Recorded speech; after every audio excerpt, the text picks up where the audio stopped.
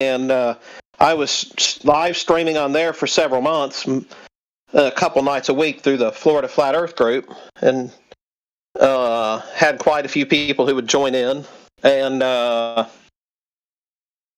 that was a lot of fun and everything. But I just don't want to be hearing out of my mouth one hand, oh, this flat earth stuff's great. Oh, yeah, while we're at it, I added up your name, and it adds up to these letters, and this is what this means. And I saw when I was looking at my alphabet soup, it's spelled Illuminati, and I think they're watching me. Like there's there's this atmosphere of like different people's ideas of what they think is going on, and I got rid of all my electronics because the government's spying on everyone, man. Watch out. It's like, what would they actually really, for you to be that important, why would they be spying on you? Like, what is it other than just data mining, for whatever reasons? It could be for building better products and for companies that want to pay for like what people are actually saying, things that are valid for that. But other than that, they don't care about your life, as in like people out there. There's a council of elders,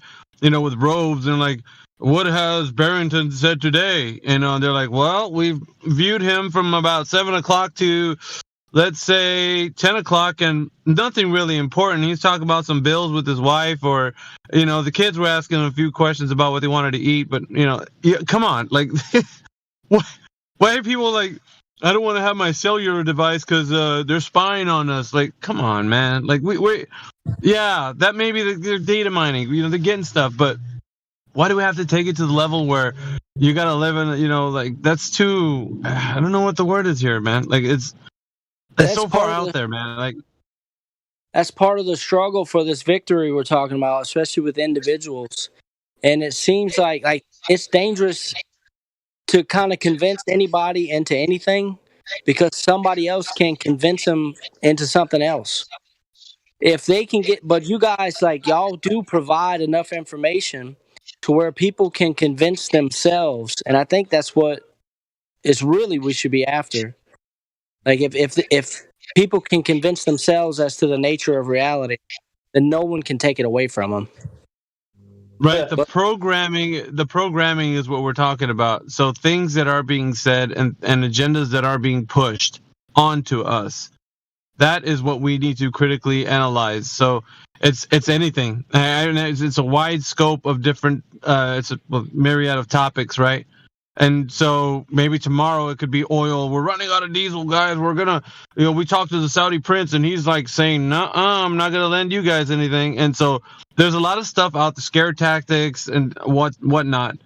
And if we're not about, understanding what is real, and if like the idea behind what the agendas are being pushed on us to control the emotional state that we have towards them, if we don't understand and realize that, then we're going to get swept up by every wind of philosophy and doctrine that comes along, because we don't know any better, right? Yeah, absolutely. Yeah, go on, Barrington. And no, what I was going to say is that like, for instance, I had a bunch of flat Earth people contacting me in September asking me if I was ready. I think it was the 25th. And I was kind of like, well, no, I'm not ready for the 25th. What should I be ready for?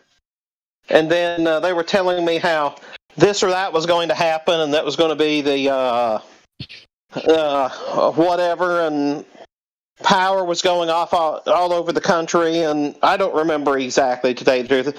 We have literally been so busy this since June, and I'm just getting settled in for a short time, and then we're moving again here in the spring across essentially the next block over. But the ultimately, like, and I said, yeah, I have a hard time buying into any of that, and then I made some people that I know fairly well angry with me, and it's like, you know what? I really like to have proof on stuff, not he said, she said, not kind of, sort of, not, maybe. either something's happening on the 25th and I'm not going to be prepared for it, or I'm going to know that it's coming and I'm still not going to be prepared for it, because if something happens and I've got 6 months worth of food or whatever I have, that it's still, at some point, that time's going to run out and I'm still not going to be prepared. But my point was, like, it just can't, like, run around and hear something on some kind of far out YouTube stream or Rockfin or whatever else, and then run around and working everybody into a frenzy. It doesn't do any good of anything. And then here we are approaching the middle of January. So, when,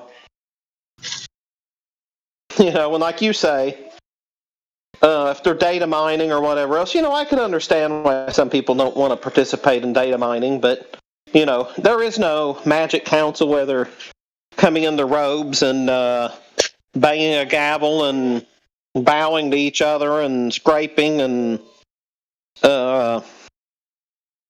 whatever else, and then saying, "Oh yeah, Miggy, he got we got to do something to him because he gets on that Discord server. We've got 4 people listening to him, and it's time to bring out Protocol 47X and have the black helicopters at his house." Yeah.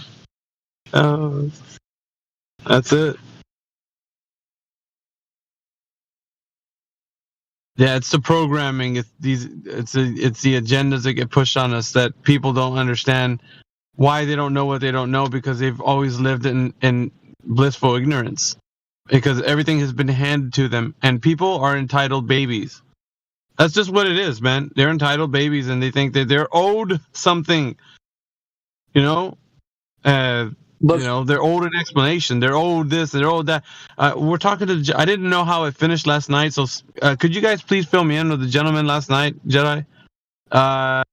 I left and I couldn't. I was like, I was gonna go into it with him, but his name was the Leon, and he was mentioning that replacement theology is important for him, and so getting into like why it's important for us to have something for the globalist mind, because we just can't come up empty-handed when we're saying that we're taking down their paradigm and not having something to replace it with.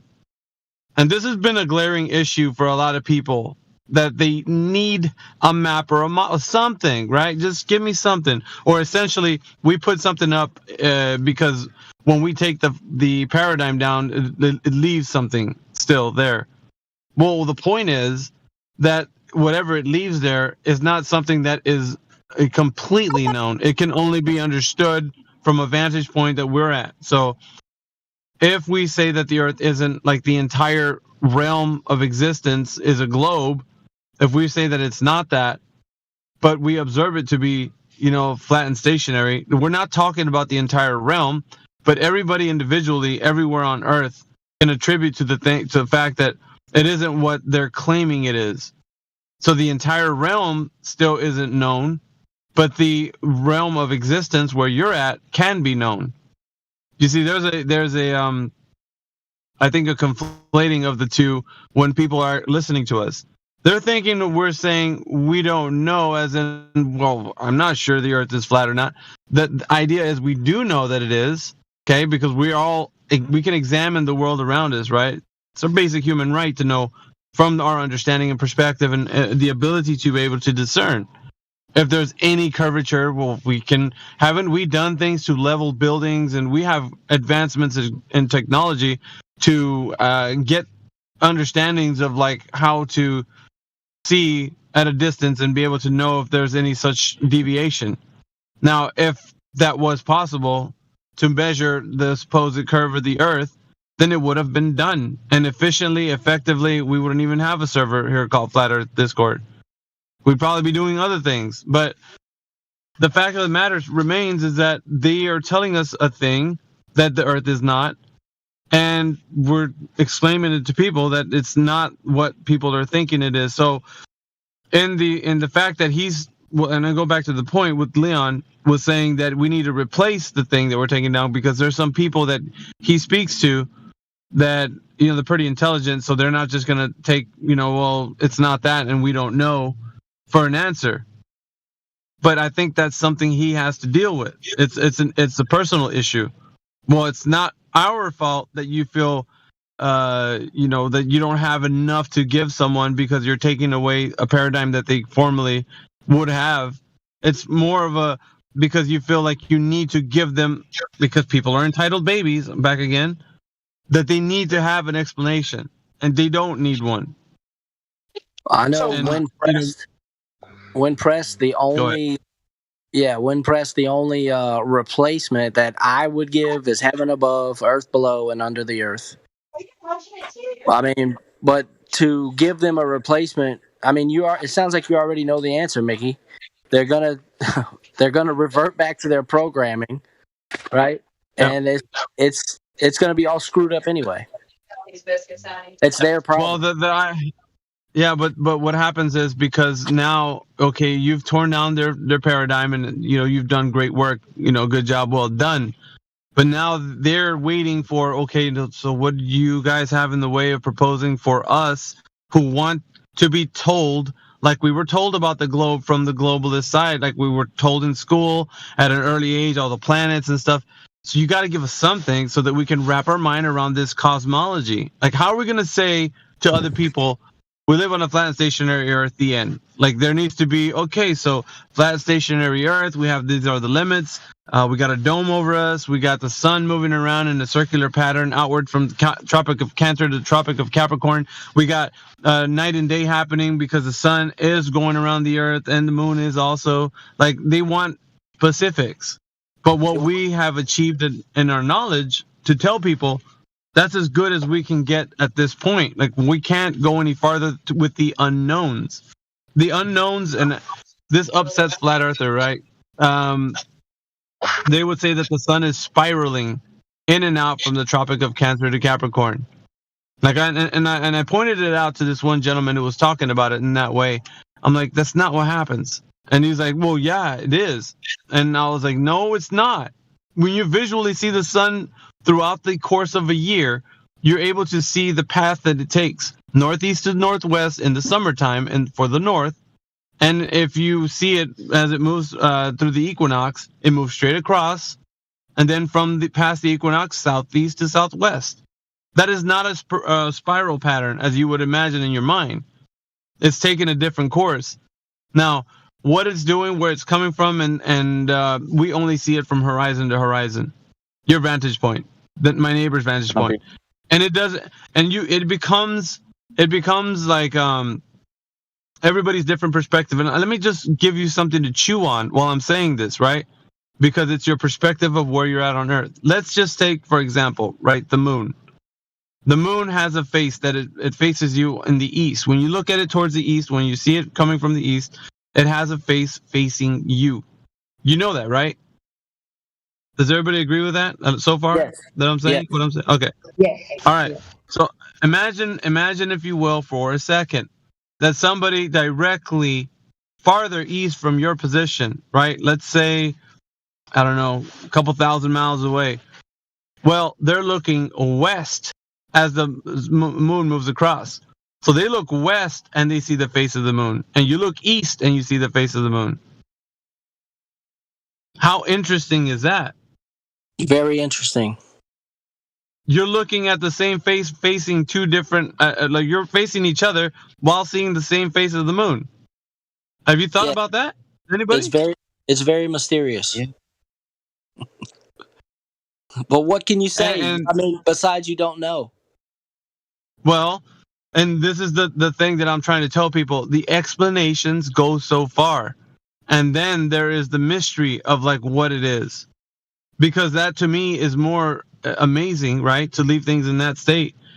And it's just what the wonderment of all of creation, like we try to be as intricate as we can possible to get into the small details, and that's fine, right? Humans have the ability to look and investigate because this is the tangible world around us.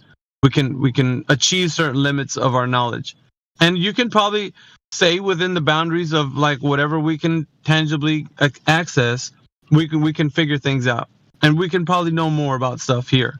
That's okay. I don't have a disagreement with that. Like, can we know more? Possibly. It's totally within the realm of possibility that there's materials on Earth that we haven't like fully understood, and we can learn more about them. There's no wrong with that. There's wrong with the unknowns. The unknowns in which you can't describe, like put a physicality or a mechanic behind the thing that you're seeing, and then attribute it to like what is on the very what is level. Because at that point you're making divine statements, or you're taking a position, a godly position, to say you know the mechanics of this thing and so forth. And I was talking about this like the other day. It's pride and arrogance that people want to discover the unknowns. Go ahead, Jedi. No, I'm sitting here and nodding along with you because I know the very road you're walking down. And as soon as you started talking about pride, I was like, "Yep, here we are. This is exactly what we're talking about." I don't want to interrupt, Nikki. Sorry. Yeah, the reason why people get into that, and it doesn't matter who it is, whoever wants to discover the things that are not knowable. Like I said, there's a difference between the things that we have that are tangible, and we haven't reached a full knowledge of those things, materials, metals and whatever. It doesn't matter, but you could still achieve more and learn more, right? And possibly new things can be created and stuff. There's nothing wrong with that. But the unknowns are unknowns for a reason. There's a part of creation where we reach our limits, where we can't get any farther. But for some reason, right, people have it in their minds that it's possible to do the things that we can't, like with the unknowns. And do you so mind if I I'm like, yeah, go on, Barrett. Give me just a quick second, if you would. My battery, I've got about 3% on my battery, so that's why I'm kind of expediting interjecting, by the way. Not trying to be rude exactly, but long story short here is the very behavior of somebody that wanted the explanation of the spinny, squishy, water-covered ball is still the behavior. So they want that replacement simply because we have not done a good enough job. So that's why they want the replacement. It simply means we've not done a good enough job. I disagree. I think they come from a place of thinking they know everything about everything. Even subconsciously, they know the Earth's a ball, they've got a big bang story, and they kind of think they know how it got here. So when you remove all of that, remember within the story, they tell you what the moon is, they tell you what's in the centre of the Earth's core. They also tell you what the sun is, they tell you what Jupiter is, they tell you that those things very far away in the past are galaxies, right? They can even tell you the size of stuff, or the presumed size of stuff, because we can only see so far. So they give us a lot of knowledge. That's prideful, right? I've got all this knowledge. Then we take it away from them and give them, well, the Earth's flat and stationary. I don't know what the sun is. I don't know what's under the Earth. I don't know exactly anything really, apart from direct measurements that I can physically test myself. When you take all of the knowledge away from them, they want then to start asking questions. They want us to fill in the gaps. So what is the sun now? Finished, mate. Yeah, my battery's about 2%, so please. I'll tell you what, finish with your 2% then. Make your point before you have to go. Yeah, just all my point is no, you make a correct observation, but my point is we've not done a good enough job demonstrating that they don't know. They think that they know. They think they're sharing with us knowledge, and that's why, Miggy, when you come in and say we have to tell them that they don't know, that's what you have to do first. Before you can even offer them a replacement of, say, the supposed flat Earth, they first need to accept, they don't know these things. They know what they've memorized. They know memory work. And until they accept, and until that point, you've not converted anybody. But by all means, please, that's all I was going to add in. Please, Jedi, continue on. You bring up a great point, and you are correct. Right? You have to first tell them or demonstrate to them that they don't know everything that they thought they knew. But then the next stage comes in when we've taken that knowledge away from them. They then want to ask questions that we actually can't answer. We can't fill in the gaps of their knowledge for them. So they start getting, it's we were talking about this yesterday, Miggy. It's that prideful, I must have all knowledge stuff. Even if I don't understand the knowledge still must be attainable to me. I can still go and ask somebody about it. Sorry to interrupt, guys. Yeah, no, I'm, and that's the reason why, like, I've been going down this path, because more often than not, what we're seeing is that people's pride and arrogance on both sides. This happens on Flat Earth and on Globe Earth. Like, this doesn't excuse people from the Flat Earth side. They want to know stuff. They want to go to Antarctica. They want to go to the Arctic. They want to go and see where the limitation of the sky is. Where is the dome? Where is this firmament? Let's go there. Why aren't we go funding us and for me, it's like the prideful, like, viewpoint of, like, we need to go and search these things out. When you think about it, right, hard enough, if you think long and hard, you start to think real logistics, right? So, okay, you've gone and done the thing. You've verified it. You saw what you needed to see. You've tested what you needed to test. Now, what is the end result going to come back and look like to everybody else? Well, it looks like you were the only one with the means to do such a thing. How is every Joe Blow on Earth going to be able to achieve such a thing unless they don't have the same type of equipment or financial status that you do? So you've just made something kind of like a gatekeeping, information, because they have to go through you to get this information, right? Doesn't that make sense? Because now you've discovered something, you've got all the video evidence, you got all the hard data and stuff, but the only thing you can do is tell people about it. No one else can verify it. It's not verifiable ever.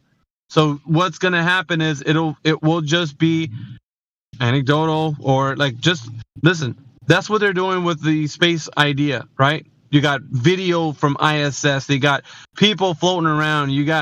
It's so embellished. And what you got, even if it's, let's just say, all right, for argument's sake, that it's real, what you've discovered the entire ice ring around the whole entire Earth. How is that then going to be verified by everyone? Like, I'm trying to bring this to the realm of the really is, and so that everybody can logistically attempt to do something to verify the thing that you're saying. And it's not achievable to work with the unknowns so that everybody can know. Do you guys hear what I'm saying? Like, this becomes like knowledge that you're just saying because you've discovered it. That's great. So many people have claimed this kind of idea, and they've become like people they made books out of, and now stuff is worked into schools. But the thing is, when it's time to verify the thing, it's going to fall void unless you have all the resources that the person did who actually discovered that. Do you know what that sounds like? Yep, you're totally right.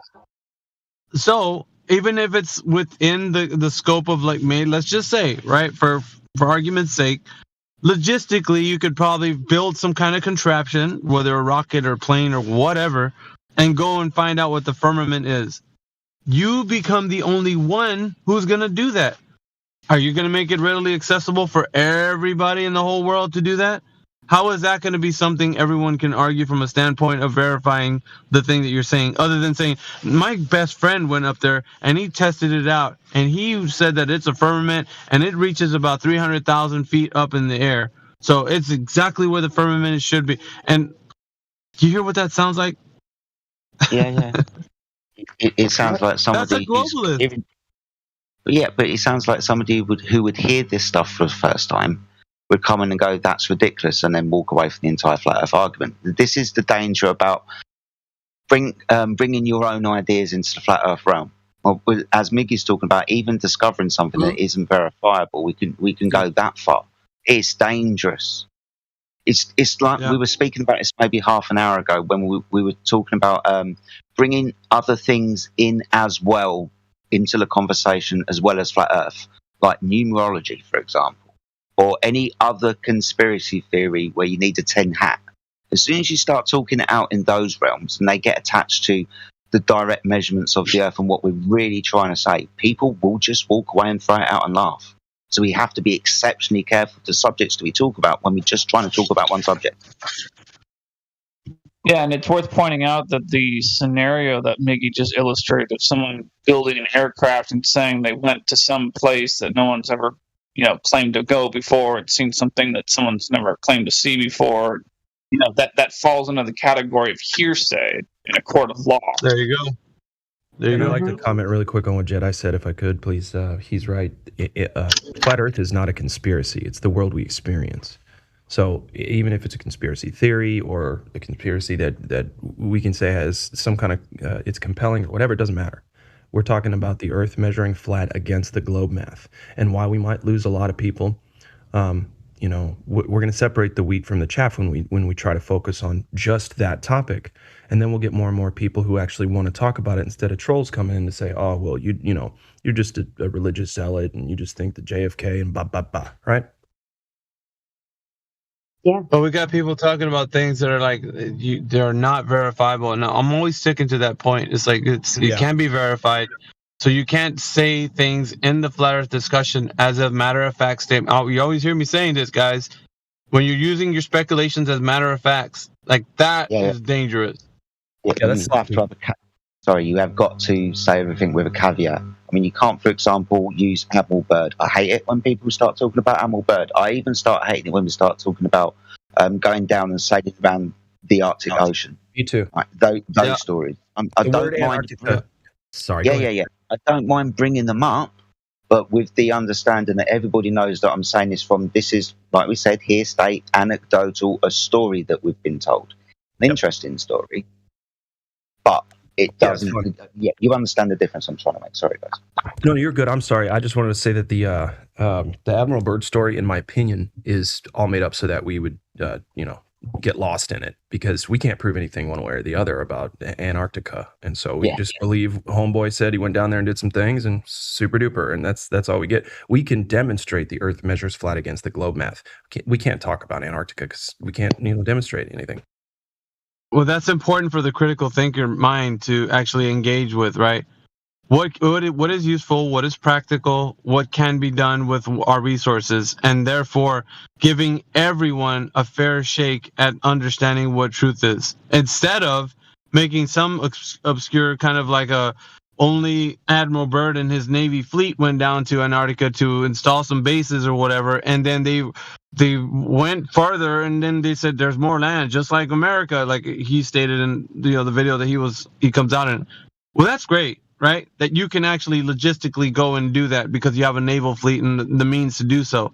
But your Joe Blow that's working in a you know what I'm saying, at a store or whatever, is not going to have the logistical means to verify that. So what's going to happen?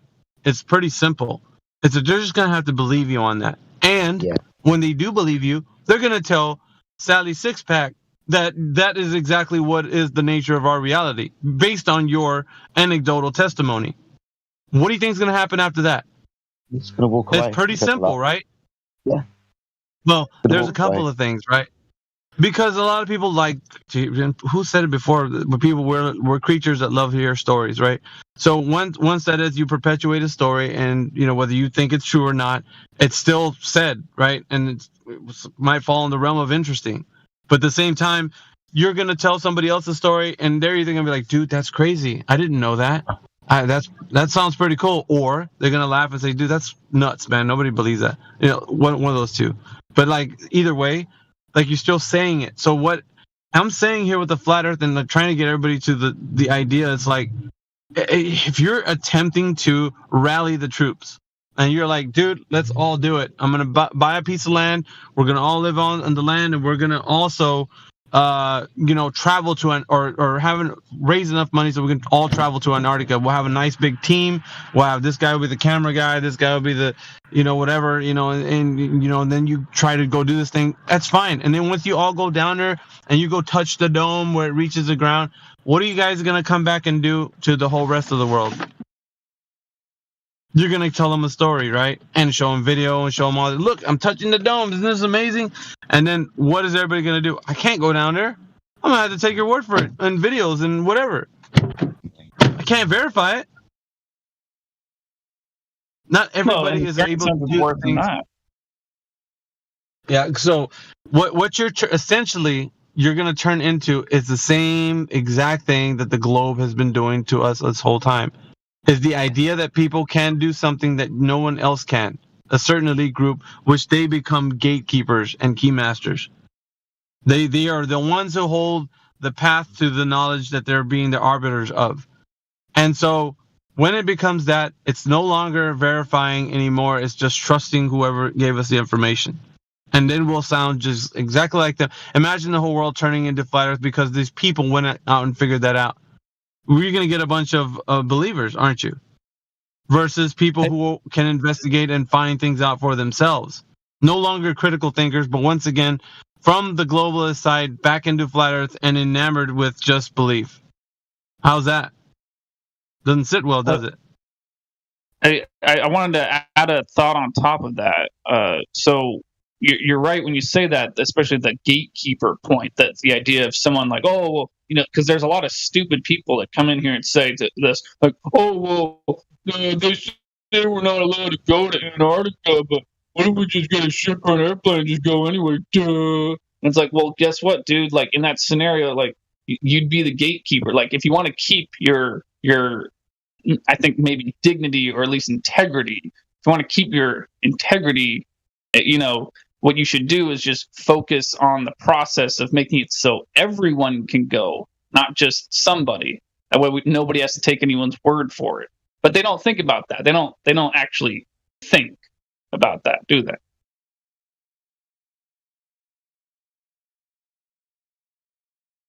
I mean, what I'm saying is we should encourage those idiots to get more involved with politics and try to get what their hopes and dreams achieved through the political process, because any other method is just asinine.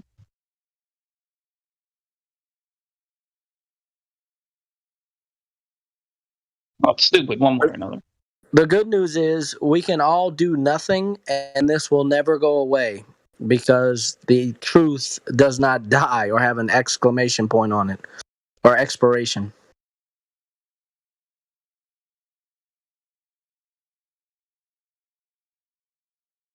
I guess the teaching method in which we administer to like the people that are trying to get to the bottom of things, right? The truth is it has to be done in a way where it wasn't the same copycat ideas as like what the globalists have provided us for these many years. Because that method is only a great way to get somebody to believe on the basis of faith. And it has nothing to do with people verifying anything. As what we can see, that there's clear evidence that nobody is prepared to have the conversation at all. It's easy to see. What is the first thing when you say, can you demonstrate to me evidence that the earth is a globe? What do you think that they tell you the response is? Like, you just make it an example. I'm just some random person on the street, and I want to know what your knowledge is on the shape of the earth. And you were to be asked the question, how would you respond? They immediately go to pictures from NASA or one-word answers like, well, science. Right? Isn't that what we hear? So that's evidence that is very clear that they've only been indoctrinated on a faith-based idea that the earth is a globe. It's completely trusting the information. And so if we turn it around and it becomes that way for flat earth, then that's all we're going to have. We're not going to get people to be inquisitive and really get to critical thinking and search for things themselves. We're just going to make them believers like it was for the globalists. And do you want to be taught in a flat earth school that's how to think about the world around you? Where you just believe some guy who went and touched the dome? Is that what we really want? The outcome? So we need to actually visualize what is the true purpose and the meaning for being somebody that's into truth, speaking truth, and also getting people to realize how to engage with their mind, because we haven't been engaging with our mind. The most strongest muscle in our bodies has been just left there to wither away. And so all it is just it's not used for critical thinking anymore. It's just like a memory bank. It just stores information, memorizes things, regurgitates, and the learning process is only useful for certain things on Earth, but it's not useful for assessing situations, troubleshooting, like that.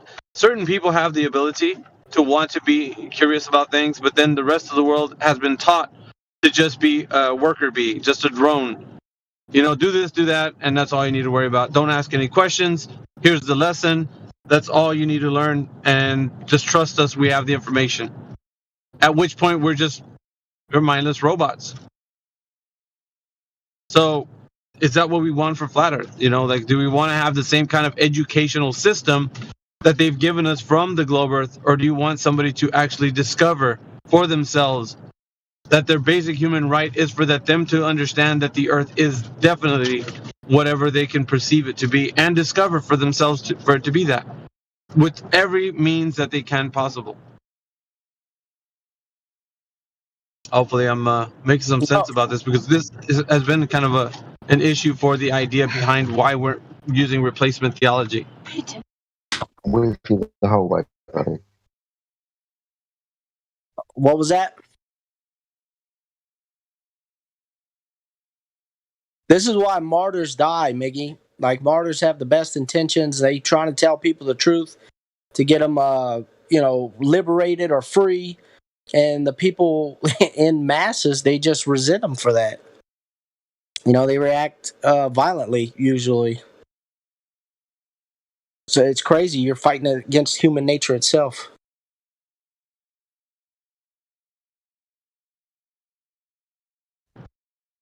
That is very true. Human nature itself, it's important to understand that we are beings of habit, you know? So we are. So what it would take is kind of a reorganization. It has to have, it should be deep-rooted, like and I'd say grassroots, because it comes from the people. I'm a big believer in that we, the people, can actually change things together collectively, because we experience this world collectively and individually. So our individual experiences can tell us like a perspective that nobody else knows, but then collectively we get together and we share our experiences with other people, and then it becomes something even greater, better, more refined, I should say. So it doesn't become subjective, it becomes objective. But that can only be done if we make it accessible for the entire world to actually do. Once it becomes the realm of only a few, then, like I said before, it becomes exactly like the system that's propped up now.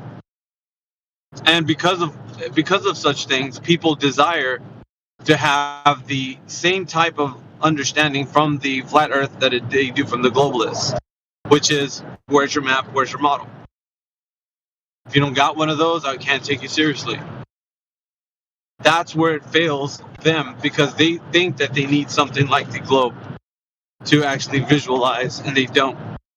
You know what's crazy? I think to me it's the most important part about this, is they say, where's your map, where's your model? How can you demonstrate to me that the earth is what it is? I'm like, brother, have you been outside at all? At all. Because the earth has been displaying itself to you as it is, without any interpretation of anyone else. There's no middleman. You are visualizing exactly what everybody else is seeing, and third person perspective can confirm. You're standing at a beach and you say, well, the horizon looks flat and level. I'm standing right next to you and I can say the same exact thing. It's only when somebody gives me an extra perception of something that I cannot perceive that is happening that I will say that it's something else. But that has to be inserted into my mind. Other than that, I can see exactly what you see. To a level. I mean, we're going to get down to the semantics and specifics, then, I don't see the same color that you do, the same hues and all that. Of course not. But if we're visualizing or seeing the world for what it really is, then all of us can start to agree, what we're seeing. Oh, that's a tree, that's a dog, that's a cat. We can start to say things and then make definitions for these things. That's what that means. We can agree that a definition for something would substantiate a claim of the thing that we're seeing of what it is. It's an apple. So we start to agree. And then at which point that communication fails is because of the fact that people want to say that the reality is malleable. It can change. So you have the idea that with the globalist mindset, if you can stay in a very ambiguous state, then you don't know what reality is, and so therefore you don't stand in the line of fire of being right or wrong. There's nobody that can hold you to what you're saying, therefore you can say whatever you'd like. I don't know if the earth is a globe. I don't know if my reality is this or that. I don't know if I'm sitting down right now. And it becomes so absurd when you speak to somebody in this mind state, and it warps a perception. It warps it. Because now, let's say the quote-unquote expert becomes even more solidified in their stance. And their preaching goes a lot farther. Because if they start to tell you about exoplanets and the speed of light, and parsecs is a great way to measure the speed of light and things like this, then you start to believe them on the merit of what they're saying. So their indoctrination sticks that much harder because you remove the accountability factor. That person is not held accountable because they believe that their reality can only be certain to a limit. And then they validate what they're saying with, well, that's how science works. And they with that caveat that they've said that, it even further bolsters their position, which then gives the listener such a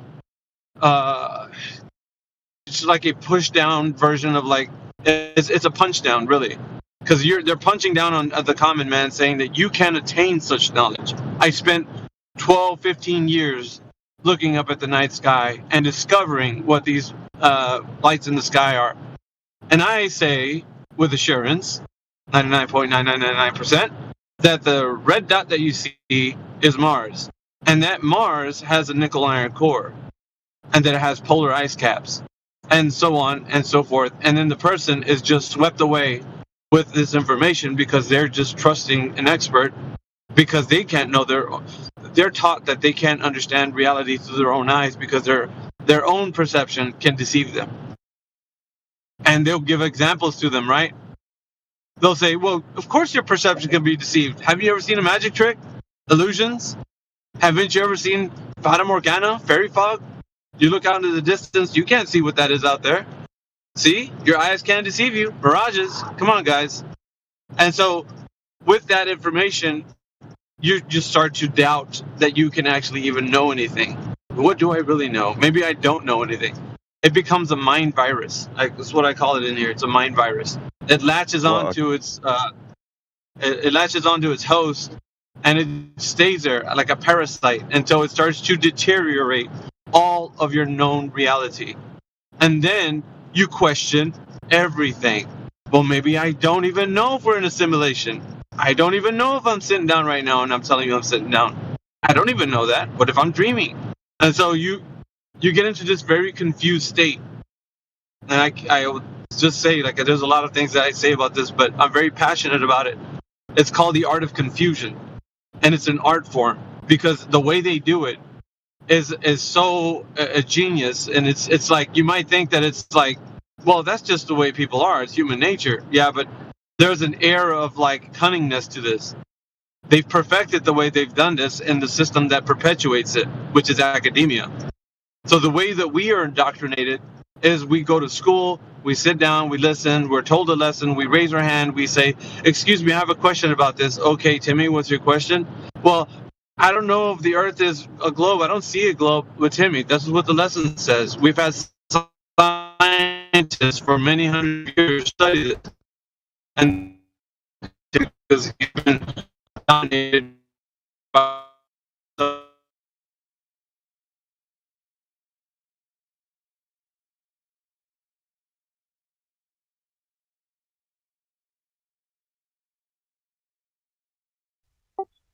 robot it out there. on my soapbox right now, guys, but like what it does is it gets us in a bad way with all known reality. And so therefore, once we're taught all this stuff at an early age, further on to higher learning, once we're in like the levels of like where you're learning philosophy and such, where your critical thinking has already formed, then with the foregone conclusion that the earth is a globe, plus the idea that you can't know anything to be real, further solidifies an expert's position. in whatever they say. So this is what I'm trying to drive home right now, is that the fact is you don't stand a chance if it's up to them. And these, back to my original point, is the reason why we can't teach them like the way we were taught with the globe. Because that is the way that they learn things.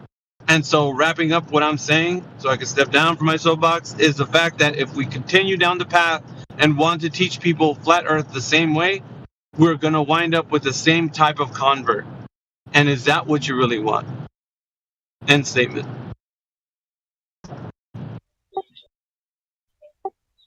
Yeah, we had Roland my bowler in here the other night, and he was saying that reality isn't objective because, like, for example, I could look at the sky with, imperfect vision, whereas somebody else might look at the sky with better vision than me, and we'll see two different things.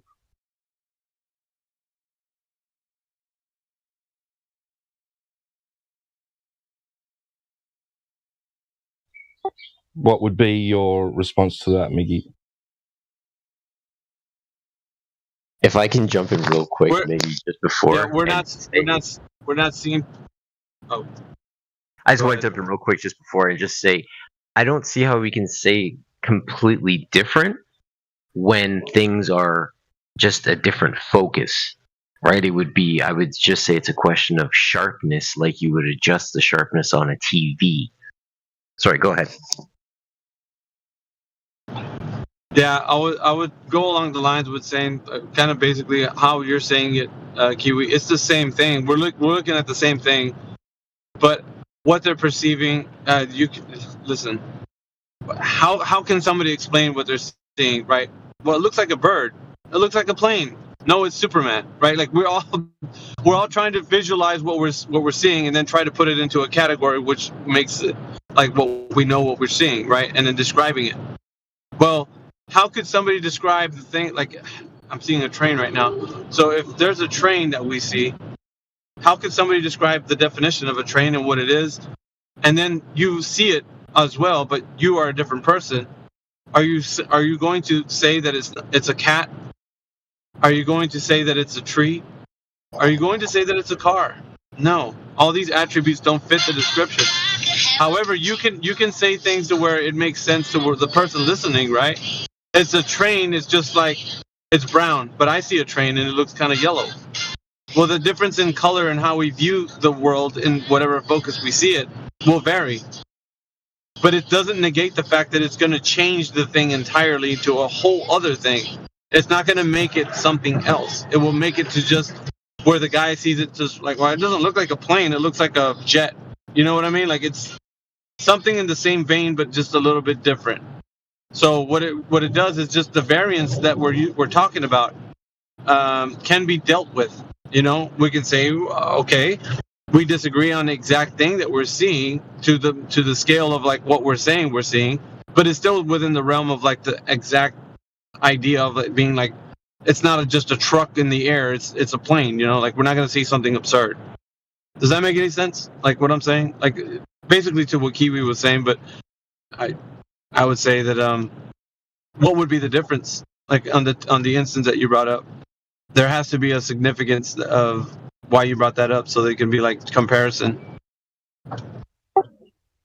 Yeah, well, if it can be established that two or more people with can be established that they have good vision and they can describe the same thing that they're seeing, then they can relay, and it can be established that someone has less, better vision, imperfect vision, then they can relay what they see to the person with the imperfect vision, and the one that knows they've got imperfect vision can then understand what the ones with the better vision can see.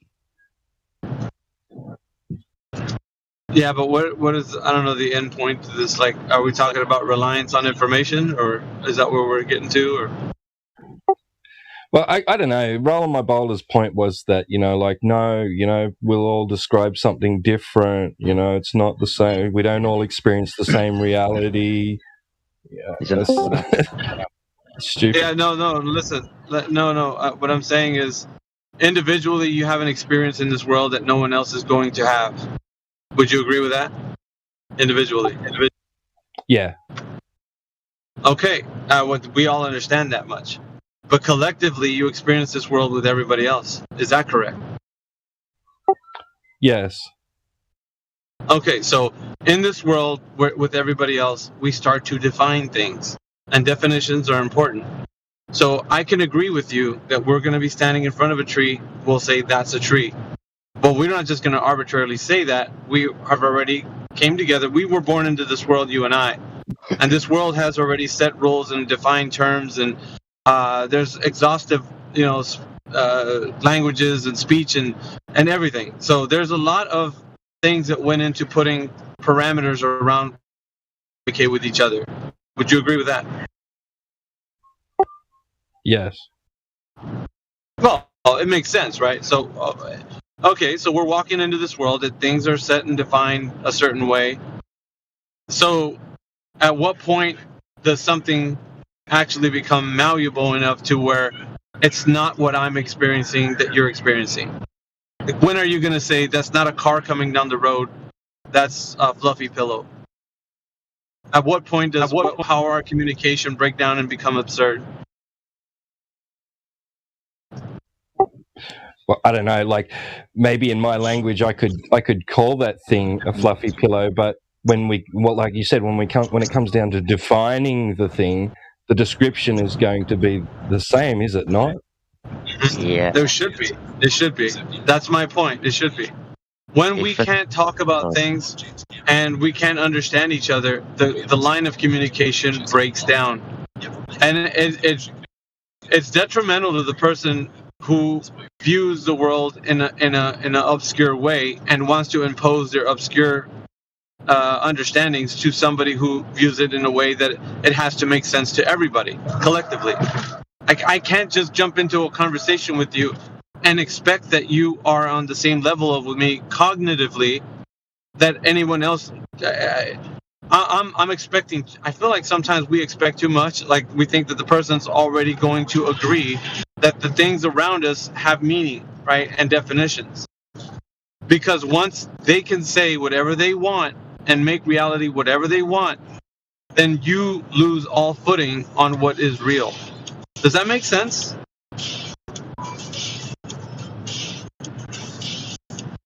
Yeah. I don't know if was I talking to T-Wad? Yeah, sorry. Yeah, it does make sense. So, and that's what I'm saying, that we're not getting with these guys coming in here. And so it's not an excuse. They try to use it as one. Well, reality being subjective, but the idea behind reality is that it's both subjective and objective. And objective is collective, and subjective is individual. Because when you taste an apple, it tastes really good to you. I might taste an apple and it's like, I hate apples. I don't like the taste of apples. So it's not objectively true that the taste of an apple is good. It tastes good to some people, but not to me. So that can fall in the realm of subjectivity. So that's fine. Objective is that we're talking about an apple. Is that an apple? Yes, it is. Do I agree it's an orange? Well, how can I? It's an apple. It's defined. When I start to say it's a rhinoceros, then I sound absurd because I'm breaking down the communication system that is put in place so that we can understand each other. And that's what these guys have been starting to do, or at least learn how to do, and then say that they don't want to be held accountable for the absurd things that they say.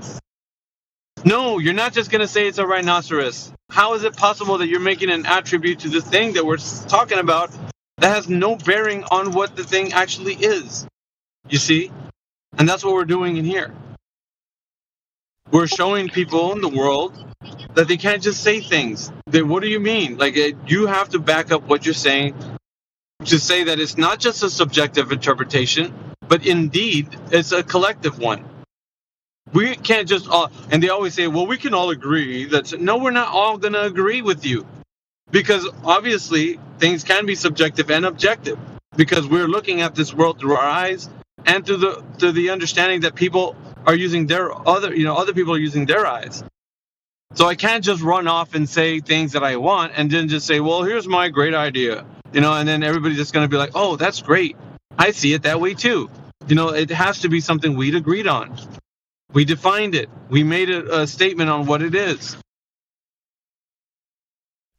Does that make any sense? These guys are coming in here. They're very cunning. They know how to get people off their kilter when it comes to this topic. Yeah, well, like Roland Mabolda claims that when he looks through a telescope, he sees the moon going around the Earth. Would you say that it's objective that nobody observes that? Exactly. He's not That's observing objective. that. That's not what he's observing. That's his bias. That's a story, and because the moon is moving, he thinks that's the moon moving around the Earth, but he's not observing the moon around the Earth because he's not observing the Earth in its entirety or the moon going around it. He's believing the story and superimposing that. It's like looking at it with these goggles or glasses that are predisposed to see what you want them to see, right? Last night I took in the moon appearing, and I looked at it and thought to myself, it's so being sold as an object, but my gosh, what if it was just as simple as a spotlight, right? And it's not until you suggest the question that somebody actually who's actively listening and engaged with you is willing to take on those glasses and see it literally from that perspective. And that's the thing that terribly worries me, to listen to somebody who has a name, Rolling My Boulder, who's attempting to sell an idea that I can look at a sign and read it says stop, and you're going to look at the sign and tell me it says pots. That's a problem. Thank you.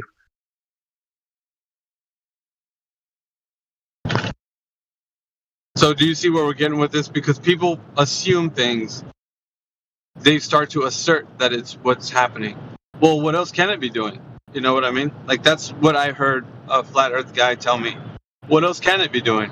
I don't know. But the fact that you ask that question raises even more questions. Why would you say that if you don't know? Right? I'm getting people to think here, guys, and this is the thing. When people start engaging with their critical thought, they're just like, oh, I was really saying that I thought the sun was going around the path of the sun, and I got percentage on this too. And you heard his obfuscation and great ways of him telling me how the path of the sun is going around the earth in a circular. And I'm like, dude, you only see the sun from horizon to horizon. If you want to be truthful with everybody here, you better be saying that's exactly what you see. Because I can see that. I can stand out all day and see the sun move across the sky all the way till it reaches the western horizon, and then I can't see it no longer. The path and where it goes from there, I don't know the entire realm of the earth to say that. I'd be the creator if I could have that perspective. I don't. So I can only say what I can see. And so that verification where you say it must be, needs be, is an assumption. Go ahead. Yeah, I was just going to jump in with the idea, Timbo, if I may. I know, today is obviously Speculation Sunday, and we talked about Enoch and how, I wanted to bring forward the idea that Enoch, from his perspective, when he told the tale, I think it's in the third book, that the sun and the moon went through portals. Right now, that's something, if you imagine from back in the day where there was no smartphones or computers or anything like that, and a simple man who's standing on the ground, who has no perspective of anything, who's taking a tale from a book, would only take that on a face value that the sun leaves through a quote portal and then it comes back again. Like, these are the things that we all see. Now, when you attempt to speak on something completely different, all of a sudden, I'm going to look at you or myself or somebody who's with the conversation and say, are you being a contrarian? I've been hot on this contrarian topic because you're just attempting to take an opposite perspective just to be difficult, right? To literally contravene or to take the contrary approach to what we're talking about at this point. Hope that makes sense. Thanks.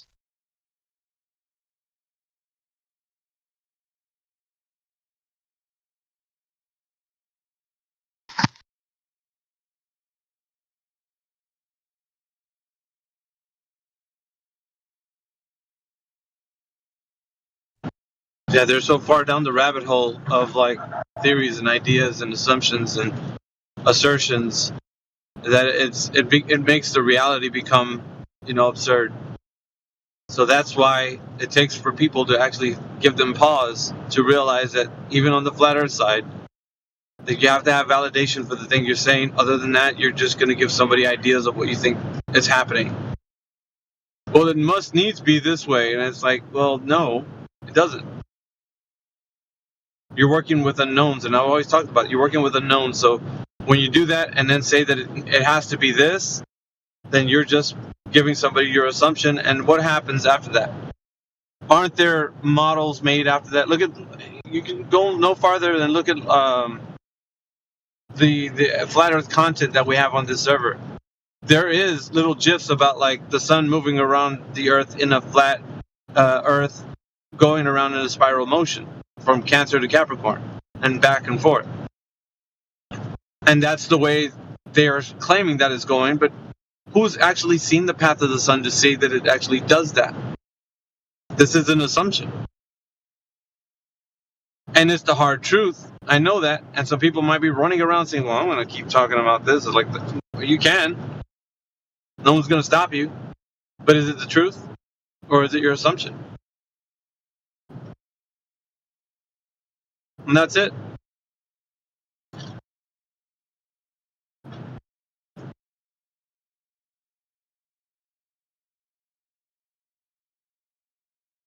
I've got a little more charge again, but Miggy, you couldn't have said it better. Well, we've been dealing with this topic for quite some time in this server. I do want to be a cut above the rest when it comes to like who we are and how we approach topics and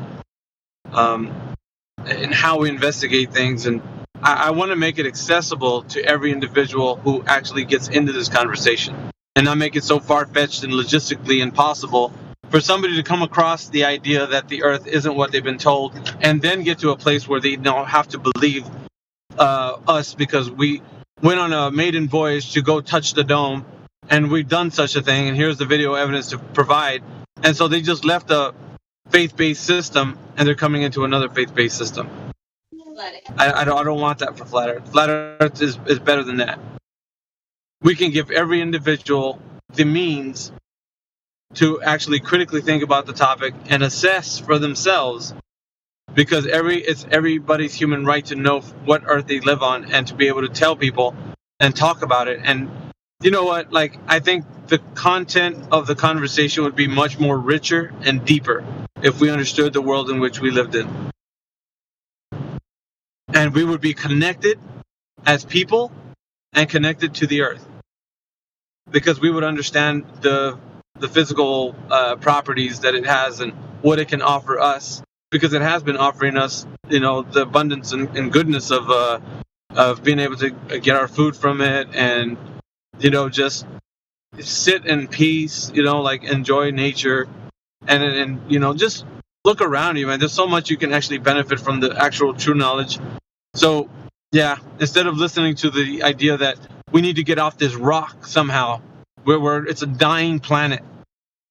Yeah, this is the mindset of these guys. They want you to think about agendas where you're not concerned anymore with this place that you're on, because it's so wasted away and that's an extra perception. That isn't something that you see. You go to places that are, you got like lots of land and you got animals and stuff. And you don't see any of the things that they're saying.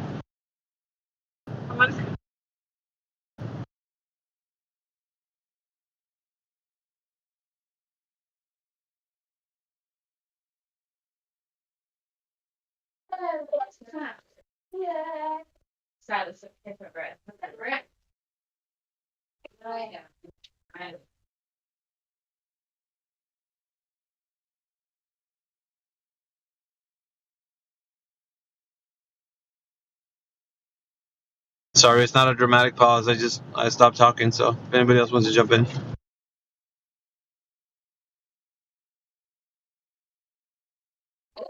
Well, I'll just add in slightly that, I was kind of formulating what to say, so I was hoping maybe somebody else would jump in and say something because I was kind of formulating a thought something that just kind of came to mind to me through this conversation here. I was listening while my phone was on the charger. It's just kind of hard to be tethered and chase around twins and try to have a burnt sacrifice of some more cardboard boxes. So anyway, an interesting thought I just had is sometimes I get people to a point where they say, well, you make some really well-reasoned observations and some points that, I don't know what I thought I knew. But what does it really matter? And I realize here that what you can say is if you can get somebody to go from accepting things that are told to them as just truth because they were told by the certain authority to not just blindly accepting things, that's what matters. That if they do that, that will change their life entirely. That will add extreme value to what they have, to whether it's listening to the doctor who, I shouldn't say the doctor, I should say the charlatan who has some kind of quack medicine, to the fraud, trying to get them, duping them into some business deal, to anything. That I've got a guy in the town that we're living next to who 20 or so years ago, he duped a bunch of people into giving him a bunch of money over a business deal that was fraudulent. He went to federal prison for a while. He got out of federal prison, moved to South Carolina, and did it again. And is back in federal prison. And, a lot of those business people are not dumb, they're not stupid. They just, this guy, he says he's got this credential and that credential, so I must trust, I got to trust him. And he is a charming, charismatic kind of person, so they listen to him and trust him and do it. And so the foundations that we lay by telling people to stop, okay, we come to the world with a certain set of objective definitions that have been made before we got here and that will last long after we're here, and that we can't at the same time then just blindly accept that, okay, well, this is a spinny, squishy water ball we're on. Okay, well, what from there? Well, do your own looking into things. Don't just take the word of somebody because they're a specialist or an authority or a reverend or whatever professor or whatever title you want to put in the front of that. So what does it matter if the earth is flat or if it's round? Well, I'll tell you what it matters is in rejecting the squishy water-covered ball, and rejecting the Narnia and saying, you know what, that's fiction. So that then opens the mind throughout the rest of life.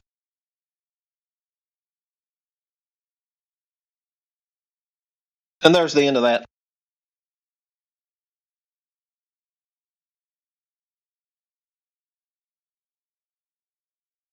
I guess you can see the larger implications, Barrington. That's what I hope to bring people to.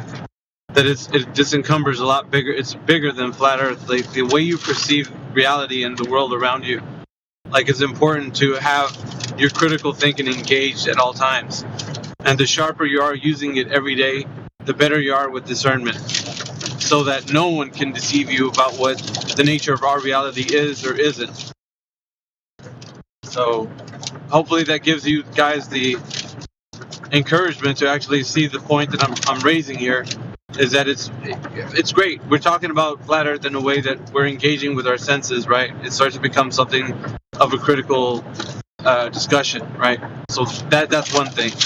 The other thing is that it's not just going to talk about flat Earth. It's going to go into other derivative topics that's going to help you understand the reason why the teaching methods that the globalists have put in place, right? The agenda is not as effective to say that we're going to use those same methods for the teaching of flat Earth, because we do it a lot differently, don't we?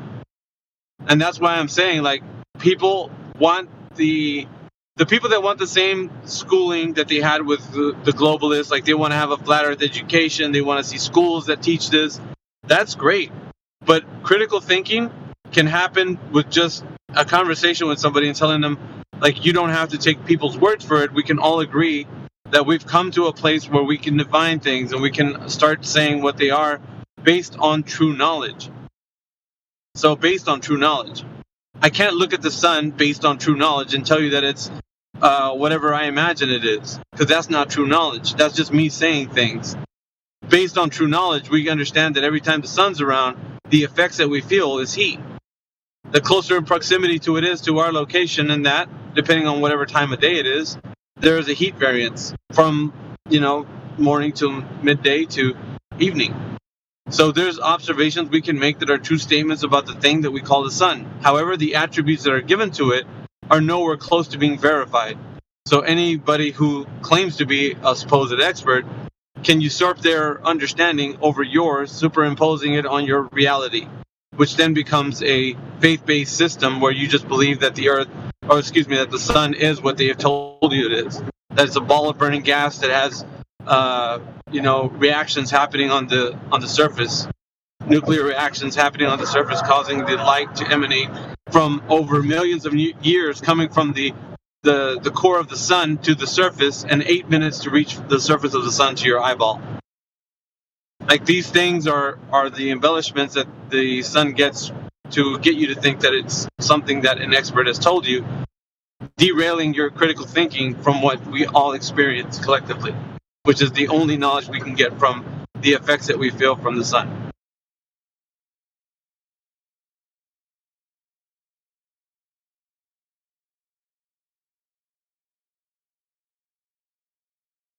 Now, I know another, and I can't remember who it was. Jedi, if it was you, please pipe in. But I was talking the other day, and I was mentioning about the aspect of parallel play than little children, and how if we do the same, we're going to not get anywhere. Did that make any sense with you?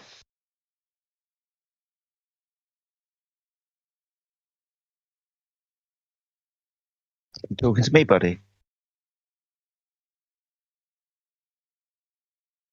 Say again, my friend. Are you talking to me? Yeah. No, I was asking because the other day I was speaking with in regards to parallel play. Is that a conversation that you and I had about talking about children and? Yeah, it was. Yeah. Yeah. Now that there's been a day or two, what did you make of that? Because I think it was yesterday, and that was. It was whilst we were watching the debate that was going on. Well, for me, it was anyway. So yeah, right. Yeah. Right. They had the debate last night. Right. So I took it in the context of that, where you literally had two people just talking through each other and next to each other and trying to show each other the things that they were talking about, whilst the other person was trying to show the things that they were talking about, and it just was just a shit show. That's what I got. Yeah. So when you started talking about parallel play, I kind of saw the parallels with it, so to speak.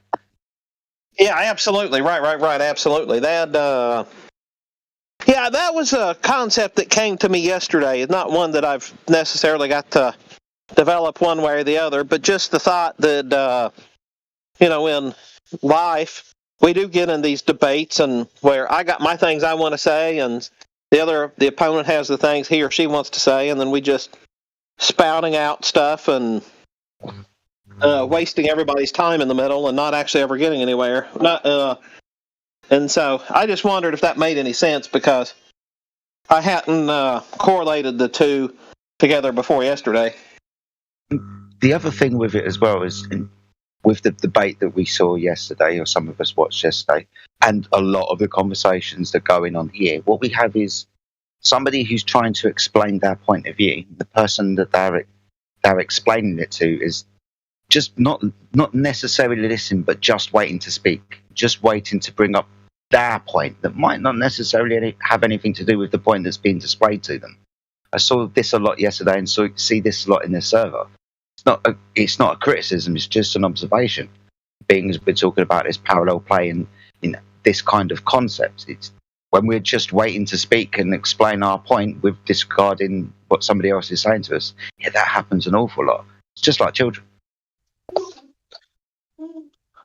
Absolutely, and I think that if we're going, in that point, then a voice medium serves no extra value, because if that's what's going to happen, whether it's voice or video conference or whatever, if all we're going to do is I say my point, you say your point, then we need to revert back to letters or just writing. We need to revert to having decent conversations and being honest with ourselves and each other. Absolutely. Within this debate idea, it's flat earther against what? Anti-flat earther. So we're not going to get to a reasonable conclusion, stick to one point, get to all the fundamental understandings of it, and use, say, direct measurement and navigation of the Earth, and how that requires the Earth to be flat. What usually happens is we just jump around from point to point, like pouring scorn, ad homs, hey, look at my point, you can't answer this, you can't give me model, blah, blah, blah. But we need to have conversations. Debates aren't necessarily conversations with honest people searching for truth. No doubt about that one. If we just sit around and I'm thinking of what I'm going to say and you're thinking of what you're going to say, we're never getting anywhere. We're not getting to that. We're not getting to truth. We're not getting to whatever, because unless somebody truly is a sophist that's on here, or just trolling, then outside of that, every person that we come across does have some value. Even if they walk away angry and mad at us, there's some value that speaking with that person can uncover. And if we're just trying to have a showdown, or we're trying to have this battle, then that makes...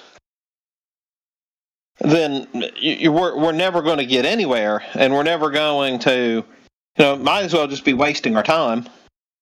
Yeah, I understand that sentiment for sure, but I guess what we have to remember here, and within debates itself that are live streamed, is that because there's a live stream, other people are watching. This place is live streamed 24/7 all the time, right? So it might not necessarily be the person that you're speaking to that you will be getting through to. It'll be somebody else that's watching that you're having no direct conversation with. So we always have to remember that whatever we're talking about, we have to carry ourselves in a certain way, hold ourselves to a certain standard, so the information that we're trying to get out gets out.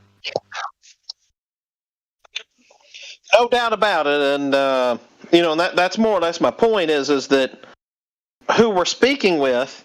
Like I say, unless they're just a troll or a sophist, they have some value for us. They have some value for themselves. They have some value for the world.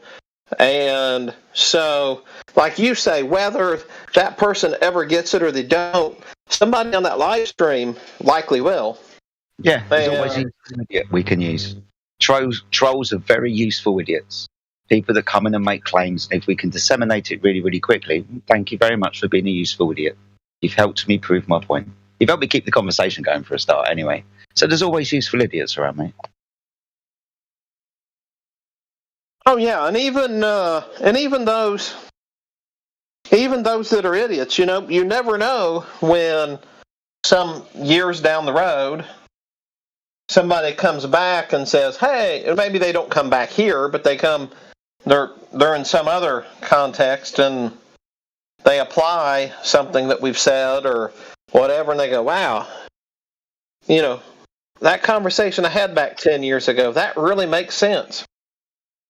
We don't know the seeds that we plant. We don't know what they will germinate into and when they will germinate into. I mean, I've seen these where they found seeds where they believe the seeds are hundreds or thousands of years old. I'll just leave it at that. I'll let somebody else use their judgment as to if that's true or not necessarily. But I do know that there have been seeds that have been germinated that were many, many, many years or decades old. And so having said that, we don't know the seeds we plant when they will germinate. So if we don't plant them, they can't germinate 10 or 15 years down the road. But let me just throw in, being devil's advocate to that for a quick second, if I may, is the idea that when somebody is presenting an idea, and if we are actively engaged in listening to what they're saying, it's always a good opportunity to, after they're finished speaking, repackage. So take the opportunity to show that you understand what they've said. So I like to repackage what they've said, represent it to them, and ask them for another commitment. So effectively, they've doubled down on what they've said. Whether, as you say, we may engage with stupid folk, right? And it's whether it's a good punching bag or a crappy punching bag, I think we can take the opportunity to even repackage those stupid statements and represent them and hold their feet to the fire in a manner, if you get that.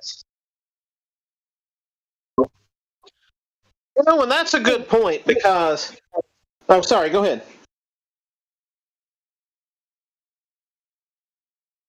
Somebody else was starting to say something. Go ahead.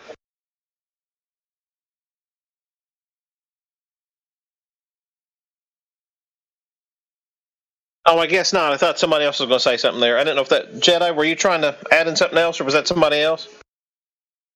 That was just a bit of feedback on my mic, mate. I wasn't interrupting you at all.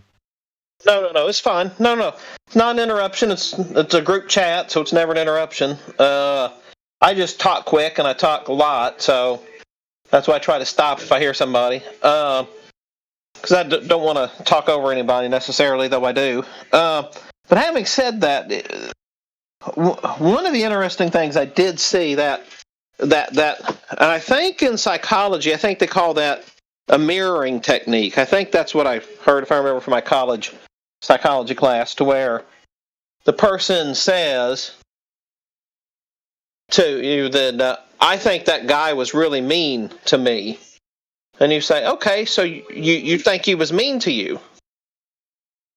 Yeah, I think he was mean to me. Okay, and why do you think that? Well, because he yelled at me.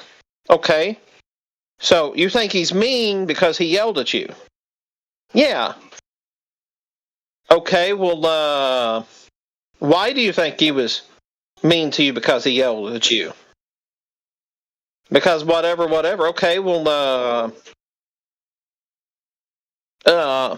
is it possible that he yelled at you not because he was mean, but is it possible that he yelled at you because he was having a diabetic sugar crash and you were in the way of his bit of sugar that could bring him, elevate his sugar a little bit? Oh, no, I didn't think of that. Okay, I've seen that was the technique that was described in this silly example given when I was in college. I remember that, and I think it's very great. And what I've seen in debates is if you do that mirroring technique to somebody, especially somebody who's not of goodwill, that sometimes when you repeat what they say, they change it further. Okay, so you're not telling me this. What you're telling me is that. Okay, so you're not telling me that.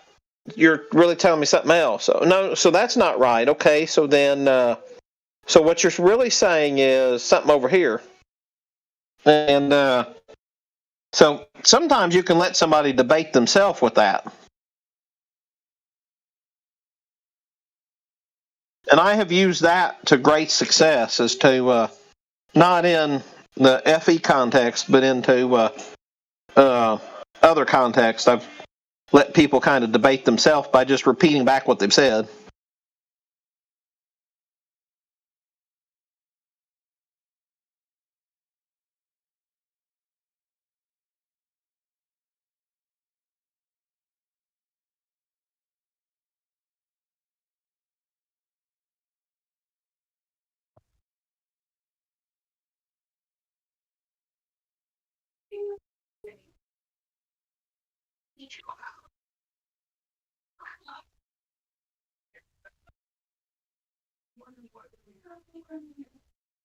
So the real question is there a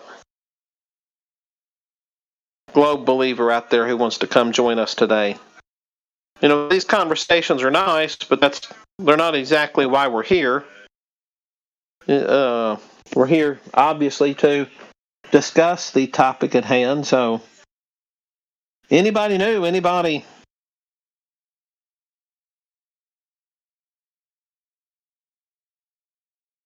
Please chime in, somebody.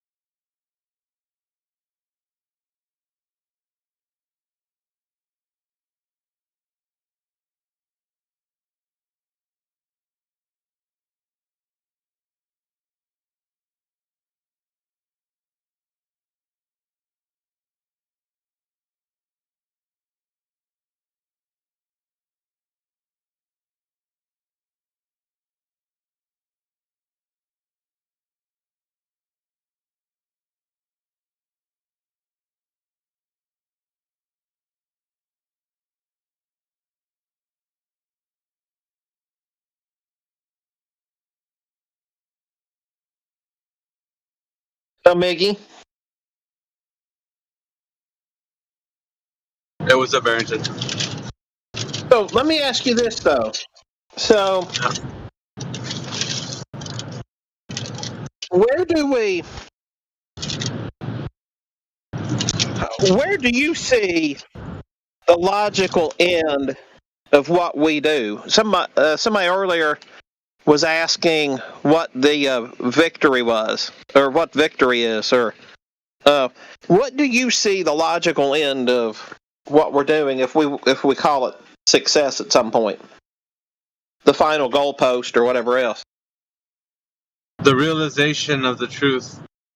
I think that encumbers whatever it means to give somebody the ability to get themselves out of a position mentally where, because I look at it this way, it's a mental abuse. It's abusing the ability to cognitively realize the world around you. it's telling you that the warped perception that somebody can give you is okay. And so what we're essentially doing is giving them the power back, right? The power to discern, because before that power is taken away. Well, I don't know. The scientist knows. So the overall goal is so that somebody can be free from that. And the testimony that they've actually reached that point, and they come back and say, you know what? Like, I did the research, I've did all what I need to do, and it's not what they told me it is. Thank you. That to me is like those small, and I consider it a small victory, but it's a big win, because that's one less person that doesn't think that the earth is what they've been taught. So it's like a rejoice, like you rejoice in the truth. It's got some biblical undertones, man. I gotta say, it does, really does, because the fact that Yeshua, Jesus, was doing the same thing, when he was speaking. So everybody who would, what did he say? He leaves the 99 to get the one lamb that goes astray. And so the idea is, like, we already know who's working with us, but we rejoice in those who are in the state of ignorance, and then they come to the realization. Like, to me, and not only that, right? The next generation of people, which is the younger crowd, right? The younger crowd that's listening right now and have questions of how and what we're doing. Is it effective? Is it real? Is it just a joke? Like, and they come in here and they start talking to us, and it makes sense to them, and they're asking questions. I think that's a victory, because now we're perpetuating the idea that that person or persons can come together and even as the youth can become the future generation of critical thinkers. And to me, that's the win, because when we're gone and we're no longer here, they're going to be the ones doing the battle with the people here. And, we want that to be conveyed over in the best way possible.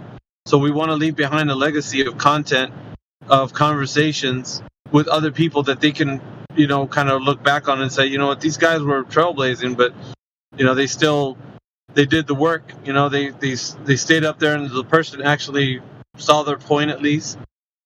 And I think that's the win. The win is, like, we're going to snatch a few people out of the fire. That's it. It's a burning building, and we're not going to have time because there's not enough people to rescue. Or rescuers, I should say.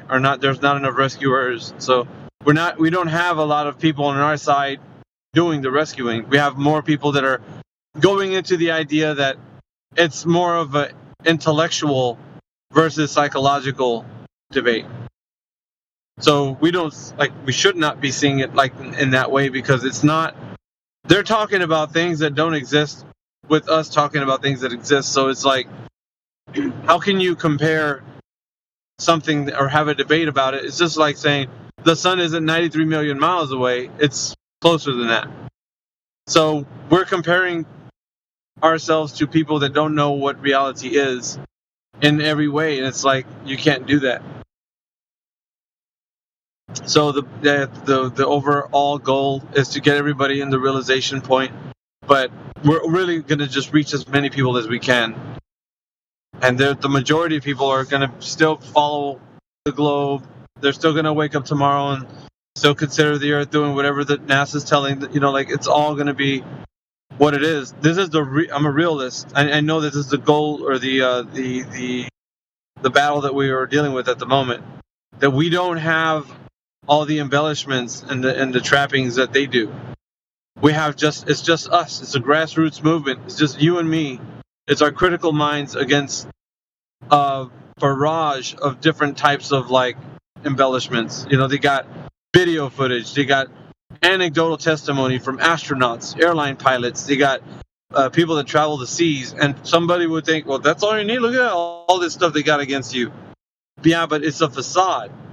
This is smoke and mirrors. You guys actually think those people know what's going on. They don't know either. They're everybody that I just named are all working off of the presupposition that the Earth is already a globe. So they have already thought in their mind, it's a globe. We're just telling you it's one. No, it hasn't been established that it's a globe. That's the farce. So, yeah, maybe it's my really long way of saying that I think it's just getting as many people as we can to the side of truth. And it's not even you're not even looking to convince people at this point. You're just going to challenge them. Like, I don't care if somebody comes in there and I just like, dude, you convinced them. No, it doesn't matter to me. I want you to actually dig into this topic and explore every possibility and as exhaustive as you want to be, because then you become better at what you do when you do it that way. So yeah, I see the future of humanity, like I said, the next generation of critical thinkers, like carrying the torch for like doing the best work that they can to get people on the side of truth. But we've always been a minority, Barrington, always. The people that side on the side of truth is, there's very few people walk this path because it's difficult. You have to go against your own household at some point. Some people in your own household become your enemies because of such things. So you have to make peace with as much as you can about this topic and count the cost when you're starting down this path. This isn't a path of least resistance. This is the one where you're going to meet every opposing idea, and you're going to have to be able to stand for the truth and know what to say. So it's something that I think you should be like listening, glean as much information you can about, like from different people, right? Mimas puts it in a way like eat the meat and spit out the bones. Like, don't take the things that aren't useful, just keep the things that are, and then work it that way. But yeah, I don't know. Jesus sent the disciples to a town, and I cannot think of the name of the town, so forgive me, or village, however you want to say it. And so he told them to go spread the message. And he told them, if they go to a house and they do not feel the peace of God, to shake the dust off their feet and get out of there. Go to the next place. And so one of the things that's obvious that is, like you say, I like that comparison of eat the meat and spit out the bone. But even Jesus said, take nothing with you, not even the dust off your feet from them. Move on to who will be receptive. And sorry, Barry, but there's no time to sit there and convince people. It's not that, even he's saying, we're not in the convincing business. We're in the challenging one. We're going to give you something to look at. And because they were going to be speaking to people about this thing where in that specific context was going to be they're entrenched with the idea that there can't be any son of God. That this whole idea message of salvation is going to be alien because the only one that can rescue them is the Father. So like they didn't understand about this. Like they couldn't see it in the Torah. So the idea that speaking to them about this new kind of concept or this idea that they never thought about was just going to be a perception they never received. But the truth of the matter was already written. It was already there. They just never seen it that way. So it's really getting them back to the truth versus the idea where they would think that it's only a specific other way. So the difficulty of the process of doing that was going to be the reason why you don't have time to sit there and go through this exhaustive explanation of how it is. So you need to do what you need to do, speak the good word, and if they're not receiving it, just shake the dust off your feet. That's like, okay, regroup, recollect, reassess, and move on. Like, don't stay there trying to, like, but you're not listening to me. Like, that's not going to work. You need to disengage and move forward. Keep moving forward. Yeah. Keep it moving. And take nothing from that person. Not even the dust on your feet. Don't take none of that. Just take it. Just move on and leave everything behind and move on to the next one, the one that you can share the message with. Yeah, because it's a lot to do with our approach on truth in the first place.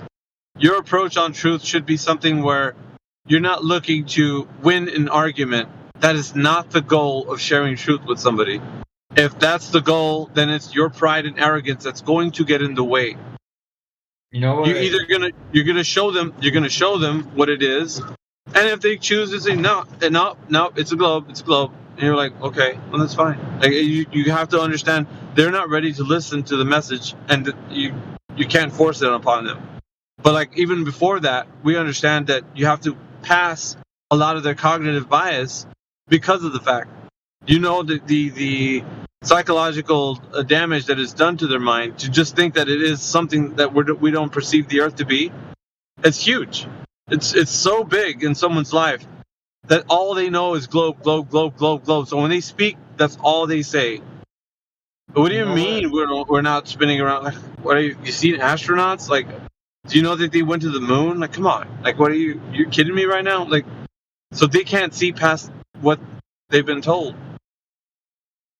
You know what I like even more than Shake Off Your Dust?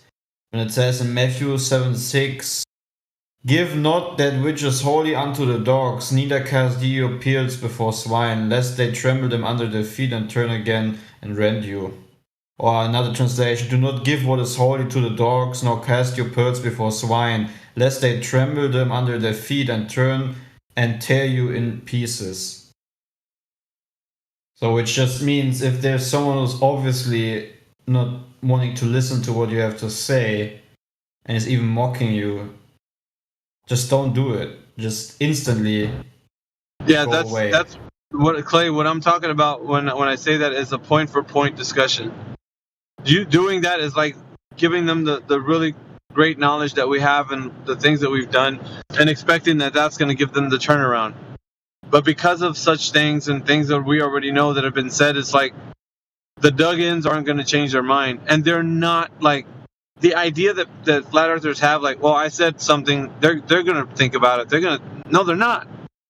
Their attitude towards this conversation was in such a way that they're just thinking it's the most ridiculous thing, and you didn't make them stop to think. There's nothing that gave them pause in what they said. They think that they're completely right in what they're saying. So they're not going to sit and contemplate all the things that they told you or you told them.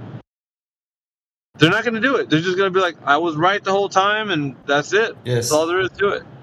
That's still something I need to remember myself of, because sometimes I waste my energy on people. Yeah, that's what man, like, I'm listening on the background when you guys are in there, but it's hard, right? Because I don't want to stop your flow, because I know you're feeling your oats. You know, at the moment you're in there, you know where you're going with the point. But I have to say something, because I don't want the big old hand wave at the end of what you're going to say, and then you wasted 20, 30 minutes going into what you said, and it's energy just like gone. You can never get that time back. And so they're going to be like, yeah, but that wasn't an authority figure that, and you're like, oh, man, let me try again. Oh, how about this point? Right. I know what you mean. Yes. So you have to, and that's why I always go back to get them to know what they don't know first. Do they actually know about the globe? They don't know about the globe. They're saying things. Right.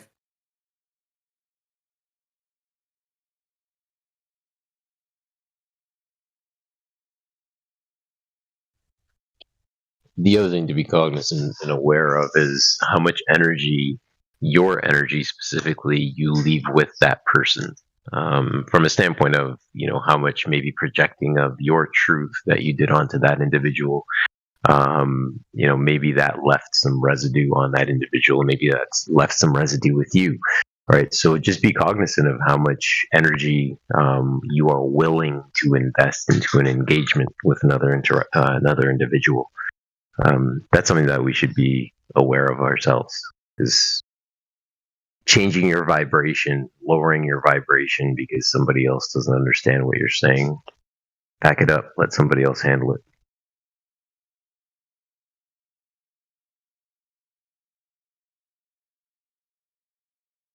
Yeah, no doubt about it.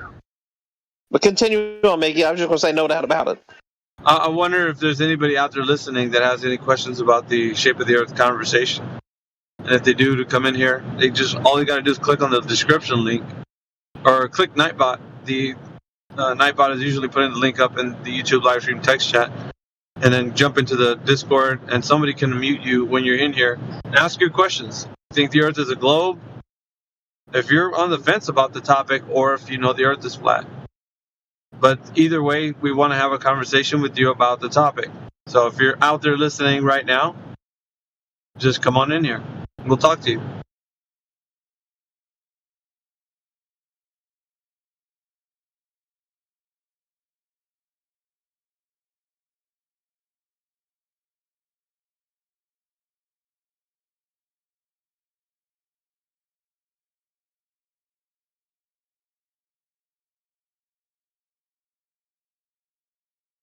And then one of the things, Miggy, I need to share, which I haven't yet, but back over the summer I needed to get on to newspaper.com, so I got a week or a month subscription to it, and I downloaded a bunch of different stuff in addition to what I needed to download.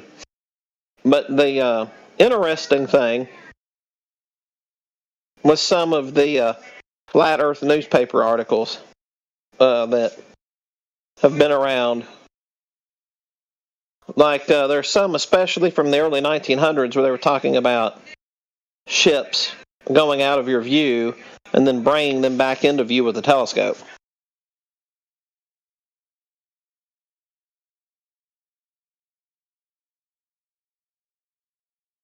And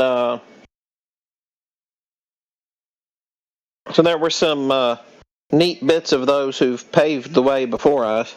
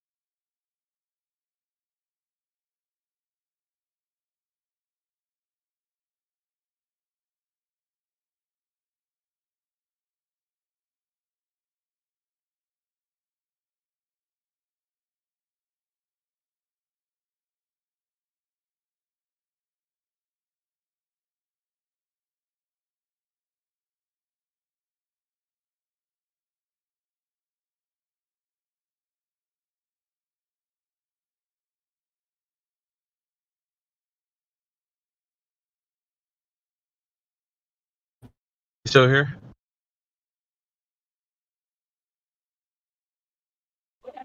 I am. I don't know who all else is still around. I'm here. I was going to say something. I'm here too. Hello. Hello. I think that my time spent here has been valuable, and not just because of knowledge, but integrity that you all have and you present and you hold people to standards, and that's all to challenge anyone every day is only going to improve anybody's experience in this life. So I can say wholeheartedly that I thank you guys. I appreciate you.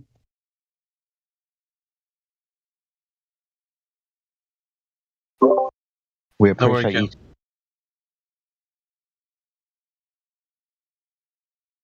Go on, Jedi. No, I was just saying we appreciate you too, Kim. It's very short, very sweet. We appreciate you too, mate. Thank you for saying that. Pleasure having you around as well. Pleasure being here.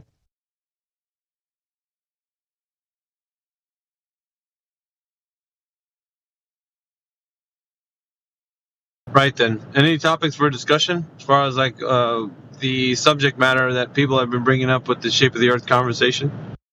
I've talked about Jesse Gordon was talking about the theodolite total station argument, but there's a few other arguments that come in. Jedi, I don't know if you responded to me. How did the conversation go last night with the gentleman who was in here? The Leon, I think his name was. What was the subject? Let's see. Oh, replacement theology. Oh, You go remember on. how that ended? Because I had to leave back to my. I was on break at the time that I was listening to you guys. To be honest with you, mate, That's where the why I is was the apple. I was online for so long yesterday. I can't remember who I spoke to. I can only remember subjects. The only major conversation that I remember getting down to is why is the apple. That was a funny conversation, but that was something slightly different. I think I can't remember I the guy think that that was it. was it. That one was it? Yes. Oh, okay. How did it end? Yeah, with me asking why is the apple. We literally got down to that point and we all started laughing because Yeah, you know because it's absurd, man. Like how they have to get down to like how they know these things. You know, it's ridiculous. But no, the guy last night was saying that he was looking at flat Earth in a way like he'd had to speak to his family members. And I was speaking about this earlier before I got on a rant. But he was speaking to his family members about it, and they kind of like mocked him a bit. But at the same time, he made some good points, I guess, to them. But then they also asked at the end of it, like, well, what you got a model or a map, or is there something we can look at? And he's like, well, we don't know, like, what it looks like. And so he was just kind of tasting some sour grapes about it, you know, like he wanted to have something to present to someone. Like he thinks it's most important to have something to visualize, you know, like something to put down in like concept or whatever.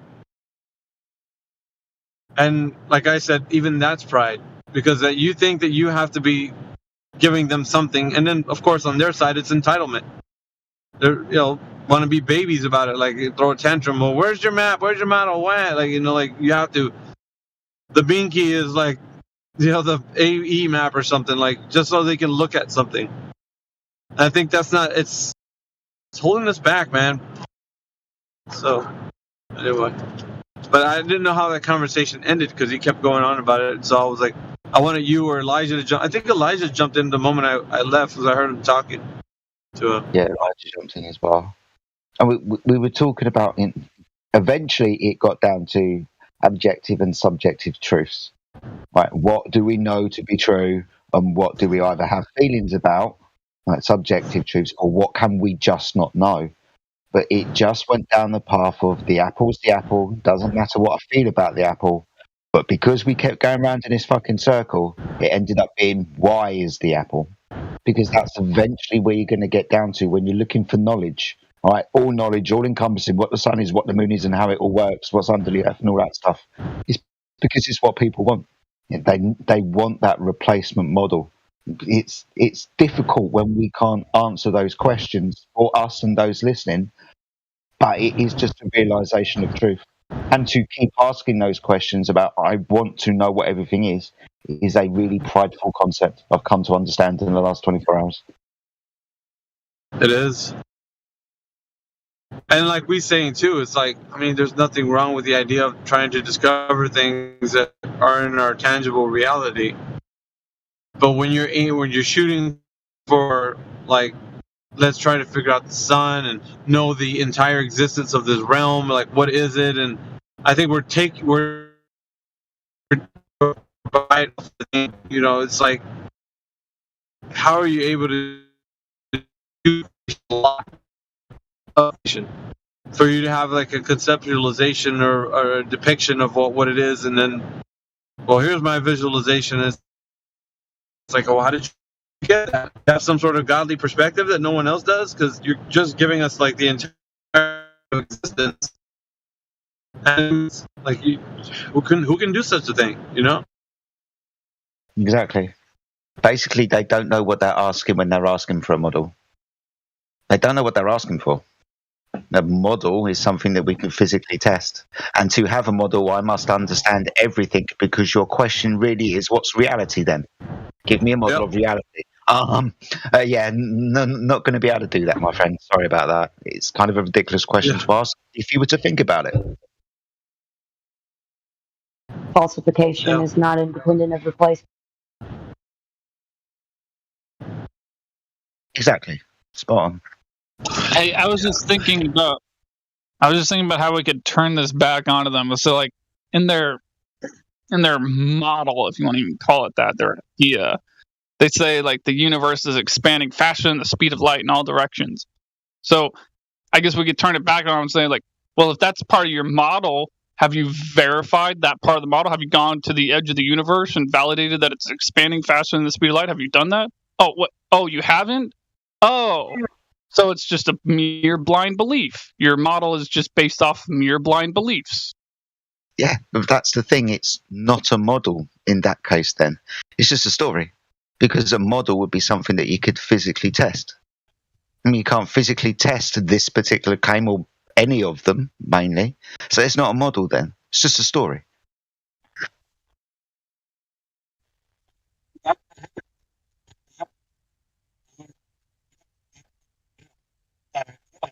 Silly ass story at that.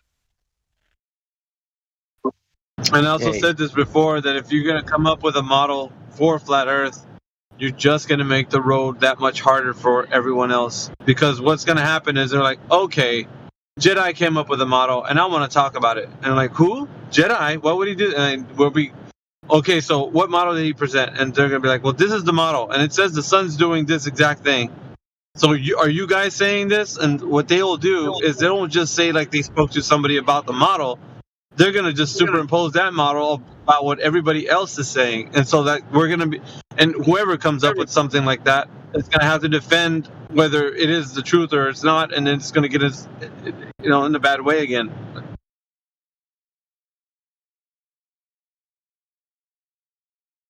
You guys hear me? Yep, we can hear you. Yep. Yeah. Okay, I just tuned in. Uh-oh, where's my theme music? I was just thinking about that. That's funny you said it. Great minds. Yes, sir. You sound like you're on the road. Yeah, I am. Good stuff. Good stuff. What about you, man? What you doing today? Shit. This and that? Just got the Bengals game on in the background. Just doing a little sprucing around the house. Figured I'd tune in, see what's going on FE radio. Oh, we got the same old. Few rants from us here and there. Oh, keep the rant talking about. Talking about like conversations we're having with people in the server and keeping it relevant. But it is kind of like Speculation Sunday, which if anybody wants to get into speculations, and the reason I dubbed it is just so that, if you have a speculation that you want to get off your chest, and go ahead and tell us. It's okay. But I always make the idea here that it's healthy to speculate, just not as a matter of fact statements that you can talking to people. It's like, if you want to ask me what the moon is, I think it's like what Enoch is saying. So for me, because I trust the word, so for me everything that was said I think that's what it is. And is the sun moving in a circuit? Possibly, but it also could be going through portals, like Enoch is saying. So I'm taking the more biblical approach. So, but it's my speculation. It's not. I'm not. Because it's Sunday. So You said portals, Miggy, and that just reminded me of this conversation that you and Witsit were having yesterday. Because portals would mean that you would be able to transfer from one, let's say, reality to the other one, wouldn't it? Well, the conception of what a portal is, of course, I could agree with you on that much, because that to me sounds like, thinking of the definition, I guess you can say. But yeah, it would transverse in from one reality to another. Yeah, it would. The thing that sorry, go ahead, Jed. You're fine, buddy. Carry on. Thank you so much. The thing that what I was putting forward again from the observation of Enoch is, thinking of the word being figurative versus figurative would be a man standing on this plane looking at one place and the sun appearing, watching it traverse across the sky and it going away. That's how I think of it in my place, how he explained it. I think of the word portal, how he would have viewed the word portal, and now the year 2023, how we view the word portal. Go ahead, Jedi, please. Along that subject, portal to me means gateway. Yeah, So, I agree with that. What do you mean?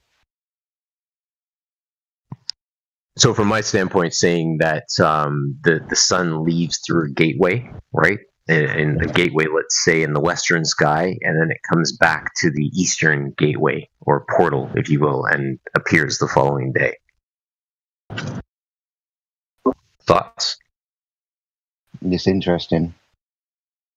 I've been seeing a lot of 11s and 17s today, by the way, boys. Just need to say that. I ordered dinner and it came to like, I think it was 71-17. And I'm like, wait, what are the chances of this? That's kind of weird. Sorry, okay, withdraw. Thank you. You're talking about gematria once again. Like, that's what a lot of people would say. Kiwi, yeah, like, people listening. No. I'm saying this respectfully again to anyone listening, is I don't do the gematria thing. I strictly just observe the 11s or 17s, whatever. I don't look further into it. I just note them. Thank you. Sorry, withdraw. Yeah, synchronicity, I think, is one of the key things that we talk about also. It's just odd that stuff actually flows into, like, you could be doing something and I'm saying something and it like syncs up with, like, how is it possible that we could be synchronizing ourselves without even knowing what we're synchronizing to, you know? So synchronicity is kind of like something in reality that I'm telling you, man, there's energies and things that are not even able to be looked at because of the fact that we have this bias on how our perceived reality works. Some of the things that I think are beneficial is connecting to the earth in a way that we understand intellectually, with our health, and with our spirituality. And I'm always talking about these subjects as each one of those categories can go into different arena with like what we say about it. So you could say that when we connect to the earth, we can adapt or energize or even relieve stress from like the day's worries, and like it's able to respond to us in a way that it could either revitalize us or like relieve us from stress. And so grounding is a great way of kind of talking about that, or being in a place, an environment that surrounds you with like just the ambiance of like the sounds that you hear from nature. So nature provides a great way for us to communicate with it without saying anything. And I think a lot of times that gets lost within how we do our day-to-day activities in 2023. Like in this day and age, we don't see the implications of actually adhering to how we could benefit from the earth being in a way that we connect to it. Nobody talks about these things. And so we're missing a lot of the good stuff, right? And with our health, what is a proper human diet? Because in America, we've been given an American diet. Well, what's good to eat? Well, usually having a mixture of like high carbs and low fat is probably the best way to go, mixed in with, whatever we think we can achieve with the good health that way. When in all reality, we can see our ancestors give us a roadmap to what they've been eating and just live by their standards. They've been living to the hundreds of years, whereas where somebody in this day and age is trying to adapt to that and doesn't even get that far. They're in their 60s and they look like they're in their 80s. They're already heading into nursing homes once it's retirement age. So health is another huge topic. And spirituality, once again, it's about connecting, understanding, like feeling. Like there's, you can project energy, you can receive energy, and by the output of what somebody's putting out there into the world, you can receive, and you can give. So, with these two ideas that you can do that, you're a transmitter and a receiver. You can realize that we have an effect on others by our communications. So spirituality and the connection to collective is most important. Like, we were meant to fellowship. We just were. That's the nature of us, is like not to be alone. You know, we tend towards like companionship, and you know, we want to feel like we're a part of the group and all kinds of stuff. Right? By our human nature, we desire these things. But at the same time, we don't know how. Nobody's given us a roadmap to that either. Spirituality. Nobody's told us like that we're a part of something bigger than ourselves. Like, we make up our own roadmap to life. And we don't see the benefit because there's no one telling us like, hey, do you know that it's great to actually work with people about like what you think, you know, and their ideas of what stuff is?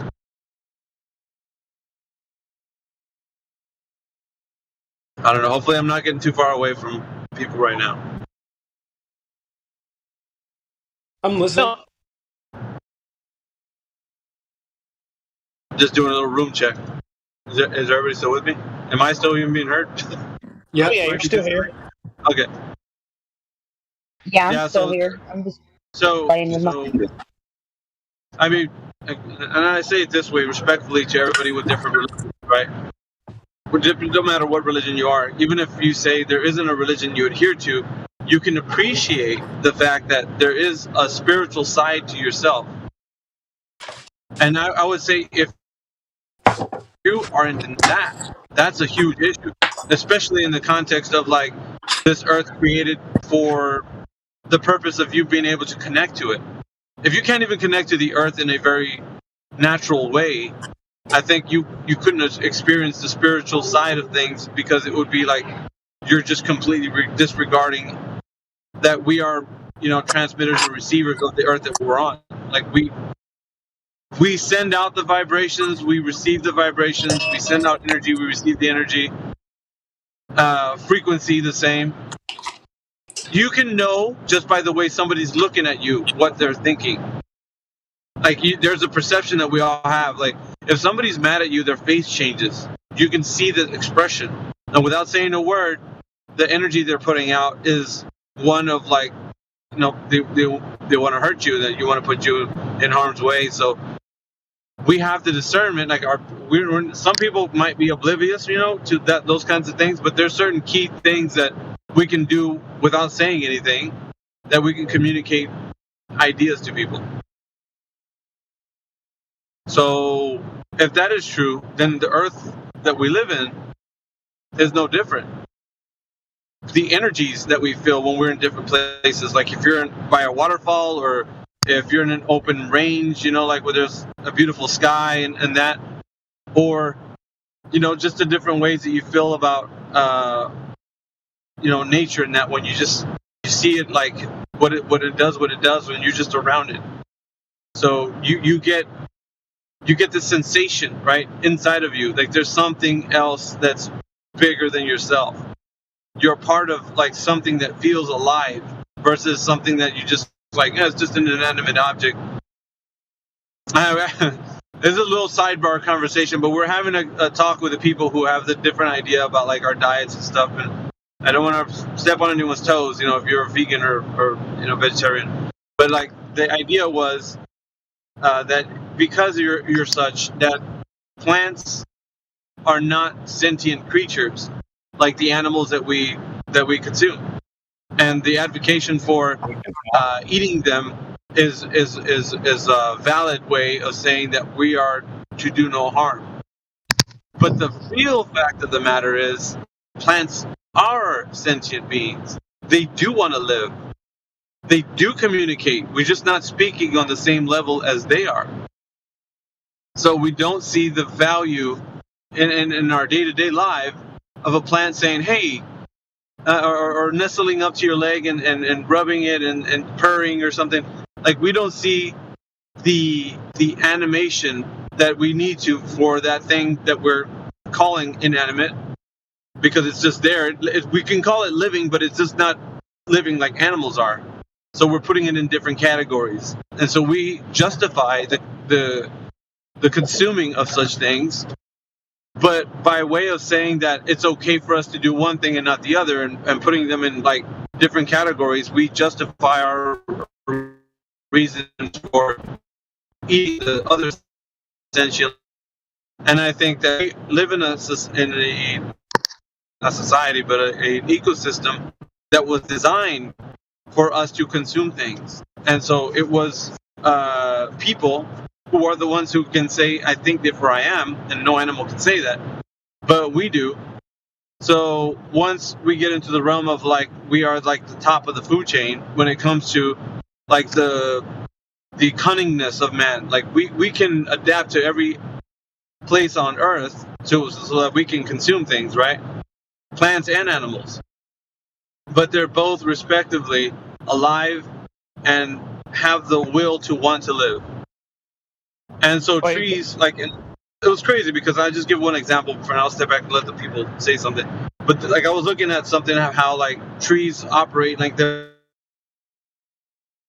was a insect that was gonna come and take over. No, it was like a termite, but supposedly this termite or insect was gonna take over this tree, and once it was starting to get on the tree and like consume it, the tree sent out signals. Like it was like the trees around it have like there are certain defense mechanisms against like pests and whatnot.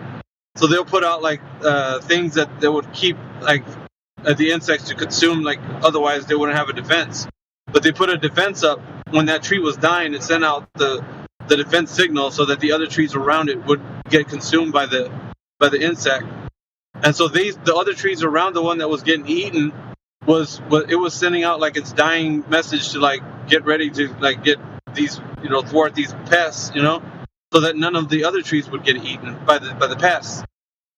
So they, even if that one tree was getting eaten up by the pests, the termites, it was still like sending out these messages. Like it's like a different wavelength, a different way because of the response to like the tree getting eaten and the other ones like starting to become more repellent to the pest. It was like seeing that there's a language and there's a communication that's happening on a level that we can't understand. But then we're going to justify the killing of these sentient beings because we're saying that one's valued more than the other. And so like to me it was like, but we were designed to do such a thing for humans. Everything that was on this earth was designed for us. But get this, at the end of that, when life is said and done and we're placed in the place where we need to be, the plant then becomes the one who eats us. And they finish their plates. They don't leave nothing behind.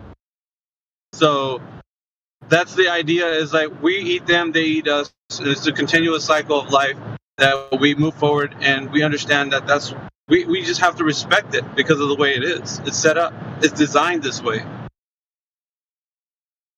So anyways, it's just very beautiful. Very beautiful. Go ahead. I'll step back. No, I'm just saying. You said so many good things. That's right. Oh, I wanted to play devil's advocate for a second. Go ahead. So, like, I agree with you when you say that the plants, most of the time, most of the time, when it comes to most plants, don't want you to eat them, and they have survival mechanisms. After all, that's why you're statistically more likely to poison yourself going out into the wilderness and eating plant material randomly than you are fungal material. You're actually more likely to die from eating random plants than you are random fungi, because animals typically go after the plants, and some plants have these toxins in them. And that's again one reason why goats can eat a lot of plants that other herbivores can't eat, because they're just designed by nature to eat a lot of plants that would normally poison other animals. But the point I was trying to make is when it comes to the fruiting body concept, like an apple on a tree, an avocado on a tree, or something like that, that has a seed on the inside of it with fruit, calories or whatever on the outside of it. And I would make the argument that plant wants that part of it to be eaten for the sake of moving the seeds around. I mean, after all, that's what the birds do with the berries, right? But I mean, I just don't think anything should be like off limits as far as eating stuff in the ecosystem. Like, by all means, my thing was that is the circle of life. By the way, my argument wasn't against that; it was for it. It was the reason why we see this world and the way it was made was to live in an ecosystem that is, it's eat and then they eat us. So we eat them, they eat us afterwards. And like I said, they clean their plates. They don't leave anything behind. So when we are put back to the earth, they finish everything that we are. Like we completely become a part of the earth once again.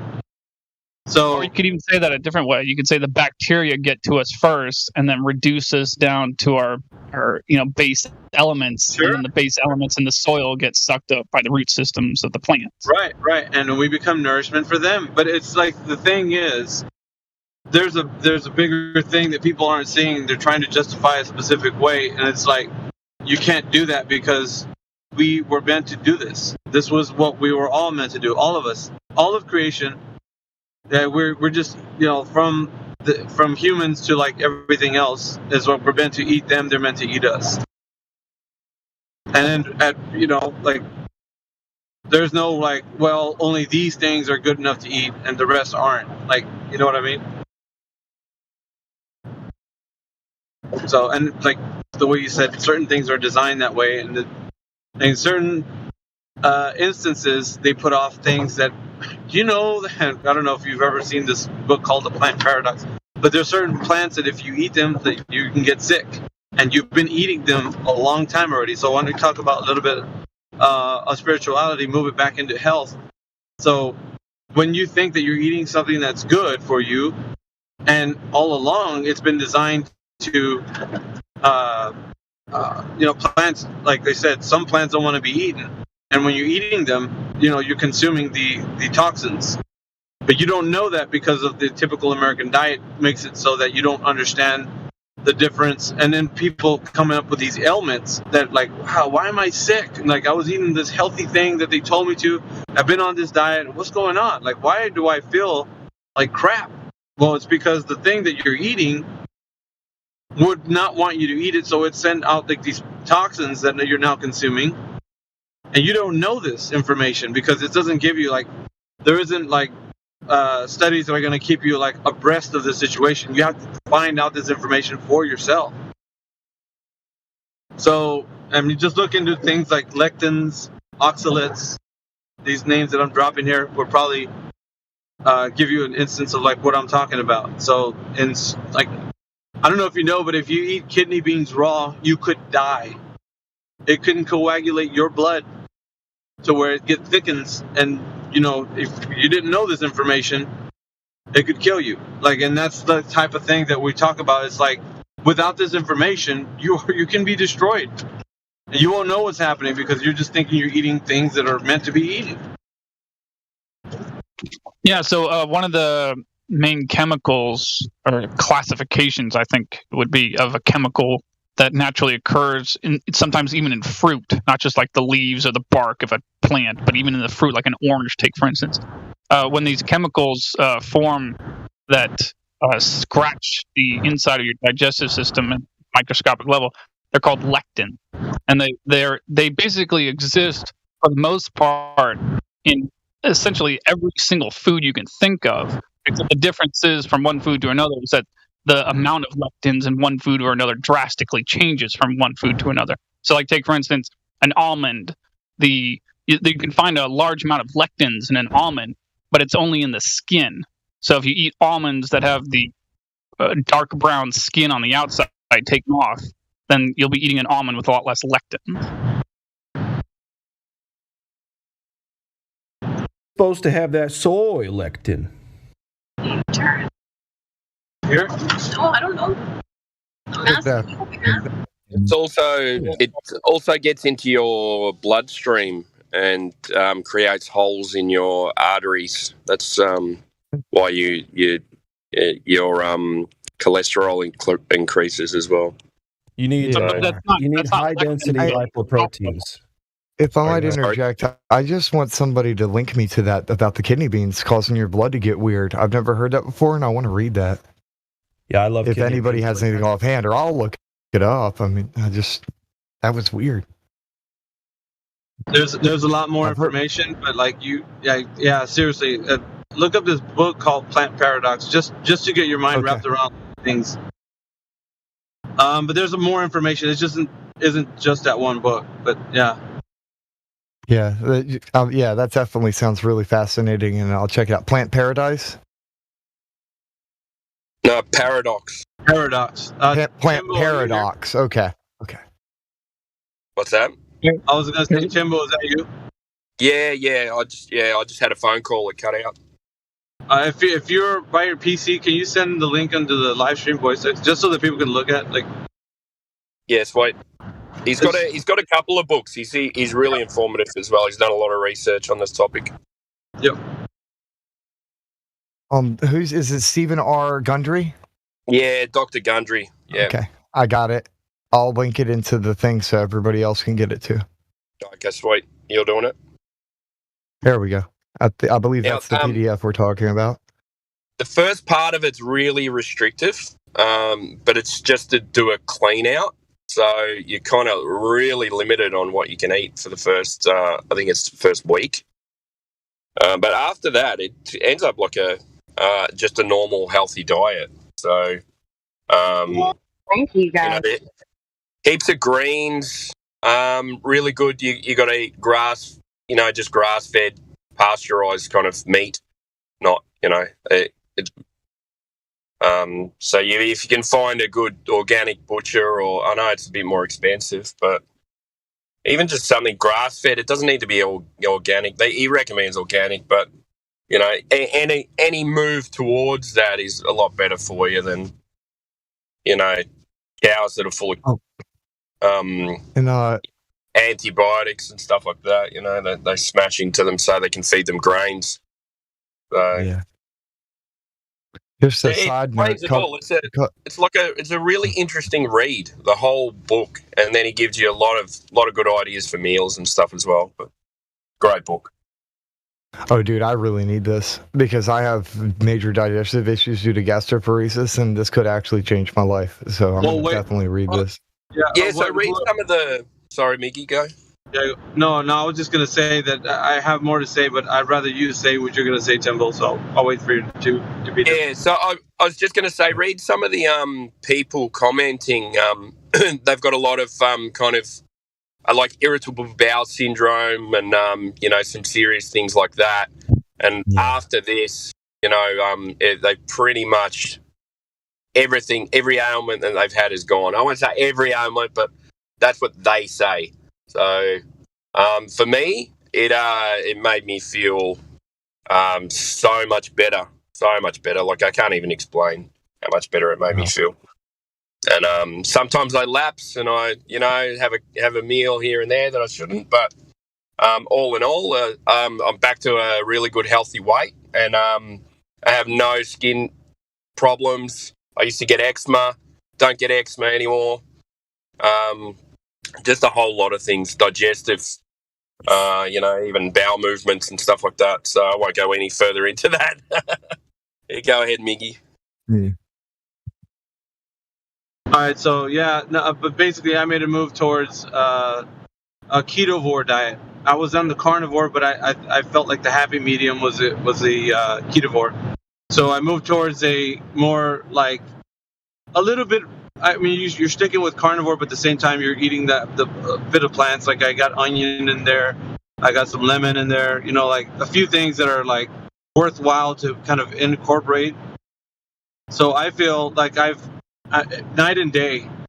I was 240 some pounds, like on the scale, no clothes on, and now I'm 180. I've lost just the weight by changing my diet. I didn't do any exercises. Like I'm being truthful here. No exercises I was doing. I was just changing my diet, and it's a carbohydrate overload that really takes us over. That we are captivated from, like with the idea that we're eating good things, but we don't know how. Like, there's not a roadmap to like what things are like going to be beneficial and like really good and stuff. So, when I made the change digestively, it was a night and day. So I felt different. I think different. If that makes any sense to people, like my mind is sharp now. I don't have brain fog. I believe you. You don't have any sugar alcohols clogging up your shit. Sugar alcohols are horrible. Yeah, glad you can probably talk a little bit about that. But like I was consuming a lot of what we would consider the typical great diet to have, which is a lot of the man, like even the fruits and stuff that we eat are modified. You know, they're GMO, like genetically modified. We don't consider them because we don't think about it that way. But yeah, so it's weird, you know. Just one thing before anyone gets in. So leafy greens are good too. So I stick to rocket and spinach. They've got a heap of antioxidants in them as well, and no lectins in those. So if you want to keep your greens up, that's two good ones. I think you guys call it something different. Rocket. Yeah. Trying to think what you guys call it. Is it called kale? No, it's the other one. Radicchio. Radishes? Radicchios? No, that's Okay, not it.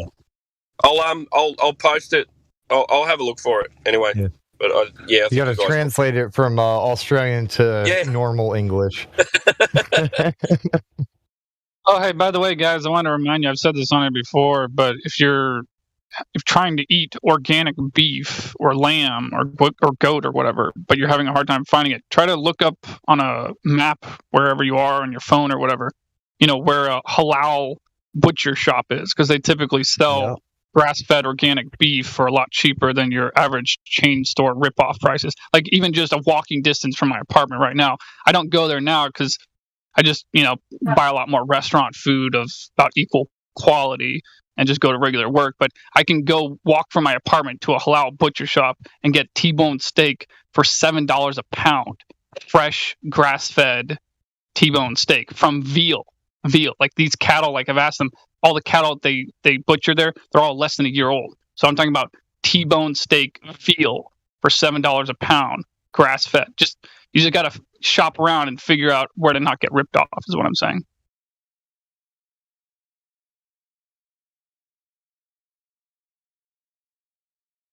Yep, we get addicted to carbs. It's the same process in the body that alcohol has for someone who catches it. For when a living entity catches a buzz, whatever that means for the body from alcohol, it's the same thing as like if you chug a soda.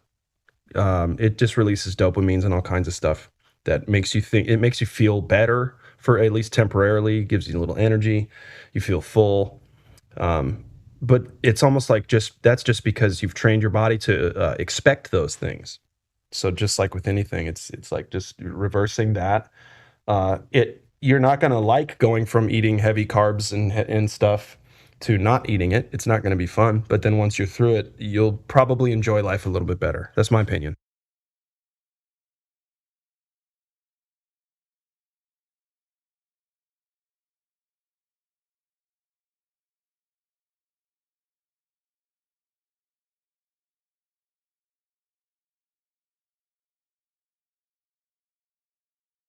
I believe in something that I like to call true sobriety, and I don't believe that most people have ever experienced it.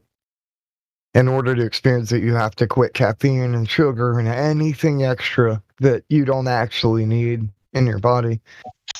So not even Pretty the much what Mormons this are guy's sober. talking about. No. So by that standard, the Mormons aren't even sober because they take caffeine out of their diet, but they don't take sugar out of their diet. Yeah, like you gotta basically. I mean, it's not like you have to take it out forever, but in order to achieve that true sobriety level, you pretty much have to clear everything. Like it involves fasting. Yeah, I must admit, I've noticed that same thing myself. So like, I have this medical problem with my joints where if I eat any truly relevant amount of sugar, like it'll affect my joints and make my ligaments hurt and bones fall out of place, etc. And so like many years ago when I finally found a doctor that could probably diagnose me with this and told me like, yeah, you got to stop eating sugar if you want to fix this, otherwise it's just going to get worse. And so when it came to the first 2 days of my life, and I think I was about 22 years old at that point in time, 21, like it was the first time in my life from birth, effectively, that I had gone 48 hours without eating any carbs, just meat, just water, just meat.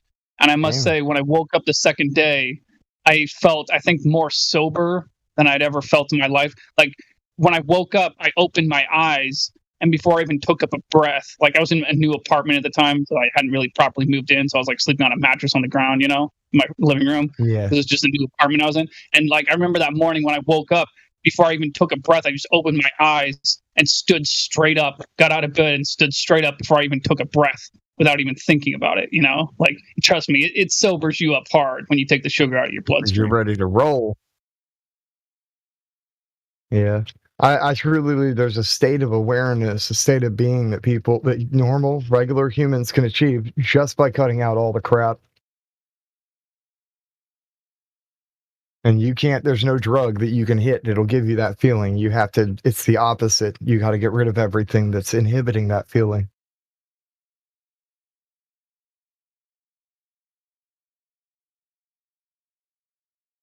Most people, myself included probably, will never actually experience true sobriety unless they choose to.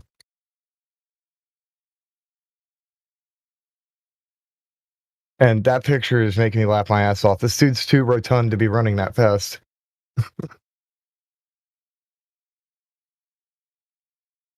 Oh, and by the way, I was going to make a mention what cut off the knees has said. He had mentioned earlier Dr. Sebi. That's another doctor that's a good one to investigate. And what happened to him was wrong.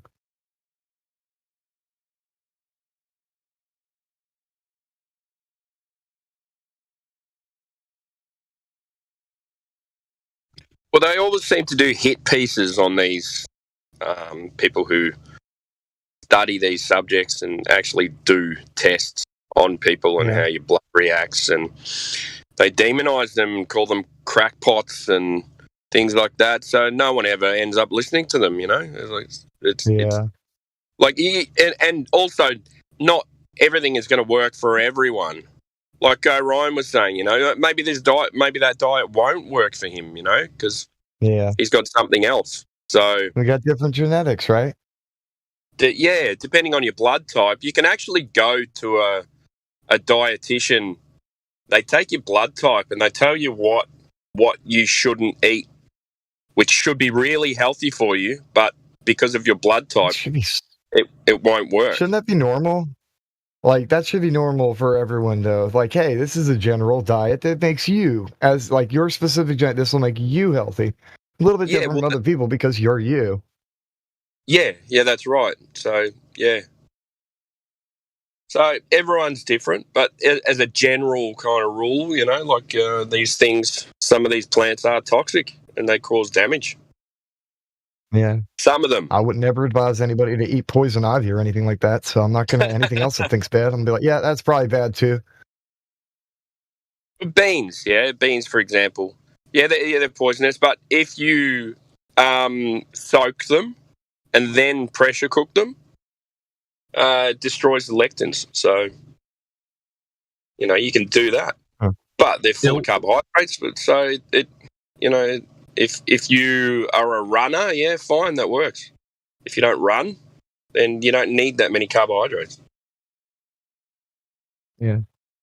That's a little fallacious right there. I got a point. Nah, that's a little subjective. Like, trust me, I have a whole book about this. I've read about this a lot. The idea of an athlete functioning better off a high carbohydrate diet as opposed to a low carbohydrate diet. Like, the actual data done on studies on this, it's a little bit iffy in the sense of anyone making an absolute claim one direction or another. Like, they're kind of, what I'm saying is they're getting ahead of themselves. Like, it's not. So it was said that carbohydrates are better for athletes, but studies have shown that it's not. Is that what you're saying? Well, no. What I'm saying is that it's not with absolute definity at this point. It's not showing either one. There's probably a study that says it's bad, another one study says it's good, and they're probably both wrong. It's somewhere in the middle. It depends. Like, I would say it may even depend on the individual. Like, it may even depend on DNA. Like, there may be one athlete with one kind of DNA that functions well on a high carbohydrate diet, and another athlete in another way that can function just as well on a low carbohydrate diet. Like, it may be your DNA, but maybe other things. But what I'm saying is the jury is still out on this one. Yeah. It's like what we were saying about blood types and what you should eat and what you can't eat. they're different for everyone. So yeah, Yeah. that But you makes think about sense. ancestry, right? Where people came from. Like one person, they came from a region where this is what they had, so they adapt to be able to live this way. And then another person, their genetics, they come from this region. So what they need to eat to sustain their life and function is going to be a little bit different based off of how they developed from where they were. Hey, what I want to add real quick is invest in a pressure cooker. Oh, for Invest in one sure. of those. Dude, That's a great Miggy, investment for I anyone. sold one of those and I regret doing it, especially now that you said that. Like, I really regret selling it because now I have to go get another one. I love my pressure cooker. Even to, you know, it says not to really eat that much rice, but if you want to cook some basmati rice, then cook it in the pressure cooker, gets rid of the lectins, and Nice. you're right. So, but you got to soak all this stuff beforehand too. So. How about a rice cooker? Does that help with that, or? Nah, I think it's got to do with the pressure. So it's. Oh. I was going to say, when you say soak, does that involve in what you just mean soak to soften them up, not sprout them, right? No, you just soak them overnight.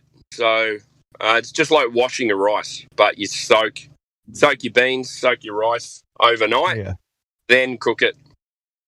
So soak it, then rinse it off.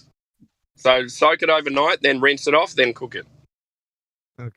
Yeah, the reason why I think that's interesting that you're saying to do that way, but without sprouting it, is because another thing I was going to point out there. I mean, most people wouldn't bother to go through the trouble to even do this, but if you wanted to make take wheat and make gluten-free bread with wheat, all you have to do is do what I think our ancestors did more than 200 years ago, which we don't do often today because it's not as economical, which is to take wheat seeds and sprout them in water in a jar in like your cupboard or whatever. Go through the process of sprouting. You need to like clean them and give them a certain time to sprout. But if you sprout wheat seeds, the sprouts contain no gluten. The process of them actually sprouting eliminates all the gluten.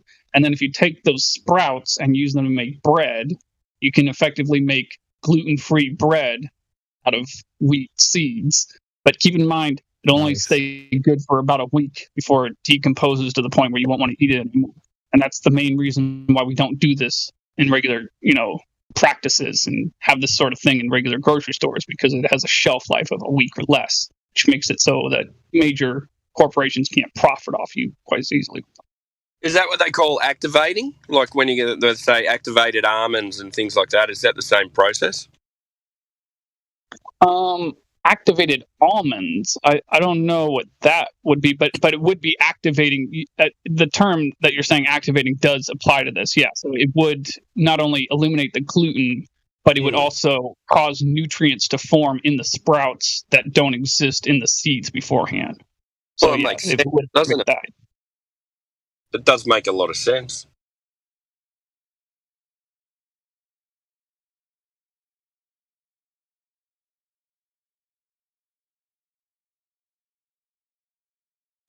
I've never heard the term like activated almonds. Yeah, well, look, I remember looking into some health programs years ago when they were talking activated almonds, like, using them for a snack and things like that. So I think they're peeled and then you soak them in water for a certain amount of time, and it activates. Maybe it's the same as what Orion was saying with the wheat. Maybe it starts to turn into a seed, and or turn into a sapling, or sapling, a seedling, or whatever. The beginning of a plant. Yeah. Yeah. And if I could share a speculation with you there, which I think you've touched on a little bit with, is that with the hundreds and hundreds and hundreds of varieties of all kinds of plants and foods and everything else, that my speculation is that not everybody can eat the same things as other people, that our bodies have, by design, have adapted to certain diets. So when somebody was speaking earlier about the high carbohydrate diet and it's iffy, that and then somebody else made the comment that it's for certain athletes it probably is better, but certain athletes it's not. And I think that comes down to all of our general well-being. That and not any disrespect intended to any vegans, but I find, especially now that I've been battling food allergies for 10 years, deathly food allergies, that vegan, typically speaking, is a code word for eating disorder, that which turned me, which is very appealing for somebody like me with lots of food allergies and things like that, and that I think it's interesting as I've watched various fads come and go in the last 10 years that they tell us, oh, this is the latest, greatest thing. Well, for a certain subset of people, it may very well be, but for others, or maybe the entire rest of the population, is not. So it's an interesting thing that we have so many choices, and who knows what's really healthy for each individual one of us, and and what's not. I can't imagine that every plant or animal is good for every particular person. That's something I'd like to yes and what you were saying. Not even water is good for everyone. There's certain people out there who literally can't drink water. They have to drink this thing made out of aloe in order to drink it. So you can't even say drinking water is healthy for every human being, because it's not. Like aloe as in aloe vera?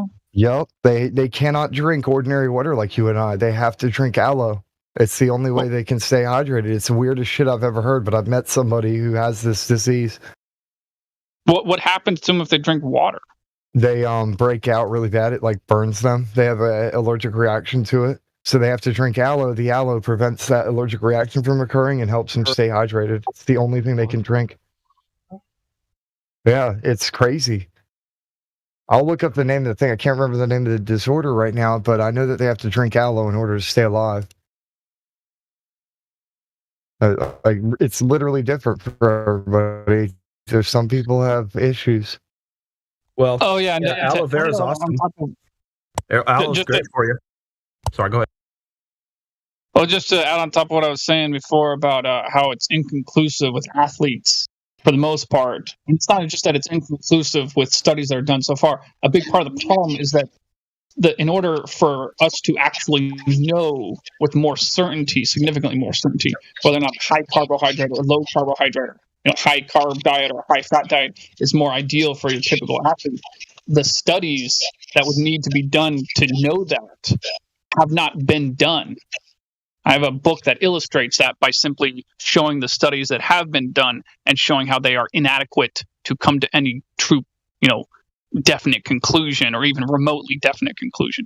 But beyond that, so studies haven't been done to begin with to really know that. But beyond that, one thing that I think has been figured out as far as athletes is that one athlete that's on a high carbohydrate diet who eats a bunch of carbs and then goes for a run, I think they may, at a higher speed, at a sprinting rate, say, may have the ability to go fast at a sprinting rate, at high speed, for a few minutes longer than someone, and this is the averages, I'm not talking about actual, I'm talking about averages and studies here, may be able to go run for a high speed for a longer period of time than an athlete that's very similar and on a high fat diet. However, those same people that figured that out also figured out that the athlete on the high fat diet at a moderately high speed,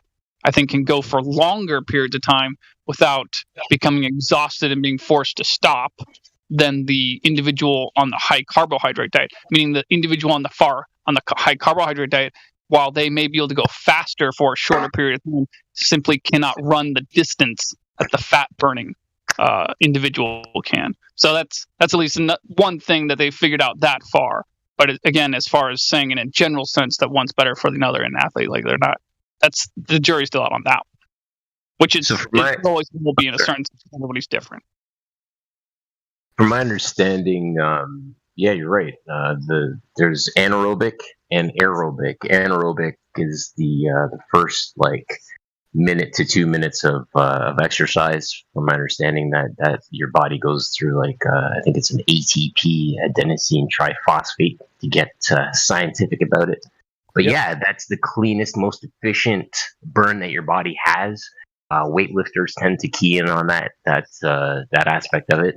But aerobic, right, is where you get into marathon runners and those guys that can run longer. Again, I'm just painting like a weightlifter, right, versus a marathon runner to help stonewall Orion's observation.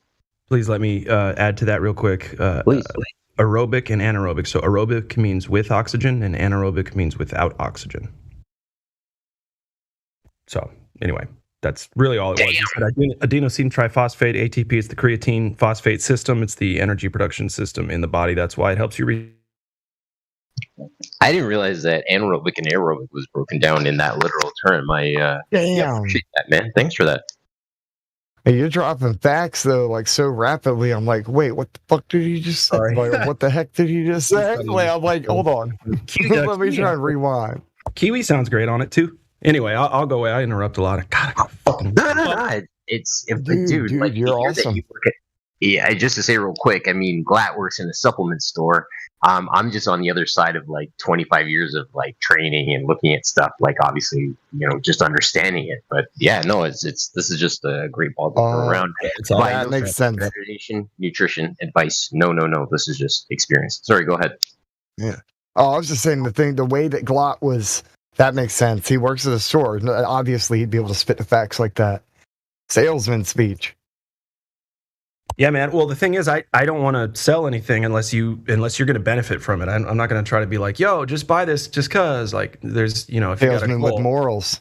Yeah, if you have a goal, then I can help you set that goal with what we have here. If you don't have a goal, that's cool too. Maybe we can get you started on something. But whatever. Yeah, I just know too much about this stuff not to help people out. Excuse me. Well, if you have anything that you can think of that might help somebody with gastroparesis, then I might look that up. I might purchase some stuff from you. I have gastroparesis, a digestive disorder, and I have trouble digesting things. My body's kind of screwed. I've damaged my vagus nerve, and I'll tell you more later. I have a suggestion. Yeah. Go ahead, guys. Well, my suggestion is just simply one that I found as a side effect to be healthier for my digestive system, but I didn't do it for my digestive system. I did it for my joints, which is to simply fast for 48 hours. I've kind of unintentionally done that when I've puked for over that amount of time, and the only thing I couldn't even keep down water. I'd kind of stuck on ice until I threw that up too. Well, wait. I got to point out to you though, that's not the same thing. So if you're eating food and then you're puking it up, that is you not having food going through your digestive system all the way. But that's not a situation where your digestive system is naturally switched off because you're still eating food and puking it up. So you have to not eat food in order to shut down the system. Yeah, it was to the point where I couldn't even, I wouldn't even try to eat because I felt so nauseous that the very thought, I just couldn't.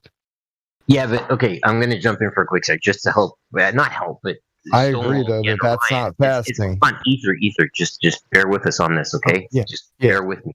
What Orion is explaining to you is that when you're fasting, right? Fasting is a mental and a physical thing, right? Because your mind is taking the time it needs to be in a restful, peaceful state, right? You understand that you're resting, so your body understands that it's resting. Now, if you're in a place where you're rejecting what you're attempting to do to it, your body's not in a restful state, nor is your mind. So, I just again to illustrate or help the point here with Orion is that relaxation would be key when you can do it, right? That would be the best thing to do. I withdraw. Thank you.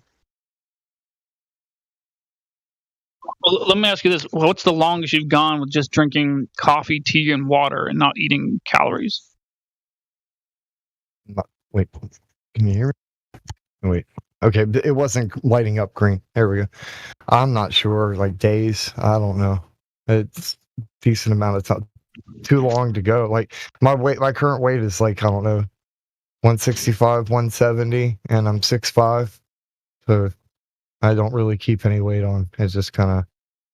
Oh, Hey, dude. Well, yeah. I'm Well, six- I mean, I'm kind of in the same way, but I'm just saying, like, yeah. I mean, I think you just need to go find a gastrointestinal doctor. I mean, like, I have one. Yeah. We just kind of got me stabilized. I'm not better. I'm just alive, and I don't like that.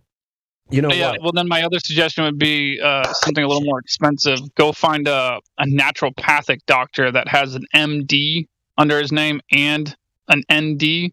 So someone who's a naturopathic doctor and a medical doctor at the same time.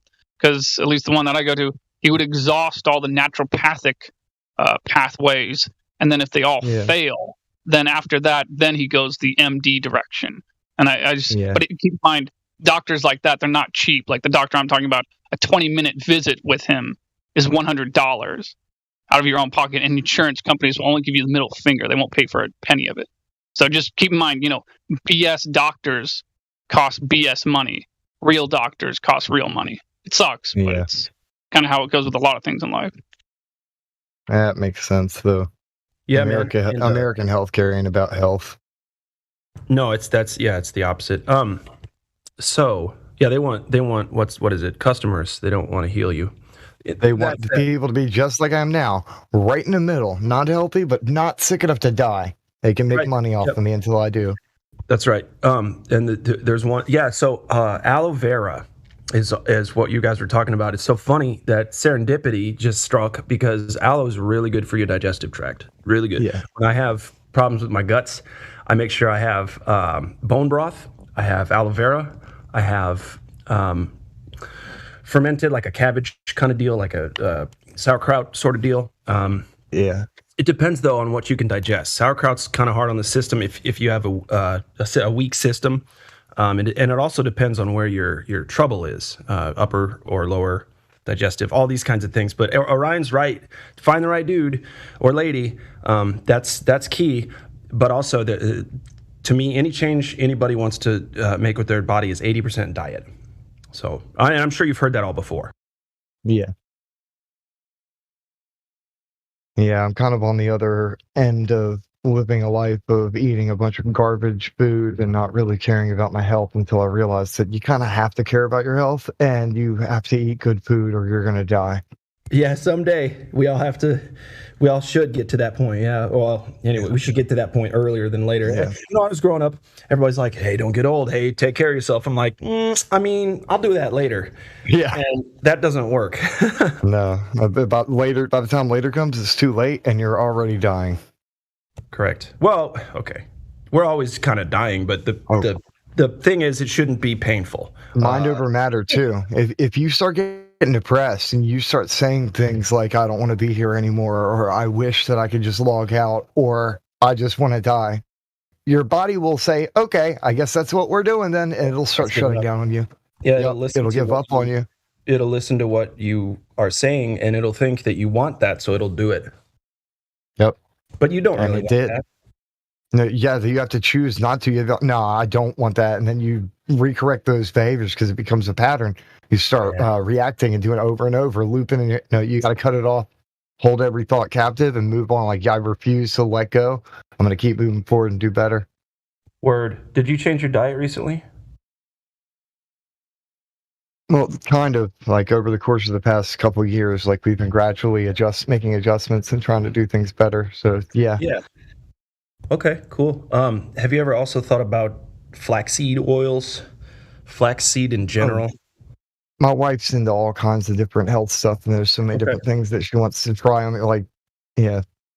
Well, flax is good for anybody, but it's also a good digestive fat.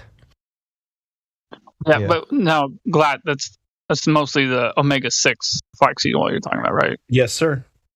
All right. So keep in mind, your body needs a certain amount of this. Well, actually, your body has the ability to produce this from omega-3s, first of all. So this is not an essential nutrient. This is not something your body doesn't have the ability to create itself. Now, how much capacity it does, my memory is a little foggy on that. So I think, well, actually, I think it's a certain amount of your daily requirement your body can produce, certain it can't. So you would want some of this in. I'm not saying it's a bad idea to take some flaxseed oil or omega-6 of some form, but keep in mind, you would only want to take a very limited amount, if at all, because it's very easy to have too much omega-6 in your diet. Yeah. Like take for instance, that's what soybean oil does to a lot of people. Soybean oil is full of omega-6 fatty acids. Your body needs a certain amount, but only limited amount throughout the day. So when we have so much soybean oil throughout the standard American diet, the sad American diet, it makes it so there's an epidemic going across this country of people that have too much omega-6 fatty acids in their digestive system, and it causes various medical problems. I would suggest something that's more economical, because I just did it myself earlier today for free. Is I went to this place called the Food Cartel in Beaverton, where I live in Oregon, and it's this place where this one owner had a bunch of land, and he set up he rents a bunch of places for food carts to be. And there's these two there that have smokers, and they smoke brisket. They smoke large chunks of beef every day, and they slice it up and serve it. And so I go to these places, and I ask them for just simply, some extra fat, and if I could just have it, and they don't even charge me for it. They don't even charge me for the container, while other places would. They just simply put it in a plastic container. In fact, this guy even has it set aside every morning because he expects me to show up asking for it. Half the time I buy some brisket, more than half the time I don't even, and he just gives it to me for free. And so what I'm saying is I haven't asked him the details of where he sources this beef yet, but I will probably. But I'm just going by the way it tastes. I'm guessing it's pretty local and probably grass-fed, because most people are as competent as this guy typically source their ingredients from high-quality places like this. So think about this for a second. I'm getting free in a container handed to me grass-fed rendered beef fat for free. Now, this beef fat has the potential to contain large bioavailable amounts of omega-3 fatty acids from the grass the cow ate, minerals from the grass the cow ate, and vitamins, because vitamins, minerals, and omega fatty acids are found in the fat when you eat a steak. The amino acids are found in the protein. So that's the fourth classification of essential nutrients. So I'm not saying the protein is irrelevant. The protein's quite relevant. You need those amino acids. But the fat is more relevant. It's got, again, the minerals in the most bioavailable form, because there is no bioavailable form for minerals beyond meat. Supplements maybe come second, and maybe vegetables after that. But even more so than vegetables and supplements, meat is the most bioavailable form to absorb minerals. And so what I'm trying to say is, it's such a high quality food, high quality source of calories, high quality source of nutrients, and all I have to do is walk up to the place and just ask it for it. And he gives it to me in a container for free. Just think about it. That's awesome. Hey, dude, if people understood how expensive that would be to just go and buy, though, like, that's actually a really good deal. Just walk up, be able to do that. That's awesome. Well, yeah, and I'm glad you pointed that out. So if I walk just a few blocks away from that place to a store, a health food store called Natural Grocers, and if I walk in there, on the shelf, they'll have in a jar, a shelf-stable jar of rendered beef fat, with no salt added or herbs or anything, so it's not flavored, just regular beef fat. And being shelf-stable and in a jar, it's about $16 for just 1 pound of that in a jar, and it's much more bland tasting because it's not fresh. It's shelf stable. It's not the worst tasting thing in the world. And it has additives and crap.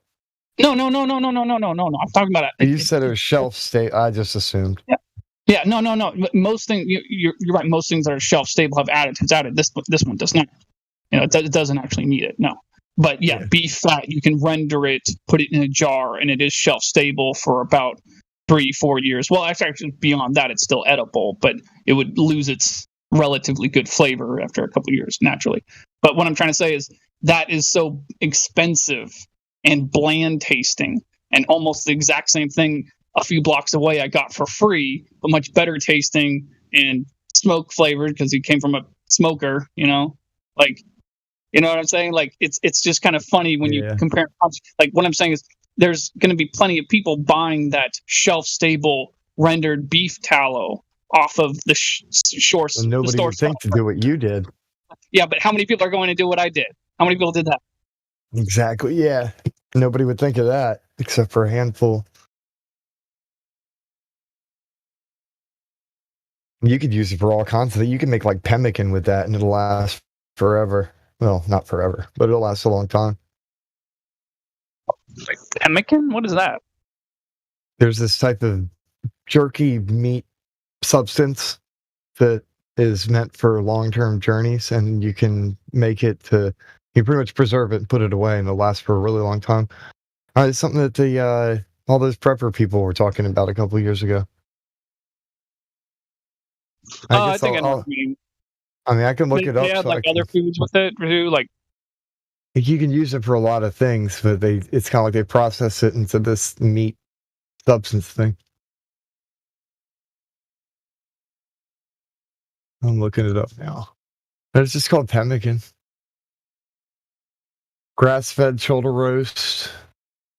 Yeah, they do add other stuff to it, like blueberries or whatever the hell, like they'll add random thing, because it's kind of more of a.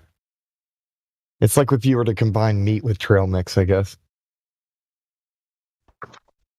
Yeah, the way they described it, it sounded like a trail mix bar with meat added to it. Yeah, which it does sound kind of gross, but we're talking survival here. That's why the preppers were discussing making it. And it just occurred to me that you could take this fatty tallow. Yeah, you could definitely add that to this.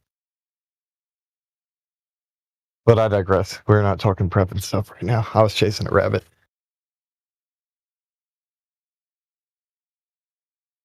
And again, I know I've said it on here before, but just another reminder to you guys.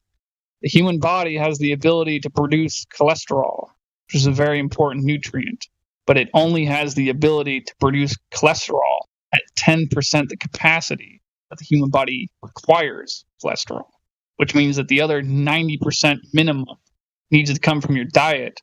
Otherwise, you're suffering from a cholesterol deficiency. Yep, including the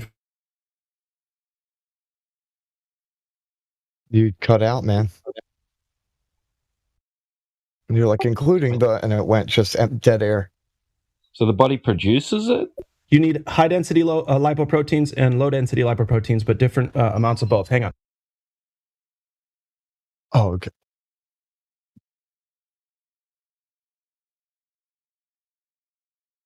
Yeah, but just to clarify, yeah, it does produce it, but again, only at a very limited rate. I wonder if that's like a product of devolution, and just losing and losing and losing certain things. So we've got to do more to even be alive. Well, it's a weird thing to wonder how we even came to this point to begin with. Like, vitamin C is a really weird one. You guys want to know something funny about vitamin C? Human beings and one particular species of guinea pig that lives in South America, and I think maybe monkeys too, and I think a fourth animal. I think there's 4 animals. I can't remember what the fourth one is, but I'm pretty sure the first 3 are humans, one type of guinea pig, and monkeys. We fall into the category of animals that do not have the ability to produce our own vitamin C inside our own bodies. Almost every single animal you see on the face of the flat earth has the ability to produce its own vitamin C. Cows, chickens, dogs, cats. Oh, wait, That's maybe weird. dogs is one of them that can't or whatever. Maybe it was, no. But anyway, the point is birds, insects, like just every single animal you can think of, almost every single animal you can think of has the ability to produce vitamin C in its own body. But human beings, monkeys, and one particular type of guinea pig in South America cannot. Like, what's up with that? That's strange. How do they identify a vitamin? I think it's in a chemistry lab. You know, like they mess around with elements and figure out what things are made of in the base level, and then they like figure out where they can find it in nature and compare the two. Yeah, because you can only find cartoons of vitamin molecules. Or molecules in general. There is something, this guy mentioned the limitless pill, and there is actually something sort of like the limitless pill, but you don't need to know what it is. So you were saying that the body only produces 10% of the required amount of cholesterol. Is that right? Yes, affirmative. So what is cholesterol? Why is it necessary? What's the purpose of it in our body? Well, it's one of the building blocks, and it's effectively a nutrient. A very large portion of the cell membrane of every cell in your body is made up of cholesterol, and also certain hormones are made up of mostly cholesterol by weight. Like take, for instance, testosterone, and I think maybe estrogen too.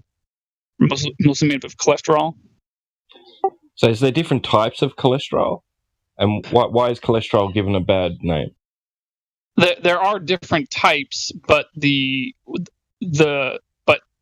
different types just simply has to do with a reference to the container that's around it at the microscopic level on the outside. And this container, nutritionally speaking, makes no difference. So anybody telling you that one type is better for you than the other, or one type's worse for you than the other, they're just speaking pseudoscience nonsense. That is not true at all. It's just rhetoric. It's not actual, nutritional facts or knowledge of any kind. So yeah, cholesterol, whether it's from one source, the LDL, or the other one, I can't remember the abbreviation from it, but it doesn't matter. It has the same effect on the human body nonetheless, and it's just an essential nutrient. It's also an essential nutrient that, unlike other certain ones like vitamin C and certain minerals, you actually cannot overdose on it. It's actually physically impossible for a human being to overdose on cholesterol. If it was possible, then people eating large amounts of eggs would be dropping dead here and there. And they're obviously not. And it's because you can't physically overdose on cholesterol. You can only absorb as much of it as your body needs. And then what you don't absorb just simply passes through your system. It doesn't actually harm your system. When you hear the rhetoric of people talking about their arteries getting hurt by cholesterol, the damage that they're referring to isn't actually caused typically by cholesterol. It's caused by crop oils. So it'd be an oil derived from a crop like corn or soy. So you have soybean oil or corn oil. These are crop oils. They like to call them vegetable oils, but many of them are not technically derived from vegetables. But anyway, these vegetable oils, when they get oxidized, when they're left on the shelf at room temperature for more than 2 weeks, they oxidize. And when you eat that oxidized oil, it gets into your bloodstream and causes plaque to form in your arteries. Those two happen to be the most modified, too, of plants like corn and soy. Most modified, most used.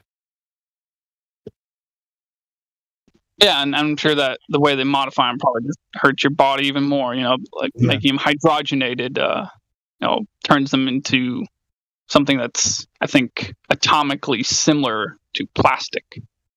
Hydrogen. Does what? Oil? Does heating the oil deoxygenate it? Well, it oxidizes it. So heating oxidizes it.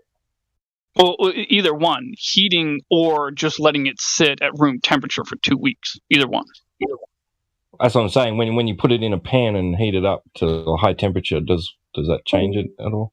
Yeah, it does. When you get to a certain temperature, it oxidizes even further and becomes harder on your body when you eat it. Yeah, I don't remember what the temperature is though.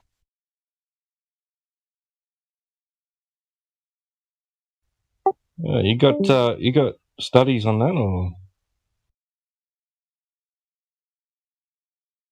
I kind of look them up. I just thought it was more common knowledge at this point. I could try to look it up. Yeah, I asked somebody today, like, what the exact distance at which the miles or kilometers at which horizontal plane becomes sphere that you can line up and take a picture. And I'm like, this should be a number that they just teach you in high school, right? And it's like, yeah. And I'm like, so what's that number? Like, I don't know. And he was like sitting there like thinking about it, like, dang, why don't we know what the number is at which you can see a sphere? What the hell? It was great though. It was awesome. I saw like the gears turning in his head. I'm sorry, like it just the way my brain works. I know this has nothing to do with what we're talking about, but then I just remembered that happening, and I'm like, oh, dude, I got to tell these guys about that happening today. And it was great. I'm trying to encourage my wife to be more confident about talking about the subject in public. Like, just who gives a crap what people think? We want them to think anyway. So think. But like back on subject with the oils and the cholesterols and the arteries and the plastic. Wait, how does it turn into plastic, Orion? Like that tripped me out. Like I'd like to know. Like, I mean, I've heard that before, but how does it actually become like a plasticky substance within the body? Like, yeah. So no. Listen very carefully what I said. I didn't say it becomes plastic. I said hydrogenated oils, chemically speaking, are almost plastic. I'm not saying they are. I'm saying they're almost, meaning that I think it's one or two hydrogen atoms. If you add them onto a hydrogenated oils molecule, it would become plastic. And we're talking so about it's like one step away from actually being plastic. Yeah, one or two atoms away from being plastic. Yeah, hydrogenated oils in your food. Yeah, that's pretty disturbing. It's almost not even surprising because I don't know if you've ever eaten something with hydrogenated oils and paid very close attention to the texture of it. But I learned many years ago. It's been like years since I've been eating something with that. But like, some of the last few times that I had, knowing that was one of the ingredients as I was eating it, I've noticed that, especially maybe not when it's hot. Like if it's really hot, if you're eating something that's heated up, it'll just have the same oily texture that anything does. But if you're eating something that's cold, like a cold candy bar or something like that, or a Hostess or something, whatever this or that has the hydrogenated oils combined with the palm oil on the outside, when that oily chocolate or whatever gets into your mouth, it sort of creates this pasty kind of film like a texture on the top of your mouth that other fats don't, and it actually has a texture like plastic. What I'm saying is, when you have the food in your mouth and you're eating it, if you pay close attention, it actually feels like you're eating plastic. Like the that cheap Easter chocolate type stuff but it's like also low quality and weird. Yeah, because I think a lot of the Easter chocolate is more just really cheap chocolate that maybe doesn't have the hydrogenated oils. And I mean, like Little Debbie snacks. Like, I'll give you a perfect example. Like Little Debbie things that have, like, they're rolled up and they're chocolate on the outside, maybe have a little bit of cream on the outside. So that chocolate covering on the outside, that's hydrogenated oils. If you read the ingredients and you pay close attention to it, that's hydrogenated oils is one of the base ingredients of that. And when you take that chocolate coating on the outside, one of those Little Debbie snacks, and you just focus on the texture of that as you eat it, you'll notice the texture when it's cold is not the texture of other fats, like other plant-based fats and animal-based fats. It's not like the texture of an egg yolk. It's not like the texture of cow fat. It's not like the texture of ordinary coconut oil, just ordinary plant-based fat. It's not like the texture of any of those things.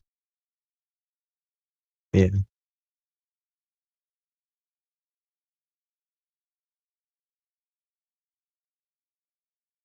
It's like plastic, dude. I mean, honestly, it feels like you're eating fucking plastic.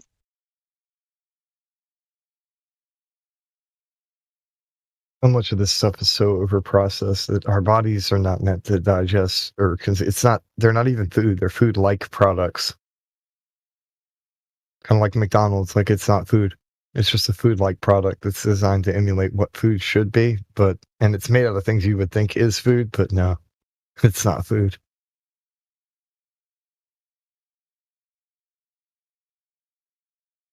Same reason why they put damn food coloring on all these different sugary things, trick your brain into thinking, hey, this must be like fruit, and it should be good for me too, since it's so sweet.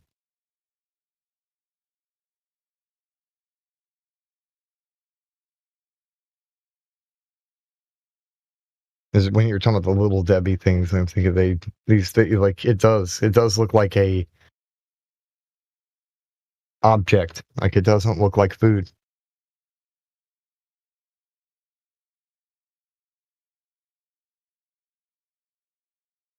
Like a non-edible object.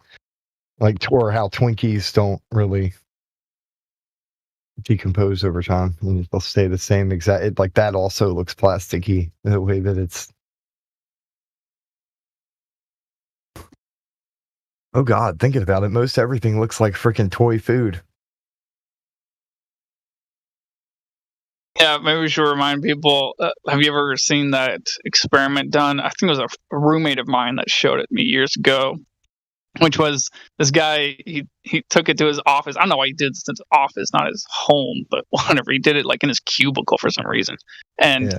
he took like these 7 or 8 large glass jars with tops on them that you can clearly see through. And he went and bought some McDonald's. He like bought like a large fries, put them into one, closed the jar, bought like a quarter pounder with cheese or something, and like put it in another one, bought like a regular smaller burger, put it in another, just took some random McDonald's items and just put them in these glass jars and let them sit on the desk in his cubicle for like up to a month or something. And like, I think like none of them really decomposed really, like they just kind of all looked the same.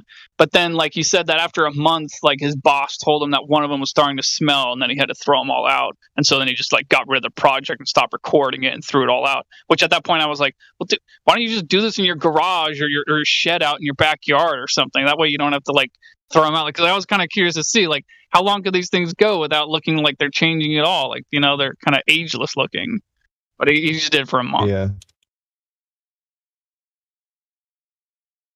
I remember reading something about the world's oldest, like, McDonald's hamburger.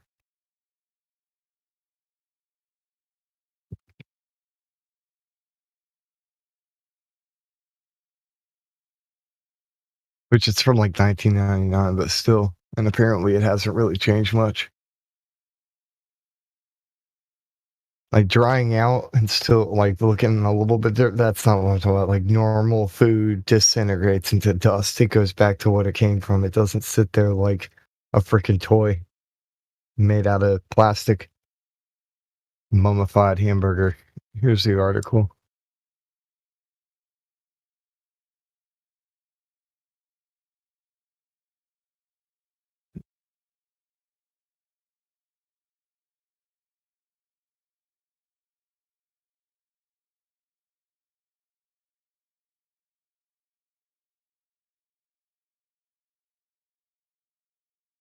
Real food disintegrates into nothing.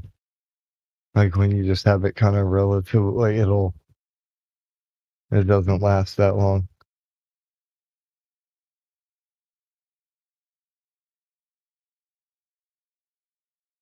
Something a little bit topic. Of course, he probably kept it in a glass jar, but still, it should disintegrate into nothing. It'd, like develop mold, like something. Can you all hear me? A little bit, but your voice is kind of low. Really? Yeah, just.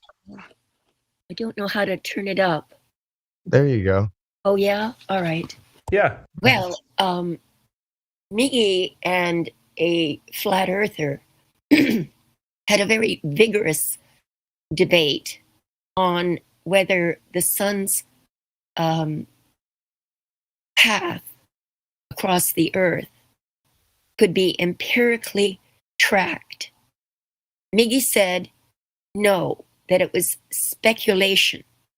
The other gentleman said that it was empirically possible to track it as the sun goes from one region of the world into another. We have people in these various regions of the world that can corroborate where the sun is and how it's moving and how quickly. So he speculates that there's portals instead, and that everything else is just pure speculation. What do you think? Portals? Cool. Portals as opposed to tracking the sun's path on Earth seems to me a stretch, don't you? I just wanted to point out, I think there's another option that I think, I wanted to say this earlier when I heard it talking about that other guy. But, since we do have aircraft, and after all, people do similar things that I'm about to describe with the eclipse, they actually try to follow the pathway of a totality with an eclipse with an aircraft and film it out the window. So I was thinking, since we have mid-air refueling, where we can send up one aircraft up to refuel another aircraft while it's mid-air, mid-flight, then technically it would be possible, but really expensive, and you probably wouldn't be able to get these punk-ass governments to do it, any one of them. But, to just simply have a airplane follow the sun. That's not what I meant. The idea is the Earth itself would be experiencing sunlight in various places sequentially. And that would allow us to track the path of the sun on Earth. Hold on a second. People have are you saying we haven't tracked the path of the sun? Well, Miggy was in a heated debate with this gentleman who said that, yes, we in fact have already tracked the path of the sun, and we've known it for centuries. Well, that's where he goes wrong. But yeah, I mean, I think we do know the path. Well, he says that information is not reliable. I don't know why he said that, but that's what he said. Yeah, I can explain to you the point that Miggy was trying to make. That was not the point Miggy was trying to make. See, the guy came in here and he said, so he observed. Let's start off with what the guy observes, what I observe, you observe, what Miggy observed. We observe the sun coming from the east and moving to the west, and just the sun moving through the sky. We do not observe from one point on the earth, standing on the earth. We do not technically, from that one place, observe the sun making a circuit. Now, no, not from one place, but we do from several different places as it moves. No, that's not exactly technically correct either. No, that's not. You'd have to definitively know the layout. Let me point out to you the difference. The difference is you're talking about individual reference points. Watching something move from one area in the sky to another, but not making a complete circuit from that reference point. Now, the way that the guy was talking about it was he was talking about it as in from one reference point, you can logically come to the conclusion that with absolute definity it's making a circuit, even though you're not watching it with your own eyes from one reference point, making a circuit. Now, that's not what he said. I listened to it. That's not what he said. What he said was that there were multiple people who were distributed across the earth who then could share data as to when the sun appeared in their horizon on to the east and then set in the west, and then so on and so on and so on until you have a definitive track on Earth as to where the sun moves. We don't know. But that's not as definitive as it could be. Hold on. That's not. I need to point out to you that's not definitive. That's still just piecing things together that are not one thing. That's not definitive. Now, that's why I was trying to point out to you the concept of what I said a second ago. That would be closer to being definitive than what you're describing. Why is it not definitive? Because we definitively don't know where those people are in relation to each other. What do you mean? I mean, you live in Australia, you live in Africa, you live in and I don't know definitively. I don't know definitively where those other places are in relation to me. Yeah, so you don't know that they're staring at the same sun either. That's my point. How do you know you're staring at the same sun? Jesus. You don't. If you're going to quibble about whether we're seeing the same sun, well, then you'll never be able to accomplish anything. No, that's my point. It's not about quibbling. We're talking about the subject of the best definite evidence. I'm simply pointing out that the evidence you're describing is not the best definite evidence, and the pathway of evidence that I'm describing would be better.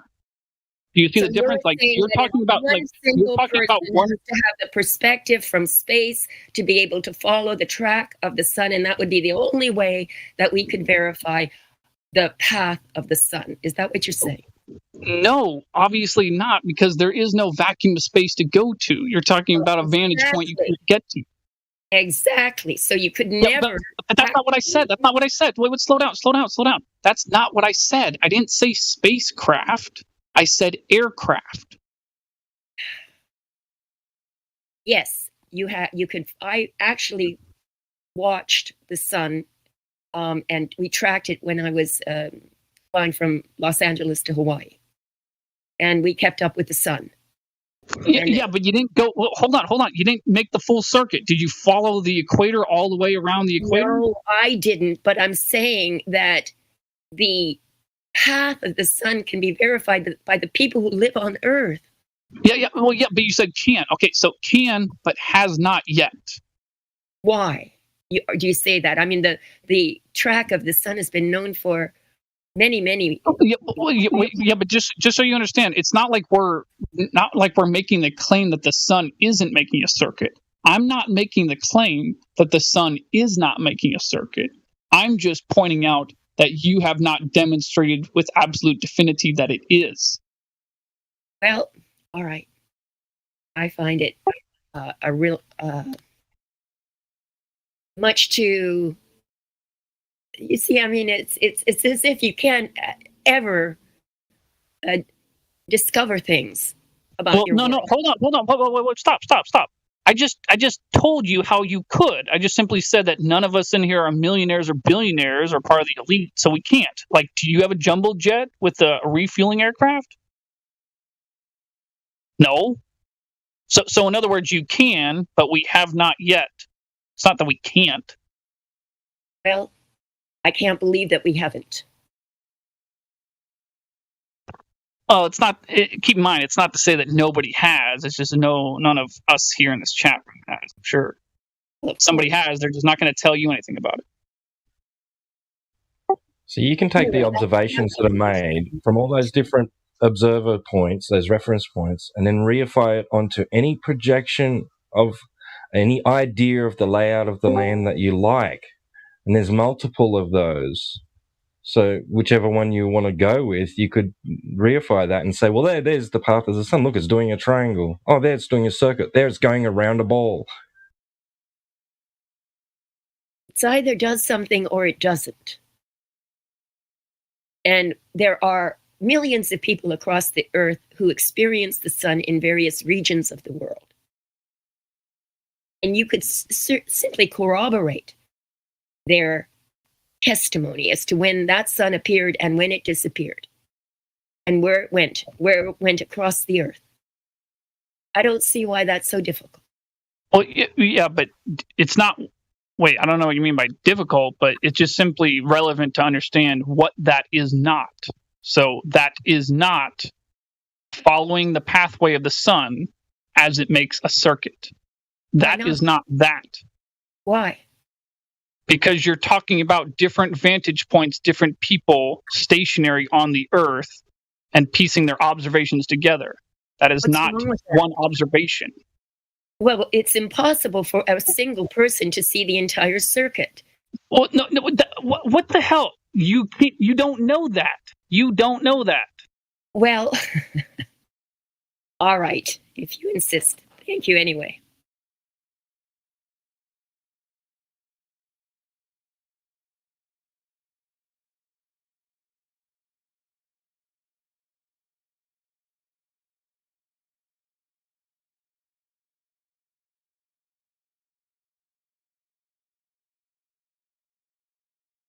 And yet again, Flat Earth won.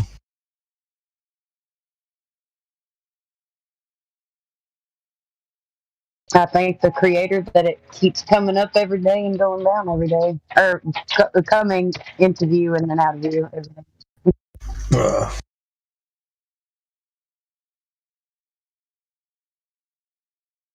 Some places it doesn't go down, some parts of the year.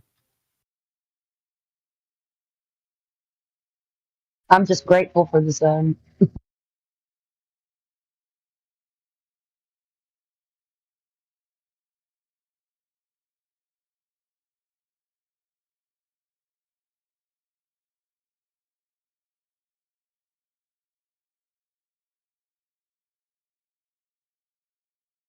Hello, Matthew.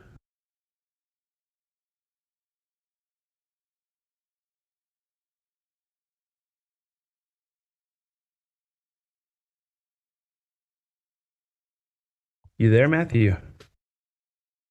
Yeah, I'm here. Hey, bud. How are you? I'm doing well. Happy New Year if I haven't said it yet. Thank you. Likewise.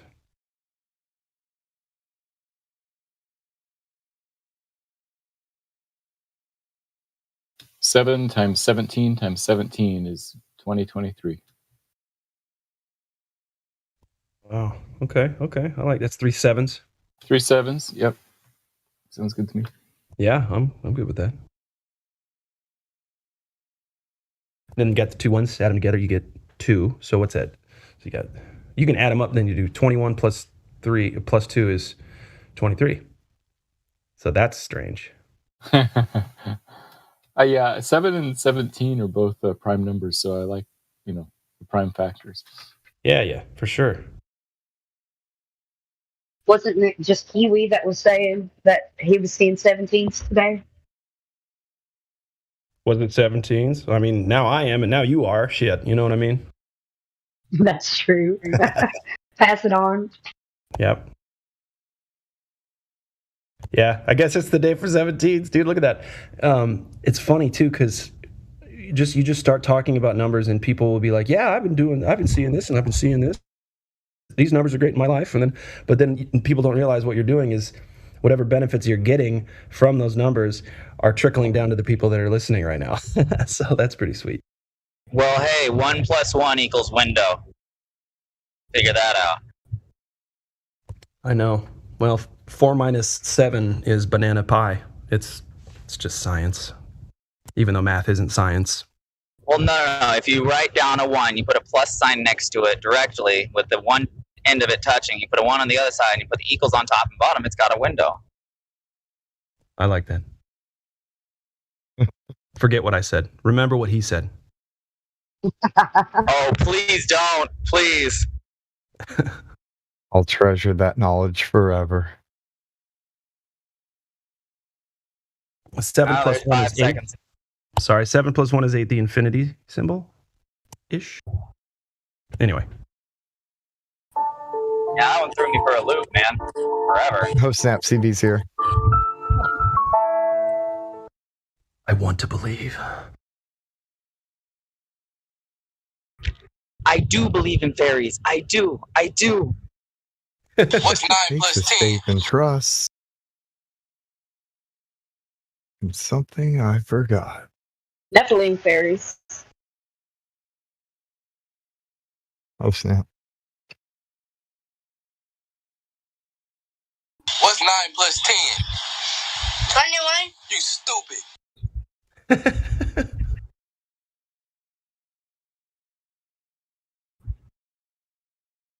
Hey, Matthew, have you found that curvature yet?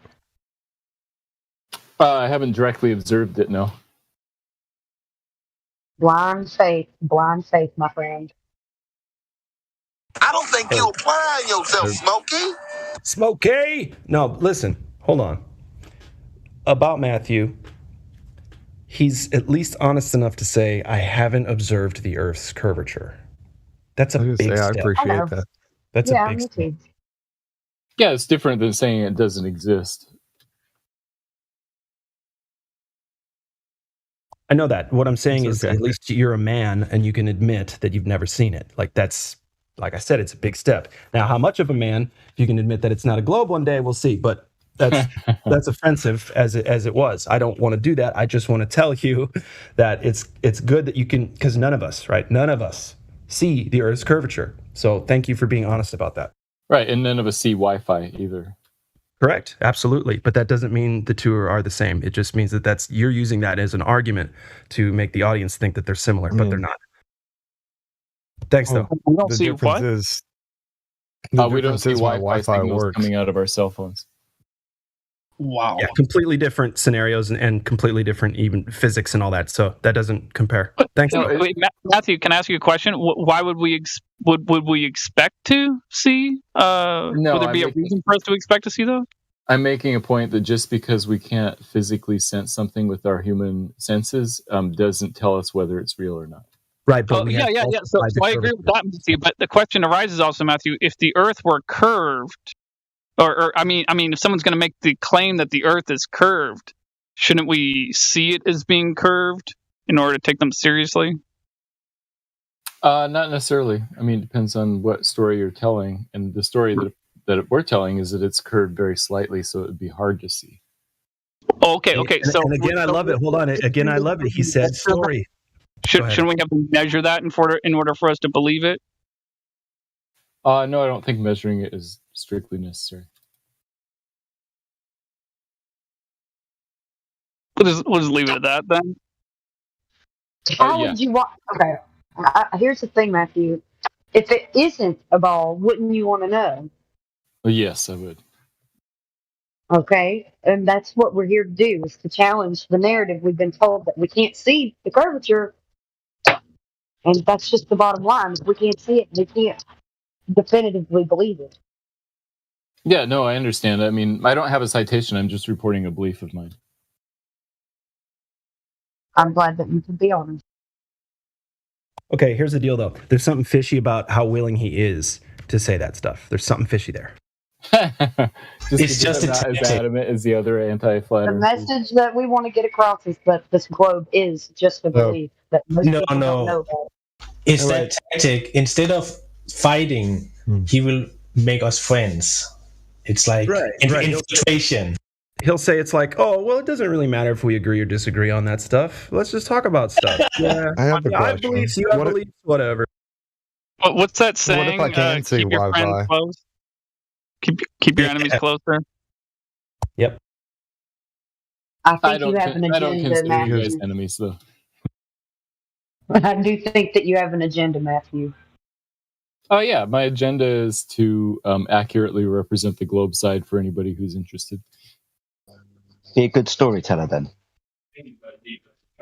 Hey, so let's say we're trying to measure the curvature without our human eyes. We still can't do that.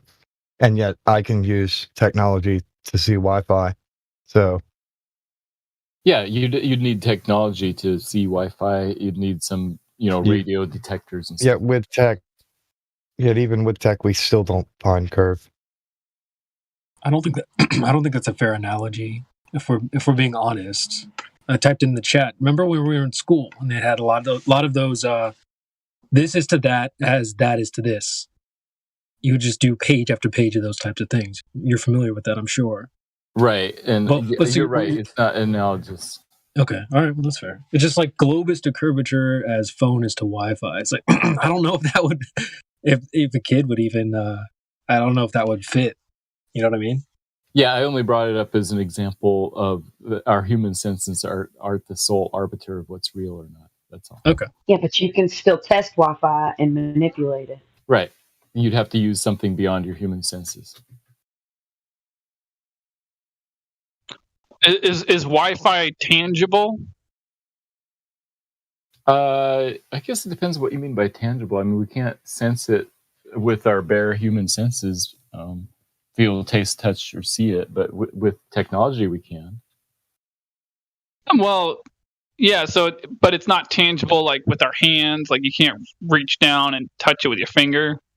Right. But you can reach down and touch the earth with your finger. Right. Right. So the earth is definitely tangible, right? Sure. So you're comparing something that's tangible with something that's not tangible, which doesn't make sense to me. Yeah, that's understandable. If you're talking about the earth itself, then obviously we can sense it. Certain aspects of the earth, like what's 20 miles below our feet, or, is there a curvature, or is there not? Like these other things that are sort of beyond our human senses, we can't, those aspects are not tangible, even if we can touch the ground. But the dimensions of the globe, it has to have a drop rate for it to be that. Right. It has to. And if we constantly keep finding that it doesn't, how does that make a globe? Because it has to be there. So in my view, I don't I don't think we have found that it doesn't have a curvature.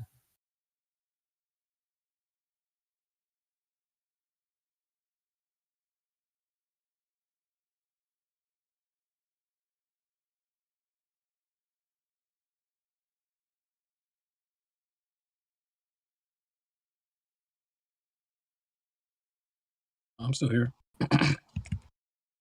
Hang on, that's part of the tactic. You hear that deafening silence? If he agrees with us to the point where we aren't coming against him, it actually is a win for his side of the argument, even though the Earth's not a globe. Well, wait, what's wrong with silence? I'm not talking to you. Nothing inherently, but I guess I could make a comparison to that, Glad, in boxing or like fighting sports or whatever. There's some people use this tactic of being a little bit friendly as a way to have their opponent lower their defenses just a little bit, but it's still a fight. It's a very interesting technique. Some people don't do it at all. Personally, I do that a lot. I do a little chit chatty. I get you thinking about other things. I get us cool, but I'm still going for the shot. You know what I mean? So it is a tactic. It's much easier to hit a stranger than it is a friend. Like, that's just how that works. Yeah. For some reason. Or maybe not. Maybe it's the other way around. I don't know. But yeah, you're right. Like, you disarm some. That's what it's called, is disarming. Yeah, disarming. Yeah. I mean, that's what it does. For sure. And Matthew, you know, and I can tell you're a dude because the way that you do that, right? Like, you're a nice guy. You're super cool. And that's why the tactic works. But my friend, it's still not a globe, so we still know you're lying about it. Is that what you're doing, Matthew? I'm Why not the trying fuck you lying? I'm not trying to do any like mind game tactics. I'm just having a conversations here. No, I'm not saying nice, it's like it takes skill. It's not a bad thing. Like, not the average Joe can do that. You know what I mean? So I'm not mad at you for it. I do it too in other ways. Well, I mean, I think we could use this kind of a conversation in politics too. If people were nicer to each other, even if they disagreed, that would probably be a good thing. If Twitter users stopped yelling at each other so much, that'd be nice. So you're agreeing with us again, even though it's agreeable. It's almost like we go down these agreeable rabbit holes so that we focus on the fact that there's no curvature on the Earth. Glad earlier you said it's still not a globe, and something dinged at the exact same time. I'm like, I heard that. Universities, right? I love it. Speak truth, brother. What's up, Matthew? Hope all's well, man. Matthew, does water form into a mountain? Oh no. So the surface of water is slightly curved. If that's what you're asking, I wouldn't call it a mountain. Does water form into a mountain? No, it's slightly curved. I wouldn't call it a mountain. It's way too shallow for it to be a mountain. Oh, we can't see it, we can't measure it, but it is slightly curved. Just trying to follow. I've never seen it slightly curved. No, we can't Unless see there's it. an actual wave and it's moving, but water at rest doesn't curve. Obviously it does. Is the sea ever at rest? Not obviously. Wait, that's okay. So just catching up with what Matthew said, it isn't curved, we can't measure it, but it is curved. Obviously, he said. Yeah. So we can't see it, we can't measure it, but it's obviously curved. Can't see it with our own eyes. I mean, we can use instruments like Wi-Fi. We can use instruments and other things to determine if it's curved or not. Which we do. No, but you don't. We use devices upon the surface of the Earth that require the surface of the Earth water to be level, or we wouldn't be using these devices. And also, when we're talking about Wi-Fi, that would be the Earth's blockage, curvature of the Earth getting in front of the Wi-Fi so it can propagate any further. We don't observe that either. That isn't practically within the mathematics that we are given. It's just signal strength across a plane. So practically, the Earth, with the technology that we use upon it, has to be level. It's required to be so.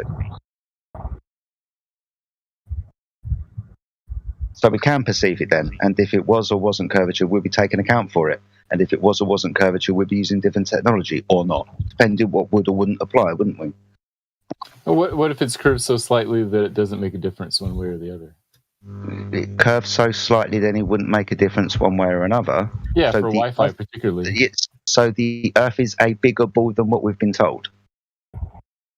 No, not bigger than what we've been told, but even the number we've been told is a very large number. Which one? 8 inches per mile squared worth of drop, or 1.2 times the square. So that would require an R value in it. If you're saying it's not, if you're saying it's not that much curve, so what, we're making the ball R value bigger? No, I'd say the R value is about 39.59 miles. Yeah. So the math that we're given is correct, right? Has to be, you can go and test it for yourself. You can do it on any circle, just doing shapes and geometry. Given the maths and the calculations that we are given, and when we apply them to them, we see that they're true. So what are you saying? These are wrong. That would mean the radius of the Earth would be bigger then, if you're talking about less curvature over distance. No, I'm saying that the R value that we've been given is correct. So the size of the Earth is the size of the Earth, and it is 8 inches per mile squared worth of drop, and it is 1.2 times the square root of your observer's height and V to find out where the physical horizon is for an observer above that surface. That's the geometric numbers, yes. It's going to be slightly different for if there's atmosphere, which there is. So we're looking for physical curvature of the Earth. If you're going to be putting refraction in there, that's a slightly different calculation. But even within the globe Earth math, which we're given that 76R, which is making the Earth bigger. Got my stick out, run around in a circle all day. Just trying to understand exactly what you're saying, or maybe try and get you to understand exactly what you're saying.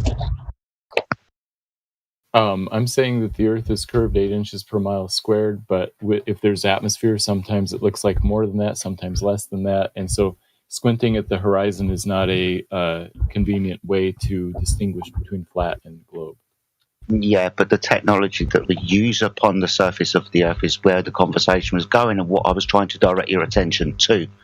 The technology that we use, we wouldn't be using if the surface was curved. We have to have a flat. Can you give me an baseline. example of a technology that we wouldn't use? Yeah, a sextant, an angle measuring device. You can't measure angles if one of those lines is curved. That's for navigating. Right. So sextant measures the angle between two straight lines. Mod 3, because you can, the measuring device itself, that's two straight lines. Yeah, surface of the Earth and elevation angle up to thing you're observing, like a star. Right. Yeah. And then the GP underneath that star is 90 degrees, because you're trying to make a triangle so you can calculate the exact angles within, because you can't have more or less of these angles, because you have to have exactly, the right amount of number to make that a triangle. So you require straight lines to do this. So within the calculation, it takes you down to the surface of the Earth after you put in your altitude above it. But down to the surface of the Earth, straight line between the bottom of the boat and the GP of the horizon. That has to be a straight line. Even the math puts you on a straight line.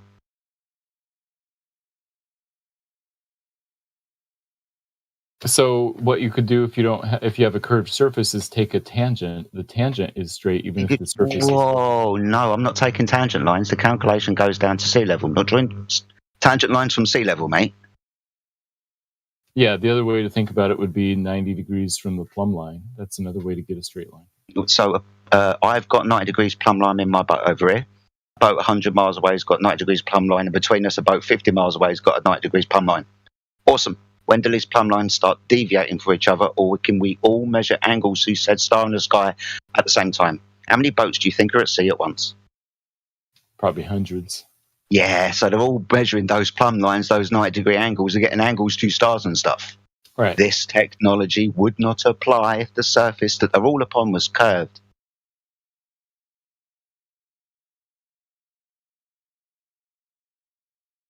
Yeah, so I think that sextants would work on a globe because you just take a tangent line. But no, again, the calculation altitude above sea level takes you down to the level of the sea. You're not drawing tangent lines from your eye line above 6 foot above the surface of the water down to what? The now physical but not physical horizon. That's not what the calculation within the math does. It takes you down to the level. You're not doing tangents. Sorry, you're not drawing tangents with this. A protractor is an angle measuring device. Glorified sextant, angle measuring device. You require two straight lines within the math. It gives you the first one, the baseline. That's the technology that we use applicably and have done. We also use this technology to do cartography. Angles, measuring objects in locations so we can get the distance between them and start mapping the area. Yeah. Angles for that too. Al-Biruni did that when he figured out the height of his mountain that he went up to, then got to the top of his mountain and then calculated a dip correction. But the geometry he used to get to the height of a mountain was very simply a fucking triangle. It requires straight lines to do that. Quickly, if I may just interject real quick, Chris. Matthew, you teach math, right? Right. Okay, cool. No, not cool. Definitely not cool at all, man. No, no. Definitely not cool at all. Conversation. We're just doing geometry and angles. If you are teaching children, you know exactly what I'm bloody talking about. Because if you've given them a test, you will give them an angle with one line that isn't curved and put a protractor on it, say, can you measure this angle? And they should, if you've taught them correctly, you'll say, no, because you can't. So, your knowledge... Sorry, mate, go on, carry on. No, I was just going to throw in, like, Matthew, with respects to trigonometry, right? The study of three angles, three straight lines, like there's no curve in there. How does that all work, right? Then, as we were with what Chris was saying earlier, like sailors navigated waters for hundreds of years, 300 years at this point to be exact, using a sextant, right? Which is, as Chris mentioned, a glorified protractor. He seems to be deafened. Did he go deaf? Oh, They got man. a phone call. Oh, okay. All right. I don't care. That was a checkmate. Good job, Jedi. It is checkmate. Thank you for pointing that out, Kim. Yeah, it's checkmate. You go take your phone call. What, should we respawn in the new game, clear the board and start somewhere else? All right, then. But that game, I won. You did. Yes, sir. Now, I've not seen him on here before myself, but looks like with all the roles he has, looks like he's been around here quite a while. Have any of you all heard him previously? Barrington, are you serious? This is the first time you've heard Matthew Learns? I think I checked Matthew Learns about 3 years ago. Bruh. Oh boy, this dude's been around, man. Yeah. I've been away for 2 years, and he's still fucking here, and I'm still having the same conversations. Well, slightly the same conversations with him. Like, I mean, it's respawn next day on the same point or a slightly different one. But this game, can we get to the conclusion that we are using angle measuring devices to navigate across the Earth? The Earth is required to be flat to do so. If we can get a concession on that, then maybe we can move on. And just touch base. He is a teacher of post-secondary education. Or I'd like to solve the puzzle. High school education, sorry. For me in Canada, high school level. I've been meaning to ask Jedi, were you one of the ones who like checked me in whenever I first got here? I don't even remember what my original screen name was, but I was everyone for a long time. Yeah, you would have to really jog my memory to do that, mate. It's been a. I just remember. I think I was talking to Blaze or something, and you popped in there. It was like the second time I'd gotten on VC, and you popped in. You're like, I just wanted to stop in and make sure this guy was being okay. And you asked me the 3 like questions, and I answered them poorly, but you could tell I was being honest, and so you're like, all right, here's your flat earther. It was pretty funny. I don't know. It was a good time. And I saw you in here, and I was like, is that the same one? I haven't talked to that dude since then. It was good to speak to you again, mate. Glad to see that you're still around in the place. That's a good thing. Yeah, man. I've learned a lot. Tell you what.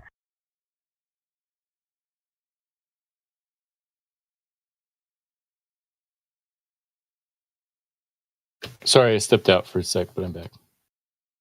Yeah, we saw that. Mighty convenient time to step out. My friend called it. He didn't know I was chatting. Life happens. See, case in point, somebody's calling. Oh, you were just pointing. Never mind. It's for you. So Matthew, I'm just saying. Yeah. Matthew, It's sextant, angle measuring device, right? Dang, go rumpus the clips. All right, go ahead, guys. No, it's an angle measuring device. Yeah, right. It measures angles. You can't measure angles if one of those lines is curved, can you, math teacher? So it's the angle between two lines, but if you have a curved line, you can create a straight line from it by taking a tangent and then use that straight line to get the angle. Cool.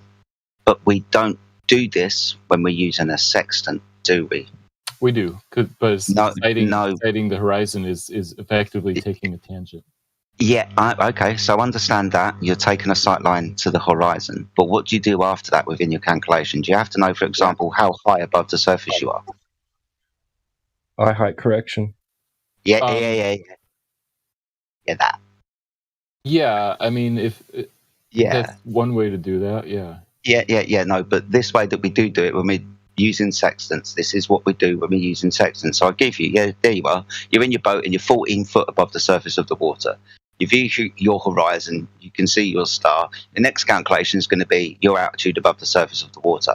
That calculation then takes you down to the surface of the water, so you've got a level line to measure your angles from. We're not just measuring tangent lines, we're trying to get down to the surface of the Earth to use it.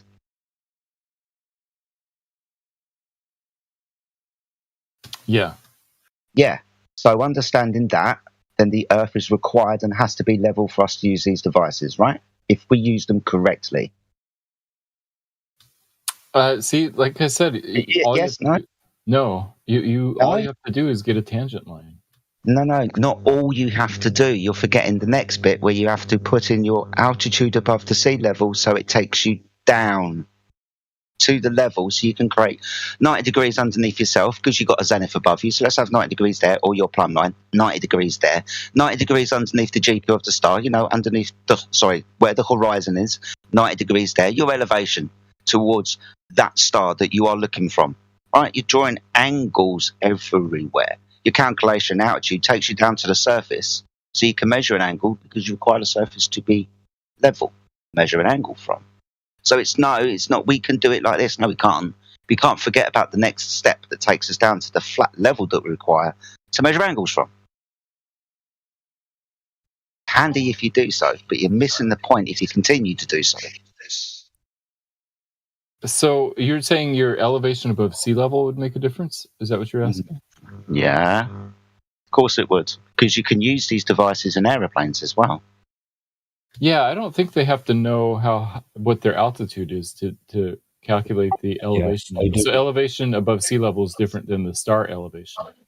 Those are different. I mean, they use the same word, but they mean different things. Your elevation above the surface is something that you are going to utilize, right? Let's go back to Al-Biruni. He needed to figure out how high he was on the top of a fucking mountain, for example, before he then went back and looked at the horizon when he got to the top of the mountain that he measured using geometry, angle measuring devices, 90 degrees underneath the mountain, straight line out towards him, and the elevation up from his site to the top of the fucking mountain so he could get an angle to it. Right? Yeah, so he's doing a different calculation than measuring the star elevation. That's okay, but let's look at it. He's using geometry, right? Straight angles to do this then, isn't he? When he's getting an elevation angle to the top of a fucking mountain. He's doing the same thing, measuring angles, right? Does he not require straight lines when he's measuring the top of a mountain? Yeah, so triangles are made of 3 straight lines. That's correct. Awesome. So when he applied this very simple, let's call it mathematical rule that we can apply to our physical natural world. So when he did this, he required all of those lines to be straight to measure those angles, didn't he? Yes, he required Yeah. So that's why it's important that you know your elevation above the surface that you're on. Because he got to the top of that mountain, looked at the horizon, wanted to know the angle of which it dipped, and then declared because it dipped, it's now a sphere.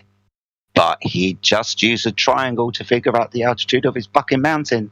And just like you with your sextant, you're going to need to know your altitude above the surface of the water because you're going to need straight lines. And that calculation will take you down to the surface of the water.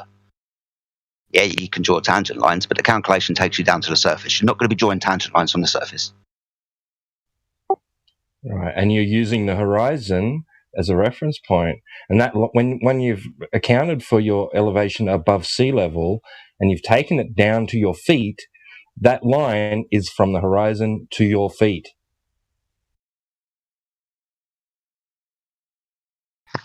Correct me if I'm wrong, gentlemen, as well.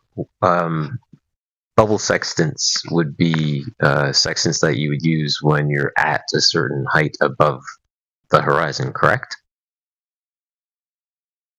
Yeah.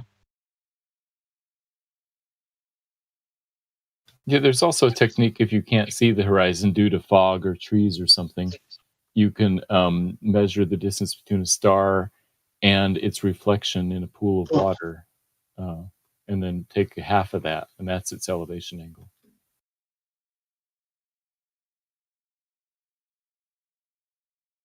We do this in cartography as well, mapping the environment. Right, figuring two landmarks, one on the left, one on the right. You've got a boat at sea and you're looking back at an island. They did this in Great Britain because kings wanted to know the size of their fucking realm. So, using this bloody technology and accurately mapping the coastline of Great Britain, we were using angle measuring devices. Going to require straight lines for that. Calculations take you down to sea level because that's the very thing that we're utilising. Utilising it because it's level, sea level, right? So the technology that we use is only applicable on a flat surface. Wouldn't be applicable on a curved surface. That's how elevation profiles are formed, right? Mm-hmm. And Matthew, if you don't mind my asking, maybe you've said, and I was tending to one of the kids, but in what context have you used sextants? Have you used them like in boats, or have you used them on land, or how have you used them? Oh, I've never used a sextant. Ah, interesting. Yeah, that's interesting. See, I've never used a sextant either. I've read quite a bit about them, but I would not try to use something that I've not personally used myself as evidence one way or the other. Yeah, that's a good point. Matthew, you have used protractors, though, correct? Yeah, I've used protractors, of course. It's the same thing, except in the 3D world. Yeah, so how would you answer my question at 52 past the hour about the red circle and the blue line? I'd be curious to hear from anyone.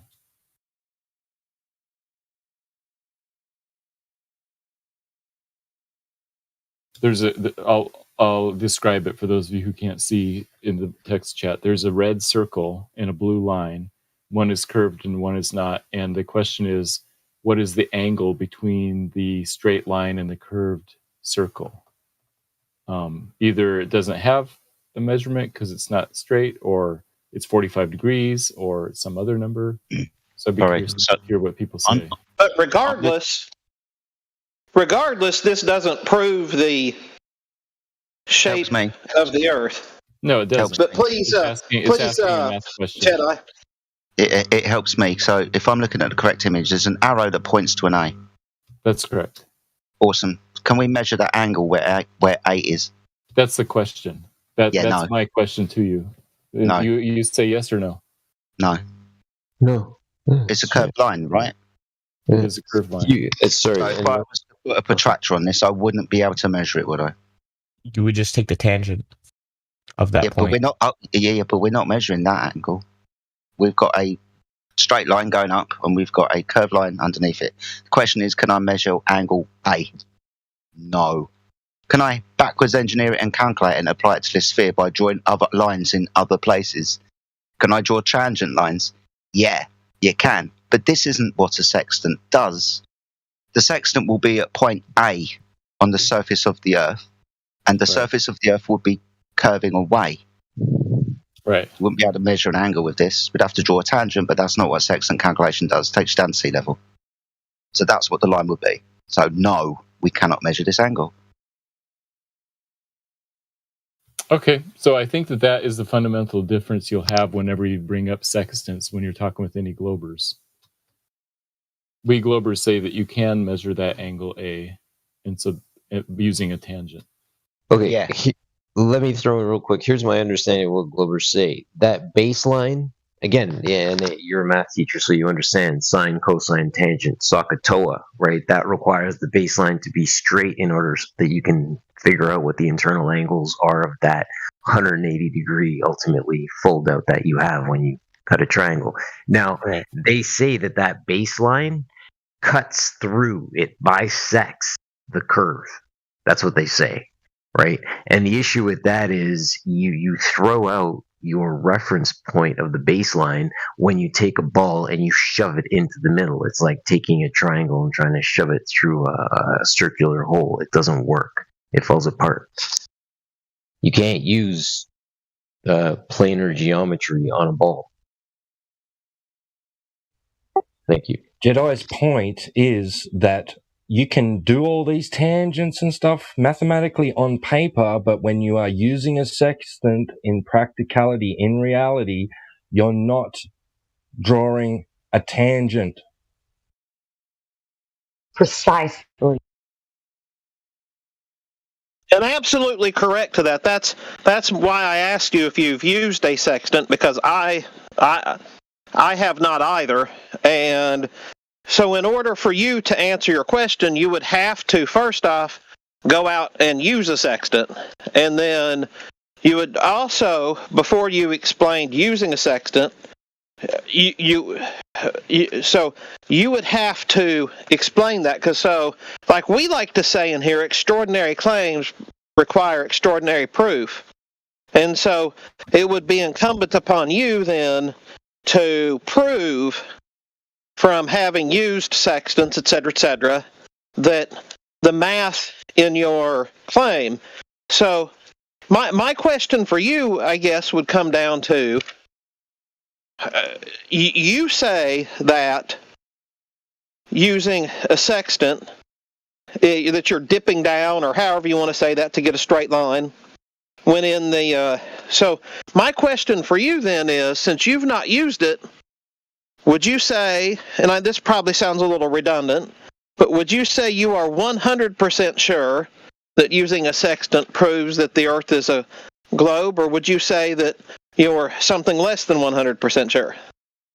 Oh yeah, I wouldn't use the word proof. I would say that it's evidence that celestial navigation works on a globe, because you're just measuring how high above the horizon a star is. No, you're not. Let me ask this last question here, guys. So my last question for you here, and I'm not exactly trying to put you on the spot. I'm just trying to get you to consider and make sure that I understand what your claim is. So is this one of these things to where you're claiming that it can be done on a ball, but we're claiming that it can be done on a flat surface with much less explanation, and by using Occam's razor, we can say that it's probably the simpler explanation is probably correct. So let me ask you this. So would you disagree and say that using a sextant, let me learn to talk without stammering, blah, blah, blah. So would you say that using a sextant is something that could only be used on a spherical Earth, or is it one of the things that could be used on a spherical Earth if it existed, or you could use it on a flat Earth if it existed?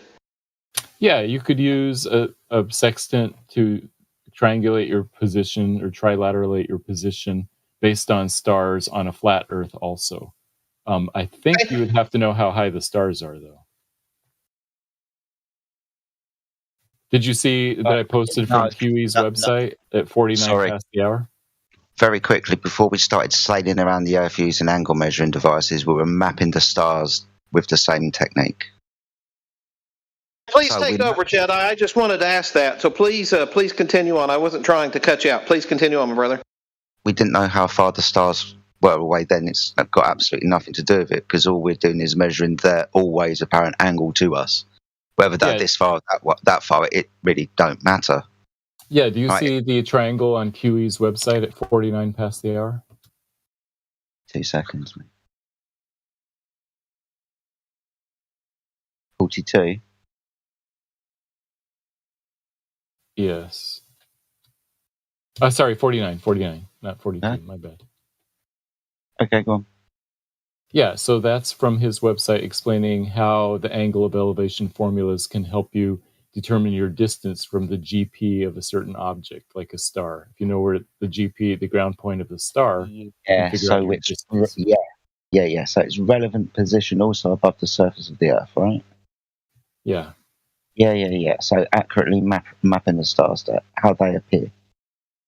Yep. But So that doesn't tell you the distance to the stars, the actual distance, does it?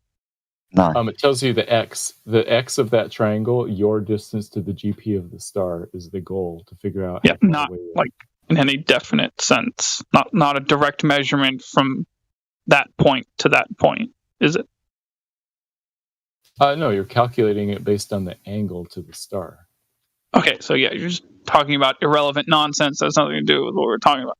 I wanted to go back to what you said. I was quoting QE's website. You're calling his website irrelevant nonsense? No, what you're saying about it is irrelevant nonsense. I'm not saying that his website is irrelevant nonsense. What you are saying about it is irrelevant nonsense.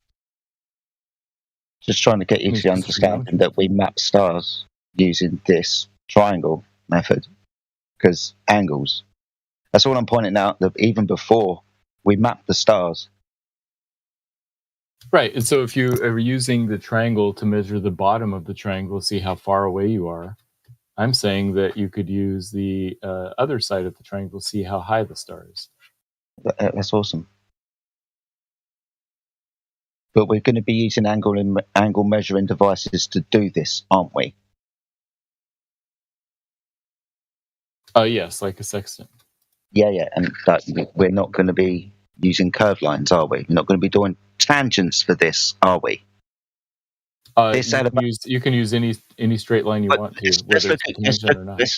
That's fine, but let's look at QE's example, right? We're just measuring an angle, right? That line isn't curved, is it? One along between that person's feet and out there, 90 degrees underneath the They're GP. both perfectly straight lines. They're a triangle. Yeah, so this is what we did when mapping the stars. Hundreds and hundreds of years ago, mate. We've always mapped the stars, fascinated by them.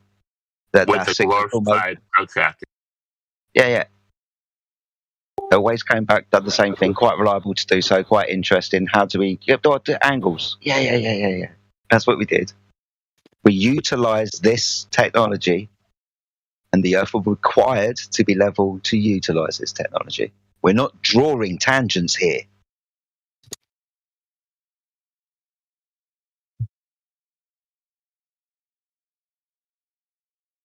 What would be the need to draw tangents? Why do you need to do that?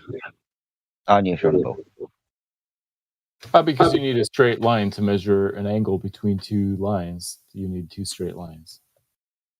Hey, so this point I wanted to make to J.E. Barrington is that in order for Matthew to say a sextant works on the Earth, thus a sextant works on a globe Earth, in order for him to say something like that, or even remotely like that, and for it to be logical or reasonable, he would have to directly measure the surface of the Earth and detect curvature and demonstrate the surface of the Earth to be curved, and then use a sextant on the Earth after that, have the sextant work, and then he could logically say a sextant works on a curved Earth.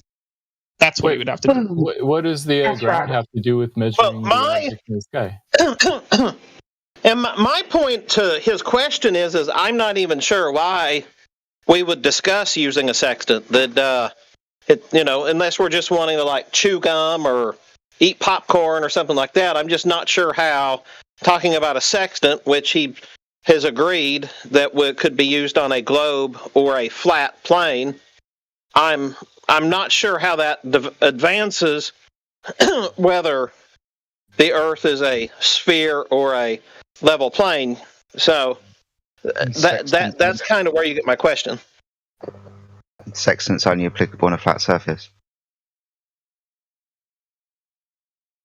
So I would say that there are much better discussions to have, and so is this? And because you're a teacher, just to give us some disclosure, if you would. If you know, I'm sure we talk about all kinds of things around here, but is this? Are you having a lesson coming up on sextants? Is that what inspired the conversation, or? No, I was just answering questions. I didn't bring up a sextant. And also, you can use a sextant. If a surveyor is on a slanted hill, are you saying that he couldn't use a sextant on that slanted hill? So I don't think the shape of the ground has anything to do with measuring the altitude of stars in the sky. Felix, wow. He's a fucking teacher. My God. Well, it would seem to me. Yeah, okay. It was my impression that you had asked about the sextant, and that's why you had put in the description of the model. I have missed. No, I forgot part of who brought it up. Sorry, you missed a lot. So we started talking about, being able to observe and use, and technology. So the technology that would or wouldn't be applicable. So we started, navigating the Earth using an angle measuring device, and then mapping the stars using angle measuring devices. It's the technology that would only be applicable if the surface of the Earth was level. It wouldn't be applicable if the surface of the Earth was curved. It's fucking salient, mate. So here's my question about a sextant: is in my life, as I've been to higher elevations, I have never been to an elevation where the horizon does not meet my eye level. Been in airplanes, been in the very high mountains. I've been on tall buildings. And everywhere I've ever been, the horizon always meets me at my eye level. So, using some instrument or just sort of looking? So you can look. The example, what I used to do was I used to take a straw on a protractor, and then I would dangle a washer or a nut from a rope. Very high tech equipment indeed. But through my life, especially as I was younger, I've never seen where the horizon does anything other than meet you at eye level. So I'm just curious, how would you with a sextant? How would you account for? Okay, I've got to look down a little bit to get the tangent line. I've got to account that, or I've got to make sure that I'm looking parallel. I mean, like last I checked, and again, I don't know, and it sounds like you're not sure exactly either, other than what you've read, and I know what I've read, but as far as I know, sections don't have levels on them. Yeah, that's right. I'm not familiar with using a sextant. My understanding is that if you're at a significant altitude, you would have to correct for the dip angle using some chart based on elevation. But please take back over, Jedi. That's all I was going to say. My questions to you were because as I was been in and out taking care of the boys, I had thought that you had brought it up as evidence. So that's probably why my question may have sounded a little off about asking that. But please, by all means, Jedi, take back over. You're you had this going here. No, you're fine, buddy. I didn't mean to be so rude. You're absolutely fine. I've made my point. We're only just going to be going round in the same circle again. We're going to be drawing tangents, but we're not drawing tangents. That's not what we do when we use sextants. We have to get the horizon, but we're then going to be going down to the surface level of the Earth. So not a tangent there. That's my point.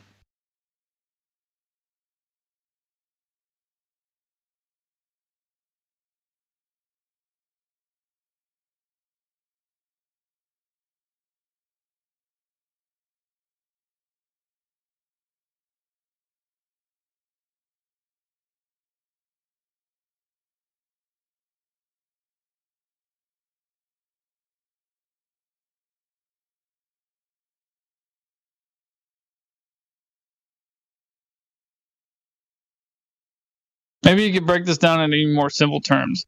Are triangles required for a sextant to work? They are, aren't they? Or am I wrong about that? Sextant is just measuring an angle between two objects. So it's like one part of a triangle. Yeah, but a triangle of one pathway, one potential, like a triangle is used in the practice of it. Am I saying that right? I mean, not really. And like if you're looking at the angle between two stars, you're just looking at two lines from you up to the star and from you up to the other star.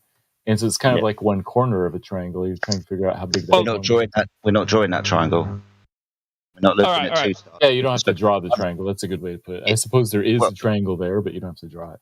Not between two stars, one star in the surface of the Earth, the horizon, the GP under the star that you were mentioning earlier. Let's not start drawing angles to two stars now. We're not doing that. Yeah, you're measuring, I believe it's called elevation angle, right? Yeah. It's the elevation angle to the celestial body that you're observing to determine what that interior angle is. So that will help you, because there's like the principles of observing a triangle, right, is that those interior angles all equal to 180 degrees, right? So we know that if we're observing a celestial body, we have a 90-degree angle as an interior angle. It's a gratuity. We get that. So then we just have to figure out, okay, what's our interior elevation angle, which is what the sextant does. It observes, it measures that angle. Right, and then throughout the mathematics, SOHCAHTOA, sine, cosine, tangent, we're able to figure out the distance, right, which is that baseline to the 90-degree elbow mark of that where the celestial body observation point goes up. That's just how I would understand it to be when I step back and look at how a sextant works and the principles of what a sextant works on, knowing that sine, cosine, tangent are functions of observing a triangle. I withdraw. Thank you.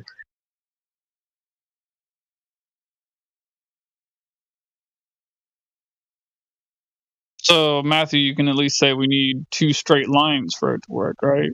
Right. Would you go as far as saying? Yeah, you need two straight lines in order to measure an angle between them.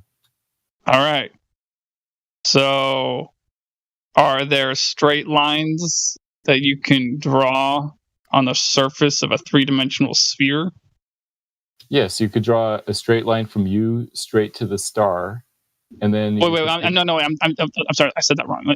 Is there a straight line that you can draw on the surface of a three-dimensional sphere? On the surface, no. It's all spherical triangles on the surface. Right. Can't do that. Spherical triangles. Spherical triangles. That is such a problem. So there's the presupposition, folks, right? The presupposition is it's a spherical triangle. Who said that? We said three straight lines, three interior angles. Where does the remote suggestion of a sphere come in? And the inside angles of a spherical triangle have to have what number? Because within a triangle, all numbers inside have to equal 180. More than 180 degrees. Yeah.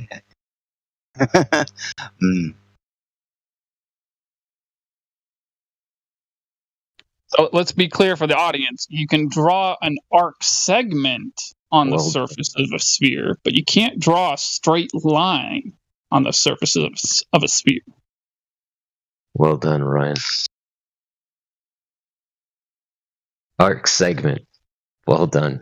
Yes. But just to be even clearer, we can draw a straight line on a flat surface, right? Yes, you can draw a perfectly straight line on a flat surface. Cool. And we can get elevation angles if that surface was level, right? Yes, you can get elevation angles from a level surface. Cool. So if the Earth was flat, I would be able to use a glorified protractor angle measuring device to measure angles, wouldn't I? You would. Yeah, okay, cool.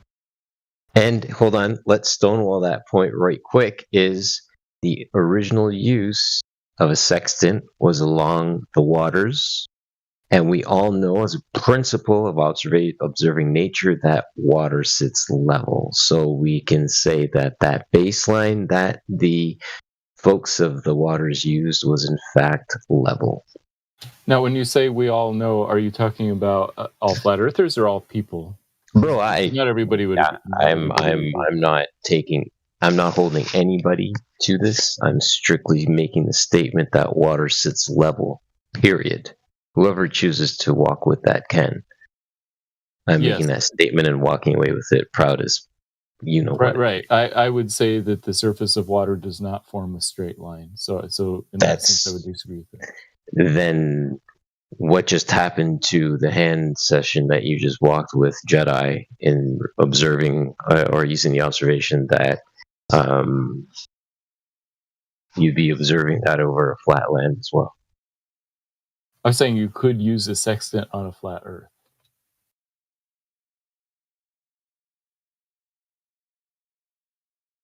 All right. We're saying you can only use a sextant on a flat Earth. Yeah, and that's where you're wrong. You could also use it on a globe. But would you have to draw a tangent line to do so? Yes. Yeah. You would have to draw other lines to do so, wouldn't you? Right. That's right. So I'll take you back to that picture he gave us that QE had on his website, where the arrow was looking at the angle A. No, we're just doing that. We're not adding any more lines. We're not drawing tangent lines. And if we are, we're just taking us down to the surface of the Earth, right? Because of our elevation. So we're only drawing two straight lines. We're not adding more in. Right, and if you're using the sextant on a globe, you would have to sort of add the tangent line in. Yes, you would exactly have to start adding more stuff in.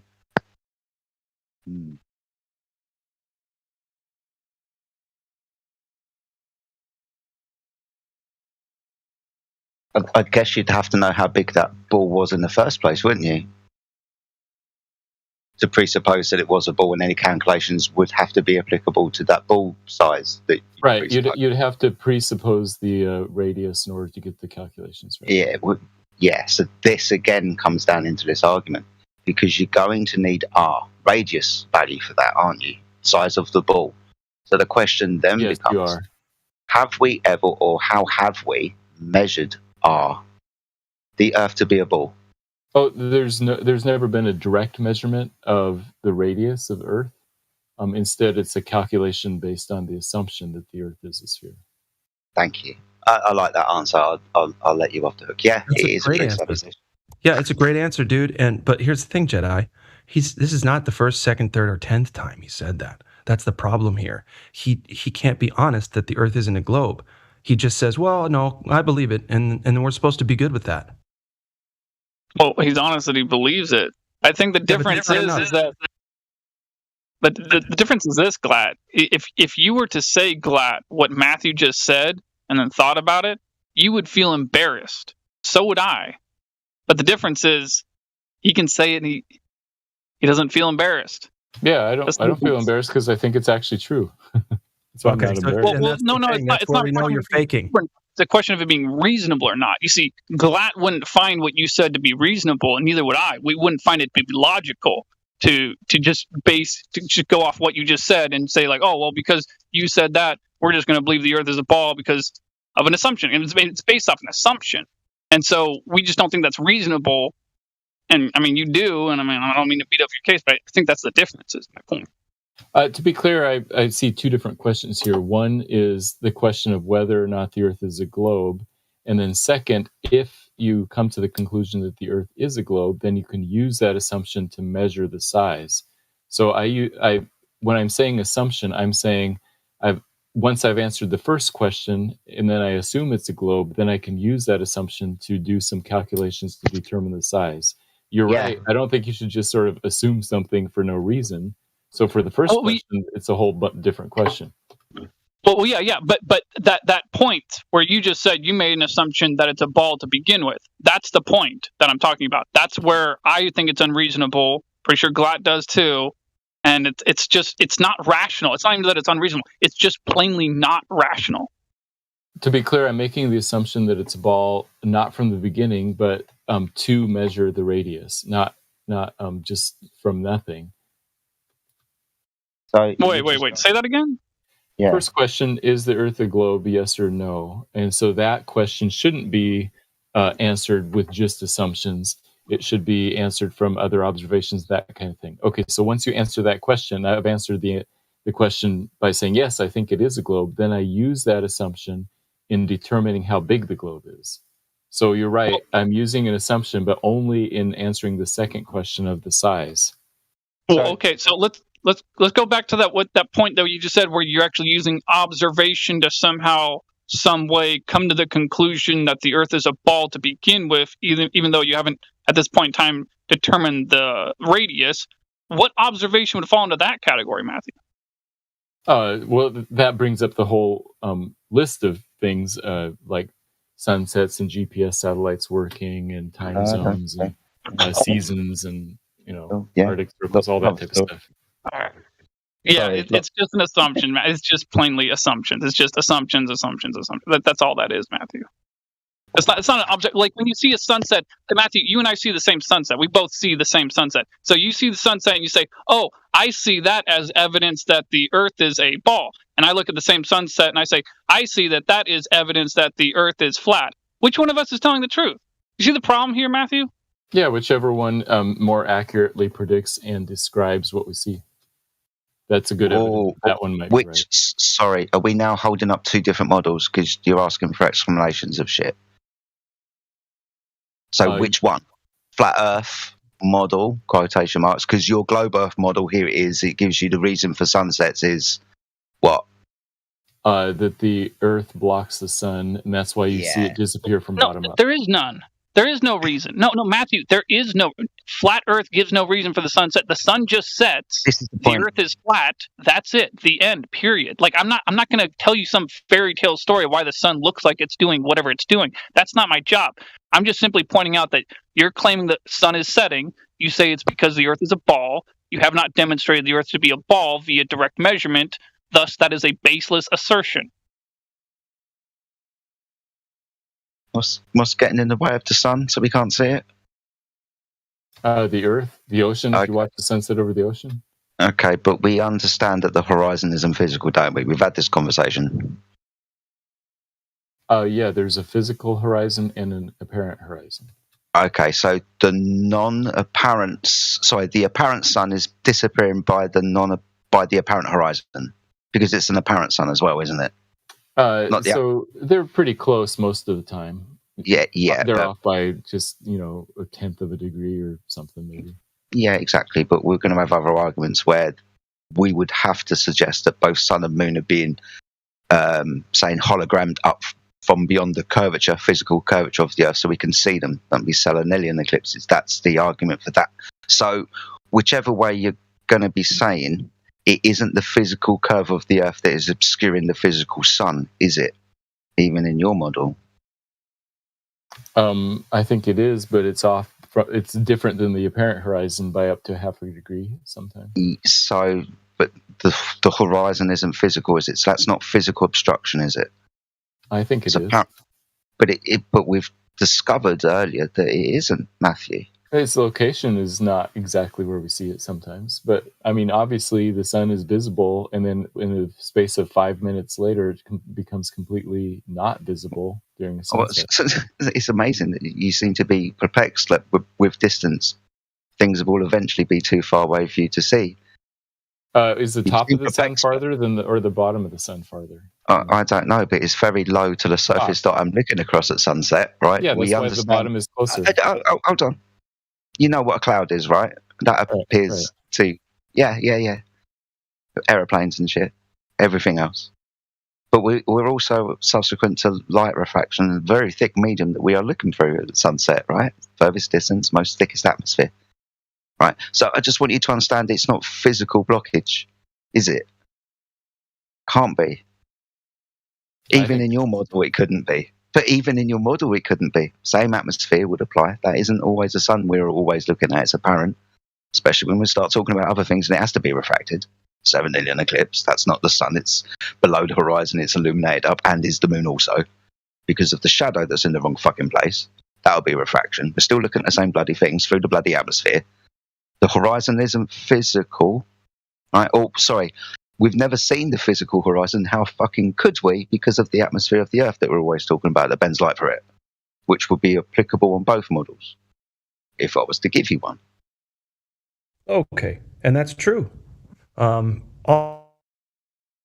Jedi, thank you for going down that route. when we don't even need to, Matthew. See, we're doing you a favor by talking about all this other stuff that also debunks the globe, right?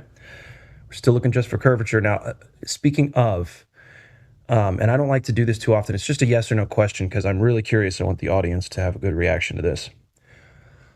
Matthew, did your God make spheres? Oh, yes, God could make all kinds of things. Sounds good. Thanks.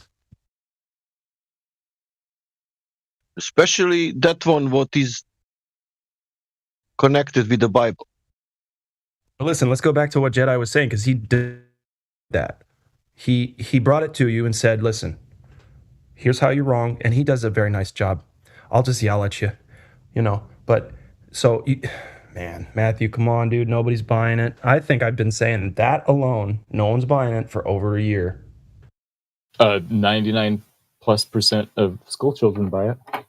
I know it's horrible. It's absolute travesty. And then you help promote it, which is even worse. They haven't got a choice though. Well, they haven't got a choice though, have they? Nope. You don't really teach them anything else. The Earth's a ball. Remember that, assumption that we made. If the Earth is a ball, Matthew, why is it that for ships to go over a river that is going through certain elevations, why does a ship need to go through a sea lock and be elevated to the next height to further go on with its trip? Why is the water not curving upwards? It sounds like a misunderstanding of the difference between the elevation and curvature. I'm not explaining that. How you measure elevation? How 1 second, how would that work on in your paradigm, having simultaneously curve and elevation? Because there's lines of equal elevation are curved also. That's how it works. Still, that doesn't answer the question why, for some reason, we need to have locks to surpass certain heights. Almost every canal that you will find on Earth, you need to go through locks that put you on a higher elevation or higher sea level. Yeah, because the Suez Canal raises or lowers you because the Mediterranean is higher or lower than the other ocean. I have yet to find construction. That can be true. That can be true. Different barometric pressures above the Mediterranean and Red Sea can alter the flow of water. That's barometric pressure of the air upon the surface of the water. I have yet to find any picture of a demonstration of the construction of these sea locks in the Suez Canal that is not demonstrating a flat horizontal plane as its basis. The same goes for the building and construction of the longest train tunnel in Switzerland that goes underneath the Gotthard. And same for the European tunnel, the connection between France and Britain. Still the same constellation of construction images showing us sea level as flat and them not really mentioning anything regarding curvature. Why is that? Why is that all these huge scale projects that have been built upon this place always use a stationary flat Earth as its basis and also uses the property of water as always staying flat? It's simpler that way. It's simpler that way. It has nothing to do you can ignore the curvature because it's so slight. No, you can't, dude. You cannot ignore curvature if you're trying to account for it, especially in the argument. Bro, what? Plumb lines either end of it. What? Yeah, you use plumb lines all the way along. That's good enough. Cool. So when do those plumb lines diverge from each other so we can't read 90 degrees? Any two plumb lines are not going to be perfectly parallel. Matthew, are you here to defend the globe for curvature and stuff? Or No, I'm just here to answer questions that you guys have been asking. I think we found the problem, folks. You sound very, very much like. Oh, sorry. No, I was just going to say I have a question for him, Matthew, Kiwi here. I posted an image at 24 minutes past the hour. That's on the roof of the building that I live on, or live at. Sorry. Now, in that picture, you've got the sun on the left-hand side rising in the eastern sky, and then if you move to the right, if you look at those stacks, those are ventilation plumbing stacks that are penetrating the gravel roof. If you count 1, 2, 3, the 3 that are to the right, just look above, you've got the moon present as well. So my question to you is, how does this happen? Yeah, it's a great picture. I like it. It looks like it's almost a full moon. So the moon is facing the sun, and you're seeing most of the front of the moon. Do you know? Was this like one day before or after the full moon? Yeah, it was November, just after. It was like the second morning after the Solenoid November eclipse. Yeah. So what are you asking? But I'm I'm asking you specifically is like how that occurs from your perspective. Because you said you're here to answer questions, right? So I figure I would just take the opportunity to kind of just show it and just figure out exactly what the explanation. Because I mean, from my understanding of the globe perspective, is that the moon is refracted up from below the horizon to above the horizon line. Is that correct? Just barely, a little bit. Like in your picture, it's if it's the day after the full moon, then it would be maybe 10, 15, 20 degrees above the horizon. That looks about that felt like a 45 at least degree of inclination. But anyways, I'm not going to get into all that now. But I just wanted to know from your perspective, again, the explanation, again, from the Glober's perspective, is that the moon is not actually physically there, right? It's actually below the horizon, right? And it's actually through refraction being relocated, so to speak, on an image perspective level to the place I was seeing it and took a picture of it. Is that correct? In this image, not quite. The most refraction we would expect is just about the width of the moon or the sun, so a tiny little bit, about half a degree.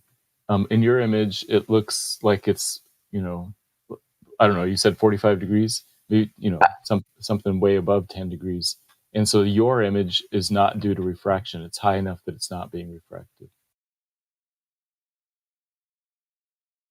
So, what is the cause then? The sun's lighting up the front of the moon. It's not an exactly full moon, and so we're seeing most of the front face. So the moon is reflecting the sunlight is our basic answer.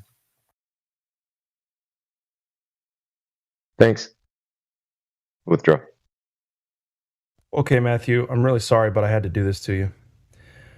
18 attributes of highly effective liars in the live stream voice texts. Now, the first one, I'm going to actually delete this, so if y'all want to click on it real quick so you know, Scientific American liars thing.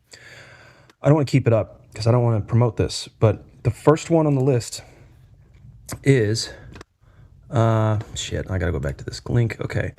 Machiavellians are pragmatic liars who aren't fearful or anxious. They are scheming but not stupid, etc. Once again, you aren't fearful or anxious, Matthew. You're a Machiavellian, okay? That's what's happening right now. And I don't want to think that about my fellow man, dude. This is why I'm pointing it out. But if this isn't an instance where someone's holding a mirror up to you, you're crazy. You're a psychopath. Thanks. Okay, yeah. So what this article is saying is that liars are manipulative. They tend to dominate, relaxed, talented, and confident. That some liars are like that. It doesn't mean that people who are relaxed, talented, and confident are liars. It's one direction, but not both directions. Dude, you're lying about it because the Earth isn't a globe. You see the problem here? I don't know if you get it. So if this article is saying liars are relaxed, that may be true, and it probably is true. It's not saying all liars are relaxed. It's saying Machiavellian liars are relaxed. Dude, Right, don't okay. twist it. So Do Machiavellian. you not know how to have a conversation anymore? Yeah, I'm showing the opposite. So Machiavellian. This article says Machiavellian liars are relaxed, right? And that's true. But just because someone is relaxed, the converse is not true. Just because they're relaxed doesn't mean they're Machiavellian liars. I'm not saying that, dude. I'm literally providing the information so people can decide for themselves. Because the Earth isn't a globe, and I'm not asking, that's the fact here. They can decide whether or not you're being dishonest about it. So you're calmly sure, yeah, lying. I'm happy for people to decide. Yeah, I'm sure you are. Okay, thanks, guys. Can I say something about River Nile? Yes. River Nile, it's 4,000 miles something. And I'm on Delta.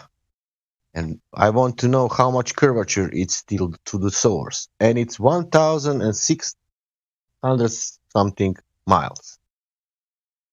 That sounds about right, yeah. Yeah. That means we have a curvature 160 miles. It's going down to the source, that curvature. It's going 160 miles, 600 miles to the source. Right. From the perspective of the delta, then the source would be much lower than the delta. But it's higher elevation. That's the difference. How it's higher elevation? Because we Globers define elevation not as from the same perspective as like all these different perspectives. Instead, it's the distance to the center of the Earth. And so the source is farther from the center of the Earth than the delta is. How do you know that? Because water flows down. That water always goes from higher elevation to lower elevation. But it's down 1,600 miles. It's not 300 feet. You're talking about the difference in looking at it as far as the elevation goes, which is right. It goes from high elevation to low elevation. At the same time, from the perspective of standing at the delta, if you use just that frame of reference, then the source is below your feet. That means it doesn't curve. It's going up. From that perspective, yes, but that's not a very What useful perspective? What perspective is that? The perspective of standing at the delta. If you're standing at the delta. And what is that perspective? Is that reality perspective or some strange perspective? No, it's saying if you're just using that perspective of one spot on Earth, then that's not very helpful. Yeah, but if I'm on the source, Matthew, the same number, it's 10600 miles. Right, so you change the perspective and you end up with the same problem. That's why we use elevation instead. Yeah, but if I'm on the source, I can understand because the river is going down, that it will go down if its curvature going in that direction. That's okay for me. Yeah, and the basic idea is that we Globers say that the direction of down changes between the source and the delta. But if we put two straight lines, parallel lines, from the Atlantic Sea and from the delta of Nile,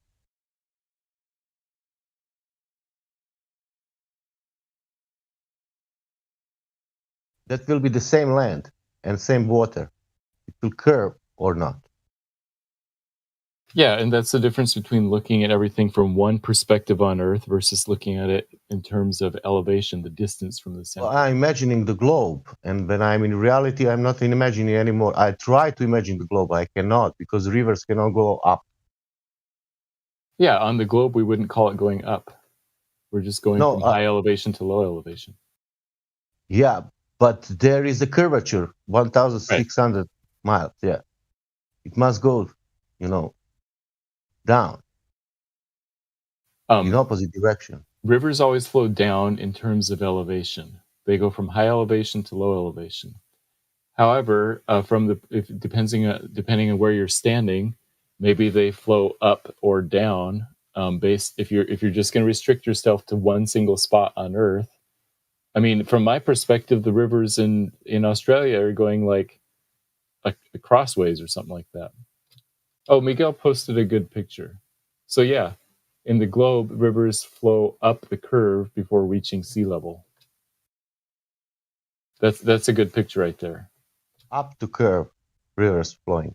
Yeah, look at 42 past the hour. I'm looking at it, but that's a picture. That's the an graphic. accurate. Yeah, no, that's an accurate way of how we describe how rivers work. That's You describe that. I understand. That's the picture. You know, the paint. You know, the drawing. That's not the river. Have you ever seen any engineering schematic where the surface beneath it is curved? Because every time I look at an engineering schematic, when we're talking about building canals and shit, we'd be using the bottom image and not the top image of the curved water underneath. Yeah, because it's just easier to assume. Just easier. Yeah. So yeah, we Globers. So what Miguel posted is accurate. Fucking easier, isn't it? It is much easier when the water's level because it is level. Sorry to laugh, but yeah, it's much easier. Oh, I mean, you're saying that just because they use certain assumptions in their drawing, those assumptions are true? My first question was, have you ever seen any engineering schematic, like a canal or a dam, where you have the top image instead of the bottom image? Because most engineering schematics, when we started talking about engineering on this earth, when applied to water, canals and so on, this would be our baseline, right? The water would be described to the engineers in the diagram as level, and either objects on either coastline would be directly opposite each other. But when we're building a bridge and so on, right? So if we were to build a bridge between the two coastlines on the bottom image, when we're drawing the fucking thing and coming up with the engineering schematics, that would be the baseline that we would use. We wouldn't use the top one now, would we? No, we wouldn't. We'd use the bottom one where the elevation lines are perfectly straight.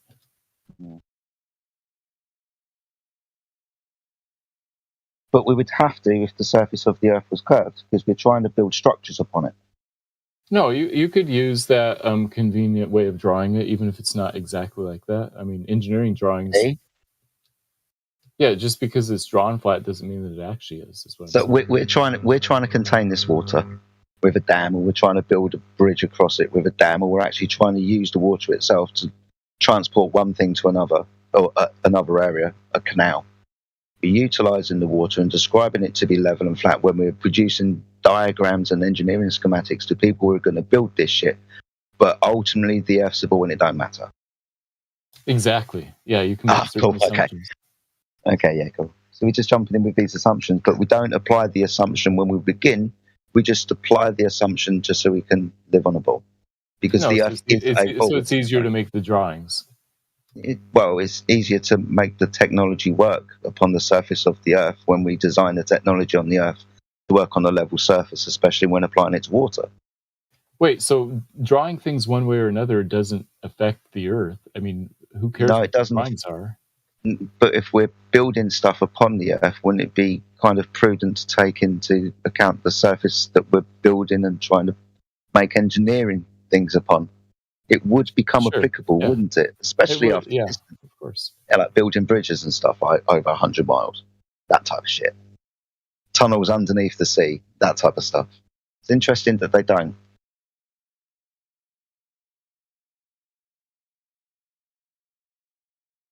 If you want to take a look at the live stream voice text, please, and get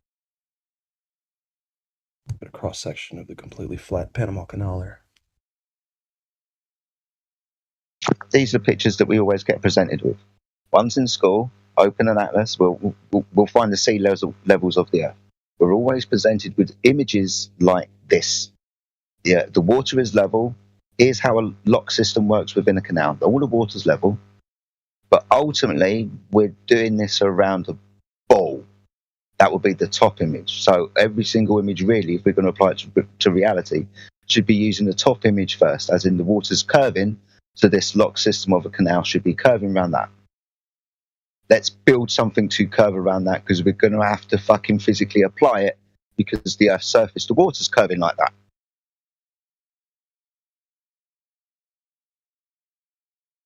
My point clear. Thank you for that. Flab, whatever Yeah. your name is. Yeah, man. I just want to help out. It's crystal clear when you have someone talking about it, and then you have something like that posted. Because so then it's almost like there's no excuse, right? So start to finish, A to B, there's no curve in the Panama Canal, no Earth curve, especially conforming to the globe mathematics. So what does that tell us, class? The Earth is flat. Well, hold on. It tells us that that section is used as flat. Let's be specific, okay? So, but that section, right? If you multiply that section, you certainly don't have a globe. I'll tell you that. There you go. We've got some other folks in here. If they want to talk, we've got one back here. Lord Zeolite.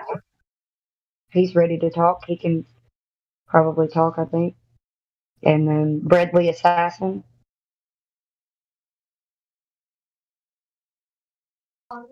Some fresh glow birthers up in here. Don't be shy now. I'm actually going to drive home, so hopefully I won't be talking as much and I won't be yelling at people. Come on in, folks. We really want to help you out. And feel free to ask questions. That's what we're here for.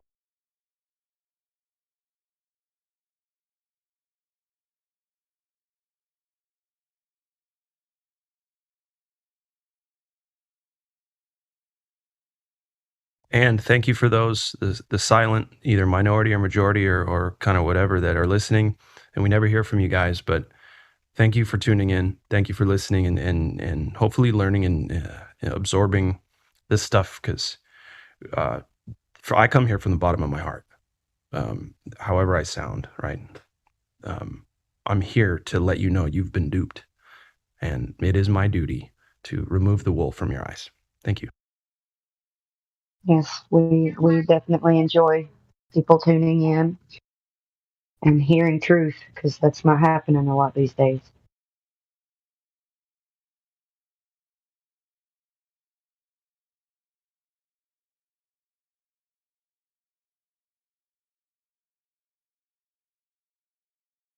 I have a logic about Coriolis.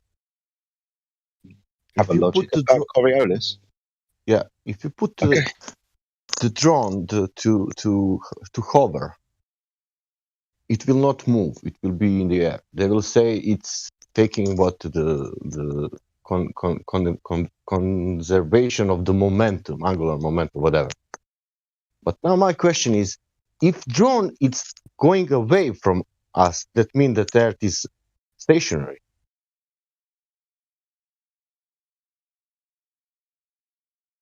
Because if we put now drone in the air to hover, that means it's rotating together with the Earth. But if drone is going away from us, that means that Earth is stationary. Is that a logic? Yes, that's very, yeah. Because if that is not happening, but if that happened, that means that Earth must be stationary if drone is going away from us.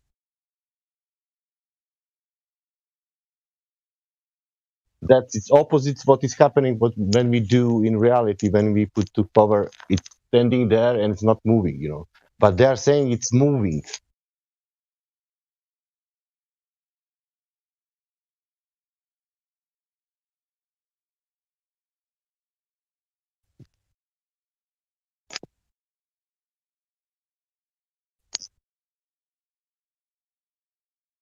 And another logic, if Earth, for example, it's observably curving, and if it's in motion, that means that it's flat and stationary.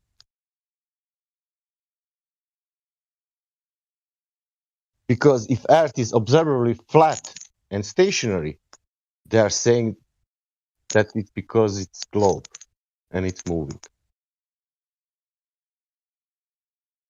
If you do opposite, that means if Earth is observably curving and if it's moving, then it's flat and stationary.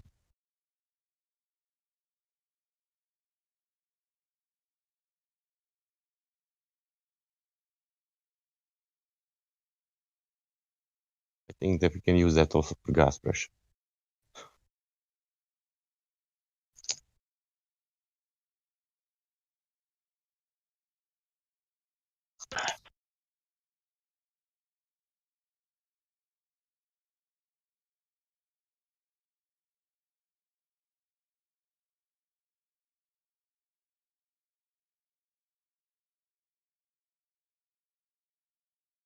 I want to know where are we wrong with this observation? What we are doing wrong?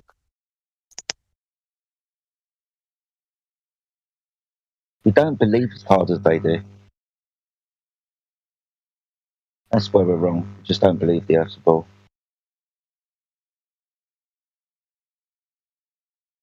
But what is the way to prove that it's a globe? How I can measure that? Really, I can measure that. I can show. Look, this is really that. We can't. Have to believe it to be true, or at best assume it to be true, and based on that assumption, that explains everything that's going on.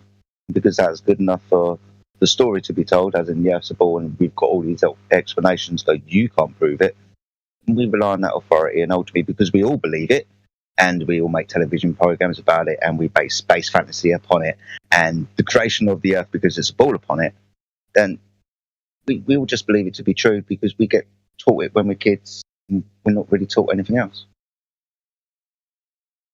Now, where we're wrong is what we've questioned it, and we've started to become a little bit logical and actually try to physically test the Earth and see what technology applies and how we can apply that technology to the physical world around us. But we're still not going along with the assumption that the Earth's a ball, and because we can use math to demonstrate things are applicable to a ball, then the Earth's a ball. We just don't believe hard enough.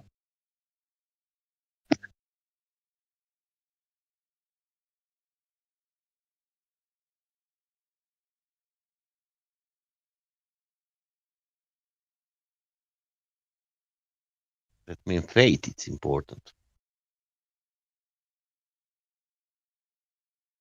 Most conversations will get down to at some point we can't prove anything. We don't even know that we're here. Yeah, calculations don't present the world around us.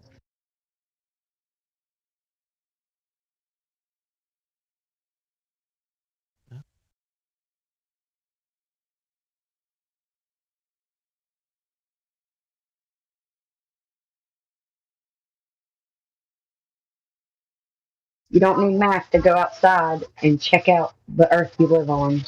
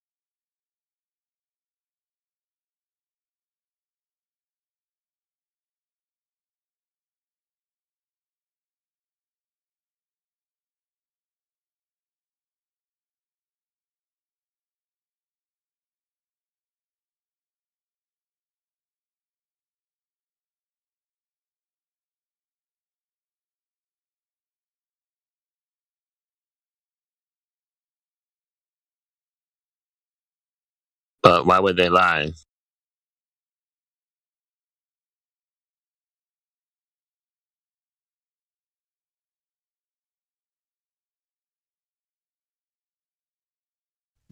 To save us.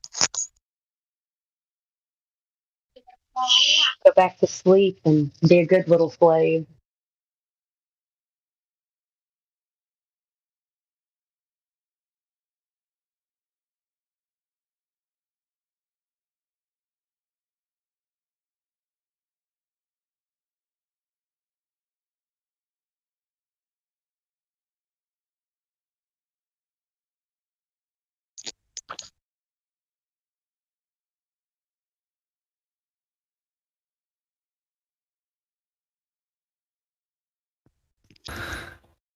What's with all this dead air and radio silence, guys?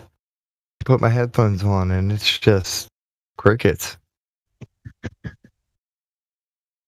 think we're just having a brief few moments of silence for the ball because we've killed it over and over and over again. So just a little bit of reverence. A few more seconds. My apologies for interrupting. You're fine, mate. You're absolutely fine. I'm only taking a bit. We'll listen to this thing by... Oh, go ahead, Kim. No, I'm saying it doesn't need that much silence. Yeah, it doesn't. There's been plenty of silence. Well, we were listening to something that had Bryson Gray talking to a guy about the Constitution. He verbatim quotes something that was said by one of the authors thereof, the signers thereof. And the guy flips out and calls him like anti-American, anti-constitutional, authoritarian, like all this different stuff. And I'm like, wow, these people don't know anything about anything. They just say things.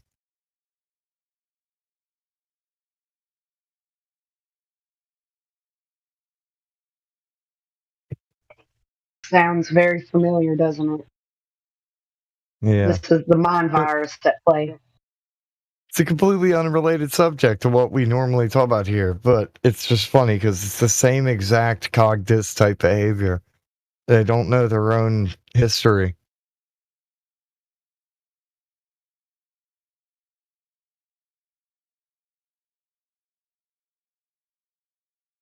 Oh, right. The quote was basically that the Constitution was written for moral and godly people or religious people.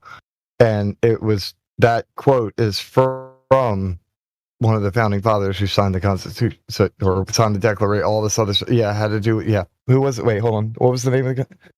James Madison?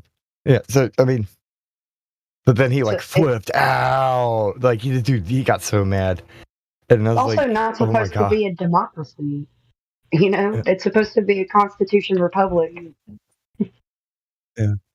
He tried to say that he wasn't an American for quoting this guy, and I'm like, he's literally quoting American history, though. God. They want to rewrite history. They want a different type of America. They want to make a revisionist of America, I guess.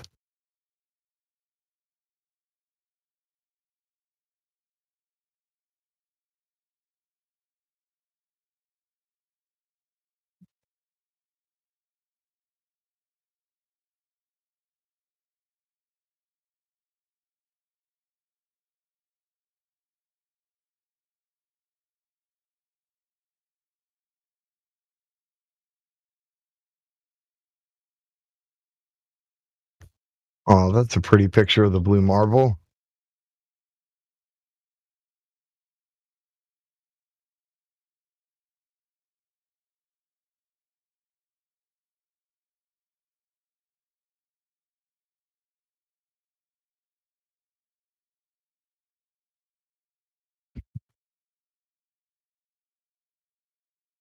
Not a picture, it's an image. Remember that. Ah, true. I should have said cartoon. Much more accurate, yes.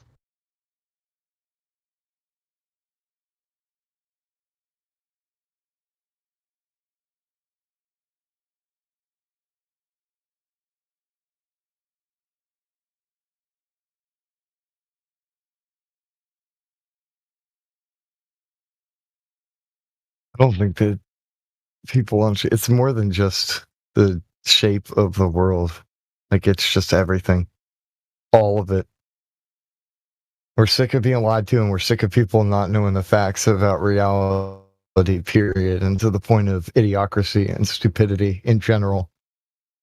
That's what the entire point of all of this seems to be to me. Like, I see what everybody's fighting for on their own, and if I could sum it up, everybody's sick of the stupidity and being lied to and deceived and not knowing, like, the state of this entire thing, whatever the hell you want to call it, that we're inside of. Reality itself. The fact that they don't even know the earth that they live on, to the point where they have to have somebody else tell them, and they don't even know still. They come in here and they act like we don't know anything, but we know more about the ball than they do. We're like turbo nerds for the globe. That's the funny part. Flat earthers are turbo nerds for the globe who know the facts so well that it stopped making sense. And then it's like, what the hell?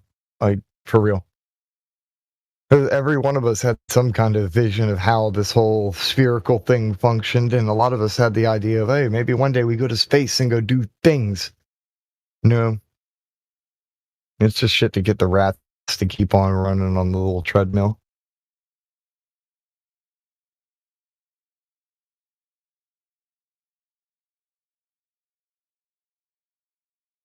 They'll put a bunch of fantasy things in front of people and everybody tunes in, and they reroute the fundage from all of these various propaganda programs. And it just kind of it's military. It's military industrial complex so that they can just make more control mechanisms and shit. Yeah, Tech-22. That's all the globe is. It's circular reasoning. Gravity's That's the the messed cause up part. and the effect. Like, come on now. Oh yeah. The feedback loop. Not the way. The feedback loop keeps you here. Oh, so the feedback loop keeps our feet stuck to the ground. All right, that makes the feedback loop. Yeah, like why do things go down? Gravity. But that's What the thing causes is we gravity? all Gravity. we believe in weight and seriousness of a person, place, or thing. So when people come in, you don't believe in gravity. What? That's a lie. Thou shalt not bear false witness. When we believe in weight and seriousness, how silly of you. We just don't believe in your version of what quote unquote gravity is. Yeah, exactly. Man, the way that words have been manipulated throughout history. Yeah. That's another thing. It occurred to me. The Bible. It's not that it was altered. It's that our words were altered. Our perception of words were altered. The original context, like way back when these translations were made, like especially the 1611, people were more intelligent and they knew what the words they were saying meant. Everything's so obscure and like whatever that you you open it up now and it's like, what the heck is this? And end up getting all confused because they don't know what they're looking at. That too, yeah. But I'm just saying that even that aside, but not big ones. yeah, even that aside though, people just don't know what their own language means. So if you don't know what English means and you try and read something that is pretty foundational to modern English, you won't fathom what it's actually saying.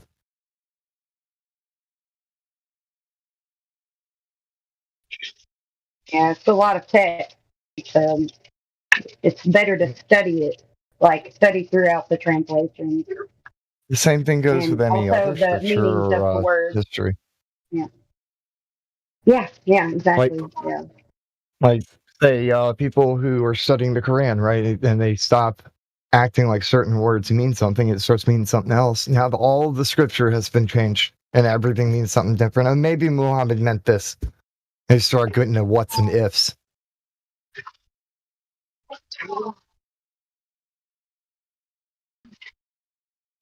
Another thing is I trust our ancestors to be intelligent, like certain historians who kept account or people who are the contemporaries of other people. I trust that they were intelligent enough to know what they were talking about at the time.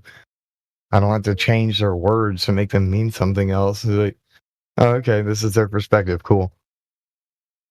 Yeah. You start putting words in other You want people's to argue mouths, it gets intelligence. weird. You want to argue intelligence. Yeah. They were much more intelligent than the world today. Yeah. Even 100 years ago, people spoke with such eloquence, and now it's just, eh.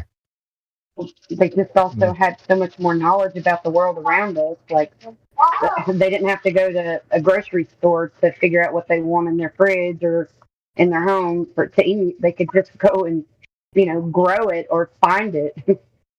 Or trade something with a neighbor who's growing what you want, and they want what you got. You could barter and trade. Much better than this crazy system you got going on. Supermarkets themselves are just, say, freaking rat trap. Like, if everybody, all right, there's so many, all these lawns, right? And it's just barren grass that nobody's going to eat. But if everybody actually, you don't have to do the front yard, the backyard was like a garden, there'd be so much food. Like we'd have too much food Yeah, in and America. plus And these that's just the ones farms with that we yards. do have, but the farms that we do have, I mean, how much nutrients are you getting out of them as much as we're overworking them? The fact that we don't grow our own food and let the soil rest and collect its minerals again, that's another thing. It needs to rest. That's why there was like a Sabbath year. Back in the day, they would Yeah. let their soil rest a whole year. Sometimes when you load it with artificial stuff to try and force it to so it doesn't have to rest, it just makes it corrupt. It gets it weird. Yeah, this is yeah. You can test the soil of these places that they use to mass produce things. You can test the soil there. Since they never let it rest, there's barely any nutrients on the top of the soil. Yeah. Or they have to get like some Monsanto product in order to bring their nutrition level up. And even that's, like I said, corrupt. Well, you know that you have to be USDA approved or FDA approved for everything. So there's only a select few that can be used to distribute these things and grow them. So those places have to be overworked by default. The system is catch-22s all over the place.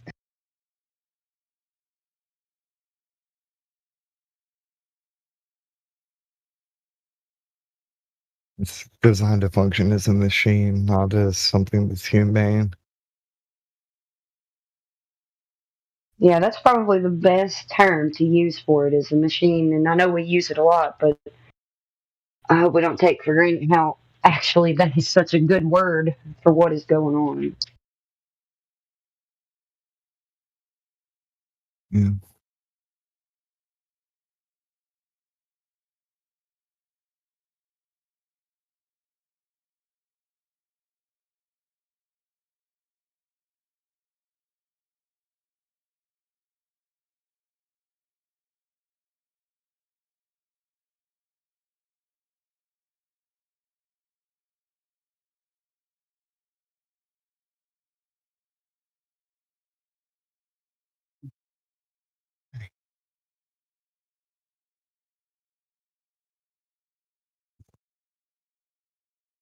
Accidentally swung my hand down and then caught my cord on my headset and almost yanked it off my head. Well, don't do that. Yeah. Well, I know that now. I'm just being a shithead. Yeah. Oh, man.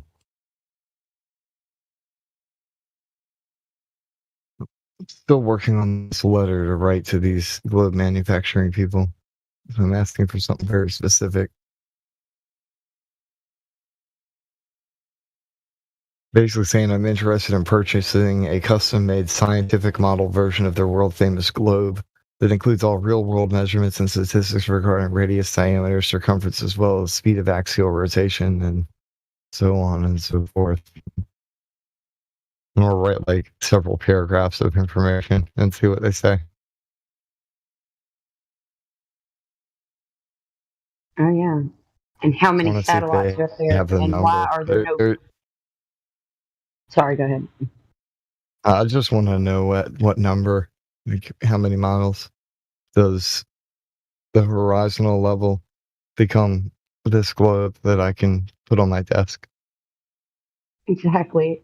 How many flat pieces of land make a ball?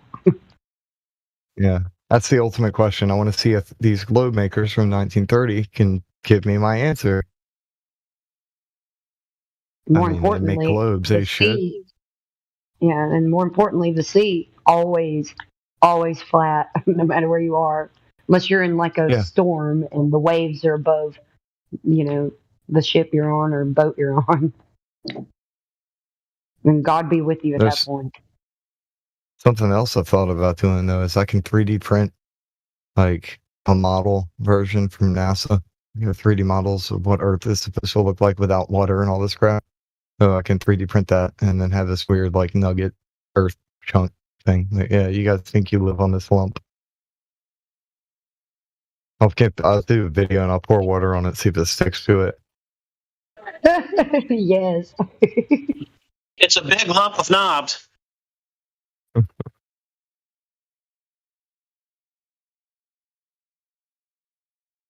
And get it spinning fast enough. Do you think the water will kind of like stick to it and then warble out so it's around the edges so it's a little pear-shaped? Oblate spheroid. Yeah. I really might be able to make it like put some magnets in it and make it look like it's floating and crap and try and pour water on it while it's floating. I know gravity's beneath your feet, so it's so powerful because Earth is as big as God.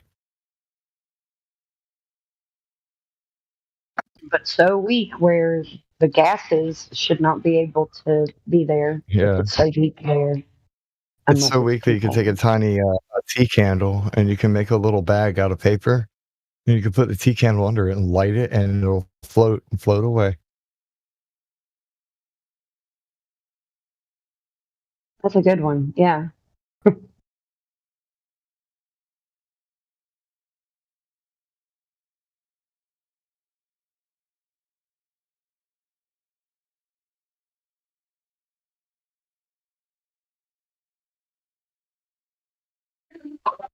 I'll tell you about doing the 3D printing.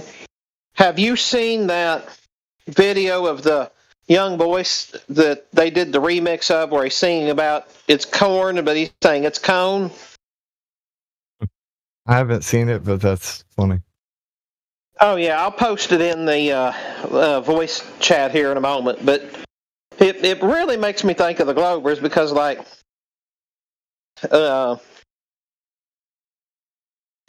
he says at one point it's a big lump with knobs, and then it's got the juice and such. So it's a really cute little video that propelled this boy. Now he's doing like national appearances and doing in some commercials and such. And it's a cute little video, but it's does make me think of our Globe friends.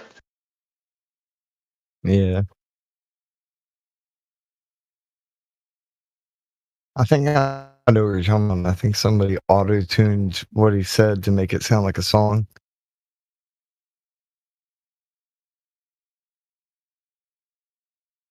Yeah, exactly. It's just, and just the part is, obviously it has nothing to do with the globe or the flat Earth. It just I get a real kick out of where he's like, it's a big lump with knobs, and it makes me think of the spinny, squishy Earth. I get a video clip of that, like the Earth without water, and then play the sound from that clip, from the other clip, as you're showing that, and then have water, and then show it with water. It's got the juice. Yeah, I just shared it. Now I had to get away from dinner, but what happened with our friend Matthew? I don't know. We stopped engaging with him. I mean, you get to a point where he'll concede so much, but then still say it's a ball. Yeah.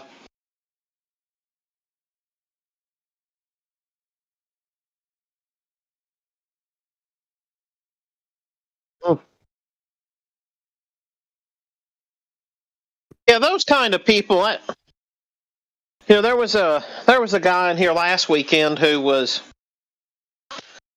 I asked him for the 3 questions for Globies, and then we got to the third one of water. You need or you can't have gas pressure without containment, and he certainly said that you could not.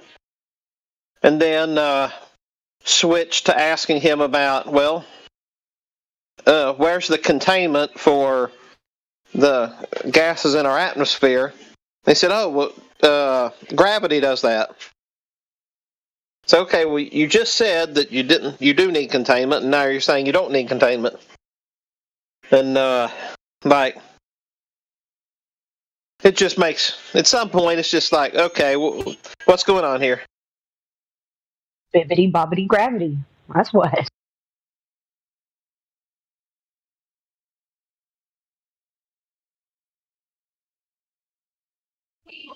Yeah, bippity boppity gravity. Yeah.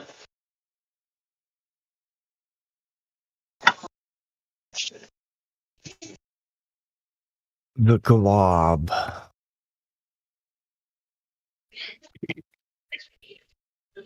But if you ask somebody for citation for gravity, nobody will say gravity is a container.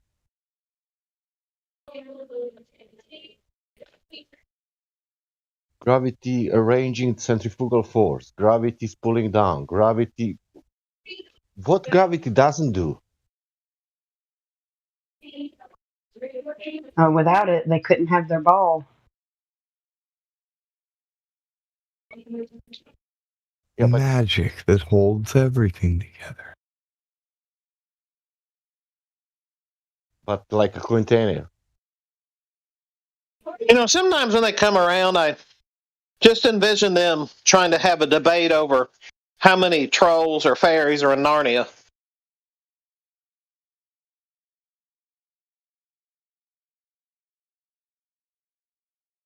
It just seems that. We're in the reality business. Say again. How many aliens? I was saying that we're in the reality business.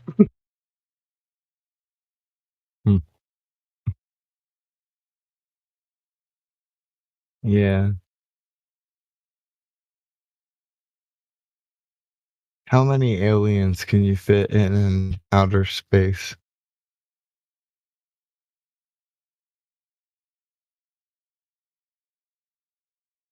How many?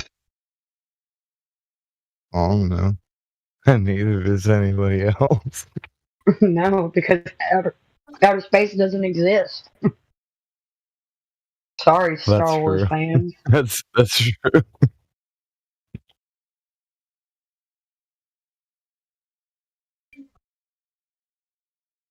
I was just saying that for one, they have no evidence of any form of aliens, and they're disturbed at the fact that they can't find any.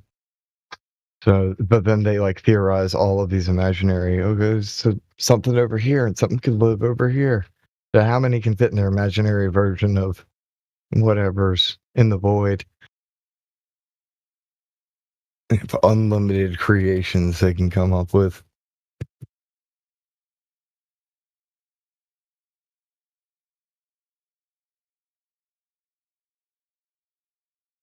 Man, I implore anybody that's not already privy to the information to just go look for pictures of Antarctica from space. Scroll through those pictures.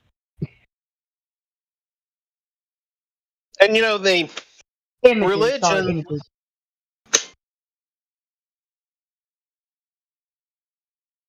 Oh, go ahead, Kim. Were you going to say more? No, I was just correcting myself. I said pictures, and I corrected Ether earlier, and I said images. Sorry, you go ahead.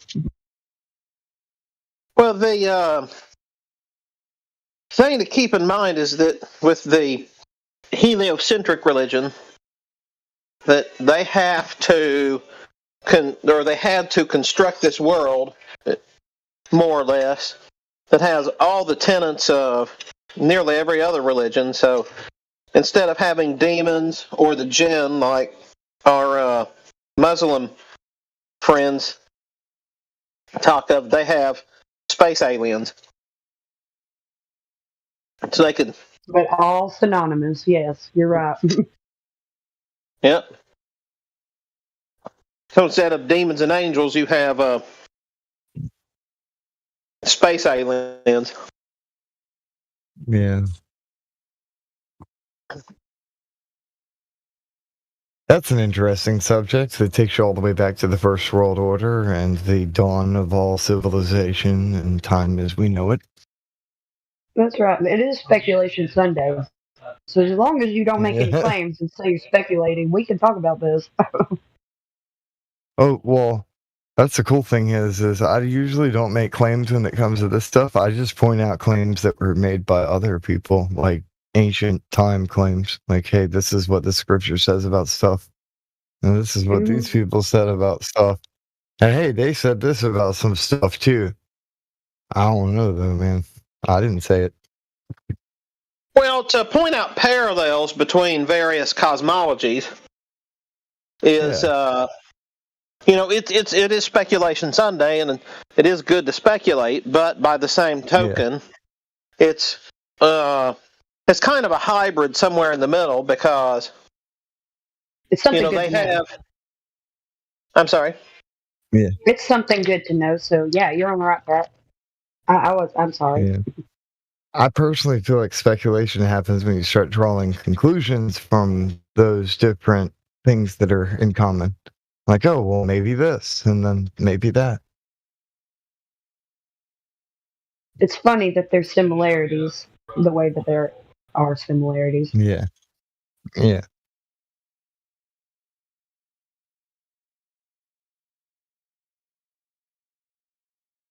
Oh, humanity. But this not beef jerky, I've got some homemade deer jerky right now, and it's awesome. Oh, what? That's the best. I do have some speculation though. Stuff that I guess it would be speculation.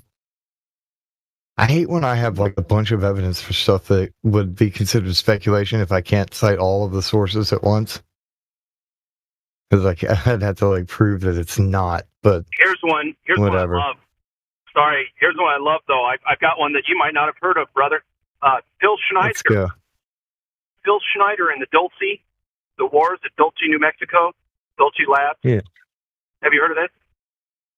I'm looking it up right now while you're talking about it. So Phil Schneider, spelled, the way it's popular. For some reason, they let it up still. There's a couple of his presentations that are, he claims that he was a geologist, an expert geologist, to help deflagrate. It's what they call the thing they're doing to the rocks to make the rock tunnels. So he was helping dig underground tunnels and such. Now, I'm not going to say, oh, they're deep underground military bases because he says so. Yeah. No. But it's compelling. His story is incredible. It would take, for his passion and for his knowledge, someone to make this up, that's nuts. But it's possible. But anyway, yeah, it's great. Phil Schneider, I forget what it's called. Like, it's some Area 51 stuff, right? So half the people listening right now are like, fuck all that, idiot. But it's good stuff. It's speculative. I believe his story is true. And I guess that's it. It's just a crazy-ass story.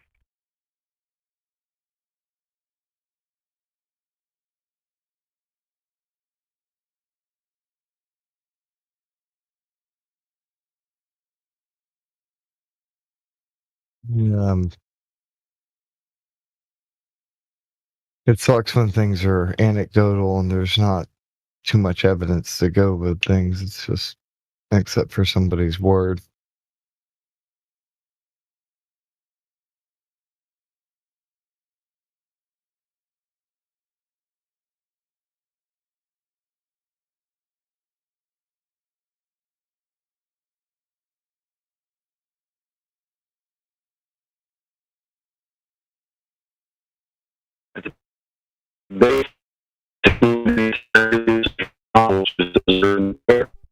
You sound like a robot, man. Yeah. I like robots in this book. I thought it was Gizmo for a second. Says who? But I couldn't hear anything he said. I thought it was Gizmo. I didn't hear what he said either. What's up, man? Said that the entire heliocentric model is an observe and declare anecdotal fantasy. Indeed. I'd mentioned earlier that I'd talked to a friend about that there is no model, which that's my stance now, is that there is no globe model. Nobody can tell me when you can see a globe. So if you can't tell me when you can see a globe, like the exact miles or kilometers when you can see a globe, then there's no globe model to begin with. Super point. If it really Show me your should. scientific model. Oh, sorry, bro. No worries.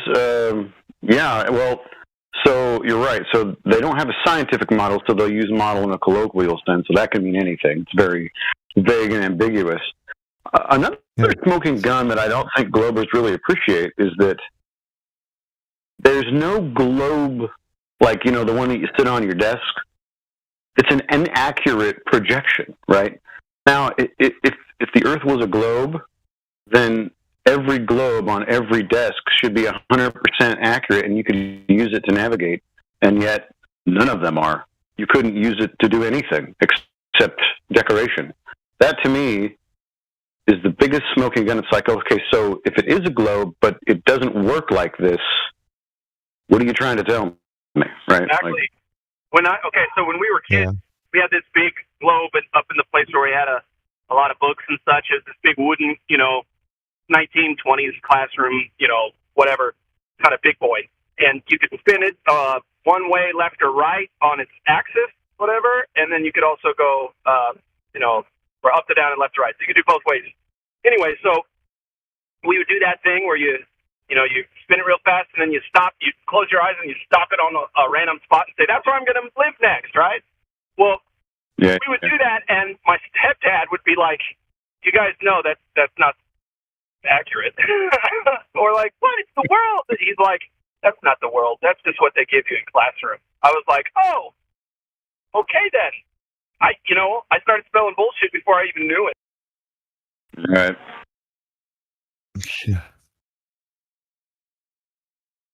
They're just. Why would they not, right? Why would they not give us the exact replica that's usable for the place that we live? Why would they not? That's the point. They can't.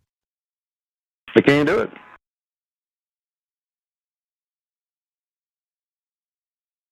I've been asking that exact question to people because you should learn this in high school and know that, like, it's like common knowledge should be known. And when they realize that it's not a common knowledge thing and they don't know, like, the look on their faces is hilarious. Yeah, sure. Well, somebody was mentioning earlier, right, about gravity being the bibbity-bobbity, the answer for everything. And I can appreciate it because I got to go back to my roots, right? Like, as a former glober, I thought that the idea of gravity, or that it was a force and it was a real thing and it's all figured out and it makes perfect sense. And it's just common knowledge. This is a thing. And then you come to find out there isn't even an experiment for it. It's not a law. It's made up. That's a big matzo ball to chew. Gravity is a law. Uh-oh. Who said that? Weight and seriousness exists. You say gravity's a lie? That's what I think you said, right? Gravity's a lie. A law.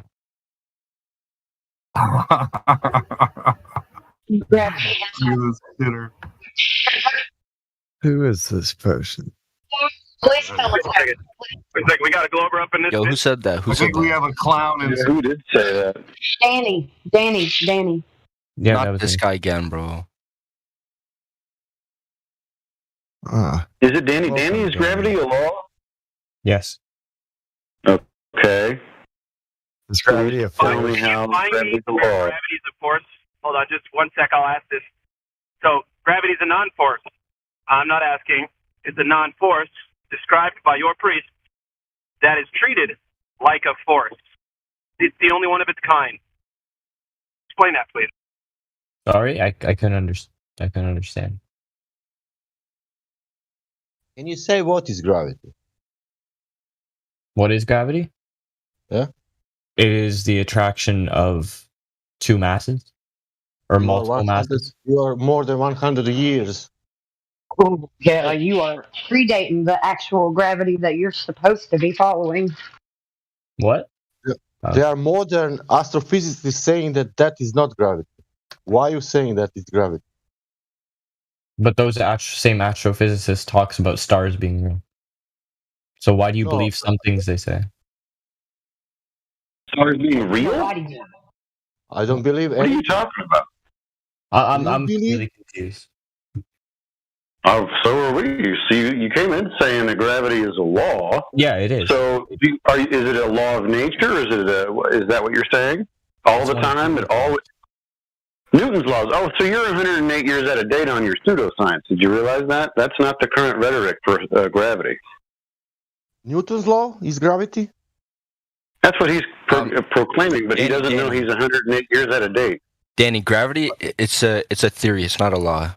So Why Newton then said, don't describe gravity to me? What? Why Newton said that he doesn't want to have anything with gravity? To not describe to him. Did you know that? I don't understand what you're saying, but Newton wrote a letter and said that he don't want to be connected with the gravity. That's what people saying is gravity, you know? I did not know that. No. Yeah, what you call Newtonian gravity was rejected by him in a formal statement that said, I don't want anything to do with what you guys are talking about, this mass attracting mass thing. I had no idea about that. Yeah, your new gravity. Well, that's why I said you're 108 years out of date. That's not the current rhetoric for gravity. What's the current rhetoric? Well, you should know. You said it was a law. Well, you tell me. I'm wrong. I'm wrong. You're wrong. The current rhetoric is it's an optical effect. It's an apparent effect. It's called relativity. Einstein, right? Which is still not a law. It's not even a scientific theory. It's a colloquial theory with no experimentation whatsoever performed to isolate it as a cause or an effect for anything. So if it hasn't been proven yet, so it doesn't disprove Newton's law of universal gravitation? No, they debunked Newton's mass attracting mass with Einstein. That's the new rhetoric. Nobody uses mass attracting mass except when they want to use it for, I don't know, argument's sake, but there is no argument that supports this idea. There's no experiment or hypothesis for mass attracting mass either. So no law, no scientific theory, no experiments, no independent variables or hypotheses, just kind of colloquial making stuff up. What's the reason that we go back to the ground when we jump? Because you jumped up and then you come back down. Why do you come back down, I'm asking? And because you're up in the air. Where do you jump? In the air? Yeah, you're like, let's say, are you more down. dense? Are you more dense than air? Are you more dense than air? Yes. What will happen if you go up in the air? What is more dense than air? Us, I'm assuming. What will happen with the object if it's more dense than air? Oh, I'm not sure. I'm assuming it will fall down. It'll fall down. Yeah. What about helium then? Because helium, helium's less dense than the medium that it's in, so it goes upward, right? Right. Where does it go? Like once it goes up? Eventually, it finds its equilibrium, right? Everything finds its equilibrium. That's the world that we live in. You could say, I'm not going to.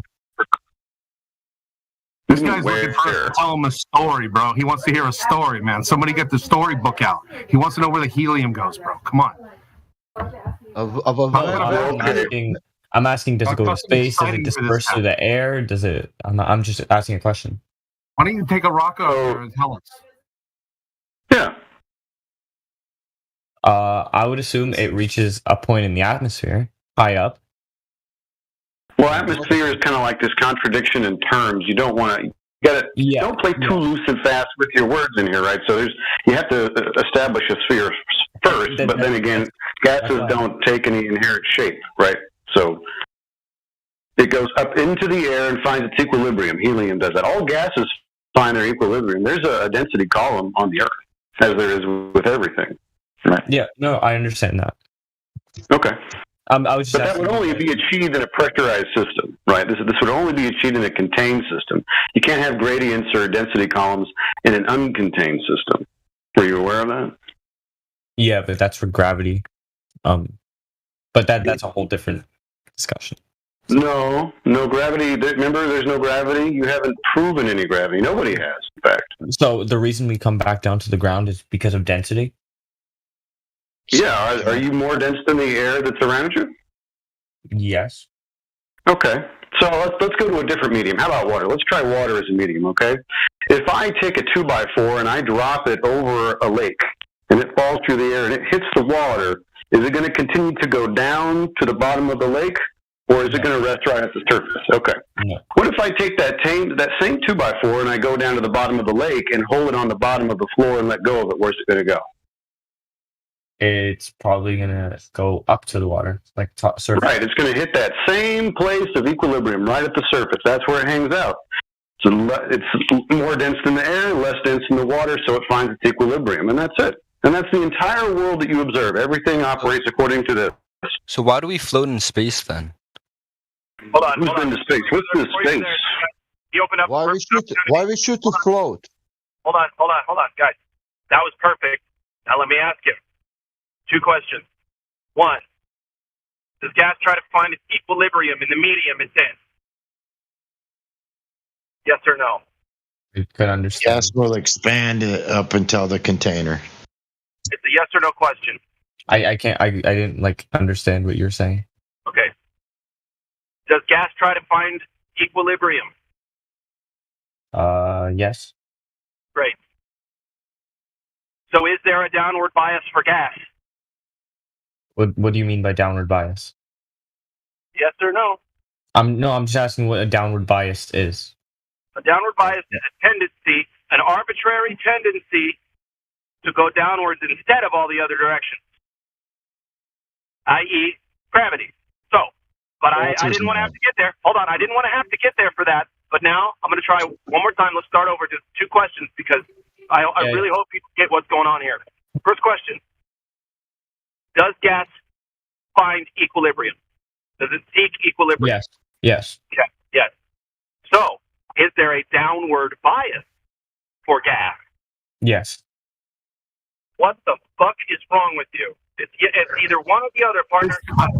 You could have This guy needs a story, Glad. I'm just curious. Why can't you have both? Oh my! That means all gases will fall down. Dude, he totally gave up his setup of the question, and you still fucking bit the hook. I'm sorry. That's funny.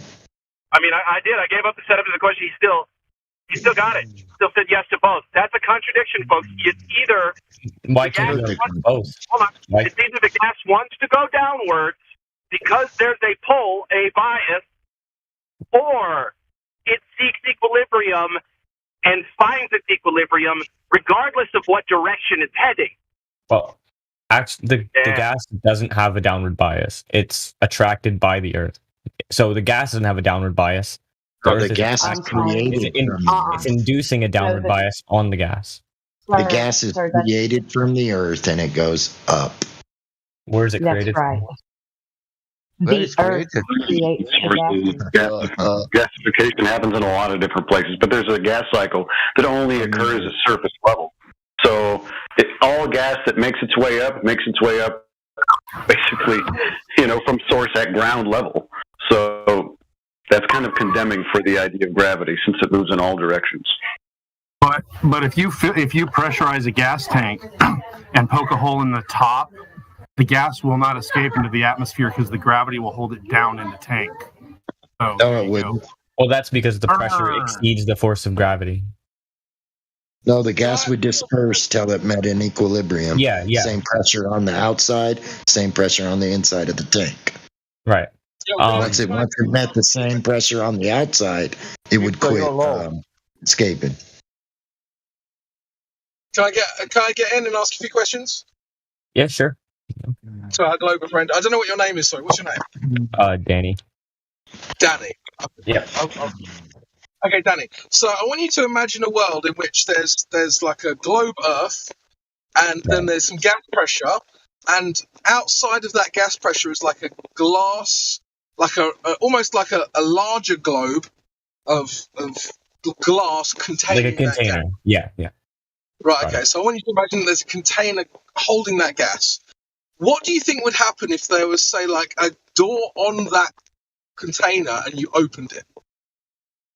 What's on the outside of that door? Well, a vacuum. A vacuum? Nothing else? Yeah. Well, like you have in real life, in your model, yeah.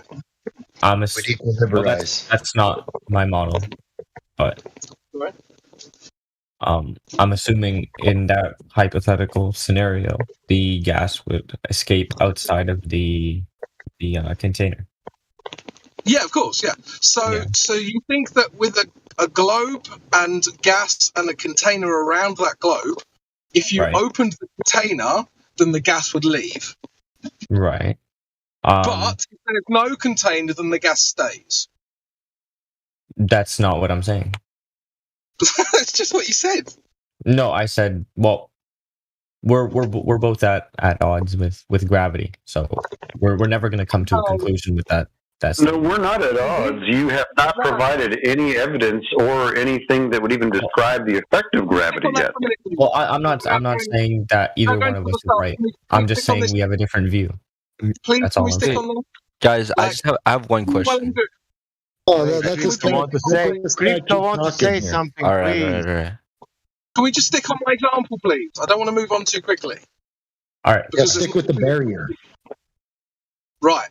So you said that if there was a door on the side of that container, that the gas would escape, correct? Yes. Why? Because the gas needs to disperse, among all the space that's outside the container. Yeah, exactly. Yeah. But then you think that if you had no container, then the gas wouldn't disperse. No, that's not what I'm saying. There's not a container, but there's a force attracting all those particles and all those molecules of whatever. Sorry? I think there's an important thing you guys are both overlooking here. If you got a vacuum and then gas pressure, and the only thing between them is a barrier, that both sides have to have a container. But if you remove the barrier ever so slightly, you don't even got to lift it all the way up or down. Instantly, it's going to eat.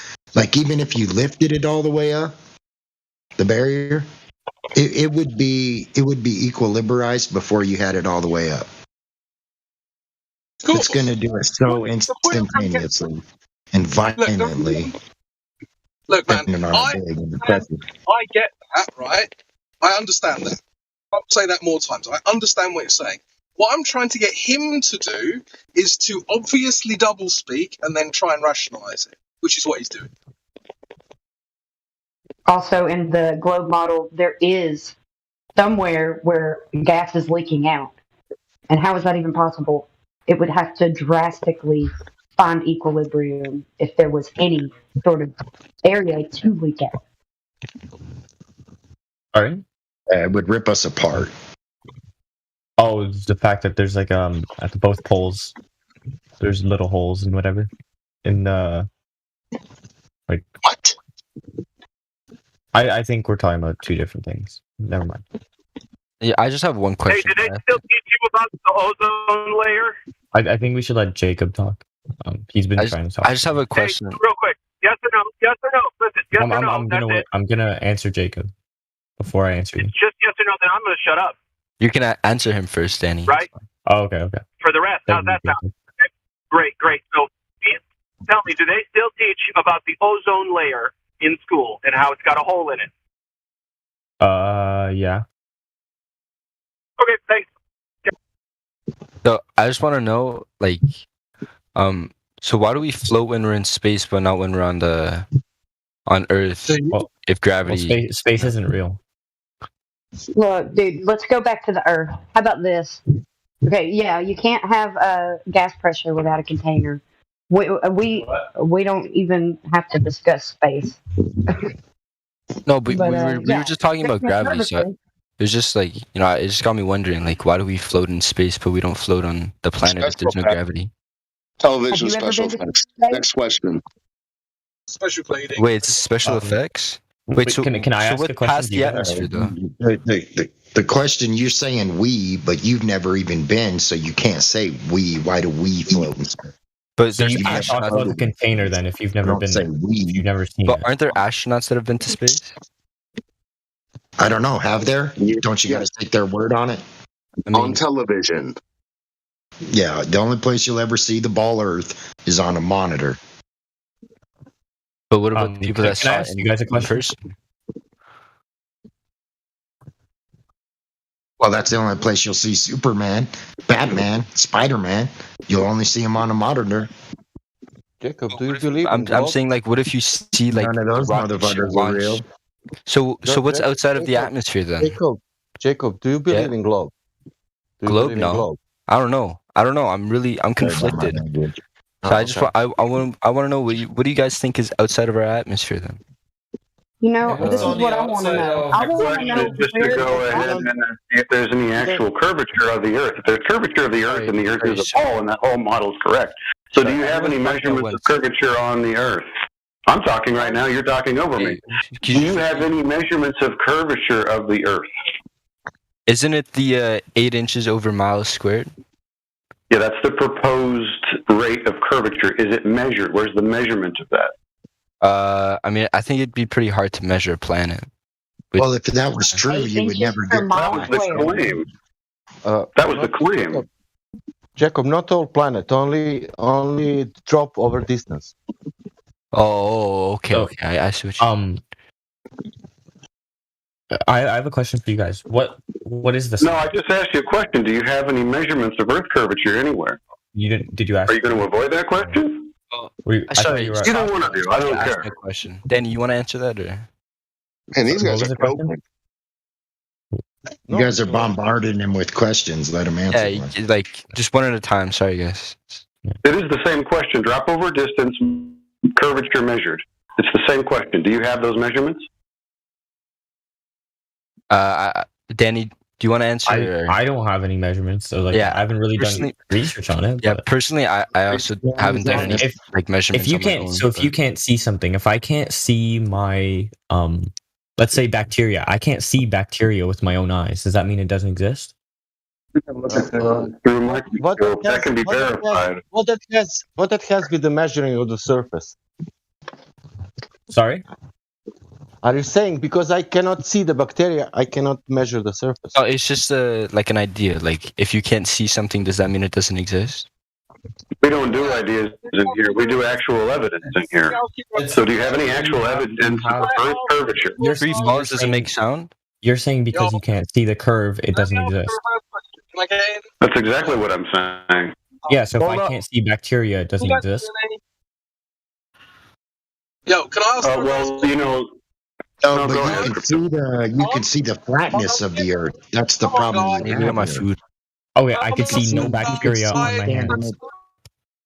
Hold on, whoever's claiming the bacteria here. Come on. Here's the problem. You need to hold You can see the horizon. Well, guys, strict those microphones, but let him speak. I'm gonna mute. Yeah. Whoever keeps talking, you need to let other people in. Dude. Now you're a robot, Hotel. You're very quiet and pointy very, elbows. You're very much laggy. Get a word in. Yeah. It's almost like you should be here. The point I was that. Can you guys hear me now? Yep. Yeah. Now we can. Okay. If none of us can see something and somebody makes a claim about it, do we have to believe it? No. Okay. So then that's the answer to your earlier question. Yep. Yeah, but not only that, you can't use bacteria because the Earth you can see. You can stand at the beach and you can literally see how flat and level it is. And I could get sick. Right. So From you can't licking dog poop. You can't use bacteria when looking at the Earth. You can see the Earth. They just bypassed the question by inserting something that has nothing to do with the question that was first placed by us. We asked, is there measurable... You guys have to talk one at a time. 1 second. Is there measurable curvature and they come with a different answer which has nothing to do with it by saying, so if I can't see the bacteria on my hand, why doesn't it exist then? It has nothing to do with the question. We're asking, is there any human being that has ever measured the distinctive rate of curvature that is being given by the very model that you guys are here to defend? We're not talking about bacteria. That is not what it's about right now. I don't know why you guys going there.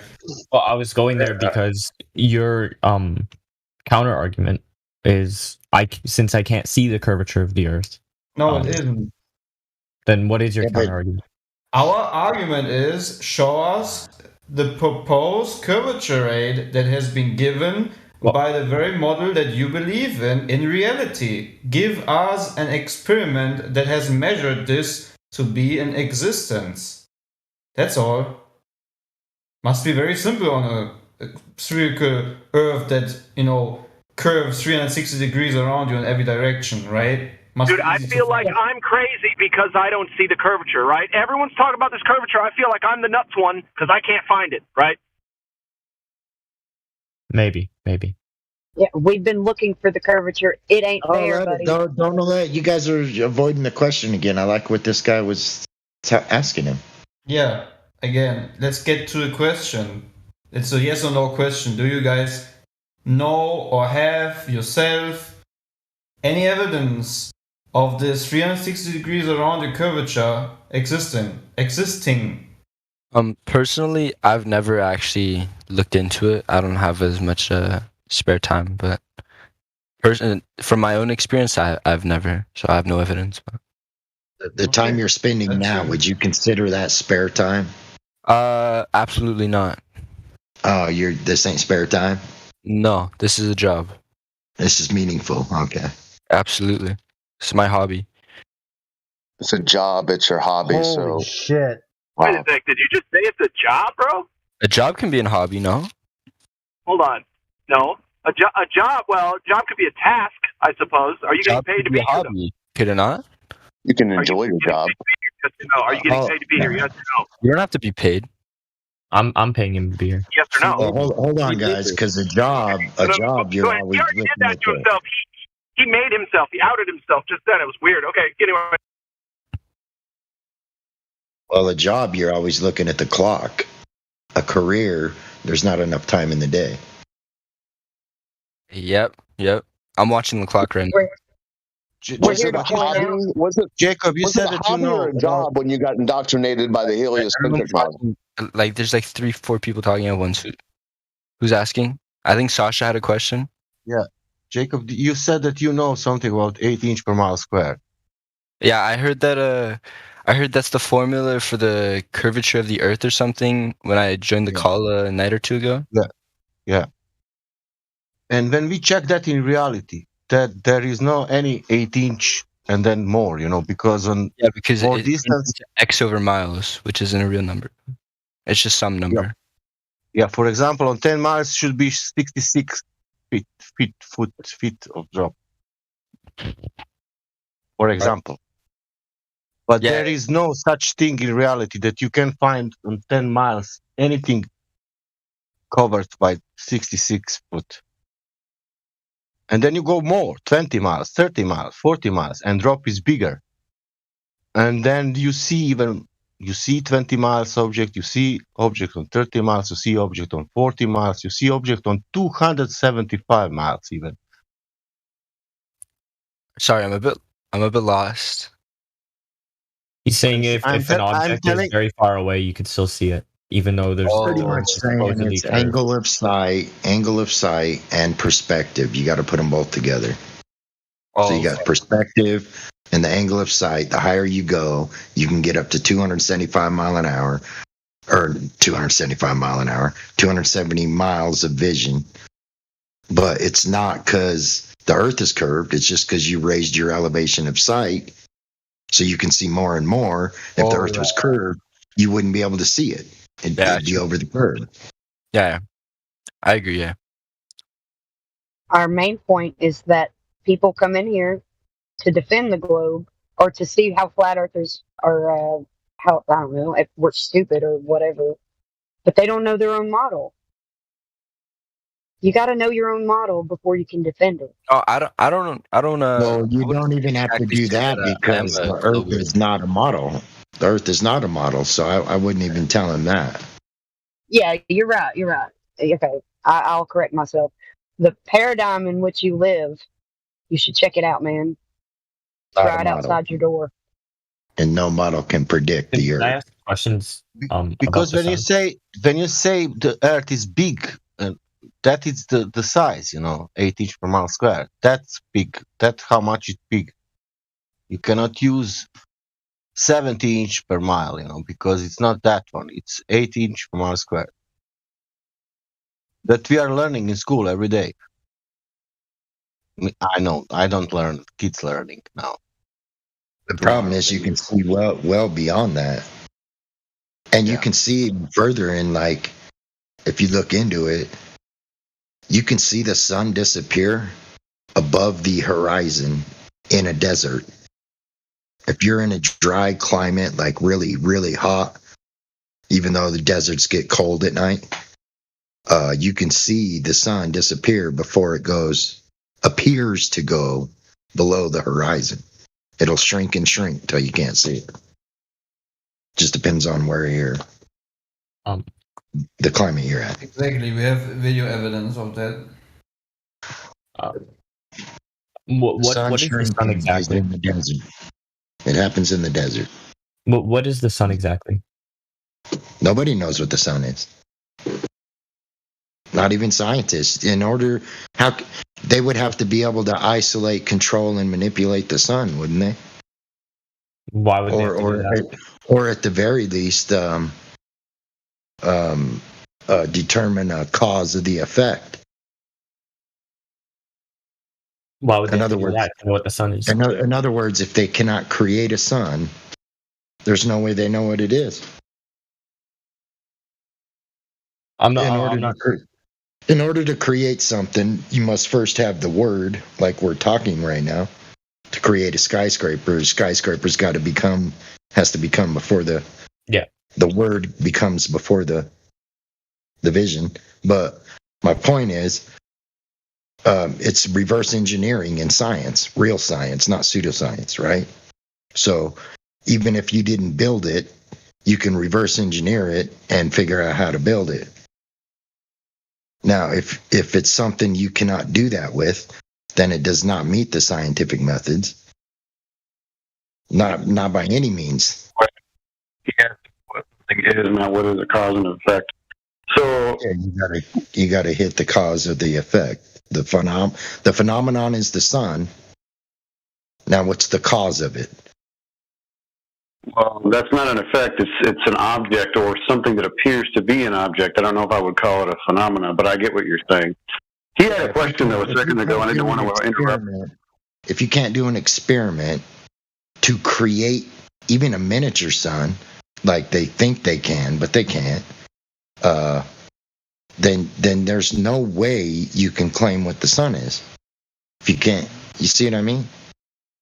Once again, it's still not a cause and effect situation. You know what the sun is, that's a what is question. It's not scientific. Once you know what something is, you can reverse engineer it.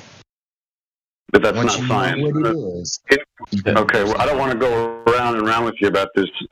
He had a question about the sun, what it is, we don't know. So, do you have another question? No, I think I'm good. People in the server, hopefully, as you'll find out, is we're going to be as intellectually honest as we possibly can with you and forthright. I'm not going to give you some story about what the sun is, especially if there's no way I could touch it. You know what I mean? Like, even if you touch something, it doesn't tell you what it is. That just means you can describe it. Oh, it's hot. We know the sun is, at least we experience heat when the sun's up, right? So we assume that the sun is a source of heat, and it's bright. So we're describing something, but what it is, no way to know, because fire's hot, but so are things that are electrical. You know what I mean? Yeah. Actually, I have one more question. Why does it get hotter the closer you get to the equator, or maybe not equator, but like those more like middle countries, and then as you get away from those countries, it gets colder? The climate zones tend to have to do with the tropics, where the sun apparently tends to have cycles over the Earth is between these two areas. So the Tropic of Cancer and the Tropic of Capricorn, the sun tends to kind of hover and hang out between these two zones or these two lines, imaginary lines. And those areas are generally warmer because that's where the sun spends most of its time. But that's about as good an answer as I can give you. Yeah. What the sun is, what the shape of the Earth is definitely not a ball. So the idea of the equator is just kind of this arbitrary line that they established with elevation angles from Polaris. But even as far as 13 degrees south of the equator, the North Star can be seen. So that arbitrary line isn't even accurate. Does that make sense? Yeah. Okay.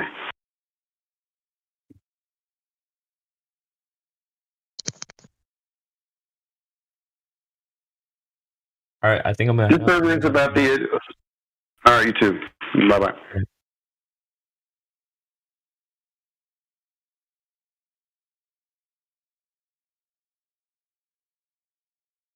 What were you going to say? I was just going to say that, we really try to stick to the curvature of the Earth. After that, everything else is just details. Yep. Window dressing. I would kind of describe it like a dartboard, and you got not the bullseye, but like the two. If you got all the wires from the outside in that are in a circle, it'd be the two center wires that are in a circle. That's what the sun traverses on. That's the circuit. And I'm not claiming that's true, but that's where you do see this circle of desert where the heat of the sun is really concentrated on the Earth. Kind of like this diagram.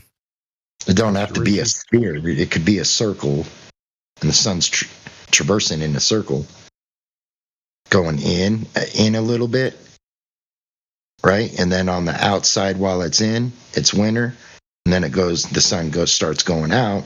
Then on the inside, it's winter.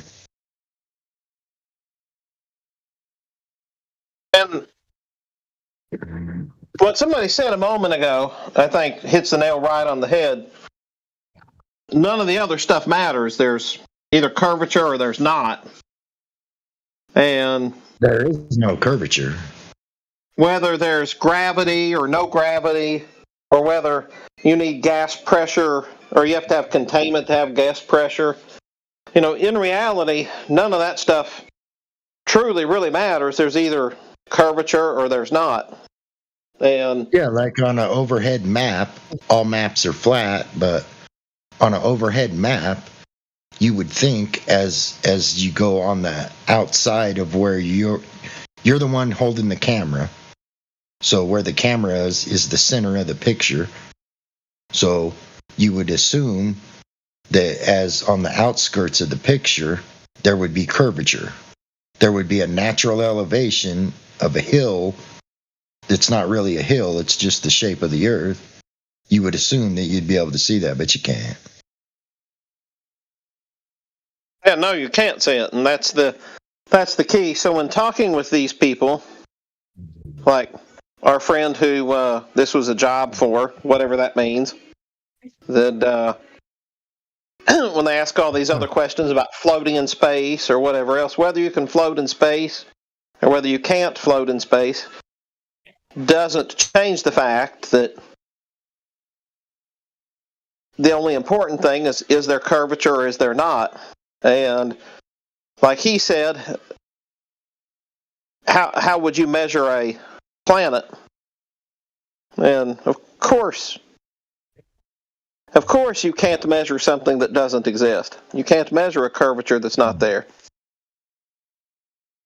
Yeah, the whole reason they got the size of the planets was assuming that Venus was the same size as Earth, but they also assumed Earth was a sphere. And I would argue, it's biblical, but it's irrelevant at the same time. Nobody stretched a line upon the earth. Nobody can, nobody will. Because the line will get so fucking heavy that you won't be able to stretch it straight.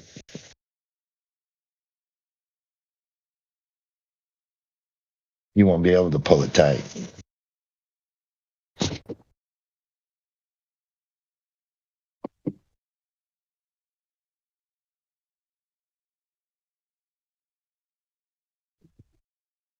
And these people that like Jacob that come along here, I just always wonder what it is they think they're going to accomplish. Like, here he's talking about gravity being a law. Then it's like, okay, well that's fine and all. That's fine, but where's the curvature? Where's the beef? Like the Burger King lady used to say. Yeah, you could put out a mathematical equation, but you never put, like, in order to have a fucking 9 foot. Sorry about my language. I'm sorry. Yeah, there's some kids in the background here, so just watch that a little for me if you don't mind. My bad. In order Hey, to no worries. don't say that word, kids. In order to have 9 foot walls in your house, right? You want at least 11, probably a 12 foot 2x4, so you can extend the 2x4 up past the 9 foot ceiling and put, you see what I'm saying? All your rafters would be there. But you're not just going to eyeball it.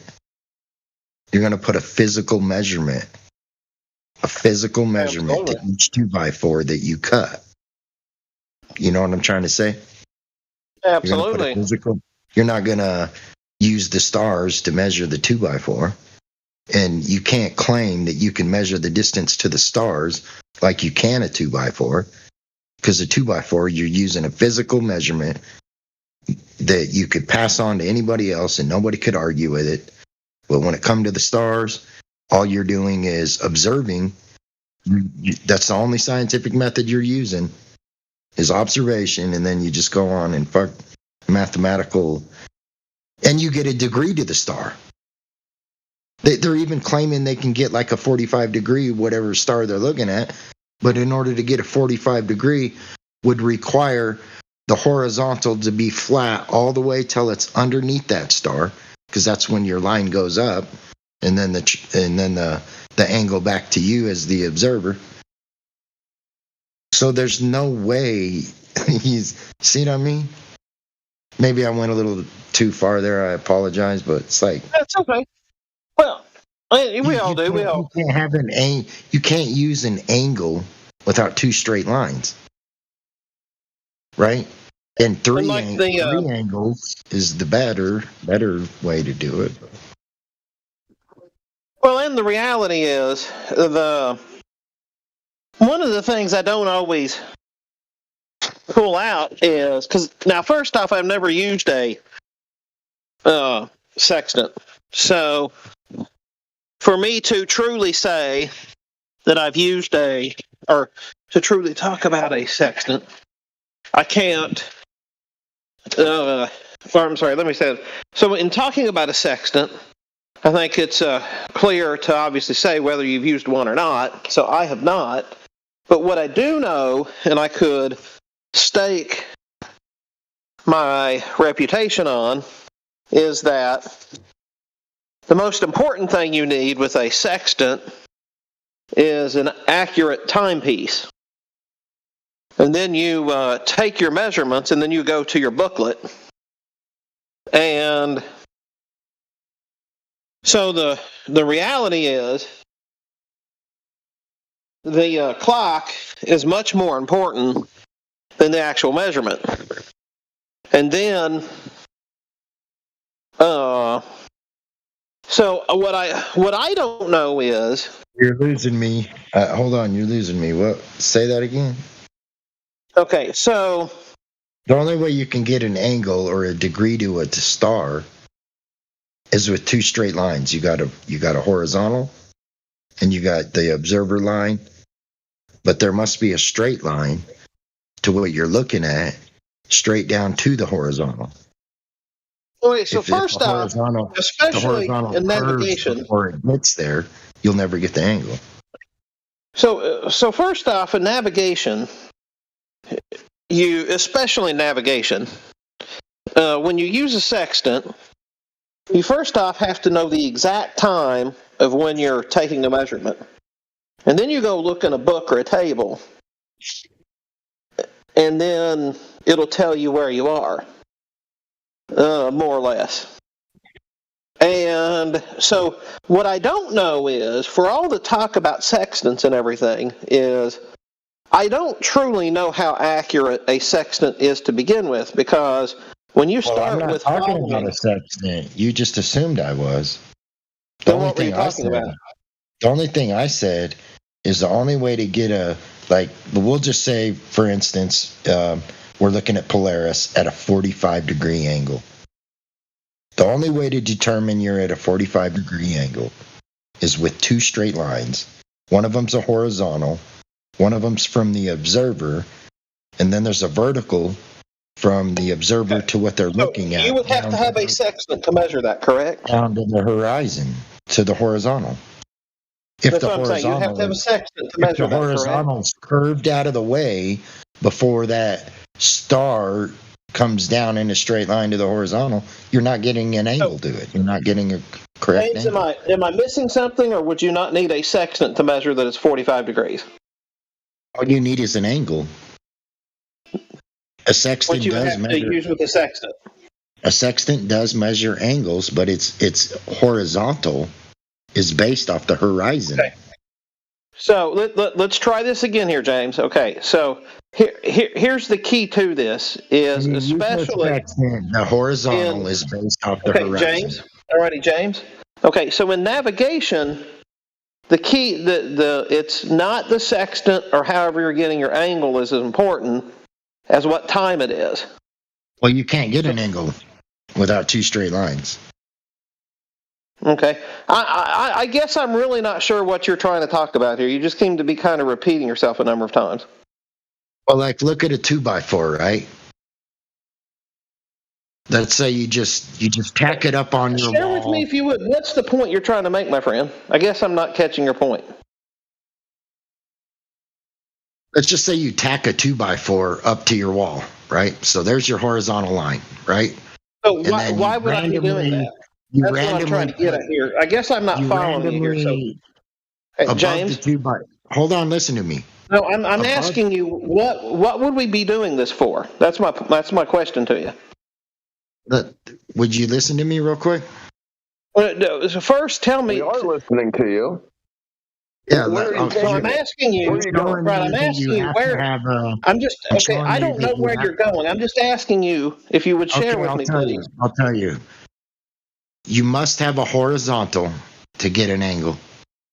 Yes, we know that. Okay. So yeah, of when course. you're looking, no doubt about it. We have absolutely. So when you claim you're looking at Polaris from a 45-degree angle, what is your horizontal? Okay. I guess I'm not sure where you're going with this, James. It'd be the Earth. You're standing on the Earth. You're using it as a horizontal to get an angle to Polaris.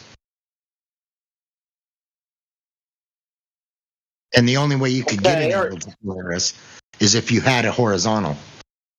You must have a horizontal. Does anybody else here see where he's getting at? I guess I'm not following where he's going. Somebody else getting where he's going here? Well, he kind of sounds to be stating the obvious right now. How do you get a 90-degree angle? How do you get a 45-degree angle without a horizontal? Yeah, we get it. It's sea level is a thing. We get it. Yeah. Therefore, if you're going to start navigating, you have if you claim you're looking at Polaris at a 45-degree angle, the moment you say that, you're declaring the Earth is flat. Because the Earth would be horizontal to the star. Yes, and people they've successfully navigated. That's my point. You guys didn't get that? Well, you seem to be having a problem when he brought out the star charts. That's how you get places. But the only way you can have an angle to the star is if you have a horizontal. Yeah, welcome to flat Earth. Yeah, that's what I'm saying. That's what I was trying to tell everybody. I've been a flat earther for like 10 years now, dude. Shit. I don't know how we got the flat earthers like The only way arguing you each can get other. an angle, a degree to a star or even the sun or moon is if you declare the earth is flat, because that's the only way you're going to get an angle to it. I'm trying to work out what happened and where the argument is. That's what I'm trying to figure out. It's like I don't know if he's trying to argue with himself or what. I'm not. Yeah, I'm not everyone quite in here getting it. knows what a triangle is. I was talking to the guy that was in here earlier that, I don't know, I guess you guys got him out. Is he no longer in here? The Glober? What? I think you need to watch the screen sometimes to see who was talking before and who's talking now, because you're talking to a flat earther who already knows that you need a flat surface to get an angle. So the guy who was in here before has left. Okay, my I bad, think gentlemen. you need to keep At an the eye very out. least, Because you're at the very arguing with least, we someone just- who already knows. Well, I wasn't arguing. Okay, well, Danny is Kind of still work. in. No, arguing, talking, conversating. Arguing is, in my opinion, a little bit of hatred. Now anger. you're arguing. That's just my. Like I said, yeah, there you go. Danny is still in here, guys. Let's set a good example here. Okay. No, I like what he said. Now you're arguing. Thank you. Danny's That was my gone. point. That was JE.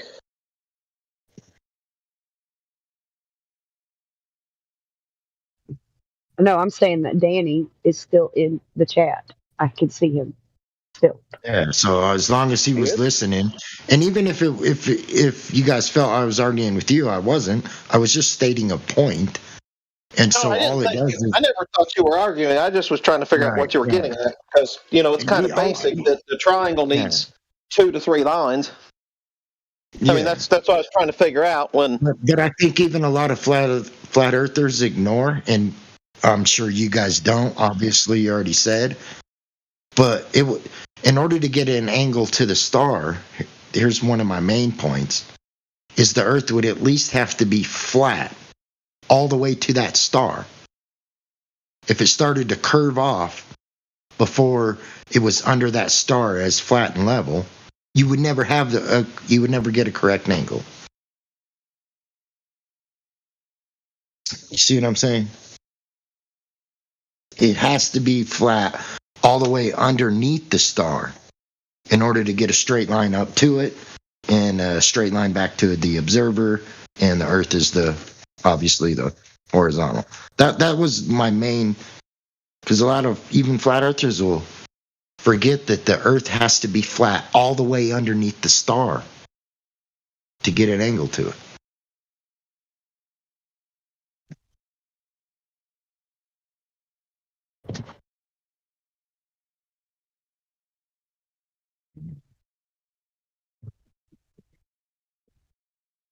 And now, let me go back to what I was trying to say is, I have never used a sextant, and I think most of the people who come in here and talk about sextants have not used one either.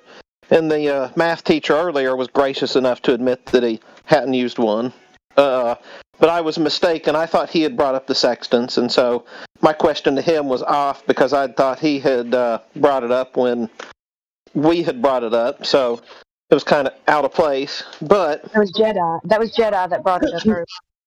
Sure, fair enough. That's a great point. But my point here also is what I do know about sextants is the sextants aren't as important as the clock. So you have to have a very accurate clock to record your measurements from a sextant and then turn it into the details of where you are, et cetera, et cetera. And what I don't know is, and this is one thing I'd like to try to find out is Well, how accurate is a sextant anyway? If I'm looking at a sextant and I'm using my vision, and you're looking at a sextant using your vision, our results may be similar. They may be different. They may be whatever else. And you so, can only get so far in between readings, though. And so the question is does and especially when sextants were used in historic navigation, what's 100 miles, give or take, in a sailing vessel? So my, and of course, as they're doing a rum line, or not the rum line, they're tracking and estimating where they are. They kind of make a few marks on their map anyway. So my point is without having used a sextant, who is a glober to say just how accurate one is? The sextant is used as proof of the flat Earth. Yeah. Jedi. That's not what I'm saying. Yeah, I'm not saying whether it's used as a proof of flat Earth or not. That's not what I'm saying. What I'm saying is using a sextant, who knows how accurate that is anyway? That's my point. The sextant determines that the horizon is flat and level, and that's how it's able to navigate a ship.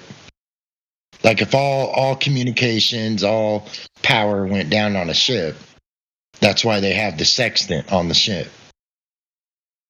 Okay, I guess you're not following where I'm going with this, my friend. No, you said something about like 100 miles. It's not that far off. His question's about accuracy. Yeah. Yes. Accuracy, when it comes to the size of the Earth, 100 miles is like less than an inch. But have you used a sextant before and triangulated where you are? No, but I know how to triangulate, and the only way to do that is with the horizontal. The triangulation is the small part of how you use a sextant. That I do know. The more important part is an accurate timepiece. The more important part is having the accurate. You have to align the sextant with the horizon. You have to align the sextant with the horizon, or it doesn't work. So before you use a sextant, you have to have an accurate time of when you're using it. You don't even have to have an accurate time. You just need an angle. So then you don't know how to use a sextant then? No, you don't have to have. I mean, you could, why would time matter on any matter? Well, hold on. We're navigating. Why does time matter other than the time it takes to get there? It don't matter on how you get there. It just matters how much time it takes to get there. The time matters. Jedi's trying to tell you. It's important when we're navigating using a sextant, because it's the other part of the calculation we need to know, because there's a star in the sky at a certain angle at a certain time of day and year, because the stars go round, don't they? And they appear in a certain time of a certain portion of the sky at a certain time of year. So the sextant becomes much more accurate. Well, it became much more accurate when we start being able to tell the time properly or make. Yeah, I could picture that. I see what you're saying. That makes sense. No worries. The navigation part only became really, really, really accurate when we got clocks. Right. Yeah, that makes sense too. It does make sense.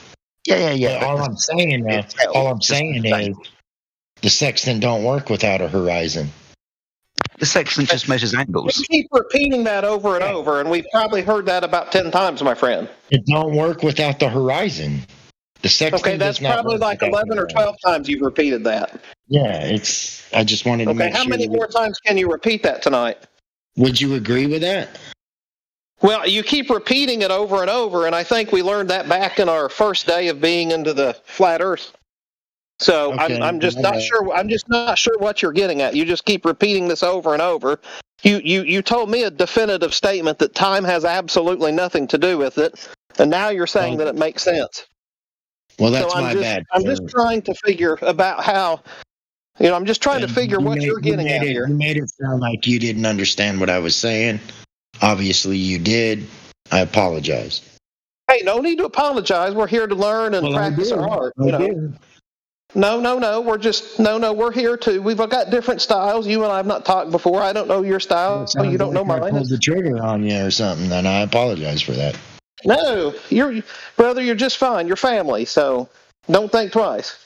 Jedi, my question here is, if a Globie has not used a sextant before, like I have not, who are they to tell us how accurate it is and how you would make the measurement? If they knew nothing about it, they wouldn't be able to tell us anything about it or have an opinion about it. So who would they be? No one, really. Yeah. That was my bad earlier when I had thought that the teacher had brought it up, and my question sounded absolutely out of place. It was right intended. My question, since you seem to know the topic decently well, is, since the most important part of using a sextant is your chronometer, and then you take and look at the chart, etc., and then you have an idea where you are, my question really becomes then is how accurate is a sextant at all? Because if I'm measuring it and you're measuring it, you might center the star a little different. You might center the horizon a little different. So, and if you were back in the day sailing a wood vessel, 100 miles crossing the ocean, you're thereabouts. You'll know when you get closer to land. But my question is how accurate is a sextant measurement versus how much of it is just, you use it in connection with your knowledge of how fast you're going and everything else? You use it in combination with other things. Obviously, you mentioned the chronometer, right? But the argument isn't necessarily about the chronometer. It's about the angle measuring device. So how accurate is the angle measuring device? That's quite accurate at measuring angles. And we use angle measuring devices to also map cartography the Earth. So using these devices, we map the Earth. And then because of how we know the stars to move, time, chronometers and so on, we can navigate the Earth because these stars are in certain locations at certain angles above the surface at certain times of years. How accurate is it? We've got a load of other things to take into consideration, especially when using a boat at sea. Tides and winds, for example, currents and so on.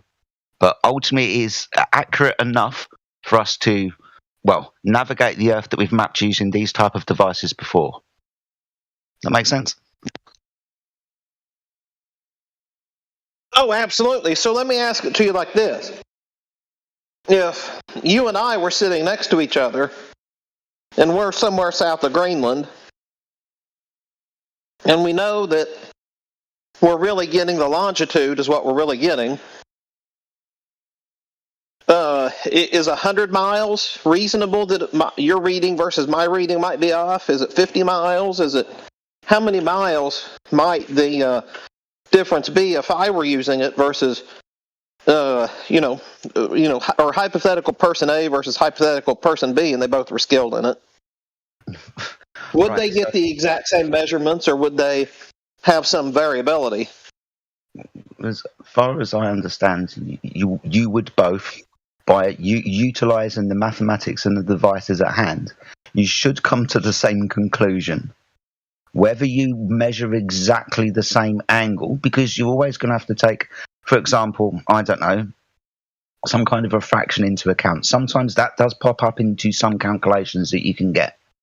But ultimately, what are you asking? Because you're basically asking person A and person B. Who's going to do it better?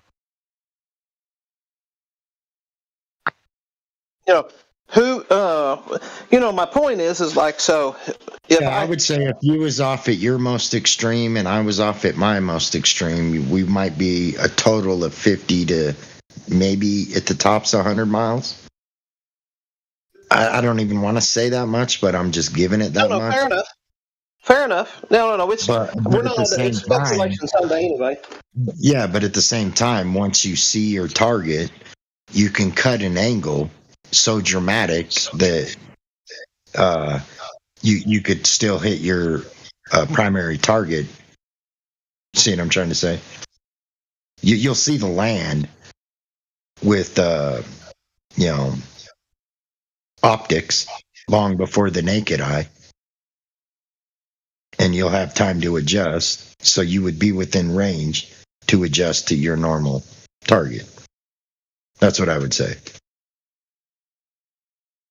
Depending on the size of the ship, the bigger the ship, the much longer it takes to turn them. Oh yeah. Yeah, because I was watching something, and I can't remember. I would say it was about 6 or 7 months ago. I was watching something that was showing how sextants can only work on a globe, and it was absolutely ridiculous. Of course, it was entirely asinine. But my point is they were showing that you could take these exact measurements, like they would be like.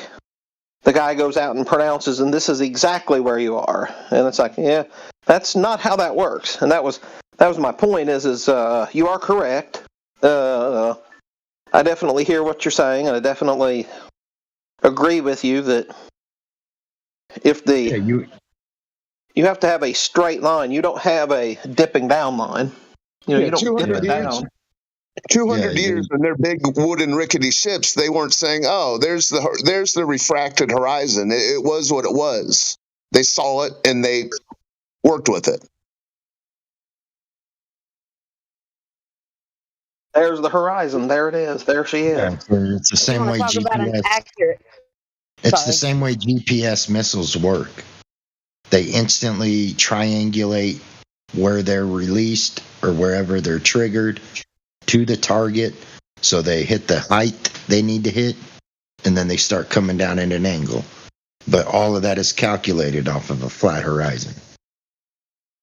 Absolutely. So you can call it global positioning system, when really, in reality, it's ground positioning system. No doubt about that one, my friend. No doubt at all.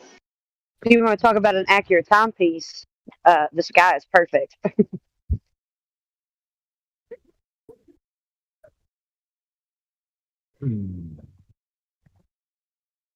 Yeah, that's what the missile, the GPS, instantly mathematically calculates. The target, the height that needs to reach, if it needs to get any higher. Sometimes you're real close and you don't need to. That's instantly what it detects, not no globe. It doesn't calculate no curvature. It instantly calculates an angle to the target. The other,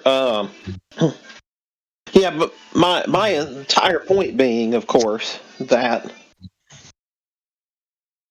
we hear these arguments from globies, and they tell us within specifics, like the one guy using the picture to show us the angle from a supposed circle, and and he's never used a sextant. So my point is that you can take out the sextant and you can use practically anything else. And the globies, as we all know, they've rarely, I don't want to say never, but they've rarely actually done them. And I'd love for a globie to come in here who has used a sextant and who has done some experiments with gravity, and they've done some experiments with gas pressure and not needing containment. I would certainly love for some of them to come in, and but something tells me they probably won't, or we probably won't find any. That's the biggest one for me, man, because I was a space freak. I used to love space. So who doesn't want to be out traveling with Captain Kirk and Captain Jean-Luc Picard? So if anybody can prove gas pressure without a container, I might go back to space, you know.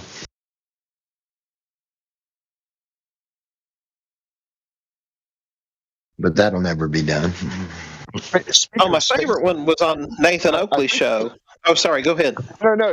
I would love to hear the Oakley recap, but after that, there is a space freak here named Pizza Car. I love space freaks. Yeah, let me hear the Oakley anecdote, J.E. Oh, just there was some cat that was on his show back. I believe it was in the spring. I believe, and the cat was going on about how they were able to demonstrate gas pressure in an open container, and so Nathan Oakley continues and listens to this cat for a while and says, "Well, what is an open container?" And the cat couldn't get that an open container is still a container. You know, it's got container in the name of it. Open container. You know, and it's not hard to... No, all the demos they show of this use a container. You know, it's... Oh, of course. Because you can't have gas pressure without some form of containment. Yeah, the Oakley show's a gold mine. It's like anything you drink out of is an open container. Coffee cup, that's an open container. But it's definitely, like you said, a container. I thought it was only an open container if there was booze in it. Well, usually if I'm around, it'll be an empty container, if that's the case.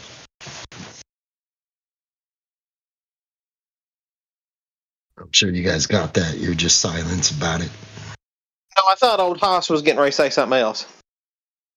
Nah, I only open the mic to laugh every once in a while. Oh, yeah. Yeah, what's up? Is Pizza Car present?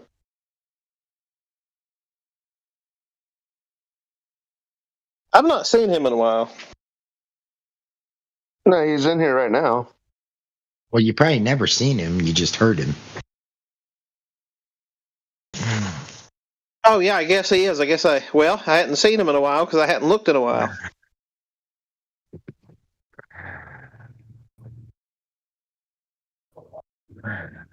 Pizza Car is listening.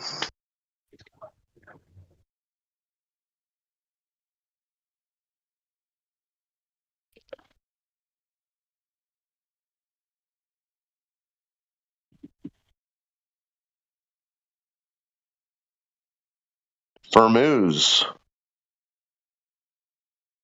Gone. Oreo cookies and milk. I'll be damned.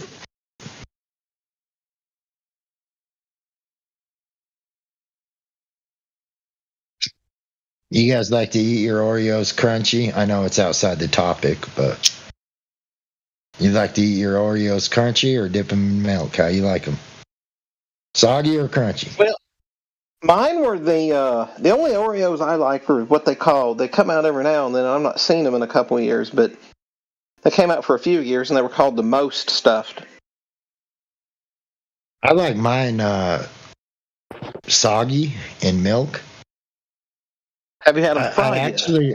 I actually like them better crunchy, but you don't get all that shit stuck in your teeth if you dip them in milk and get them soggy. Well, you can cut to the chase and put them in coffee and get it instantaneously at the bottom of your cup. So. Ooh, that sounds good. Yeah, try it out. Just dip one down in there and just drop one in your coffee. Yeah, well, just dip it, eat what you can, and the rest happens. You know. Yeah. All right, my bad. I didn't mean to take it there. Have you had the fried Oreos yet? Fried Oreos? No. Oh yeah, look up a recipe. They're a big fair food. Fried They've been over the last 10 or so years, and you just make a pancake batter and dip them in the pancake batter, and they clog up your arteries. That sounds delicious. The last place I saw that sold fried Oreos were also selling fried Big Macs. I've never even heard of a fried Oreo. I'm not even lying. Never even heard of it.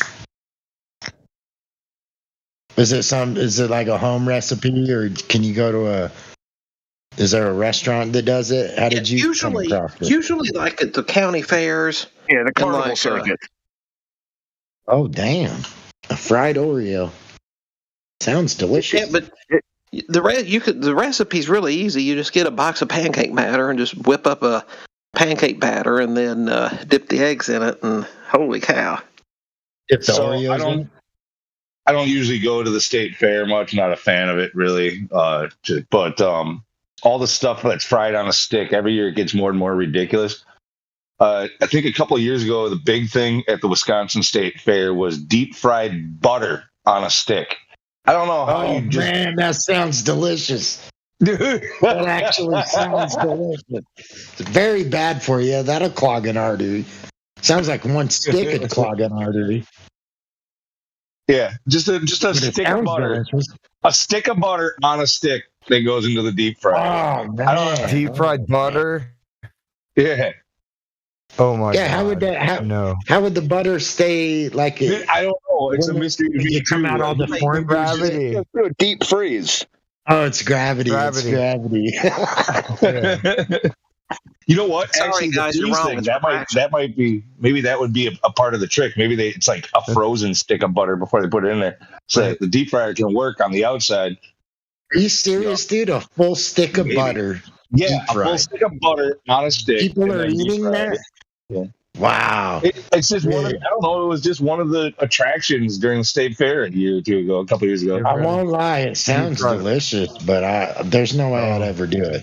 That's nasty. That's like, never. Even if it was delicious, it's like, that's horrible. I don't know. It's just, it's like, it probably is good. Have you ever had deep fried Oreos though?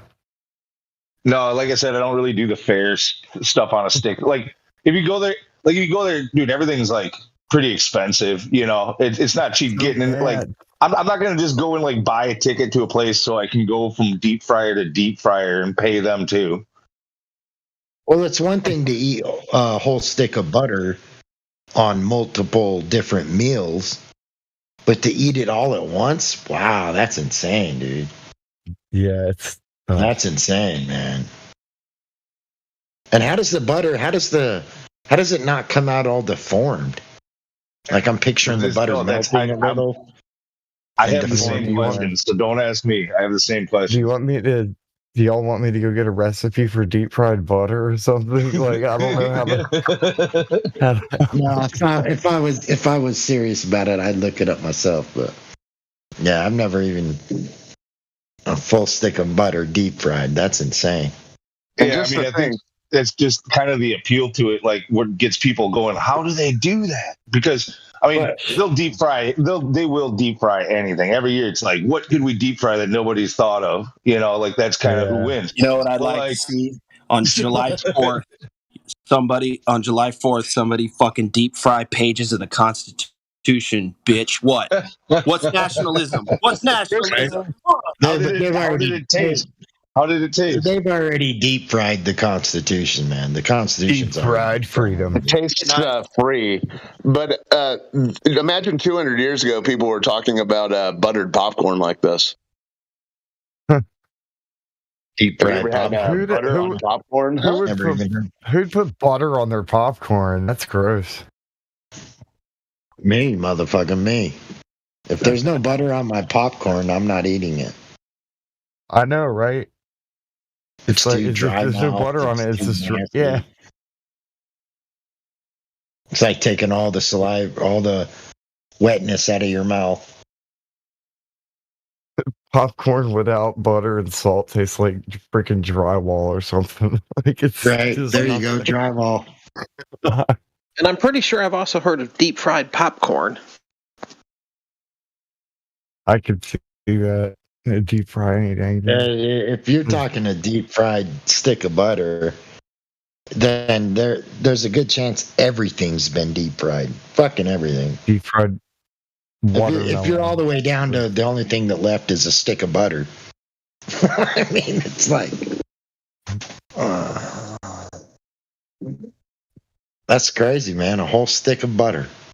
So you're talking like a margarine, where even at room temperature it doesn't like melt down. It keeps its shape.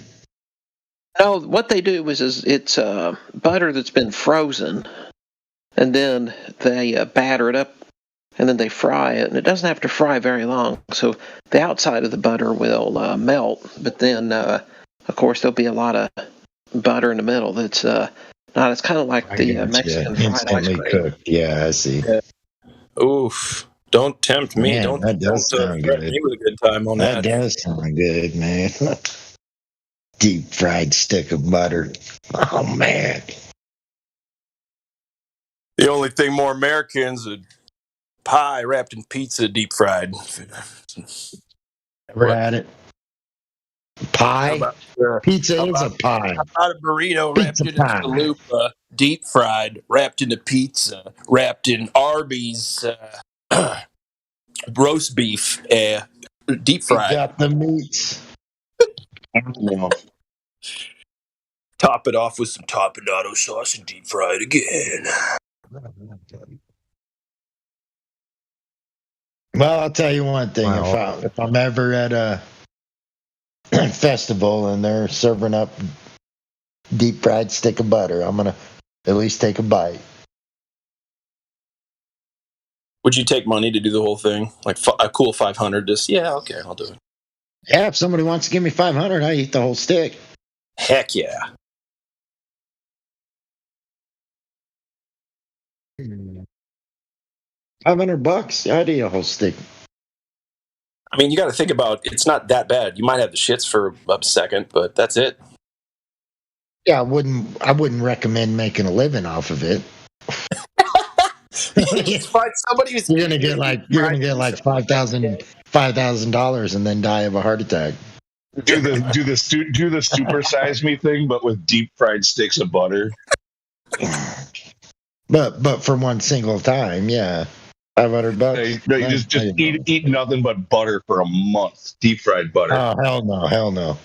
You're just asking. You would make it during that month. You're better off smoking You're better off smoking 6 packs, 7 packs in a month.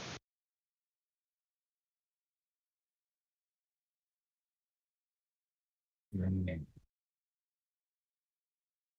know what'll kill you before the carcinogens is the nicotine amount. Well, I think what kills you is being alive. Actually, what kills you is sin. I agree with the first. The wages of sin is death. Yeah. So it's not really what goes in your mouth. It's what's come out. What comes out. That's what kills you. So like moral bulimia. Well, everybody like all these health people, and they want to get you as healthy as possible. But the only thing that keeps you from death is to not sin. Once you sin once, you're gonna die. So if they was really worried about your health, they would tell you not to sin. Gosh, that's a rough go, huh? Just the once. Mm-hmm. Well, if you want to take sin and money out of it and bring it back to the practical world, at the county fair circuit, you can just pick off the top of the garbage and get all the fried stuff you need. Yeah, that's what I'm saying, man. It's not like I'm saying I'm sinless. I'm just saying for $500, I'll eat a full stick of butter if it's deep fried. Yeah, me too. Me too. I do it. I wouldn't eat a full stick of butter for $500. Yeah, if it wasn't deep I won't go below 400. You do $49.99. I don't know about you, but $5, we're good. Yeah, right. I mean, I've never tried it before, so I don't really know how it tastes, but it can't be bad. Like it was a rage, so I'll just do it on a dare. You would do that on a dare? Yeah, why not? I would definitely take a bite just to see how it tastes. Because if the heat could actually cook the butter without melting it, I'm wondering what that would, like the texture and how it would taste. I'm wondering how that. I don't know about Down figures. with a deep fried Oreo fucking cookie too. Oh, those are so good. Or a Twinkie, a deep fried Twinkie on a stick. Did they start making Twinkies again? I don't believe they ever really stopped. I'm pretty sure. I think that was just a Zombieland thing. I know someone was like, well, someone came, we were talking about it and we were trying to find Twinkies, and I guess it was just like a coincidence or whatever because we couldn't find Twinkies being sold in the 2 stores we went to, and so we're like, oh, that's good enough to be fact. Yep, they don't sell Twinkies anymore. So they pretty much just roll the stick of butter in the breading and then drop it in the grease, right? That's what I'm picturing.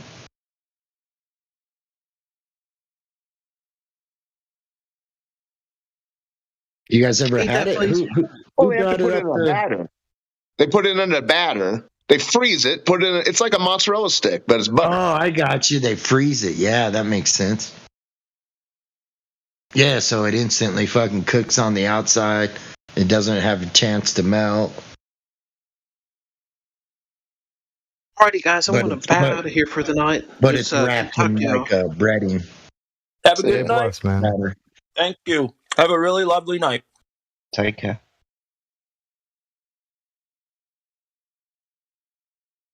They should wrap the butter with like a mozzarella or throw some jalapenos in there, and then roll it around in the batter.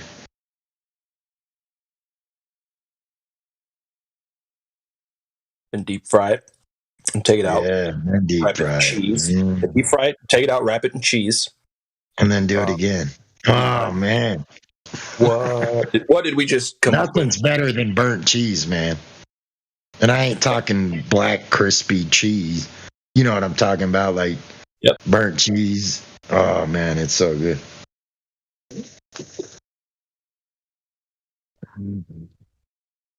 Yep, when it's almost, it's got that like dark golden kind of. Yeah.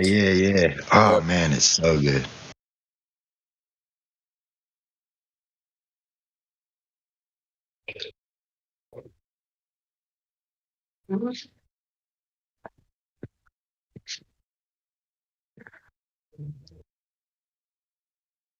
Well, it is speculation Sunday, speculation station here. Does anybody want to talk about weird shit?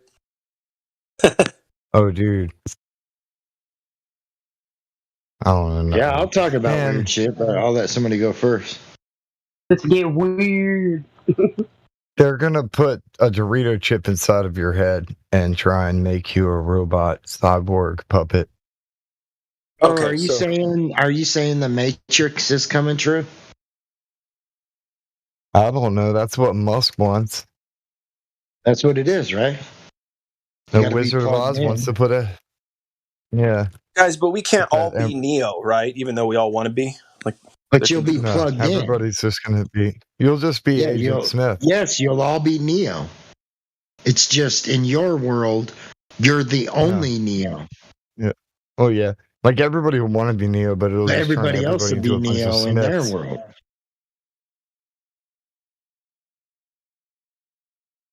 Puppets for Elon, president of Mars.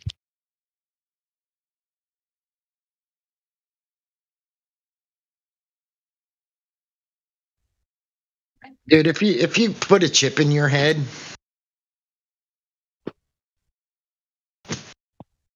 I guess you deserve the lake of fire. I don't know. That's what it is.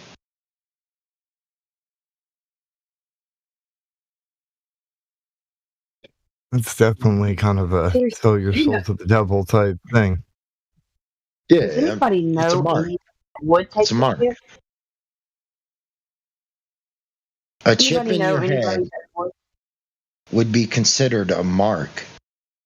You know how they chip Kim? You know how they chip dolphins and sharks?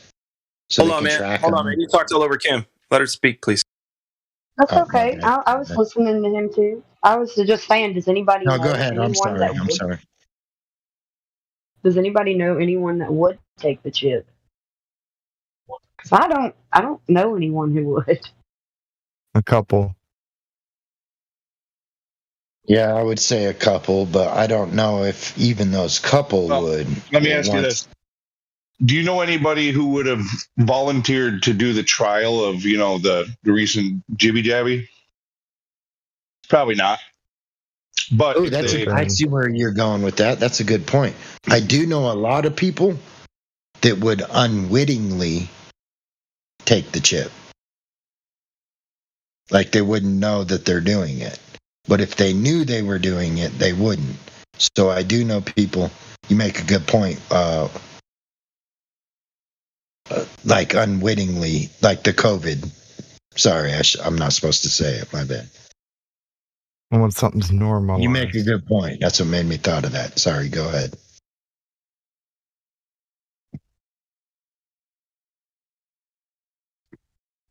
Anybody that took the don't get sick vaccine, they don't realize that it was experimental and it was only passed by the FDA for emergency reasons only. This is a speculation Sunday, not talk about all the off topics. Yeah, it's just a experimental it's just vaccine. The thing I'm saying. Yeah, I just used it as a parallel. Please don't run with it. Like I wasn't trying to turn that into the discussion. Yeah, I was talking about the bird flu vaccine, not the. Yeah, dude, you're off the rails. Have you ever heard of fried butter, James Richard? You fucker. Good shit. Good shit. I deserve it. I see where you're going with that, but I hear you.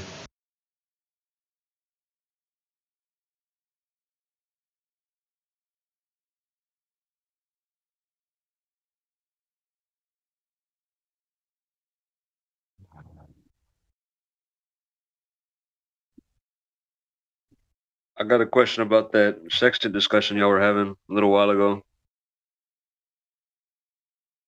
Shoot.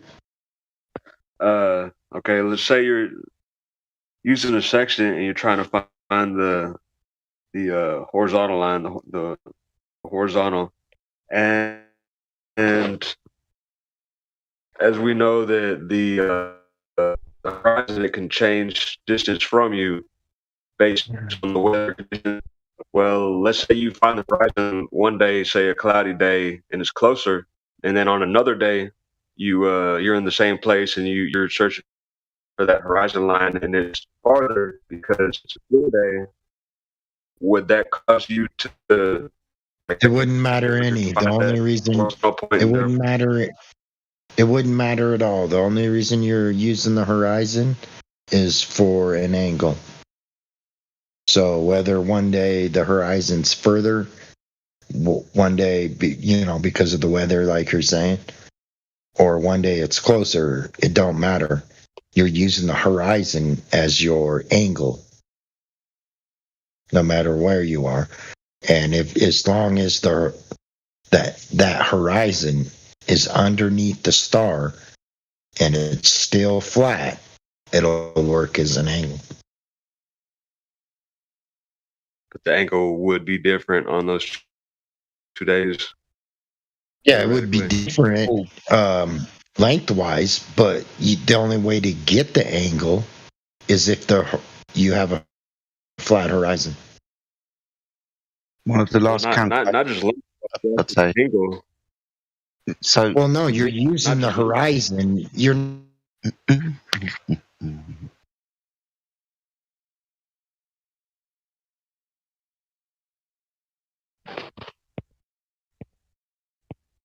with the sextant to get the angle. So it doesn't matter if the horizon one day it's closer to you because it's a real humid, liquidated atmosphere, or one day it's really dry and you can see further. It doesn't matter. You're using the horizon as your horizontal line for the angle. Would the horizon not be Okay, would the horizon be higher when it's farther away at a higher angle? The only way you can get an angle, though, that's my point. My point is, it doesn't matter how far it is, how close it is. The only way you can get an angle is if it doesn't matter how far or close, is if it's horizontal. You're only treating it as horizontal. I'm sorry. I understand what the gentleman's saying. So you can, on 2 different days, the horizon can appear to be in 2 different locations, 2 different distances, and you'll get a different angle to them because they've moved. I understand that.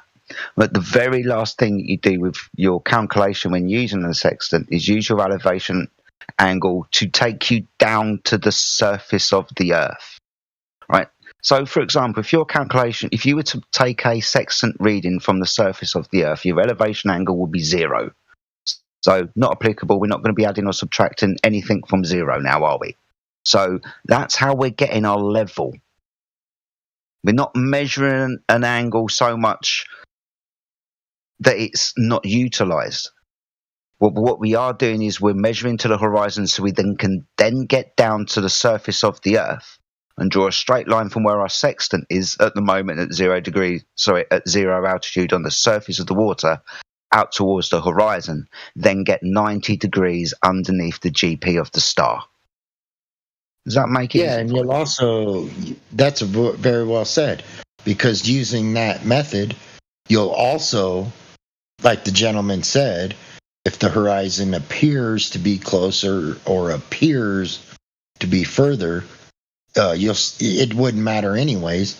Yeah. You would start getting an average from it if it did matter. Yeah, thanks for adding that in. Even if it did matter, you would start getting an average, depending on the weather. So if it was rainy, you'd be like, okay, it's only appearing this close because it's raining. Or it's only appearing this way because it's really hot and dry.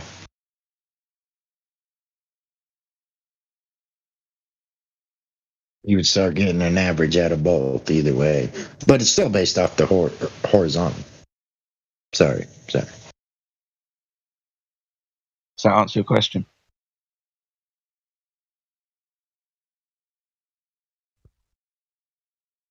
Yeah, pretty much. I'm just not familiar with the sextant. I guess I'll have to use one sometime to, get the dynamics of it. Yeah, definitely. But you're right with your question. The horizon moves, right? So how angles will change to horizon because it moves. Yeah, no, completely agree with you. But the sextant works on getting you down to the surface of the Earth because you've got to put your elevation angle into it. When you put yourself down to the surface of the Earth, 0, like I said, we're just trying to get a straight line from the sextant now on the surface out towards the horizon. We know these 2 things to be level. Or from this point to over there is now level.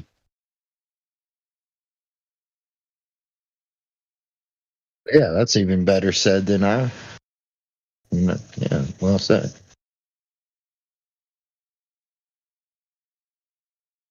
Yeah, Jedi is the reason why we're even talking about it. He's been flat smacking some globies with it. Well, the guy did have a good question, and he answered it very well. Yeah, absolutely. Yeah.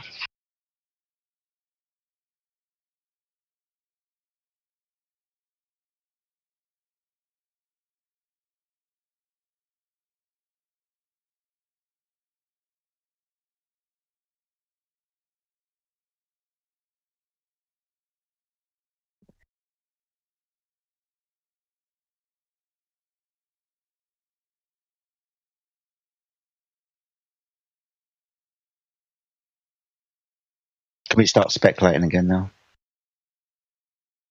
It's all based off the horizontal. Like, how do you get 45 degrees without a horizontal? Can somebody answer me that? You could probably do it vertical, and I'm just not picturing it right now. Because now I'm starting to picture it. Like just 2 verticals. As soon as But you they're bring up both straight lines. Not one of them's curved.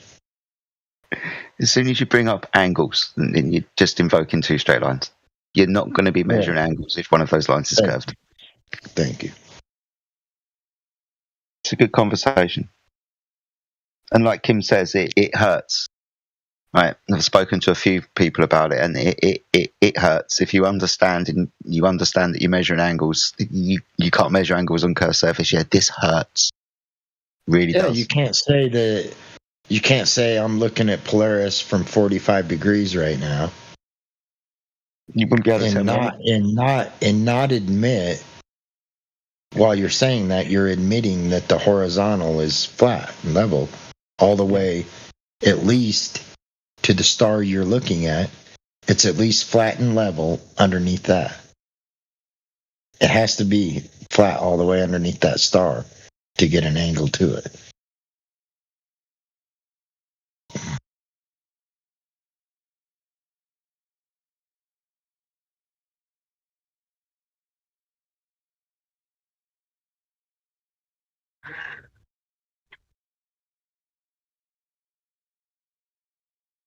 There's only two things you need now: angle and a container.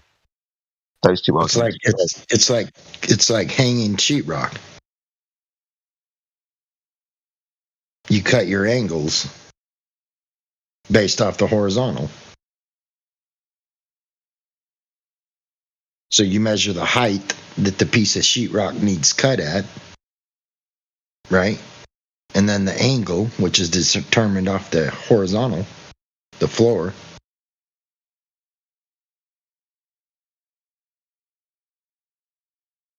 Yeah. The only way you could do that is with a flat horizon, horizontal.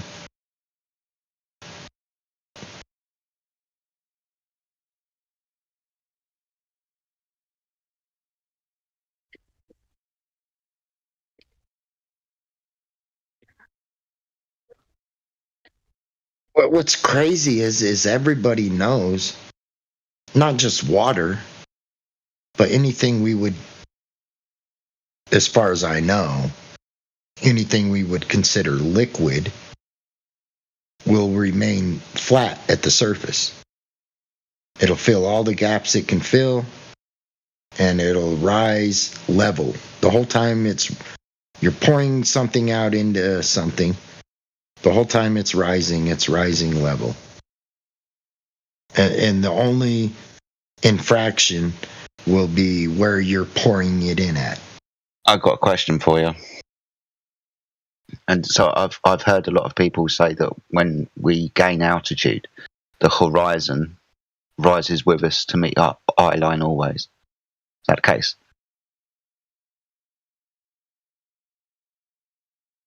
Yeah. It does it. Because hold on, say that again. I just want to make sure. The horizon always rises to eye level. Do people still say that now? I'm not sure about that because I've only been so high. Yeah, that's like as far as I know. The highest I've been, I would say yes. Based off my experiments, I would say yes. But I've never been like 100,000 feet in the air. I followed the saga of the wording of this. And the original phrasing was rises to.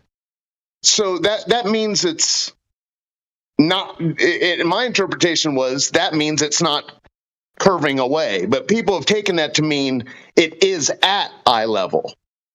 Well, I would picture like an infinite chessboard that you're standing on. Just picture this real quick. An infinite chessboard, meaning the length of the chessboard is infinite.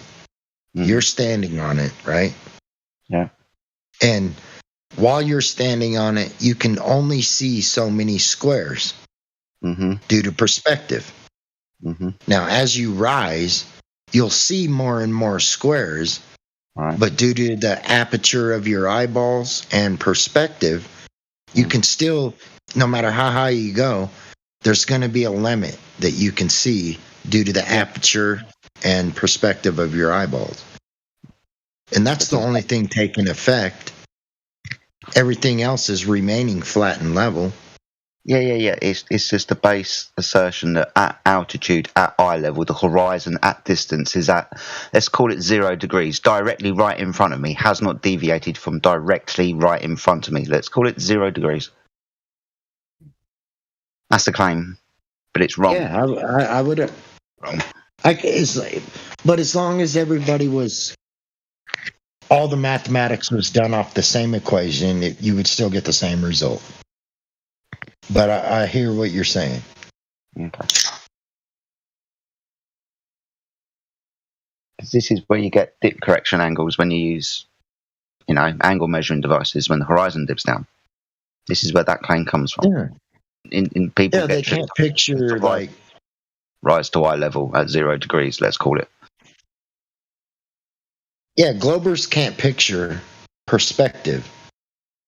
So if you have a clothesline, people used to hang their clothes on the line to dry the clothes off. Yeah. If you have a clothesline and it's pulled so tight that it's perfectly level, right? And you just have a light bulb from where you're standing, right in front of your eyes, almost touching your forehead. Yeah. And you just start moving that light bulb out on the clothesline. It'll appear as if it's going down, but it's staying the same height the whole time. That's perspective. That's perspective. And if you was to elevate yourself with the light bulb, you would see it at a further distance. Yeah. Right? But you're still going to get to a point, no matter how high you go, where the light from the light bulb can no longer reach you, and or the aperture of your eyeballs can no longer pick it up. It'll be one of the two. But it's still the same height, no matter how far it goes away. It's still the same height above the ground. You just can no longer resolve it.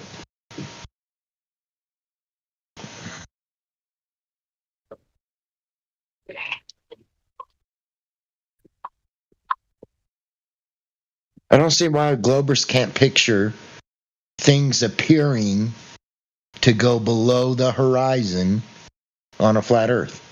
I don't see how they can't see that. If they could, it would be wonderful, because then we could have a conversation about that.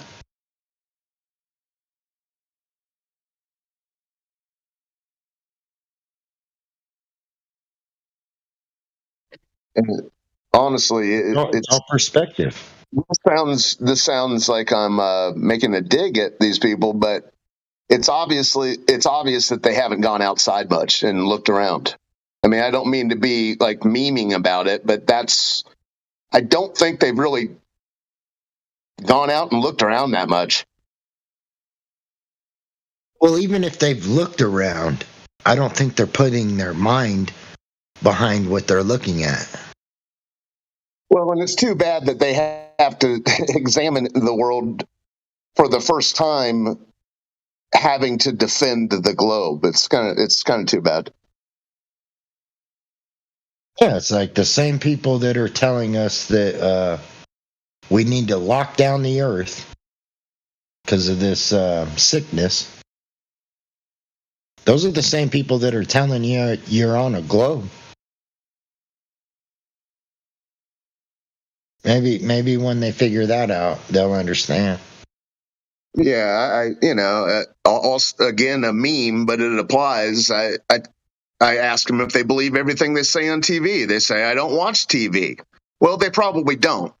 But then they don't realize, because they don't watch TV, that they've still been indoctrinated by a screen. Just a smaller one. Yeah, they believe that when they say, I don't watch TV, they believe that their phone doesn't count. But it's the same thing as TV.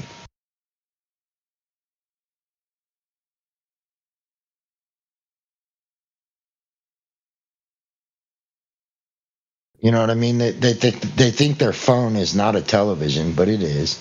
That's exactly what it is. with more information, then, dude, most poor people in America live better than a king 50 years ago. What? Like a king used to have people in America somebody live better. walking around him with a fan to cool him off. A king would literally pay somebody to follow them around with a fan so they could cool them off in the summertime. Oh, so Like that was their air conditioning. yeah. Okay. We have even what they consider poor in America, a poor person has a refrigerator, so their food can last longer. Right?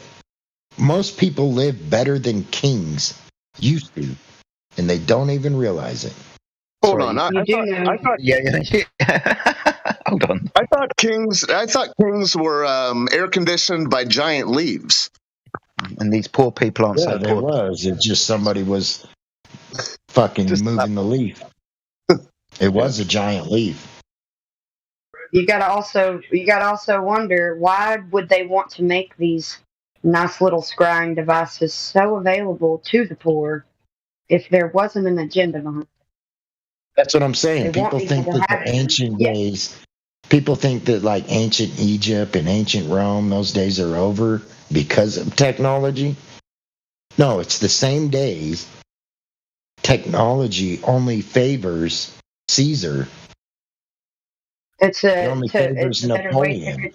It only favors it's a better Hitler. way it's a better way to carry out psychological operations on the public and to control Yes, them and like to learn about them and to collect their information.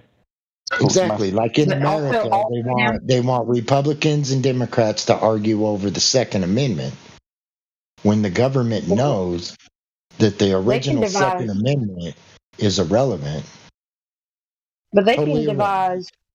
they can devise separation between anyone at this rate. I'm seeing it with it like there's all different separations of groups these days. It's not even just Republican and Democrat. It's much more in depth and even more so than I think a lot of truthers realize. If you've done They Not got not not any of you. Not small any of you. missiles. Not, They got small missiles that can cause severe destruction, more accurate than a bullet. So while you're arguing about the Second Amendment, they can fly an unmanned drone over a mountain, and anything warm-blooded, they're going to spot. And you're warm-blooded. So what are you going to do? Aim your gun up and shoot the drone out of the sky? Get the fuck out of here.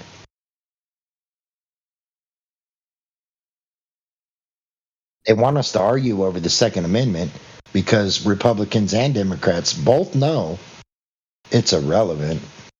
And the whole reason for it was we could have the same weapons the government could have. That way they couldn't become tyrannical. But if everybody had nuclear bombs, yeah, that's not going to go so well.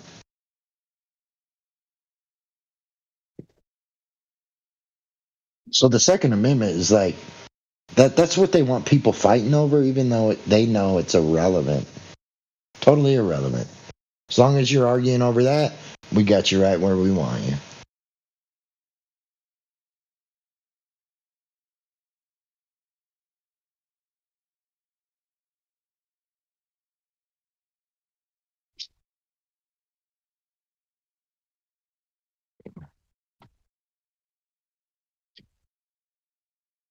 Same thing with the aliens.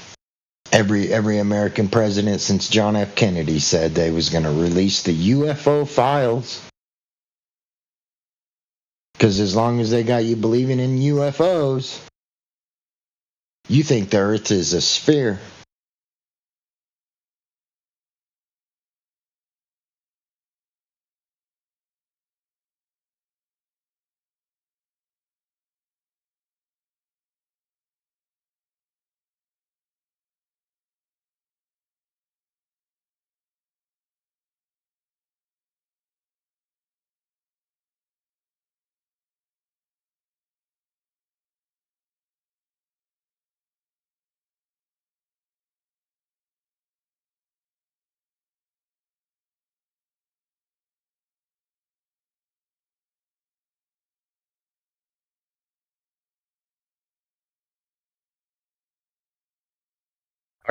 How come it's all of a sudden gone quiet?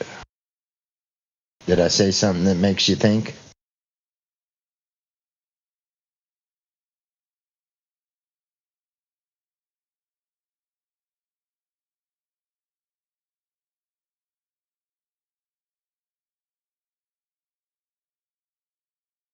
Have you ever seen Oblivion? Yeah, I love that film. I believe so. Is that the one with Tom Cruise and Morgan Freeman? Yeah. Wasn't Tom Cruise like most of the movie? It was just him. No, he didn't know where he was. It was sort of Planet of the Ape-ish. But it was like the first movie where the main actor it was just him.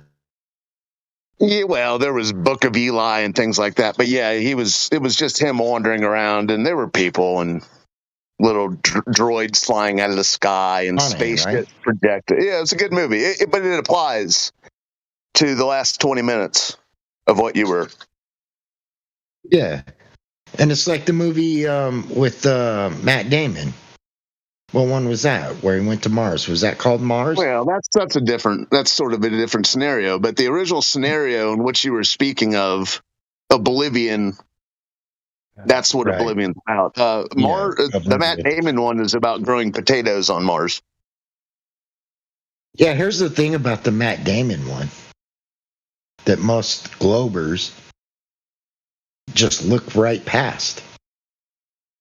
Most space movies, especially that one, the first thing they do is build a container. They have to build a dome. That's the thing.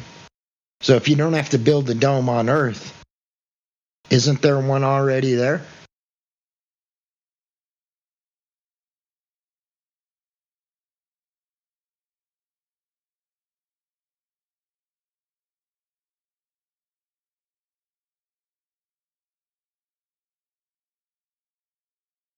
Like they admit in the movies, when they go to another planet, the first thing they have to build is a container.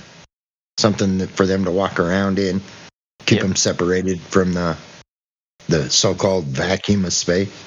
Sorry, Richard. Sometimes when they have to get rid of the alien at the end, they open the container and let the fucking vacuum of space suck the bastard out. They did that in Alien. Like even in the movies, once they get a leak, even in the movies, the leak is dramatic. Like it's life or death, right? Yeah. They got to fix the leak. It's life or death. Yeah. So if there was a leak on Earth, wouldn't it be life or death? Like if you punctured the container to go out of Earth into space, you just created a leak. No, even if it was a millisecond, Think about a balloon. Gas pressure into a fucking vacuum, even if the opening was only a millisecond, So when you think about everything up. Yeah, when you think about yeah, I know. So when you think about a container, think about a balloon, and it has a high pressure and the low pressure that's outside of it. If you put a pinprick on it, just a tiny little pinprick, it explodes. And you got to remember that if that's the same way that the ISS has the same idea, that if it has a little tiny pinprick, it would explode like a balloon because all that pressure on the inside is higher than the one on the outside. So it wants to get out. And if you give it one little inch out, it'll just completely explode. Like it'll just rush out and it would be a lot worse than what they say that it is. Think about that same way with a can of soda and anything, just that's under pressure. Anything. Thank you. Thank you for the backup. Yes, anything under pressure. Anything under pressure. Once you release it, it's instantaneous. And the bigger it is, the more violent and instantaneous. Yeah, bang. Yeah, huge, like massive fucking. We would be, if we wasn't ripped apart, we would definitely die. We would all the air would be sucked right out of us. It'd be worse than if you're riding in the back seat of a truck at 90 mile an hour on the interstate and you stick your head out of the side of the truck so the cab's not blocking the wind and you try to breathe. It literally fucking, you got to be careful breathing. You know what I'm talking about? It'll literally suck the air out of you. Only worse than that, though. That's just a minor example. It would be like 100,000 times worse than that.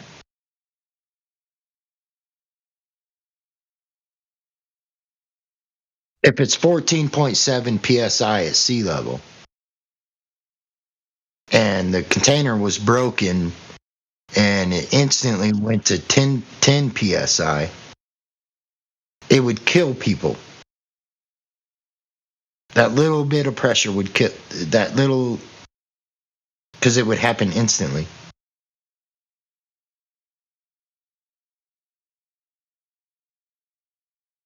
It wouldn't do it over a year's time. It would do it over less than a second. And the way that Don Pettit was really not addressing the point that what would happen if they had a leak. Well, you have a leak. Like, there was no protocol for that. And especially somebody that's operating on equipment that's worth millions, if not billions of dollars. So you're taking a look at somebody who should have like a really high sounding explanation for a protocol that should be put in place for this type of situation. But it's not what you hear.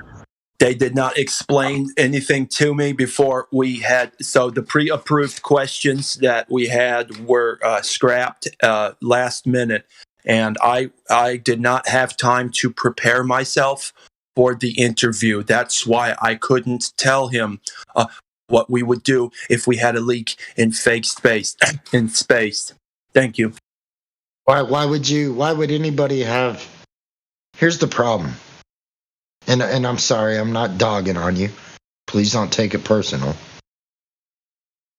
When it comes to truth, you don't need time to prepare. You don't have to prepare for truth. If you're preparing for an interview, you're preparing for lies. Brother, I'm accentuating that. I'm saying that question caught him off guard because he hadn't been asked that question, and so he didn't have a scripted answer. Is what I'm trying to tell you. Richard that's understandable. I think. No, that's understandable. I see what you're saying. That's understandable. I'm sorry. But at the same time, don't. Oh, okay, I see what you're saying. Okay, I'm go sorry, ahead. dude. My Yeah, bad. I was playing Don Pettit. I'm sorry. Damn. Anyway. But the truth never needs to be scripted. You don't have to prepare. Yeah, I agree. Sorry. Go ahead, guys. Go ahead. No, that's fine. I'm sorry. Sometimes it doesn't Some land people with don't get the everybody. role play, Glad. Yeah, some people don't get the role play. You have to actually.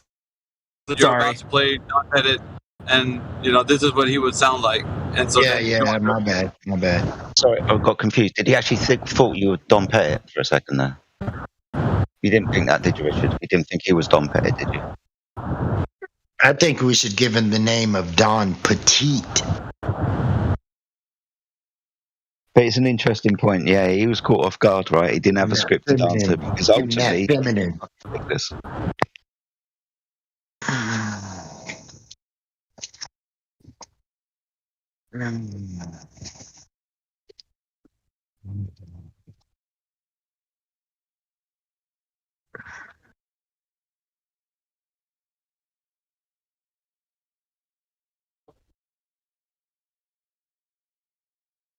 So Don Pettit is he's probably my favorite. That's why I do impressions of his voice, because he's the most, like, I think Neil deGrasse Tyson is okay with being known as a clown, but I think Don Pettit is trying to teeter the line between like idiot savant super genius type of thing and well, I guess he's just trying to be that.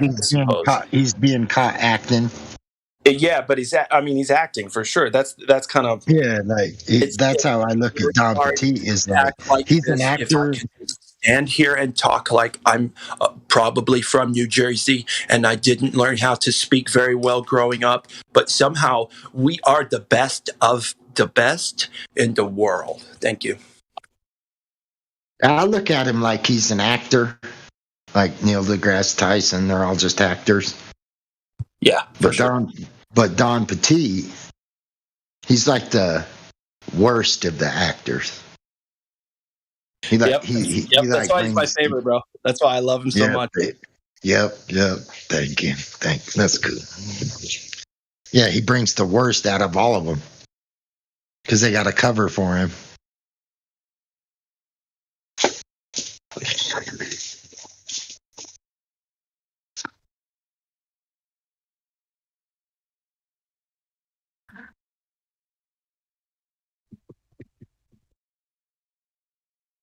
Oh no, man! I seen some video.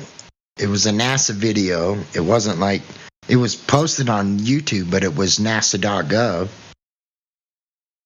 and it was some. I guess I would say journalist asked him what happens in the event of a leak, and he couldn't answer it. Like he couldn't like. That would come down to our protocols. I can't answer that right now. It's like, that'd come down to fucking training, wouldn't it? It's like, aren't you an astronaut? What are you talking about? James, that's exactly what Glatflow was imitating when you said you were asking him. That's what he was imitating. He was imitating him saying that speech, and you took it literally like he was asking the question, and he was portraying him. Oh, wow. Role play. I'm sorry. Wow, my bad, guys. Damn. Yeah, so I think it might have just went over your head a little bit. It did. It went over my head. Yep, for sure. Thank you. No problem. Now you know that you got Don Pettit on command, though, anytime. Yeah, he role plays as Don Petit, as you would call him.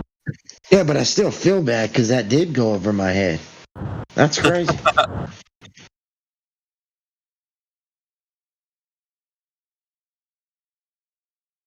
Who else we got in here? Looks like we got somebody down there at the very bottom, and we also got Pizza Car 1996 is in here, but they're deafened. Anybody else in here? Is it just us, Jedi? Yeah, I think it's just us. Yeah, it's just us. I'm sorry, I didn't mean to answer for Jedi. No, you're all right. Sorry, guys. I'm holding the phone to my mouth. Who was the guy that was just asking if that was Jedi, or who? Miggy. That's me. Yeah, are you the one that was always on? Because you sound like him. Oh man, Rob Skiba. Was you the one that was always on Rob Skiba? No, I don't think I've ever appeared on Rob Skiba's show. Wow, you sound just like that guy, man. I think he's in a wheelchair. What's his name? Damn it. I feel so bad right now. Sorry, but that's who you sounded like to me. Oh, Zen Garcia? Zen Garcia, thank you, man. Why do you sound like him? You sound just like him, dude. I don't know, do I? I've never heard Zen Garcia. You sound like him to me, but maybe I haven't heard him as much as everybody on this platform. Probably because he's Spanish, I say. And so am I. Right. No, I really thought you was him, man. I was like, wow, is this that Rob Skiba guy that I'm talking to? I would be honored, man. I love that guy, dude. Oh, well, yeah. You know what I'm talking about? Zen Garcia, yeah. That guy's awesome, man. Yeah, he's all right.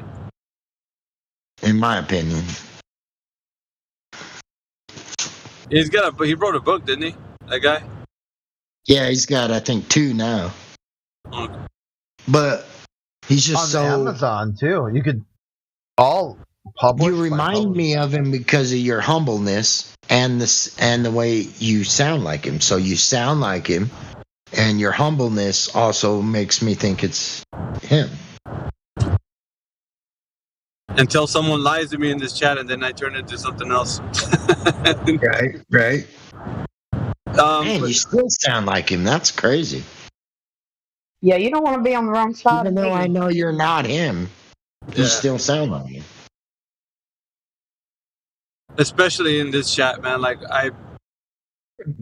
the reason is because we're being live streamed, and also everybody's listening, and a lot of critical thinkers are tapping into something that they've never heard before, and they're starting to develop their own path as to like how they're going to be able to achieve the best way to move forward and analyze different things. So in order for us to give them the best content, we're going to be pressing everybody in this chat to be speaking very honestly and very straightforward when it comes to like evidence. So if you're saying something and it doesn't have any evidence and you're just saying things, and you're going to be called out. It's just the way it goes in here.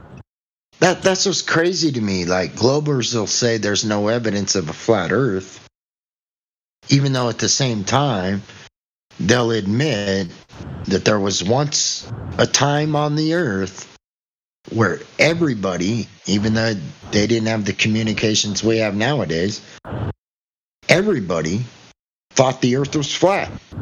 Right. So if there's no evidence for it, why the fuck, without them being able to communicate? Sorry, there I go again with my mouth.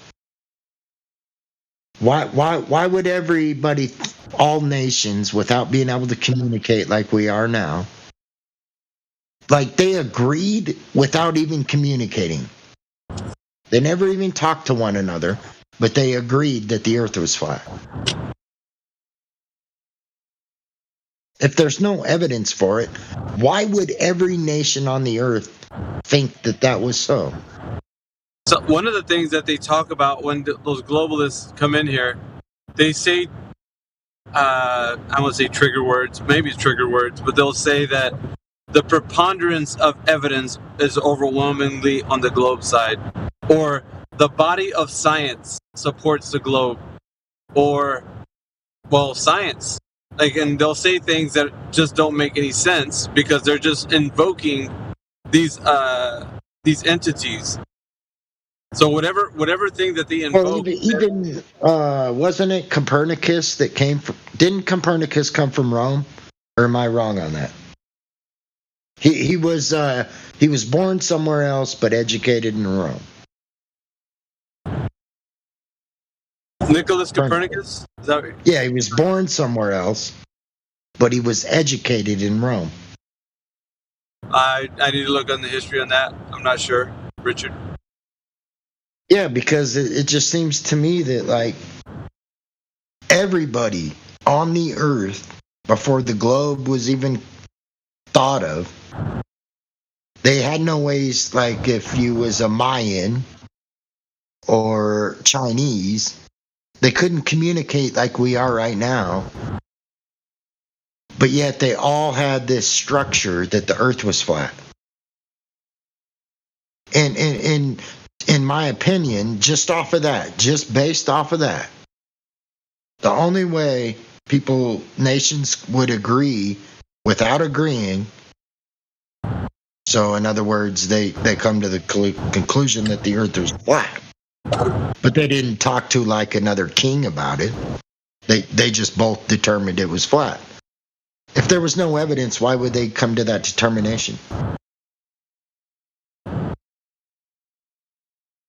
They always talk about the flat Earth being archaic and that it was just because we were based on observations only and nothing more. But since we've advanced in the way we do science, then now we understand, because of the fact that we can perceive the Earth to be something other than what we're seeing, because they would say that our senses are fooling us.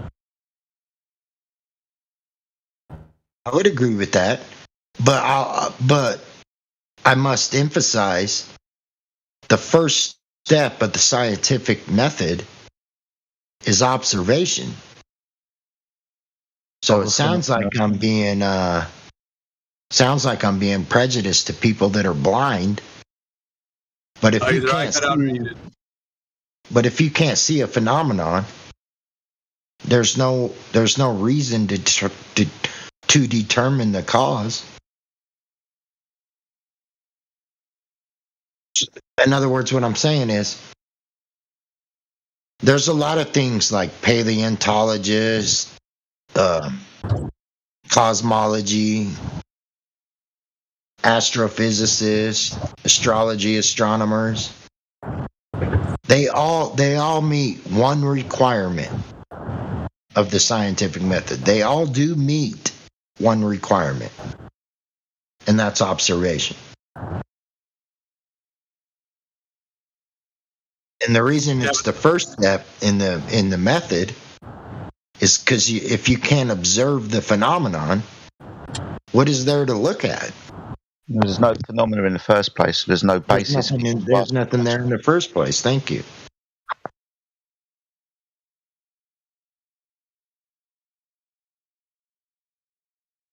Yeah, it's like I sound prejudiced toward blind people, but that's not. If you can't observe it, there's nothing to see what the cause is. There's nothing to question. You've got no question There's here. nothing to question. Thank you. That's better put.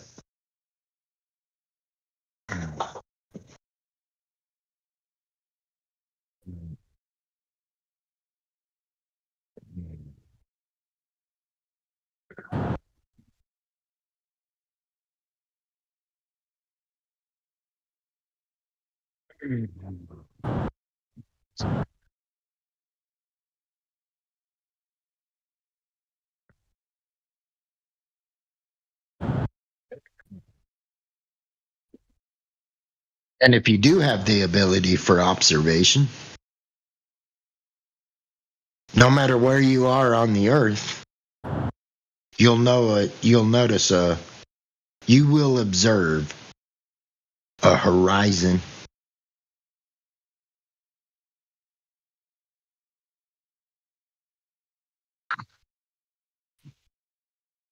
Yeah, when you're looking out across the plane of the Earth, you're going to see the demarcation line, the limitation of a view across the surface of the Earth and the sky.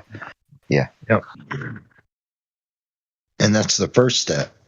So if it observes to be flat, it's not my duty to prove that it is.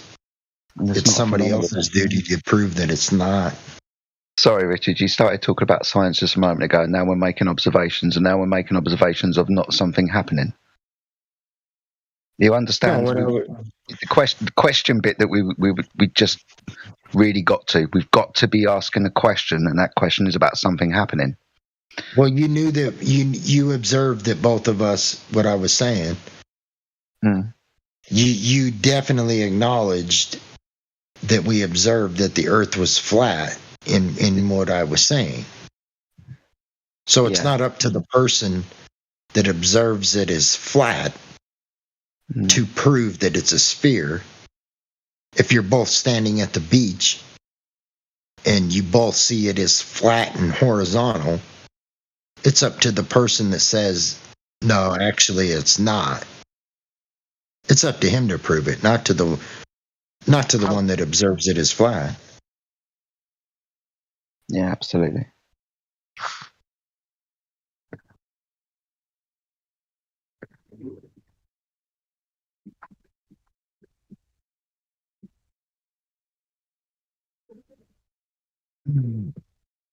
Did you come back on, Jedi, after a while, or have you always been on since I left earlier? No, I disappeared for a couple of hours, went and done some bits and pieces, but yeah, I've been pretty much on most of the day.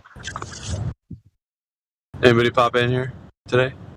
Yeah, it's been a little bit quiet. I had a conversation with Matthew Learns earlier about sextants and stuff. That went on for an hour. We got him to make a couple of concessions. But yeah, it's primarily it, mate. As soon as I can bring up angles at the moment, I'm doing it. It's going to get a bit annoying after a while, I can tell. Yeah, but you gotta. The thing about these guys is like, there's no rebuttal to some of the things that are put up. Kim said it perfectly earlier. I got him to a point where it was checkmate. It was literally, and then his phone, he just disappeared. He'd gone for a bit. But it was literally checkmate the moment I got him to, mate. You can't move now. You've got nowhere to go. Yeah, you just have to realize that now. He'll respawn later with a new chessboard. Probably. Are you talking about Matthew? Yeah. Yeah. Yeah, there was I think before you entered in here, there was a guy named Dude Perfect. Well, his name's Cody, but he goes by Dude Perfect as a handle on YouTube. And he was invited by Jeff Bezos to join the Blue Origin, like rocket launch to the upper part of the atmosphere, which is like they consider outer or space. So he did that thing, and supposedly he went up there and they took him to 190,000 feet, which is I don't know, just shy of what, like 40 some miles, I think, or something like this. But it was crazy because like he's still not able to get to the place where you can get near the Kármán line, according to what they say in space is dubbed to be. And of course, I was talking about the Kármán line at that time when they were doing that whole thing. But I find out that even the mainstream rhetoric, what it talks about with that Kármán line, that it's not an actual like arbitrary line where you cross over into like space, let's say, that it is actually they don't actually say where it is. It's ambiguous. So it would be starts at like 50 miles and it can range from 50 to like 62, I think, miles or more. Yeah, arbitrary somewhere up there in the sky somewhere. Yeah.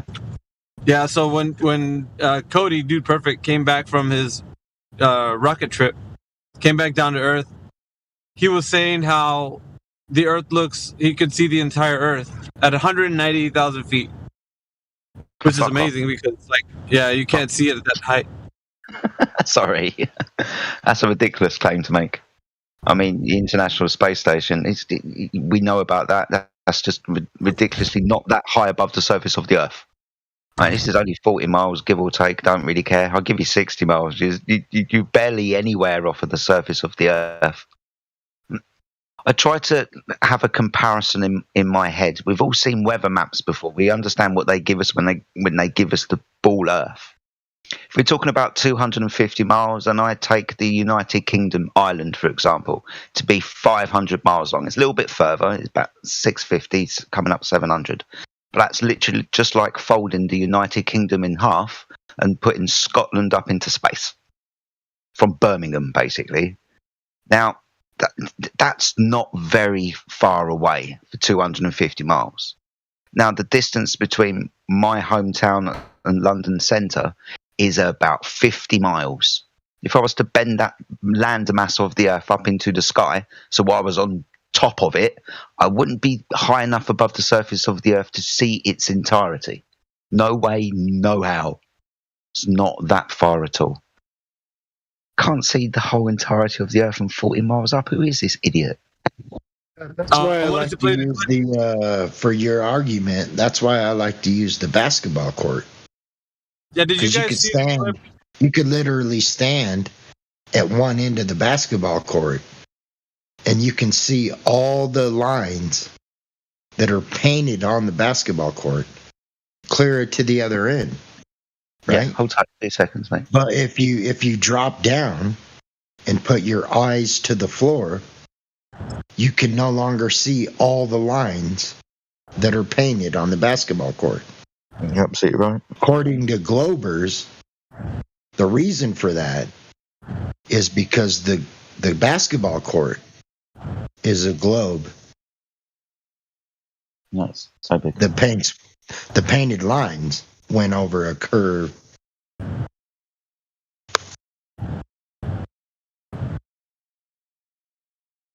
There's somebody asking to get a voice, player number 1 or player 1.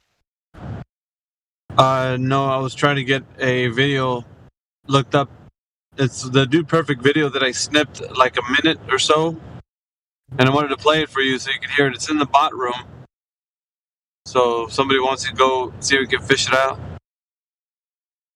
It's only a minute long. Should be Dude Perfect. If you type that into that room. Live stream voice text. Yeah, if you have the DJ control then yeah, you can go in there and search for it and play What it. the hell? Dude, I'm telling you, man. We need to get a Rob Skiva video going. Because you sound just like Zen Garcia, dude. That's strange. You're the first person to say I that. need to hear the difference. That way I know the difference. In other words. That's okay.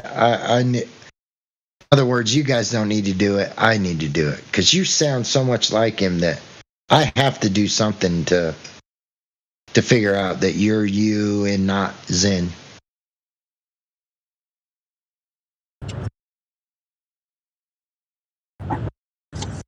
Has anybody ever told you that? Dude, you sound just like him, dude. You're the first one, actually. Wow, they probably been with you the whole time. Yeah, I could picture that. Yeah, dude, I don't hear it. Garcia, dude. Yeah, I would say they don't sound anything alike either. Right. And you probably know them both more than I do. I've heard Zen speak before. They're not even their mannerisms are the same. He's not. Well, I used to listen to Rob Skiva. Every time he dropped a video, I would watch it. Like I was that tuned into Rob Skiva. And that guy Zen Garcia, oh man, I actually, even though I got much love for Rob and he passed away, but I got a lot of love for Zen Garcia too. Man, that guy's great. But this guy sounds just like him, dude. Even his R's, the way he pronounces it, even his sentences, sounds just like him. Is this the dude Perfect was here today, like in the VC? No. Oh, okay. You're talking about that guy's got 58 million subscribers. I don't think he'd be in our chat if he did. Right. Blowing up. Yeah, or if he came to take the piss type of thing, because he goes to space and the first thing he talks about is flat Earth. You don't happen to have the DJ bot control, do you, Crit? No. Okay. I was looking for the sound clip because I misheard what you had said, but I can. So are you guys filtering each other's voice so you don't sound like who you really are? No. Is that what you're saying? He's not Zen Garcia. No, with filtering, or you just said something about voice filtering. Yeah. Huh? I'm just asking questions, man. I'm not definitely not accusing. Are you guys using like a voice filter for your voices? No. No.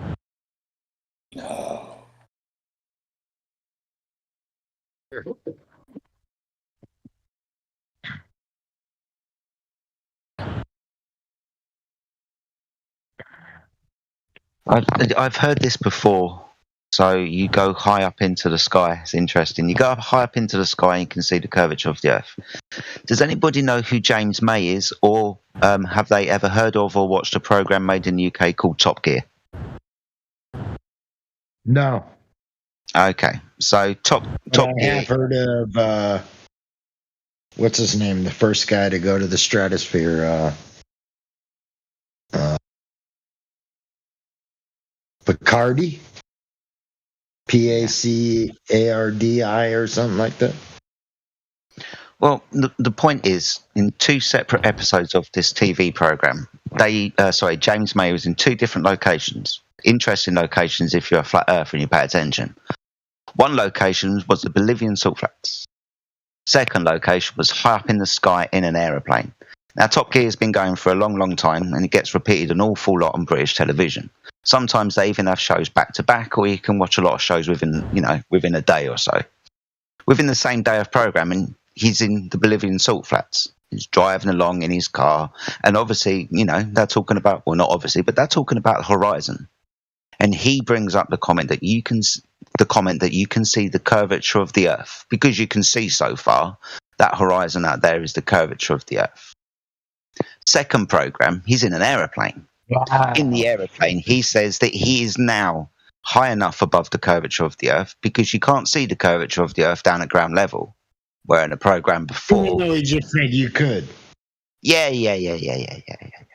So he was taken up into the sky because you can't see the curvature of the Earth down there, but you can see it from up here. And he was no more than 40 miles above the surface of the Earth. I mean, he's probably looking at about 60,000 feet, 80 possibly, because we're talking about a military aircraft and, getting really, really high. We're not talking about the 120, 170 or 80 that we were speaking about earlier. But he could see the curvature of the Earth there. It's interesting, right? Because these guys are on TV and they're supposed to be, ever so slightly intelligent. But in one program, he says, that's the curvature of the Earth there. Second program, can't see the curvature of the Earth there. Got to be up here.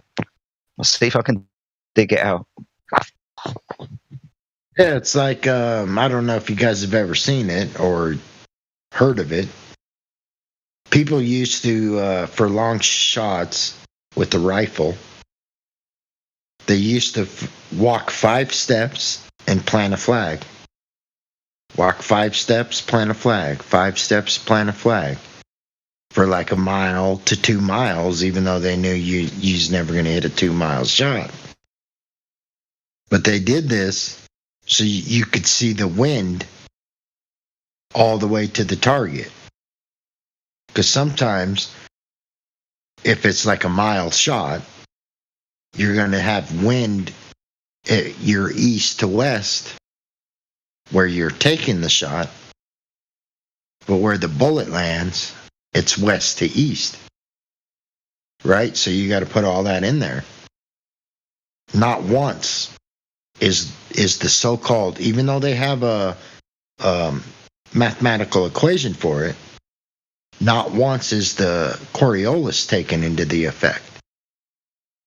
If you cannot master the wind of the shot, there's no use putting in the Coriolis. But the point is, even if you put in the Coriolis, you're going to miss even more. No, it's in the books, just to be in the books. But no sniper ever uses the Coriolis, especially on a mile shot, the longest shot. All they're considering is the wind, and if you got to consider more than that, there's no point taking the shot.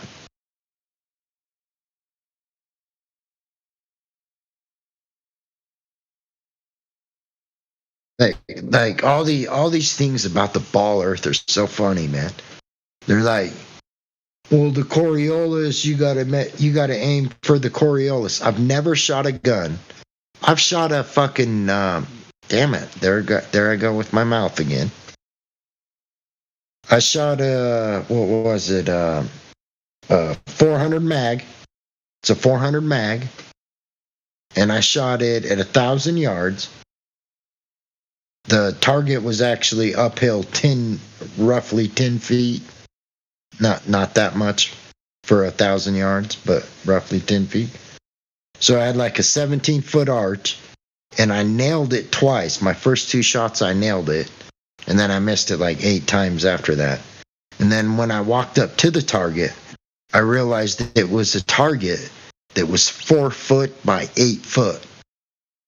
It didn't look that way in the scope, but when I walked to the target to see where I hit, the target was 4 feet by 8 feet. Well beyond a human. Never once did I ever consider the Coriolis effect. Never once.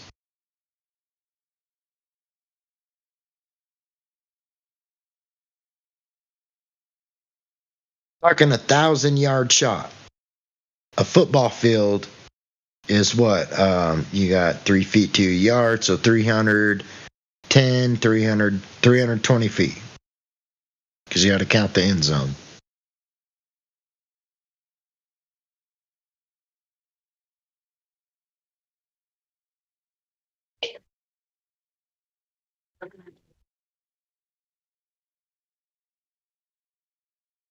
320 yards, my bad. That's a football field. You got 10 yards for the end zone. There's 2 end zones. And in between the end zones is 100 yards. I shot 1,000 yards.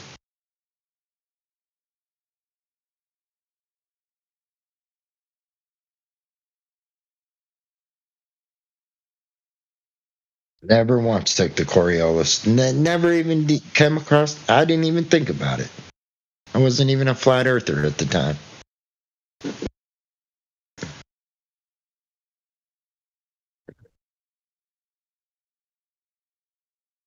You don't aim for your target.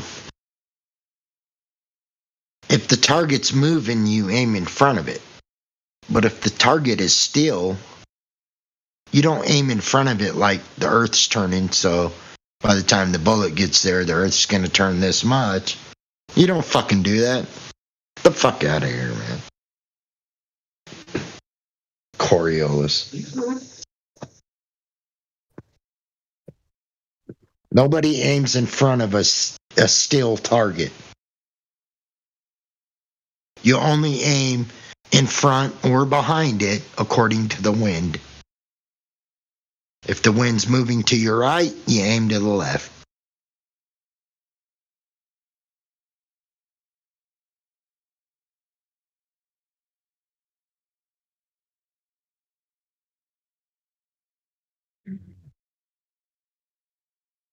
To take the wind into effect and the Coriolis, you'll never hit a shot. You'll never even hit the shot.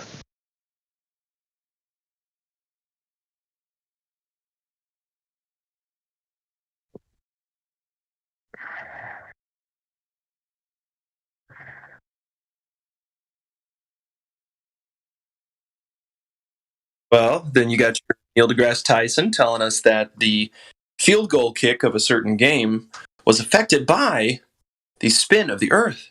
Now, how could that be? Well, let's see. Is it because it's moving slower than the bullet? That might be their argument. What say you, sir?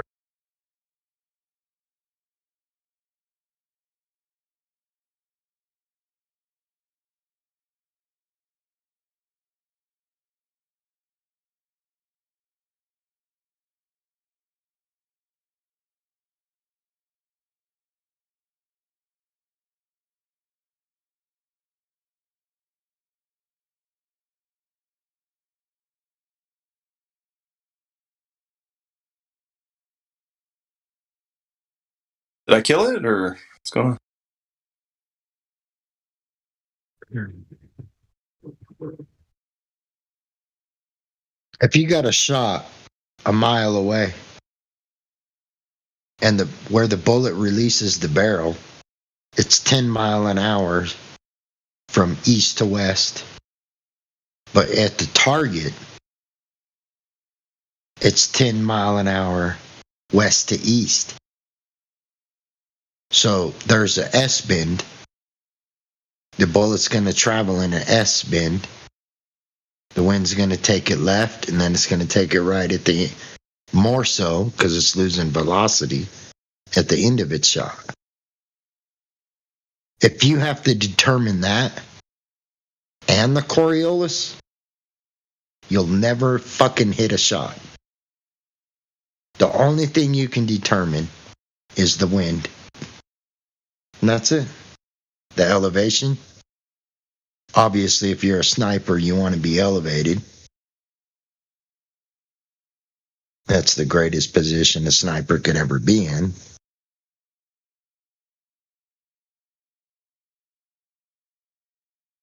But no sniper takes into account the wind effect and the Coriolis. They'll never fucking land a shot.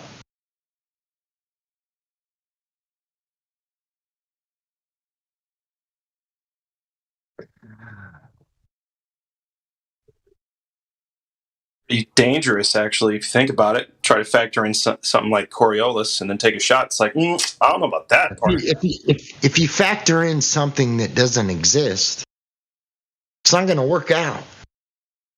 Yeah, you're going to hit the barn It's down the just not street. going to work out. At best. If you factor in something that does not exist, it's not going to work out. All you can do is the wind, elevation, the angle. That's what a sniper does, is an angle. The elevation above the target, the wind.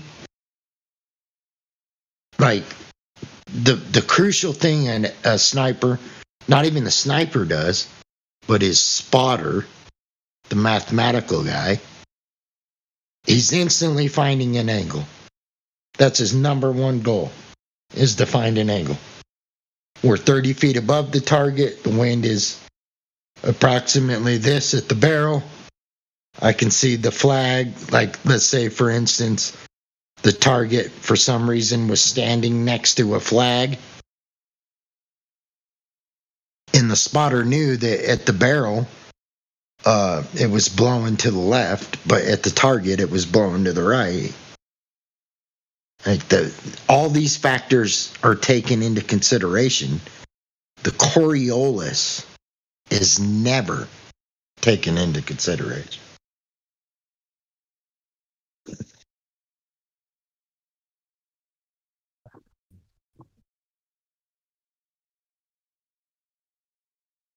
Because it doesn't exist.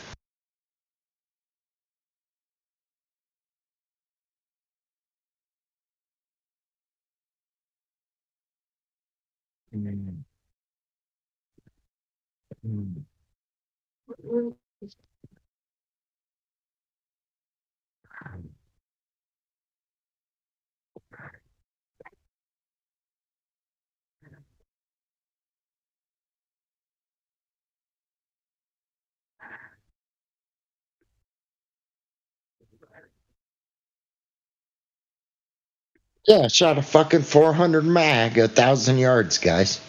It was like a 17-foot arch.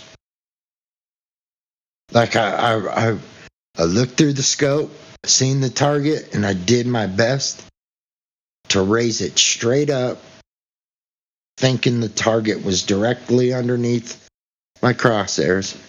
In other words, the target I was aiming at when I shot the shot was not in my crosshairs. That's what I love about these Glovers. I had like a 17-foot arch. The bullet did. That's what I love a about these 400 Glovers, man. I get older, and they say the same things. Yes, they do. Dazed and confused reference. So what I think happens with the that shit with the bullet, it's kind of like a basketball or football shot. What you're doing is you're lobbing that son of a bitch out there, and you got to make sure that it doesn't get, batted around too much by the natural elements. And yeah, there's never a natural element that comes along that acts anything like Coriolis would. You know that movie? You'll never hit a shot with the Coriolis in your. Check this out. There's that movie called, I don't know what it's called, but they shoot a gun and they like turn it real quick while they shoot it, and it makes a bullet kind of go around a curve. Forget what that's called, but it's not a real thing. Like, you can't do it in real life. It's like a. Actually, you could turn a barrel like you could point it when you sight a barrel in. You're sighting it to where you're the most comfortable shooting it.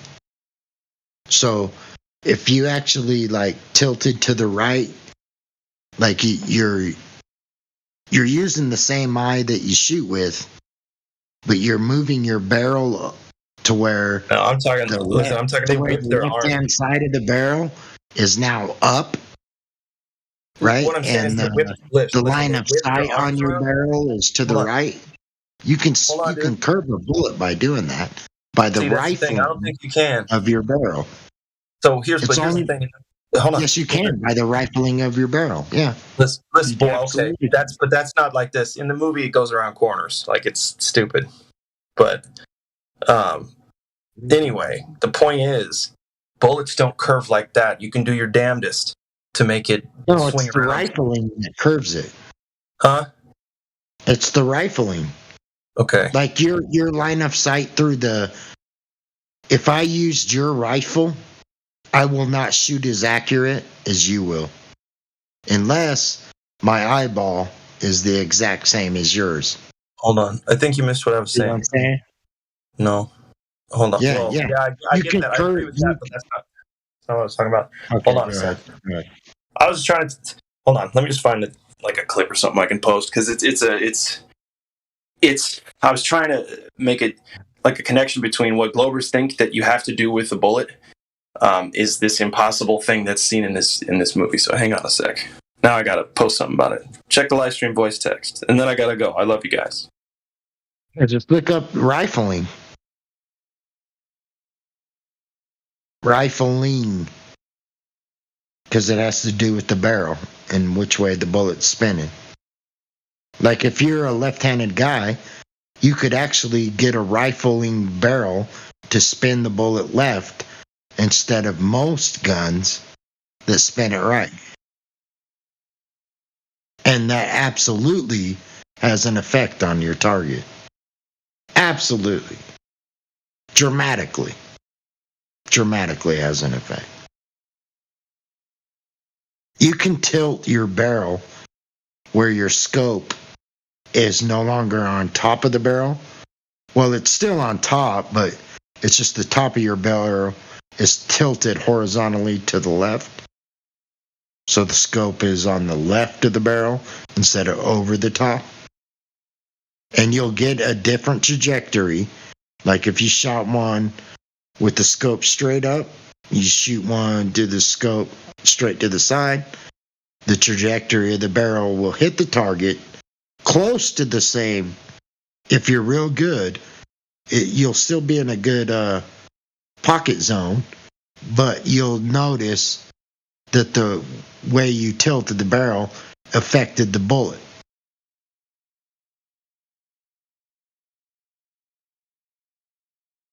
That's due to rifling. Obviously, when the barrel's straight up and down with the line of sight straight up and down, the rifling of the barrel is going to spin the bullet in a trajectory almost the same every time. Pretty much the same, little tiny indifferences.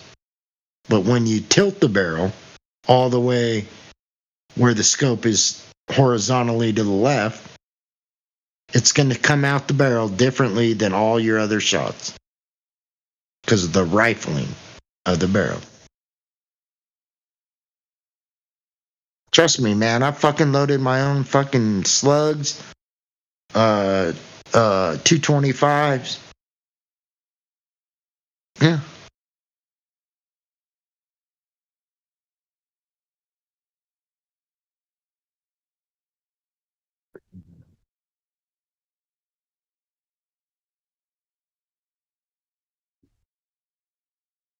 So when people like in the movies turn the gat sideways to look like a gangster and they pull the trigger, like if they was accurate with the gun normal, there's no way they'll be accurate by doing it in a way they never done. There's no way. This ain't Hollywood, motherfucker.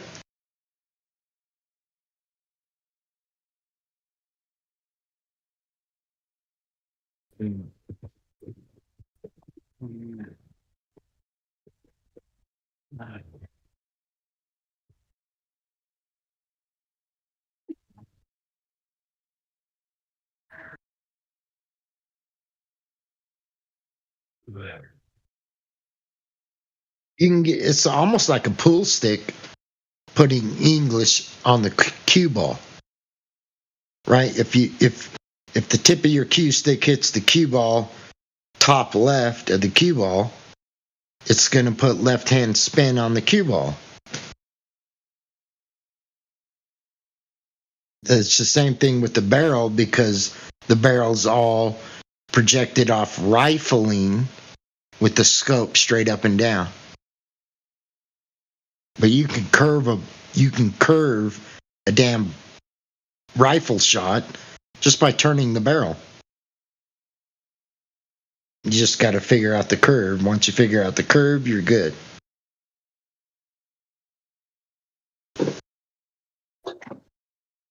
Hey, I'm going to interrupt you guys for just a moment. I'm going to play this clip real quick from Mr. Sensible. So if you just give me a moment, I'm going to load it in the bot and then play it. Just allow me just a moment.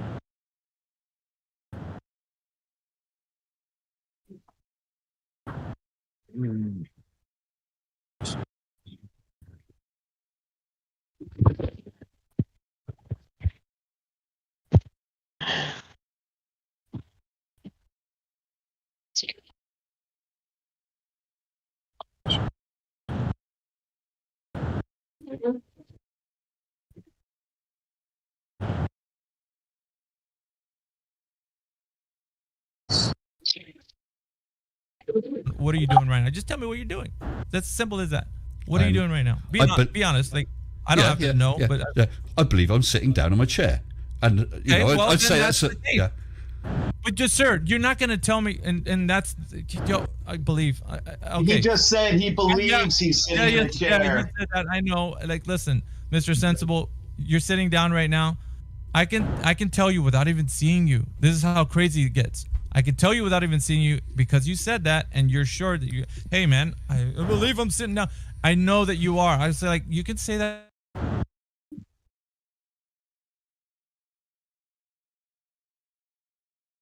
Weird, huh? Let me load the other clip. That's right. Hold on. He just got muted or something. He was saying something, then he just went silent. No, there's small clips of these clowns saying things. So Not actually happening right now. what's that? Well, then my phone just screwed up or something. I don't know. Yeah, hang on. I got another clip actually. This one's a little bit longer than that one, I think. But if you allow me just a moment, once again.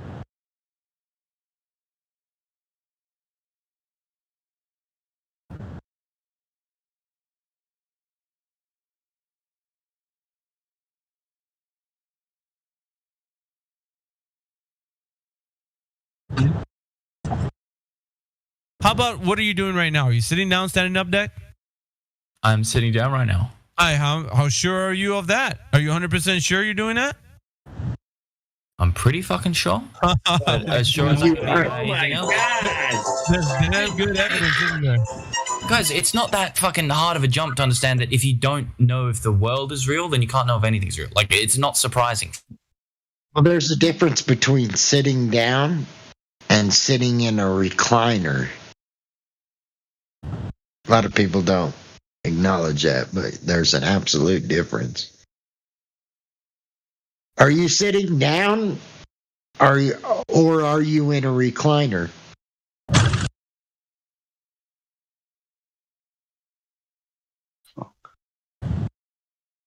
Hello.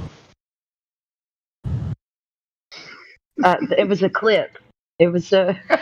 I bet he's got his feet up in the air, and he's sitting in a recliner, which is different than a chair. No, the fact of the matter is that these people don't even know that reality is real. Yeah. Oh, you're living in a king seat. I asked him what he was doing, and there's a longer version of what was being said there for context. I asked him what he was doing. He said he believes he's sitting down. He used the word belief. As long as you believe you're sitting down and you don't really know it, as long as you believe you're sitting down, then that allows me to know what kind of person you are. Yeah, he was questioning his reality instead of I could knowing be standing up, but I believe I'm sitting down. Yeah, you don't believe you're sitting down. You are sitting down. If you're sitting down. Yeah, there's no belief about it. Well, that's the point. That's what I was getting at. Thank you. The juxtaposition between knowledge and belief. Yeah, there's no belief. So if you say, like science. Richard, if you say you're eating a hamburger, right? You're eating a hamburger, right? Like you're doing the thing that you said you're doing. You mean what you say, and you say what you mean. Other than that, what are you doing? Right? There isn't anything else that you're doing other than what you told me that you're doing. Yes, thank you. So, Thank you. Yes. So when you say, I believe I'm eating a hamburger, that means you're not eating one. Well, it means you're not sure of anything. You could be eating a hamburger. You could be flying a plane, like swimming No, in an ocean. if you believe you're eating, even if you're eating a hamburger, and you tell people you believe you are, that means you're not. That means you don't have the experience of knowing what eating a hamburger is. Because if it comes to beliefs, then you have no experience of what it actually is. Therefore, you're not doing what you're claiming you're doing. I think it's just alarming that people only believe things these days. They don't know things these days. It's really alarming that somebody can say that they believe that they're doing something when they are actually doing it, but they can only believe that they are, not know it. Yeah, I was in the state of Colorado, within the United States. I was putting up interstate signs. So I'm not the one out there flagging. I'm the one putting up speed limit 75, exit 427. I'm putting up huge signs, big signs, right? And the ones putting up road work ahead, they're putting those signs up for me, right? So I get hit at 55 mile an hour while I'm standing on my feet by a car. Absolutely should have died. Don't know why I didn't die. But I got hit by a car going 55 mile an hour according to the forensics and how they determine how fast the vehicle was going at the moment of impact. I got hit by a car at 55 mile an hour while standing on my feet. I wasn't in another car. I was standing on my feet. Right? So all these things led to the fact that not only should I not be alive, but the paramedics said, close eastbound, close westbound. We're bringing in a helicopter. We're flying them out of here. So they flew me out, flight for life. Come to find out, I get $8,500. My lawyer gets $8,500. And my workman's comp company gets $8,500. So it's almost like they did a 33.333 all the way around. Meanwhile, I'm the only one that got hit. Like, why the fuck are you guys making... Why are you profiting off of me getting hit? And the dude was drunk. It was a 6th DUI. He was caught drinking and driving 5 times before he hit me. I was his 6th. Like, and I only get $8,500. Come to find out, that's what my lawyer gets. The workman's comp company gets that. It's like, how is everybody profiting off of me getting hit? Anyways, my point is, my whole point in doing this, or talking about that, is truth is different than reality. Like, truth, something can happen to somebody, and you'll never know the truth about it, but because of what was determined off of what happened, you'll think you know the truth on it. I don't know, maybe I went too deep there, I'm sorry. It just pisses me off that people think like science is there to benefit them. Like science is the beneficiary of me. Hey, bro, I just want to say that I'm glad that you're here to tell your story, and I think that's way messed up that that's the only amount of money you got. But I'm glad to hear your story, bro. You know what I mean? I'm glad you're OG flat earther here to tell your story. Much I should have respect, to died, you, bro. I should have died. The only reason they gave me flight for life was because they seen the skid marks and determined like that it wasn't their final forensics, but when they showed up on the scene, they determined I had internal problems. There's no way I could have got hit by a car at that speed and lived without any internal problems. So they gave me flight for life. It was $38,000 for the helicopter. $38,000. Damn, dude, that's crazy. The amount that I get is $8,500. I'm the motherfucker that got hit. That's crazy, bro. I'm the motherfucker. The people that fly the helicopter, yes, they saved my life. I'll never deny that. I'll never deny that. They saved my... Well, actually, they didn't. Because come to find out, I only had one broken bone in 2 different places. No internal bleeding, nothing. So they got more money off of me getting hit than I get off of me getting hit. How much time did the guy get? Who? The guy that hit me? The drunk driver. 7 months. Even though it's his 6th DUI. He had 5 DUIs before it. He was drunk when he hit me. Remember, I wasn't in the car. I was standing on my feet,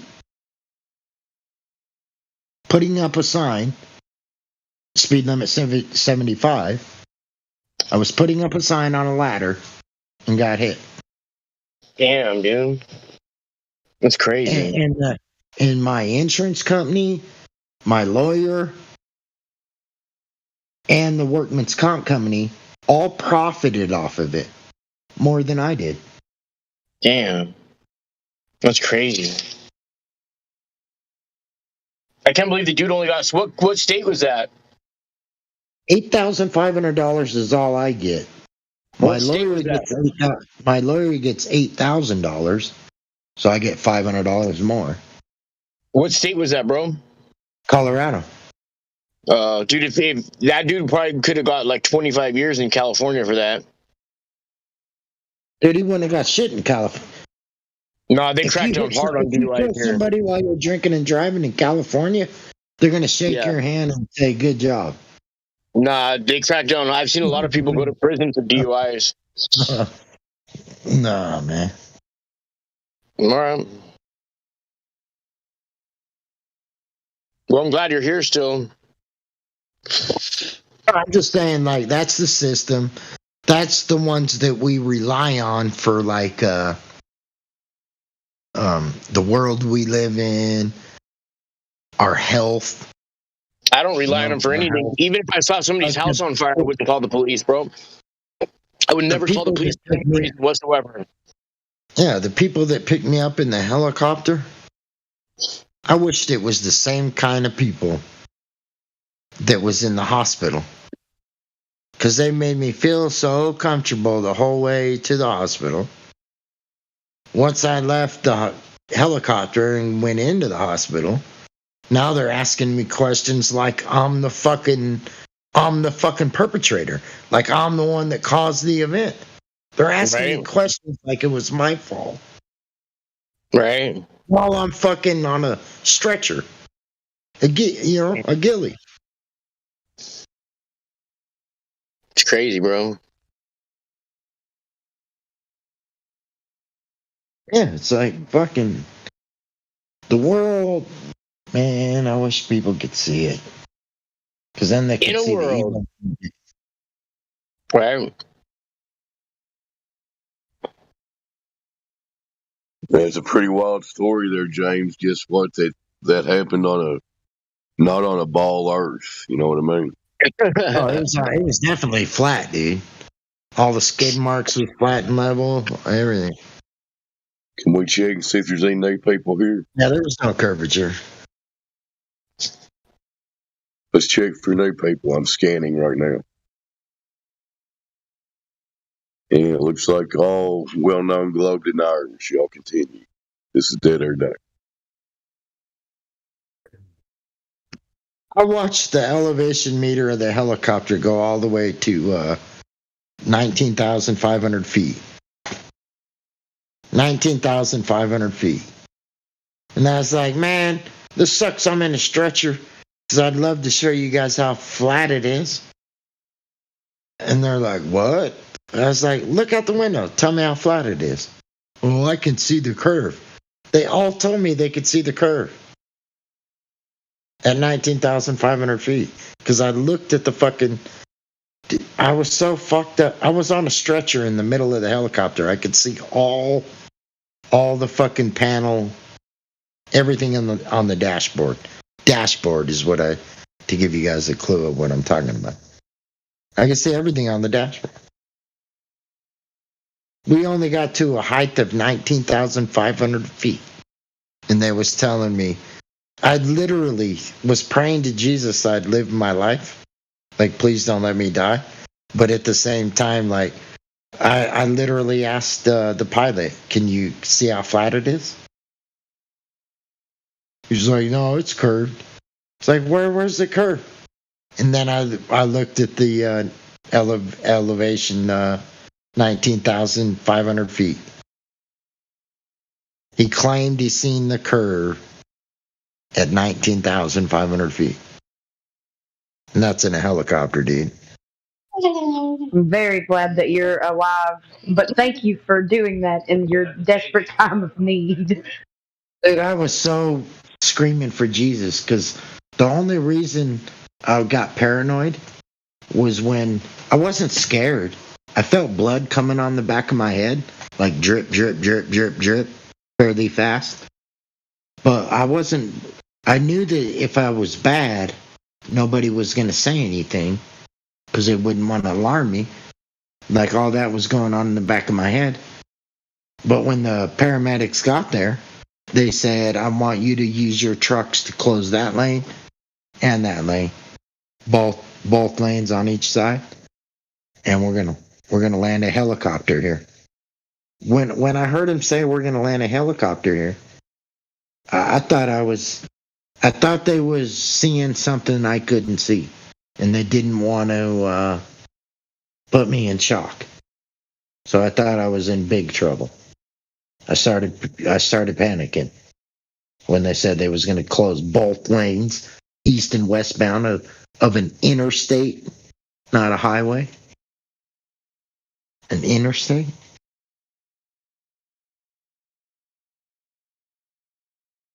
That's when I started panicking. Like maybe I got a bone sticking out and I'm still in shock and can't feel it, you know?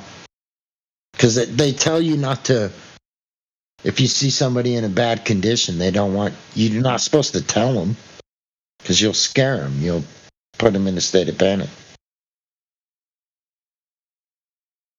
That's how I was. When they said that we got to close both lanes of Interstate 70, I-70, look it up on Google. They had to close both lanes, I-70, eastbound and westbound, for me.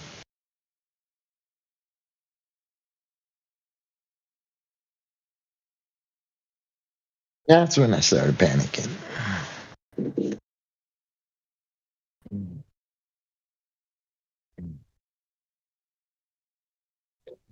And come to find out, I only had one broken bone in 2 places.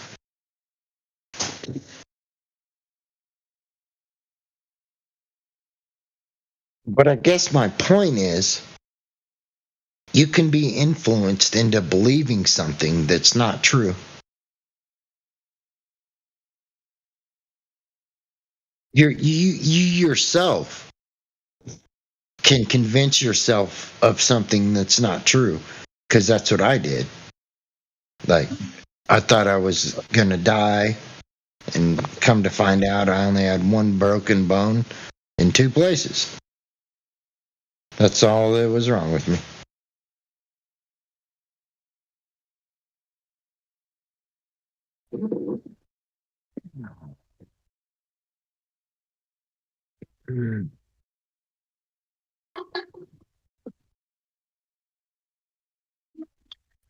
But psychologically, you can be convinced of things that are not true based off your observation experience, and somebody either understanding what you've been through and giving you lies and deception, or you yourself giving yourself lies and deception. I just posted a little bit of lies and deception in the live stream as well. I know you're talking about your story, mate, and it was really fascinating listening to it. Thanks for sharing that. But it's the bit where you started talking about people can, believe anything. Yeah, especially when they're told stories about what the sun's going to do and how it's going to get you later. And just post something in the live stream about the sun giving off solar flares and it's going to impact the earth. We always hear these stories. But we believe this to be true because the story is telling us that this is what happened. Yeah, people can believe anything, especially when they got stories backing it up.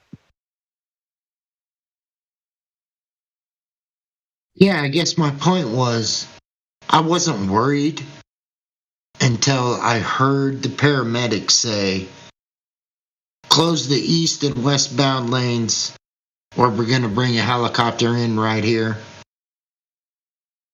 That's when I started panicking.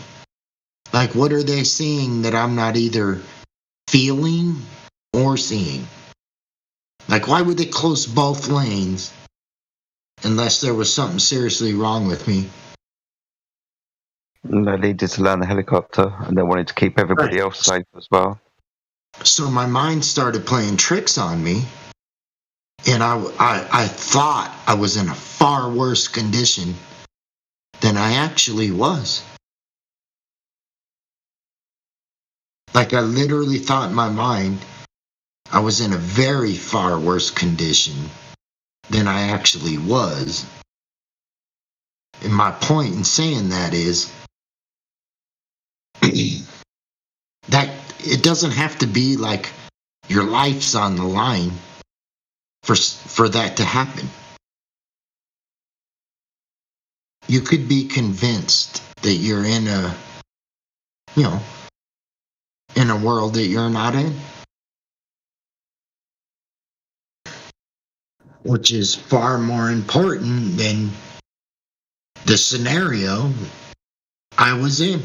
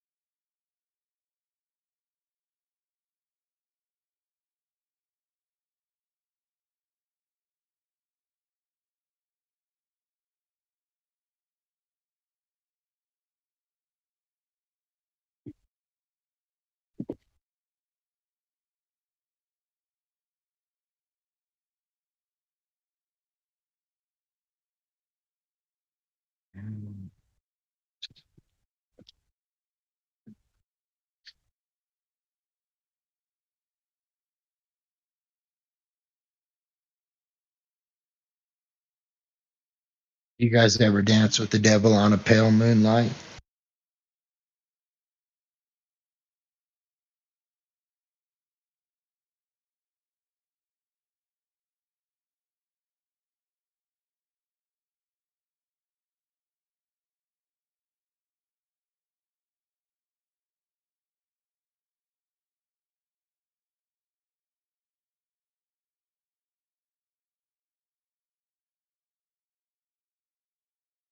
Is anybody still there? Yep. I'm back. Any Globers in here? I'm a Glober. Come on, guys. I bet. I'm a Glober. Oh, yeah. I can prove it. Oh, yeah. Yeah, I can prove how it's a globe. I bet the best person to fight for the globe would be a flat earther. You want me to prove how it's a globe? Oh, yeah. Yeah, go right ahead. Gravity. What? Bibbity bobbity gravity every time. It doesn't prove the shape of an object. Oh yeah, it proves it's a But globe. it is the only thing that holds the globe together. Yeah, it proves it's a globe, dude. No, it doesn't. Gravity. Don't ask me for a scientific experiment or data. That type of gravity. I get. Don't ask me for that. I'm just telling you what it is. Yeah. I get you now. Just a declaration of a word. Yeah, it's just gravity, man. Even Isaac Newton said himself, "Don't ascribe gravity to me," or innate gravity, to be precise. Even he said, "Don't ascribe it to me," but I'm gonna go check I think we should reward. Even though Isaac Newton said, "Don't ascribe innate gravity to me," I think we should reward him for innate gravity and ascribe it to him.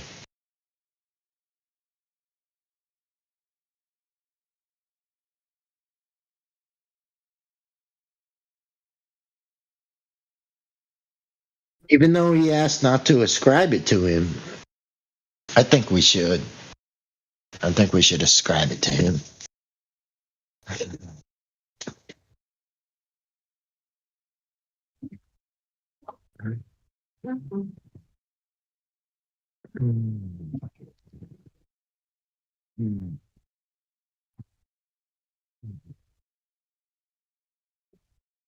Don't you guys?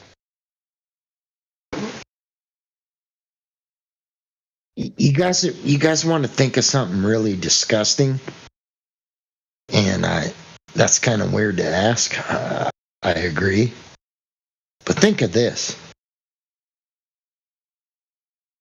Think if Stephen Hawking actually really could not talk, and all he can do is live his life observing other people talk for him. Think how demented that is. Like, he's sitting here. Yeah, like they bring him out like he's the top scientist, but he has a robot voice, right? Well, who's the robot voice? Think if he's literally living a nightmare and people are putting words into his mouth and they roll him out onto the stage for him to observe people putting words into his mouth. Think of the horror that would be. But he couldn't do nothing about it. Yeah, I mean, could he? Think of the horror. He was paraded around in front of everyone, seemingly like able to do anything. But they use that as like, they use the robot voice, but who's controlling that voice? Is it really Stephen Hawking? At or this is somebody point, else? who knows? This is Speculation Sunday, so we can speculate on that.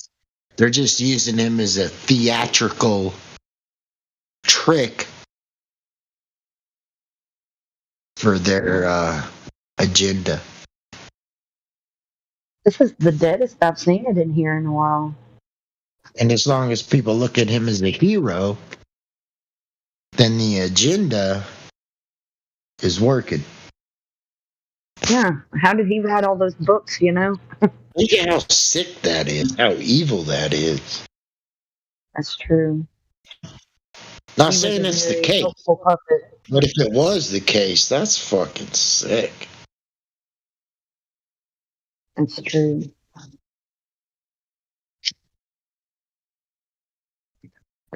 That would be abhorrent. Yeah, you're literally using a disabled person for your agenda, but you use them in a way that gives you the highest achievement of your agenda. That's fucking demented. He's living his whole life in hell in front of people.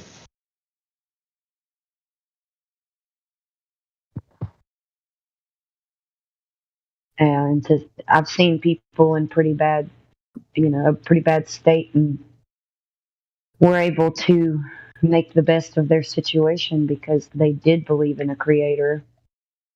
And Stephen Hawking was either the type of person or was portrayed as such that didn't want to believe in that. That went through hoops and great lengths to just dismiss the idea of it. Well, they displayed how Stephen Hawking could be one of the smartest people in a long time. Right. But they also displayed how Stephen Hawking could be one of the most used people of all time. And people celebrate him being used. So he has to live his life observing this. It's like, I can't say nothing about it. I just got to witness you guys are being stupid. And you think that what they say about me is true, when really I'm thinking another thing, and there's nothing I can do to convince you. Think of the horrific mind he would have to go through. Yeah. And I'm not saying it's the case, but when somebody can't control their mind, we should give them the benefit of the doubt on who is controlling it. It's a good point.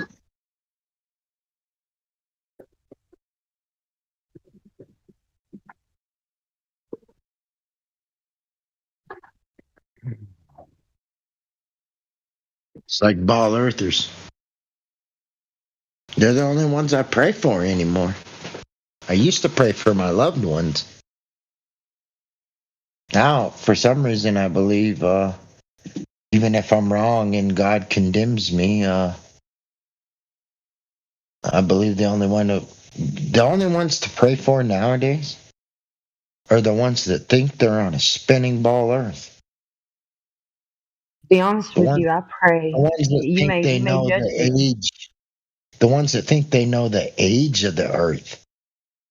You may judge me for this. They know we have experimental tools to determine how old something actually is.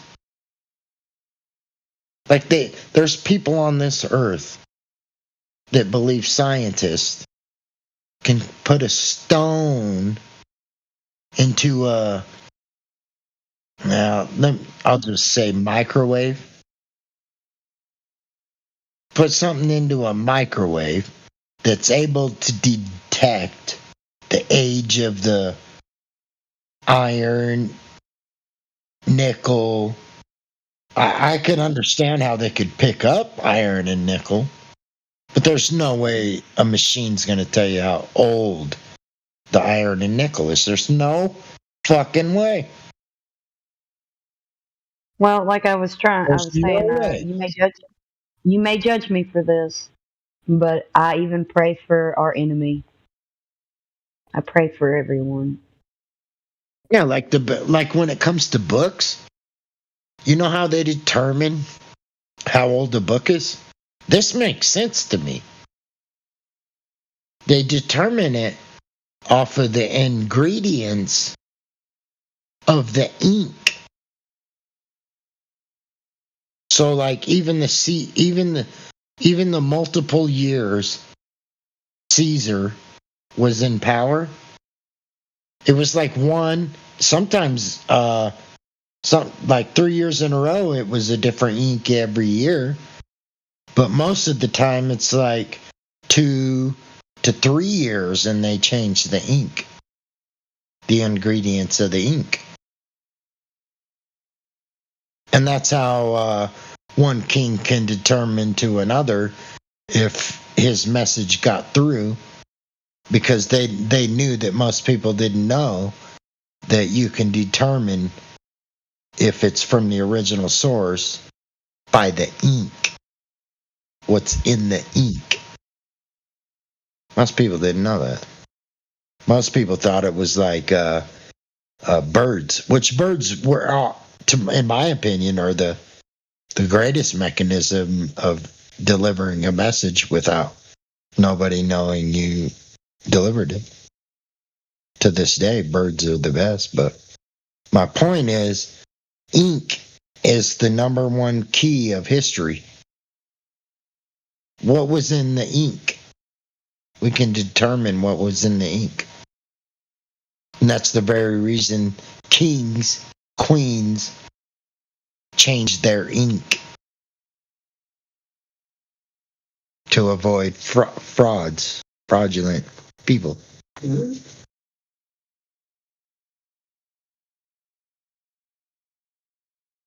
Most people don't know that. Ink is the number one thing to go off of on history is what is in the ink.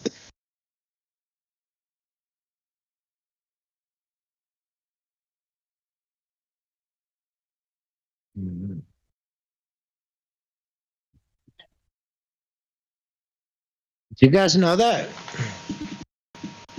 INK. Ink. Kings and queens would change their ink during their lifetime to know what year.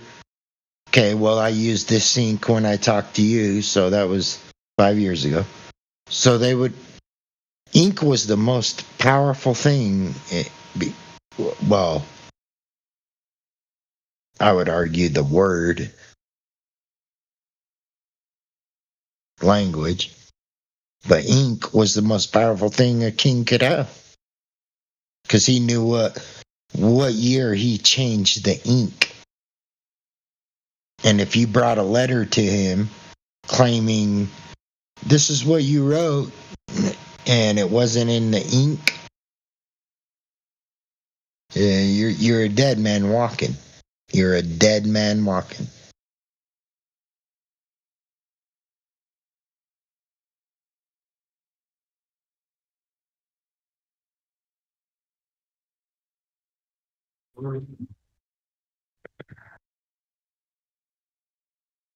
Any Glovers in the house?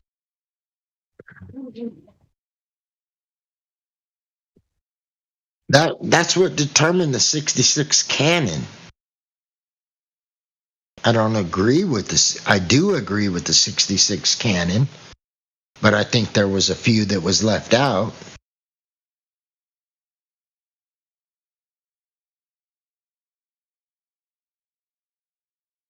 And it's all because of the ink.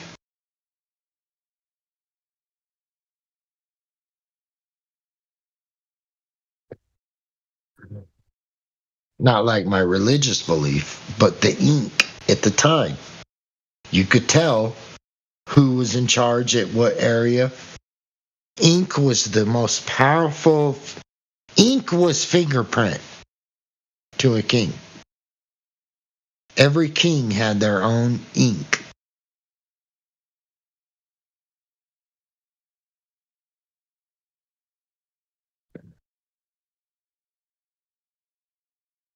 Most people don't know that.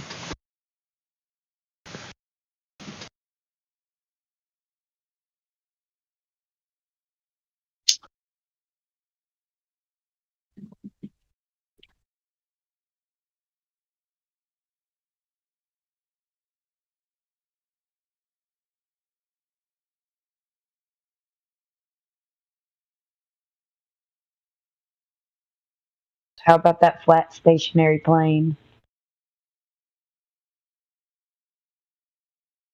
I just picture like a dinner table. Like a lot of people say the earth is round. So I'll be like, have you ever played poker?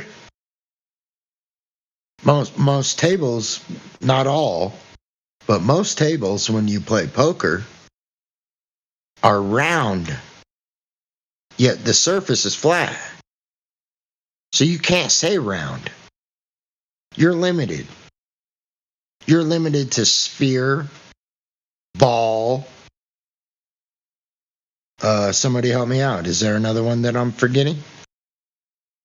You're limited to sphere or ball. You can't say round. A pizza is round. You're either limited to a sphere, ball. I think there's another one that I just can't remember. Sphere, ball. It's like a soccer ball, but in a different language. I just can't remember the damn. You're limited to a sphere or a ball. Can't say round. Can't say the earth is round. Because a dinner table could be round, yet flat. So I've got a question for you, James. If you say you picture like a table, then tables have got an edge. So how does the earth look to a table? Well, like most flat earthers will say, the flashlight will only give light to a certain amount of area. And they'll tell you that's how the sun works, but it works in a circular circuit. So it doesn't go across the earth. It goes around the earth like a dinner table. So if you have a round dinner table. Can't really say that for sure, though. But what I'm saying is the sun and the moon. I don't know about the stars. All I know is there's 6 portals in the east, and there's 6 portals in the west. And that's what the sun and moon go through. That's why I'm saying, do you know that? I don't know what the stars do, but I do know that's what the sun and moon do. Do you know that there are 6 portals? It's like a Pac-Man. When the ghost goes through the left side of the screen, he appears on the right. That's what the sun does. Can this be verified? No. Yeah. It's only verified through faith. Good answer. Exactly. I'm not going to lie. Yeah. It's only verified. That's why I asked you, when you said it was like a table. So the only reason why anyone would think it was like a round circular motion is because they believe that the sun and the moon rotate around a northern point. So if I can picture like if the sun was on the case, if that wasn't the case, then that would not have to be the shape, correct? No, the shape is flat. God warns us about. Now I'm asking you about the table. You said the table. Science, falsely so-called. If there's a table, then there's an edge. So what's the rest of it? Well, if you have a table of wood, it's flat. Yeah. Table's end. Yeah. If you got a table of water, it's flat, but it will have wake. What do you mean by wake? Like waves? Waves. Yeah, but I think you're missing what I'm asking you. You said it'll still be flat. You said it's like a table, but if the Earth's like a table, then it has edges, is what you're saying. Yeah, it's like that. Well, like I'm not claiming the Earth is I'm not claiming the Earth is a round dinner table. What I was saying earlier is, if somebody wants to claim the Earth is a sphere or a ball, yeah, they cannot claim that it's round. They literally have to say sphere or ball, because you can have, like, a pizza is round, but it's flat. Yeah, you hear a lot of people saying the Earth is round, don't you? Like the fucking pizza box that they hand you, that the pizza's resting in, is flat. So you can have something that's round and flat. They can't say that the Earth is round.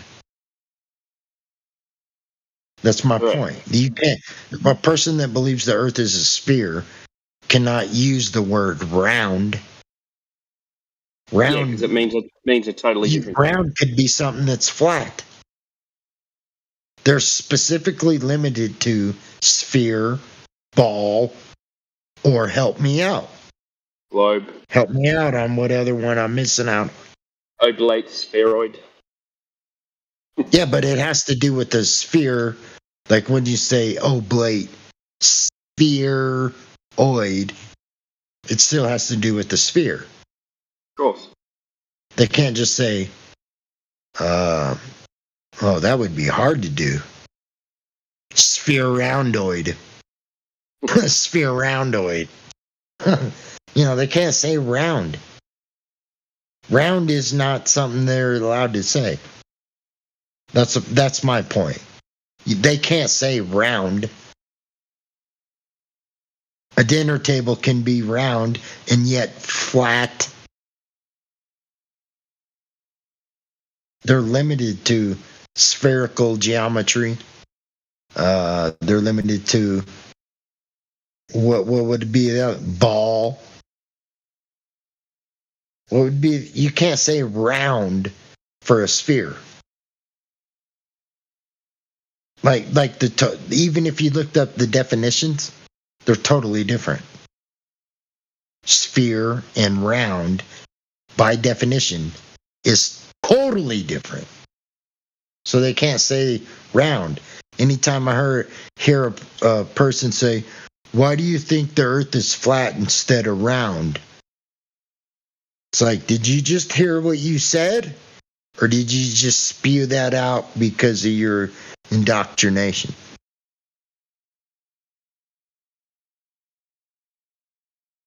And you can have a flat surface be round. Hello. Round dinner table.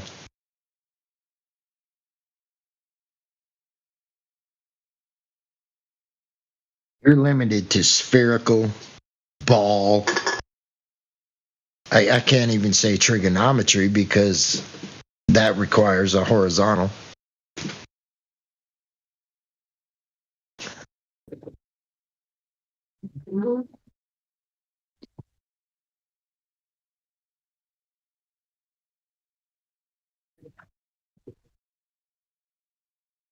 Are you still with me, or am I just rambling on?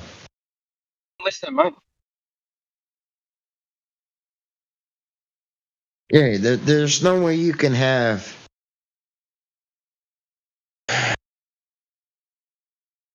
a soccer ball could never be a table. You could never treat a soccer ball like a table.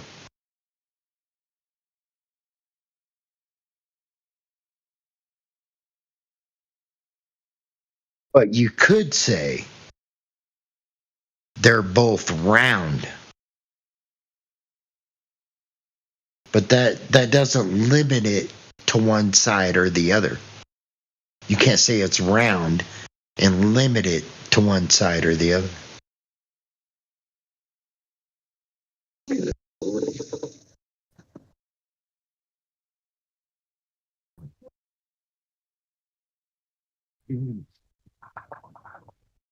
The only way you could do that is one's a sphere, ball, 360 degrees in every dimension, angle, which is crazy because you got to have a horizontal for an angle.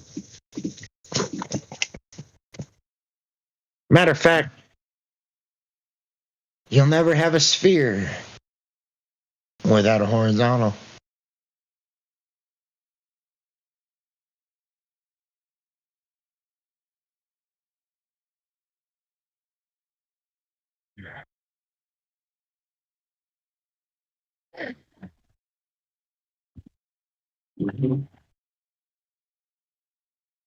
Yeah, you couldn't have it the other way. There's no way. Yeah,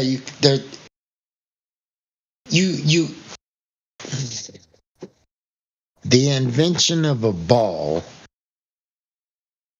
three-dimensional ball, is determined off the horizontal.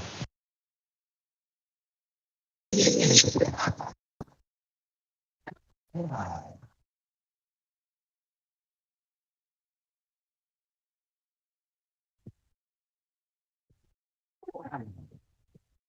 do you mean you can't have a sphere without a horizontal? Like,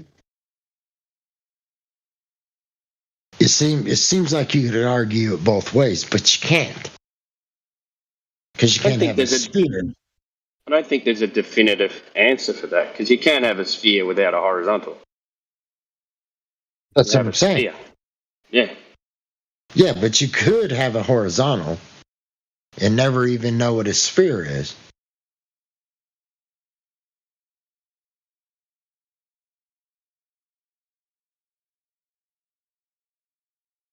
I'm a bit confused. See what I'm trying to say? It's kind of deep, like it goes beyond that, but you got to think deep for a second and correct me if I'm wrong. I have no problem being corrected. I love it. So what I'm saying, and this is going to sound silly, is you will never know of a sphere without a horizontal. And then somebody could say, you'll never know a horizontal without a sphere.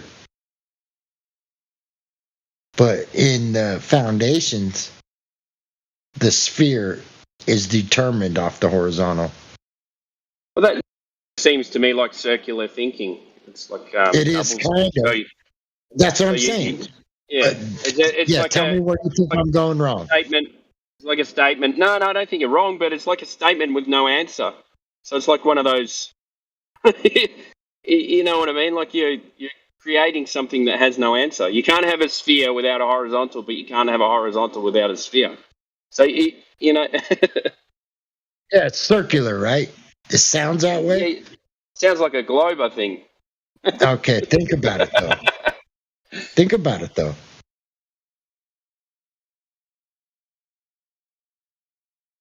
Think about it. How do you get a sphere? How would you draw a sphere? You could picture one in your mind, but for you to show me a sphere, what would you do? Like pick an apple out of a tree? Like how?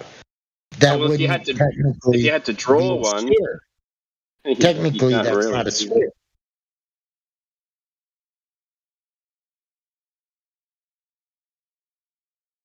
Well, a sphere is a 3D circle, 3-dimensional circle.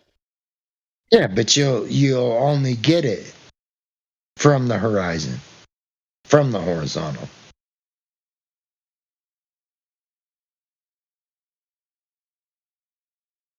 It sounds silly, right? Only if you're talking about it in globe. At the very least, it's everywhere. Arguable. But think about it. Hold on. Well, you can't argue against it because Where do you get a doesn't mean sphere? anything. Show me in nature where you get a sphere. Not like you bubbles. Not like you creating one, but in nature. What is it? Air bubbles. My phone cut off right when you said it. Air bubbles.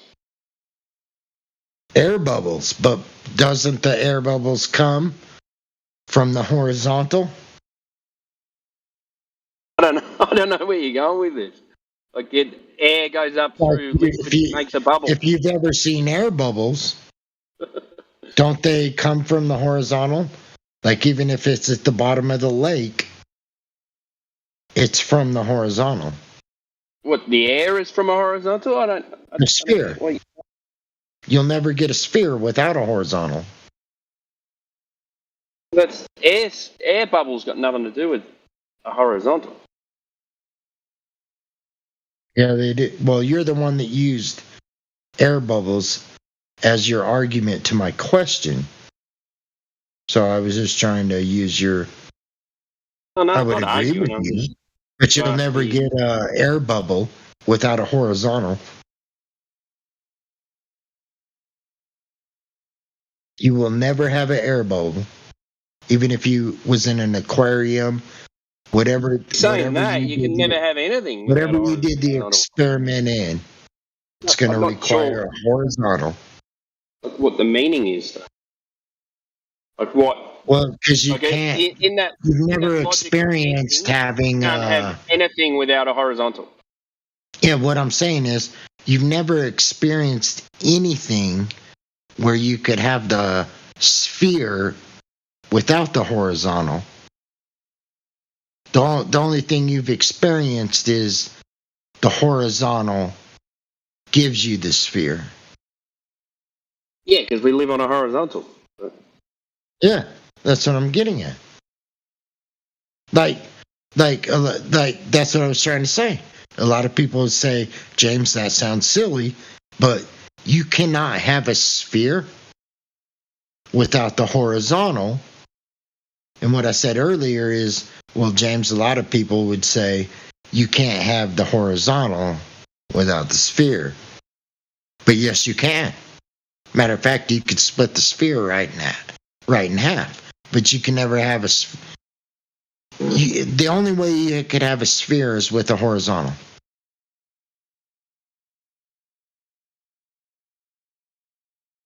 The only way you can have a sphere is with a horizontal. This is a really silly conversation. That sounds silly, right? It sounds silly, right? But you watch. 2 to 3 years from now, you'll be saying the same thing. Okay. It's gonna be called the James Richardson theory.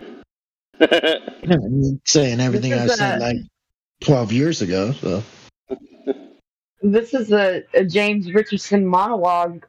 Should we give him the hour? no, you can't have. There's no way to have a sphere without a horizontal. The horizontal determines the sphere. The sphere does not determine the horizontal. This quote's going to be in all science books in 4 years. You can't have horizontal without a sphere, and you cannot have a sphere without horizontal. Right. That's the argument. Right now. But you can't argue again. Ultimate reality is. That's what I'm saying. Right now, that's the argument. 2 to 3 years from now, you'll know exactly what I'm saying. You'll know exactly what I'm saying. Oh, I don't know. I'll have to have an LSD trip to work. There's no way. There's no way you can have a fucking horizontal without a sphere, but you cannot have a sphere without a horizontal. You'll know what I'm saying. Dude, I totally get it, man. Wow.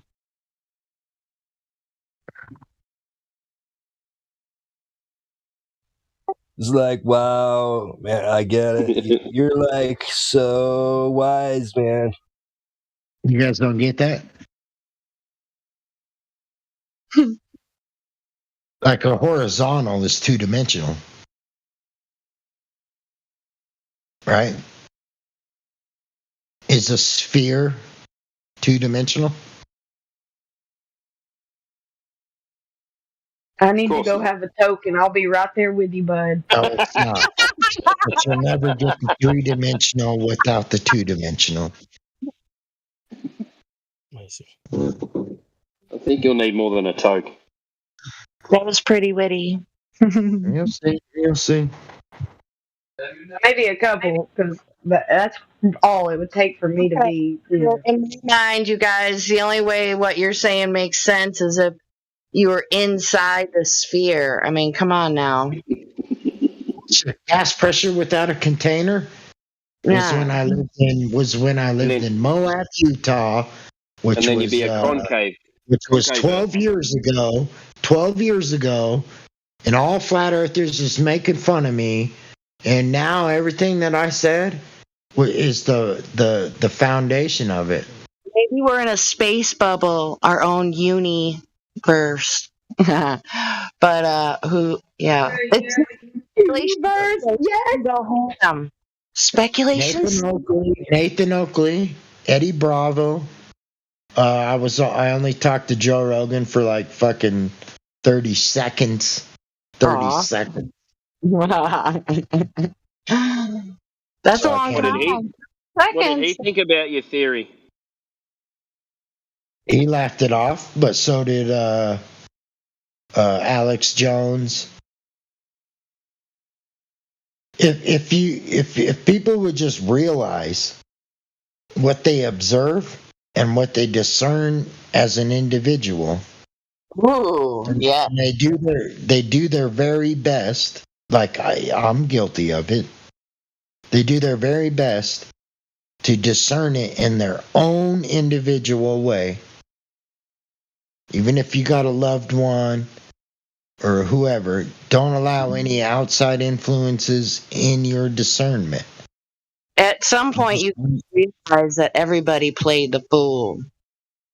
Yes, you realize that not only everybody, but you yourself as well. And then you have to realize. What I mean by you yourself is me. So don't take that like I was dogging on you. What I meant by that is you yourself will realize that you've been lied to, you're still being lied to, even by the communities that you're going to have leaders that grab a hold of truths when they can no longer, like the Central Intelligence Agency, when the truth escapes that they can't control it from escaping, they know it's going to escape, they're going to put their hands on it.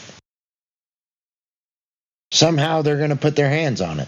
I'm not saying they're going to catch it and keep it from you, but they're still going to put their hands on it. They're at least going to catch it and try to mitigate it. Try to mitigate the fact that this truth just came out. Yeah. Thank you. Mitigate. Thank you. That was very well said. I know what you're saying. For what I was trying to say, you was right on top of things. Yep. Hey guys, you might have heard of this cartoon already. I think it's been on for 2 seasons now. It's called Inside Job. It fucking blew my mind. It's fucking good shit. Little nugget eggs in there and shit. It's like, yeah, okay, bitch. It's like have any flat earthers in here acknowledged that the book of Revelation is where all nations will be a witness unto thee? In other words, Jesus Christ unto thee, Jesus. So, do any flat earthers realize that is the revolution? The revelation? Well, when I first came into Flat Earth, I was still going to church. The revealing. Well, I was at the revelations that stands for the revealing. Right. When I was green to Flat Earth, Okay. Hey, Can you guys hold on? I'm sorry. No, me too. I was trying to slide in there. Maybe there's some delay, like a fraction of a second or something. I don't know. But when I first came into Flat Earth, and I was still kind of green, and so I was kind of still thinking of from a mindset of like organized religion, because there are so many passages that refer to Flat Earth, as we all know. But that the knowledge of where you live, that is the good news. That if that doesn't wake you up, you're in trouble, man, or you're a sellout. That's how I see it. He uses the truth. He uses in the book of Revelation.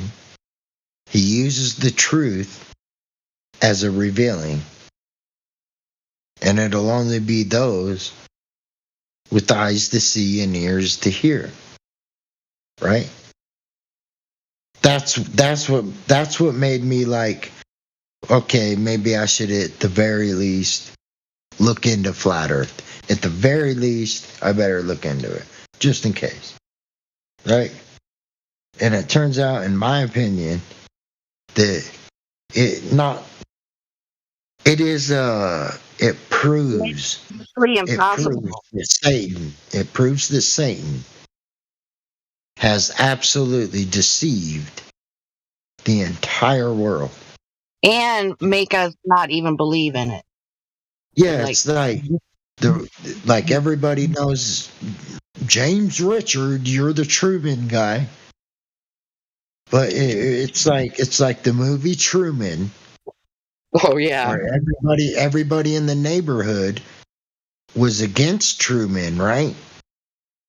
But what I'm saying is everybody in the world is Truman. With only a few knowing the truth. What's up, Dougie? You got anything to say? What's cracking?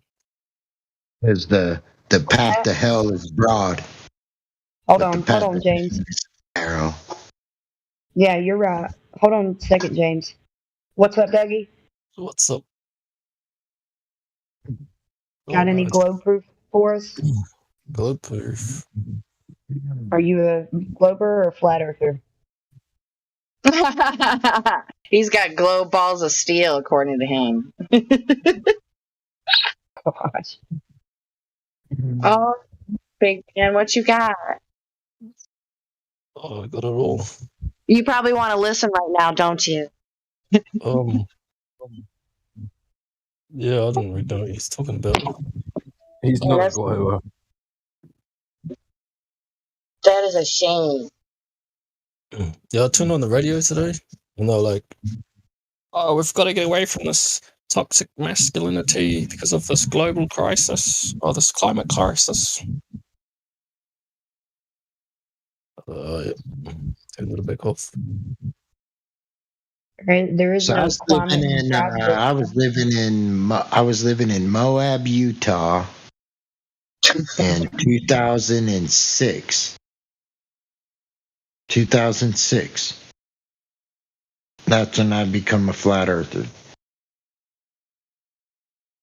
2006. There's no climate crisis on the flat earth.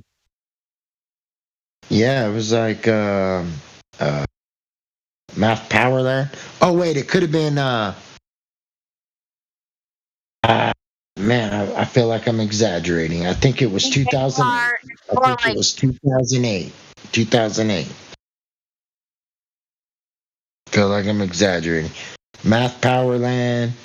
And it was him, but it was also the Bible.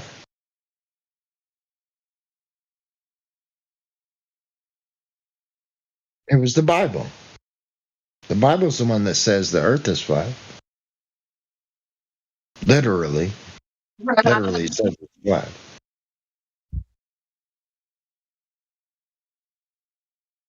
Yeah, it says it without saying it. Literally. But the Message version says over the ball earth.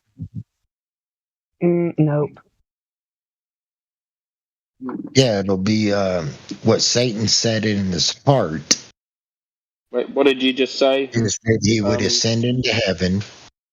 Dougie? He would exalt himself above the stars of God. James. Oh, Hey, James. That's what Satan said. James. Oh, no, in his heart. Well, I was responding to Dougie, James. Dougie, you said what? Okay, go. Sorry. Go, Kim. I was just asking James if he could, I was asking him if he can hear us. Because I don't know if he can hear us. I think Dougie said something. You had an I can answer. hear for what you. Dougie If I said, was didn't you? being rude, I hope I wasn't being rude. Nah, you're all right, Well, James. you got somebody. It sounds like yeah, you're sometimes fine. you're not listening. No stress, mate. I don't know. It sounds like they're talking about what I was talking about. Yeah, but No. I was Dougie trying to said answer something. Dougie. Yeah. Yeah, I was just what do you call it? Rebutting your claim that the Bible says that it's flat. Yes, it does. Yeah, the message. And it says in Revelations, he'll make it that way again. Hang on. Let's stop for a sec. Go, Dougie. Can you explain that then? The message. Yeah, it says that he'll turn every mountain. He'll put every mountain down. James, and every valley up. James, can you hear us? Let me find it. Yes, that's why I was telling you what it said about it. No, but we're asking Dougie because Dougie's saying that the Bible says it's a globe. So we just want to know why he's saying that. So let's just let him answer it. Yeah. Oh no, I was just saying that there's a version of the Bible called the Message that says it's a globe. It's not it says over the ball earth. Yeah, well, if you study the scripture, it definitely does not say it's a globe or a ball.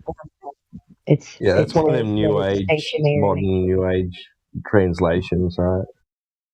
So you wouldn't class that? You wouldn't class that as the Bible? You study scripture. Study it. Says he'll bring it says he'll bring every mountain down and every valley up. It's not the same part that we're talking about, though. I'm paraphrasing. I'm paraphrasing. Yeah. But it says he'll bring every mountain down and every mountain up until the path is straight and the revealing. The revealing Dougie, what year? Dougie, something what year is that? Dougie, what year is that Bible that you've got?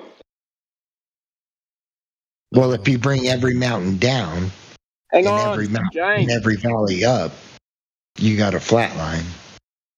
James, can you hear us? Yes, I'm sorry. Yeah, well, we're sitting here talking to Dougie. He's the one we're trying to talk to about it, and it seems like you people are talking to you. I don't know if you know.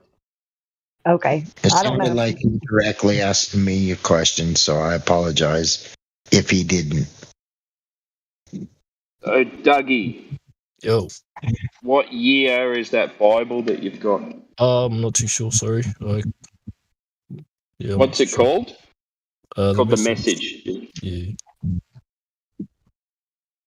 Because the Old Testament and stuff like that doesn't say anything like that, does it? It says it doesn't say globe because there's no word for a globe. But yeah, right.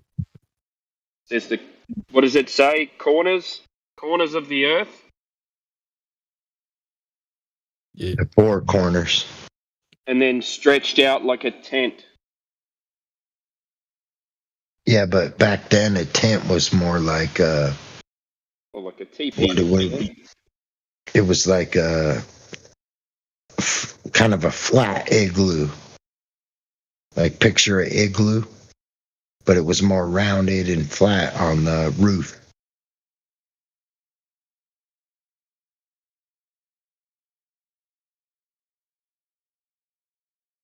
What do they call it? Oh, man. Yeah, flat Earth made the Bible make a lot more sense to me.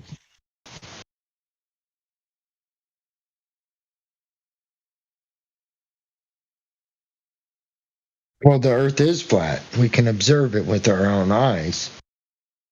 The reason we see things disappear over the flat horizon is because it's a sphere.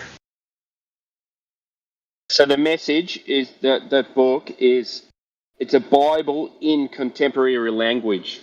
So it's the New Testament that's been written in modern day language. Yeah, they're saying that the boat is going over. That's why it would say. But the rest of the fucking flat line is not.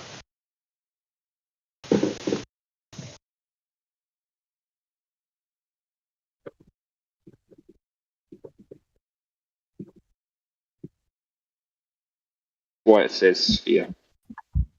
Yeah, it's so crazy to me, dude. You could have like a. You can even see it within optics, modern day optics, where you can look straight out in front of you, move the camera to the right, and all of a sudden you got a little bit more humidity. Got more humidity for some reason. When I was looking straight, everything was good. Turn over here, I gotta optimize the camera a little bit because there's a little humidity. You know, there's no way to get a scientific variable upon the distance of eyesight because it's ever so changing and everybody has a different eyesight. Depending on the variables of the weather could be calm where you're looking through the magnifying glass, and it could be a little, not a lot, but a little chaotic at the end of the magnifying glass, at the end of its reach through your eyesight. It's all dependent on the aperture, and it has nothing to do with the. Actually, the only reason it would have to do with the ground you're on is if the ground was flat. If the ground was actually spherical, then it would have nothing to do with what you're seeing through the microscope or the telescope or the binoculars. But what you're seeing through the binoculars and the telescope is based off the horizon.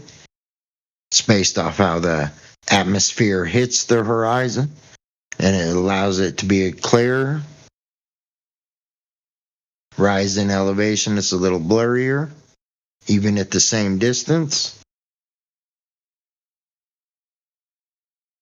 All these things have to be considered when it comes to looking over distances. And if you can't control all these variables, if you can't control them, then don't act like you know what the fuck is going on.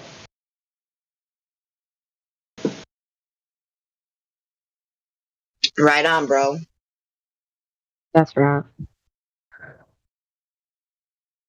There's so many people that have come in and left. Sure.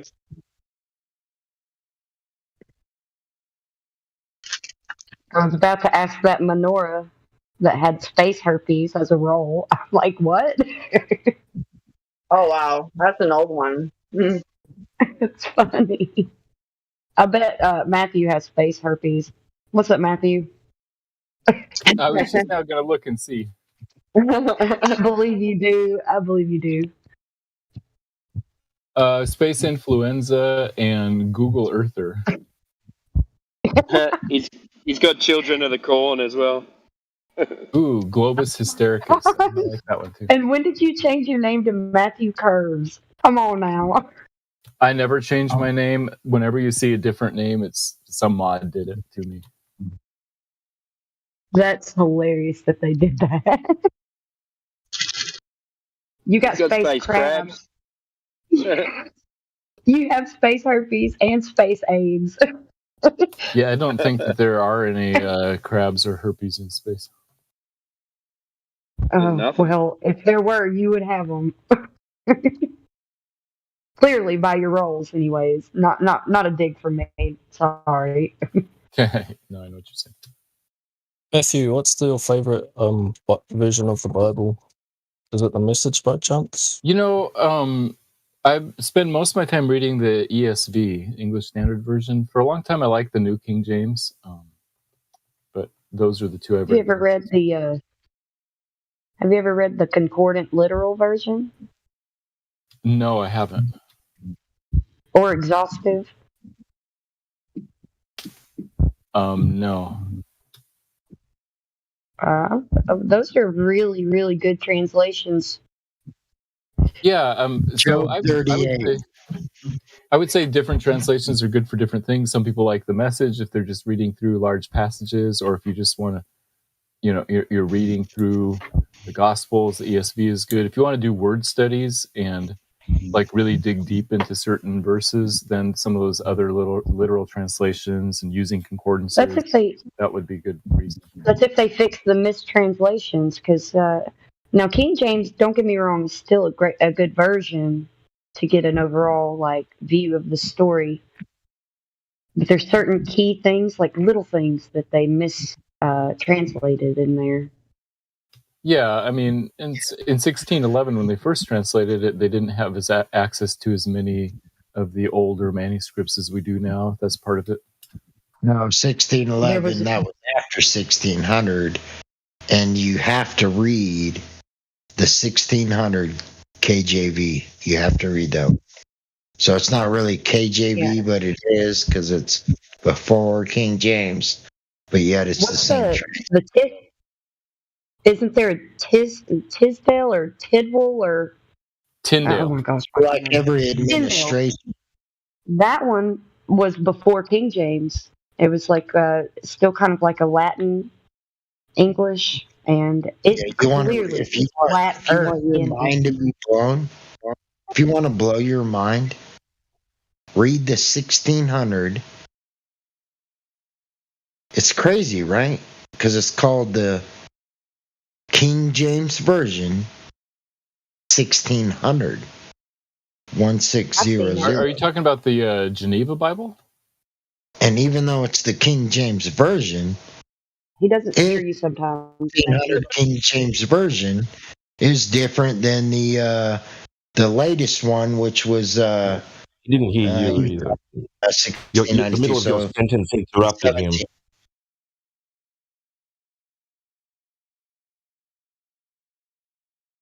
Yeah, well, all I'm saying though is if you read the Bible and you just go to Job 38,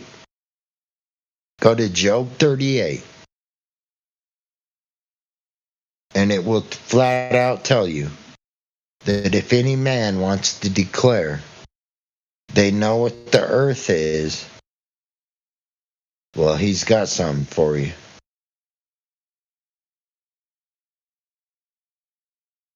That's what Let Job every 38. man be a liar. If any man wants to declare they know what the earth is, Job 38 is going to give it to you. So let me get this right. So the original Bible was written in what? Hebrew? Yes. Several different languages. Okay. What? Aramaic, Hebrew, what? So all Greek, the different... Koine Greek. Okay. So with these languages... that's so let's speculation. take... Yeah? No, it's not. So let's take Aramaic. Or do you guys want to finish what you're talking about? No, go ahead. Go ahead. If you want to go back to Aramaic, I would love to James, can I finish hear your knowledge on it. Yeah, James. Yeah, so so with some of these languages, there's no translation into English for the original words. Are we getting a lot of it wrong? And how do we know that we're getting it right? I would say it's likely there's some things wrong. So so obviously we know most of the Hang on, one moment. Please, one moment. Can I just address something? James, can you not hear when other people are speaking? You talk straight over the top of them. Can you please stop it? Yes, sir. Okay, to answer James's question about yes, there are some things, especially in Hebrew, that we don't know what the word means because the only instance of that word that we have is from, in Job or in Isaiah or something like that. But for almost all the words of most of the Bible, we know exactly what they mean, and so translations can be accurate as they have but the originals. You can have words that translate into English but mean it mean totally a different thing. So that word in that older language can translate to another word, but it means something totally different. Yeah. Right. Well, I would say that you're only going to bring that argument up if it has to do with the Bible, but it'd have to do with just another tribe or culture that spake another language. You wouldn't. If you understand the Bible, right, you'll know that all translations, because God speaks every language on the earth. He's the inventor of it. So once you realize that, you'll realize that everything he says within the Bible, no matter what language it's interpreted to, you'll love it. You'll agree with it. Everything about it, you'll be like, wow, if we all live like this, I would agree that that's the only religion that doesn't say kill people who don't believe in it.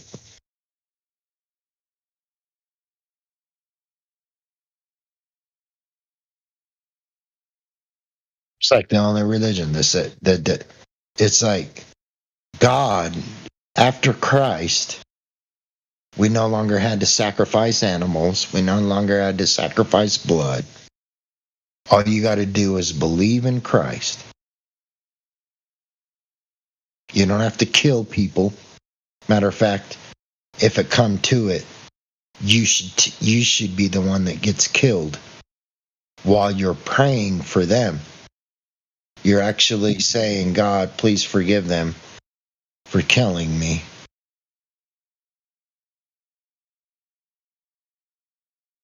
That's the only religion that says shit like that. Now, hey, Timbo, was it you that was talking?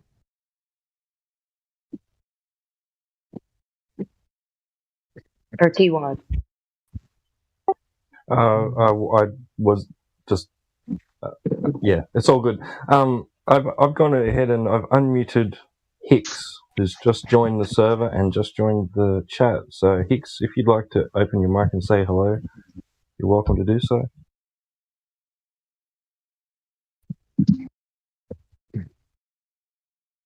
Okay. I guess he's gone. Yeah, he didn't want to.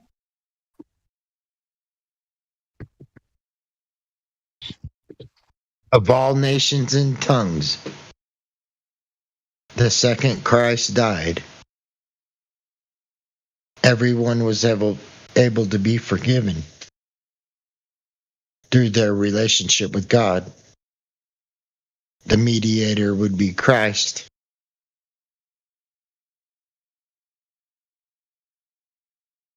You could literally pray for your forgivenesses and be forgiven, no matter what your sins. Moses was a murderer. And David. Moses was a murderer. And Paul. Yeah, thank you. So it's not like God is the only one. Like, you can go to court, you can steal something from somebody, and you can go to court, but that judge will never judge you like God will. Because that judge is only judging you for the crime. That judge has no idea the good you've done in your life, even if you haven't done any. That judge doesn't know that. God does, though. God does.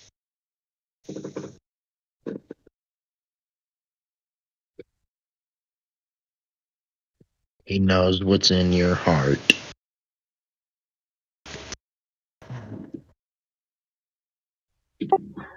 I'd say that when it comes to translations, it doesn't take just understanding a language, like being able to translate it from one language to another. You have to know about the culture that the language that you're interpreting is from, like what idioms they used as well, what metaphors, and that could be different to another culture. Well, he separated it used to be one language, and then he separated it. That was the years of Babylon. Here's what's crazy, right? I don't speak Chinese. Yeah, I can talk to somebody in China, and she will type back to me in Chinese, but it'll come across to me as English. And what I, even though I don't speak her language, what I type to her, I'll type it in English. It's a software. I can't remember the name of it. There's many of them, so it's not like I'm hiding anything. There's many of them. But I can type to her in English and it comes to her in Chinese. She can type to me in Chinese and it comes to me in English. So it's like Babylon all over again. It's literally a one world language because you can communicate no matter what. It's literally like Babylon. And it said in the end, it'll be like Babylon.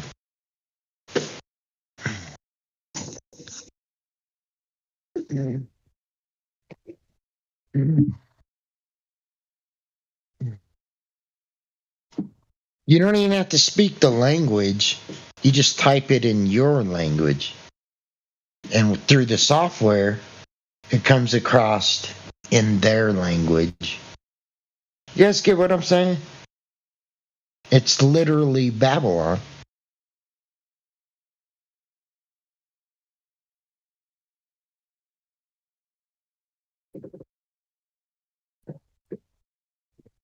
All one language.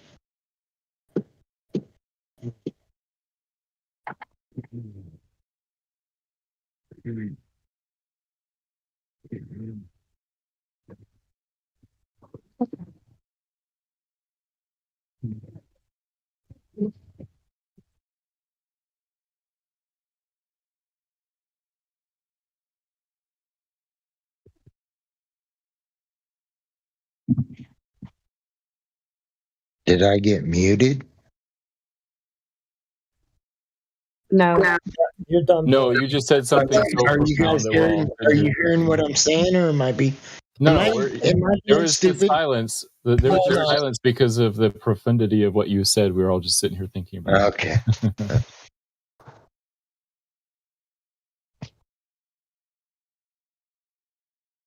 All right, we got Crazy Hickin' Boy.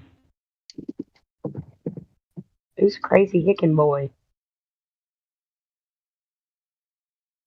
He's a flat earther. All right. Good.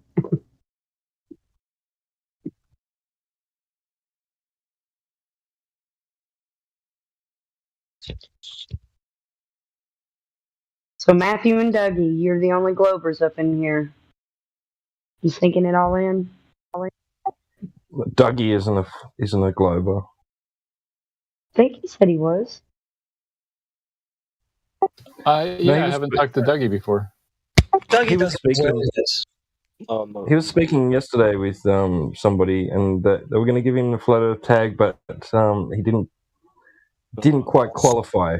Yeah, I was too stupid. He wasn't quite flat earth enough. Well, How is that even possible? You're not too stupid, man. No. I couldn't answer the question, I suppose. No, but you have done some observations, have you not? Yeah.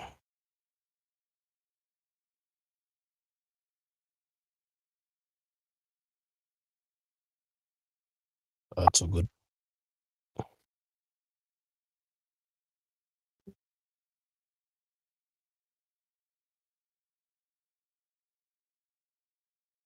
Yeah, if you want to chat with Matthew some more, go for it.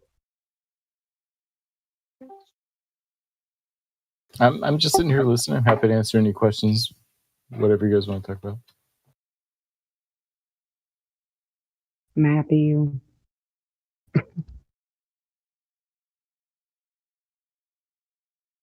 You work around in all the flat Earth channels? I like this server because you guys are calm and, reasonable. Earth Awakenings, I've been in there some too. But which other ones are you guys talking about? Cosmology, Tartaria.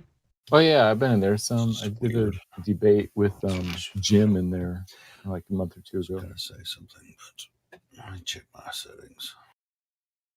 Helio, we hear you whispering away. Helio!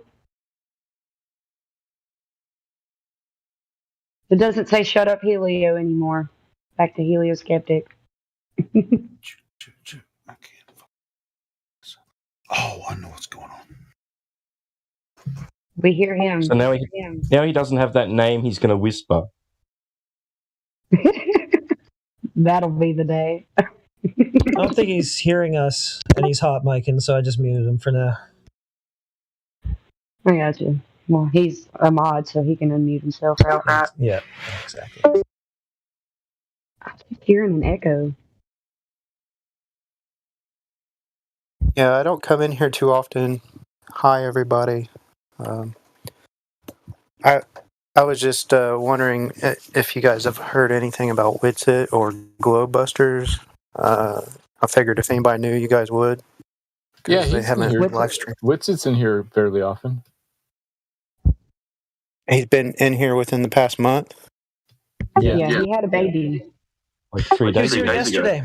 He's been in the Cosmology Tartaria server a lot, and he was here yesterday. He's around. Oh, okay. Yeah, I just noticed that neither one of them have live streamed for a while, so I was like, what's going on like someone said they just had a child. Or I mean, Witsit did. Well, his wife did. What about Globebusters? Yep, they've been streaming. No, I don't see any new videos of them. Okay, I fixed my microphone. So what, should we call you Boy or... I mean, you have a weird name there. Call him Chicken Boy.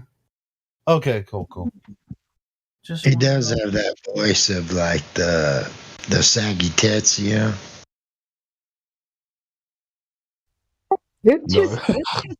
Well, there's like nobody's too stupid to talk about this, So I mean, just like somebody was saying they're too stupid or something. That was Dougie. No, we don't think Dougie, you're not stupid. Well, I mean, a lot of people think that flat earthers are stupid because they think the Earth is flat. So. Well, I think Dougie said it about himself, but he shouldn't be so hard on himself. No. I'd give him the tag. If somebody thinks the Earth is flat, at least they're using their mind. Yeah, sure. I mean, you should always consider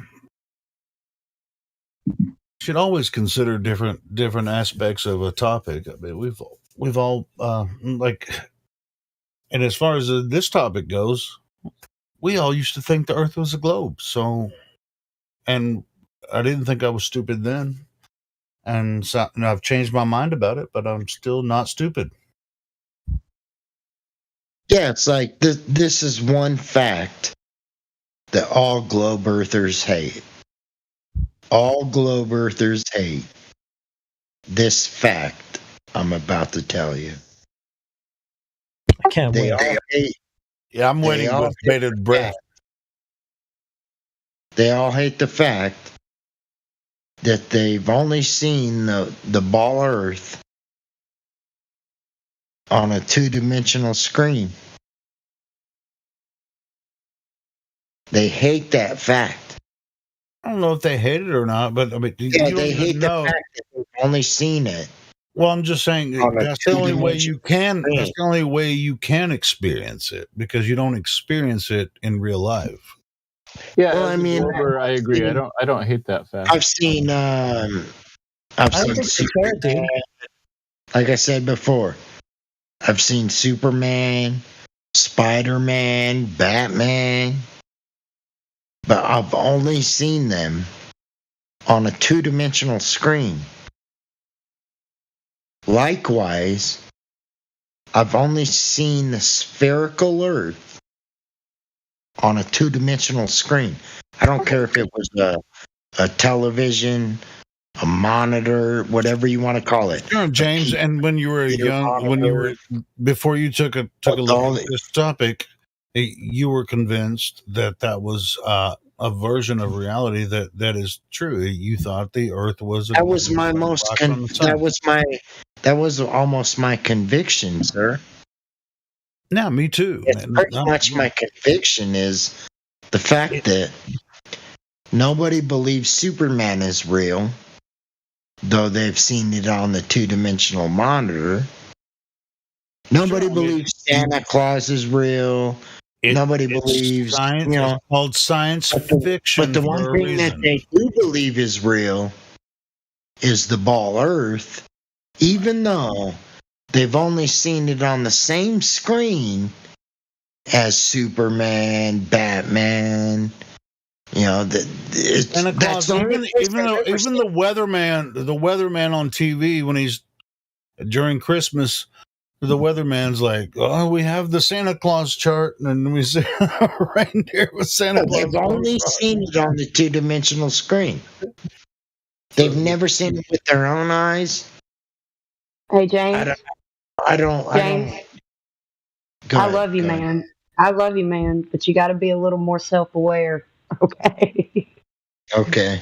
Yeah, please. James, let me respond to what James said. As a globe earther, I don't hate that fact that I've only seen it on a two-dimensional screen. And just because I've only seen it on a two-dimensional screen, that in itself doesn't mean it's not real. So, for example, I've only seen the Eiffel Tower on a two-dimensional. I've only seen the Eiffel Tower on a two-dimensional screen. That doesn't mean the Eiffel Tower is not real, obviously. So, just that fact by itself doesn't concern me too much. You have the option to see the Eiffel Tower. You have the option to see the Eiffel Tower in reality, though. That's true. That's true. Yeah, that is an option. Anything that is taken with a camera view from Hawaii or anywhere in the world, you can actually go visit. Not anywhere, but most places in the world that you've seen on television screen, you can go visit and confirm it for yourself. Well, not only that, right? You have a point of reference. Everybody experiences like buildings and towers. I'm sure there's like not many people that haven't seen a building or a tower, right? Yeah, so it's not a far stretch to say, well, that's probably real. But nobody's got a point of reference when it comes to the ball Earth in space. You'll never see the curve of the Earth. Likewise, you'll never see Superman. I'm Superman. What are you talking about? They're both the same thing. You can't see something that don't exist. That's true. Well, you can see it on a 2D screen. Well, however you want to admit it, as long as you admit it. If you're going to say it's on a two-dimensional screen, thank you for admitting that, because you'll never see it in reality.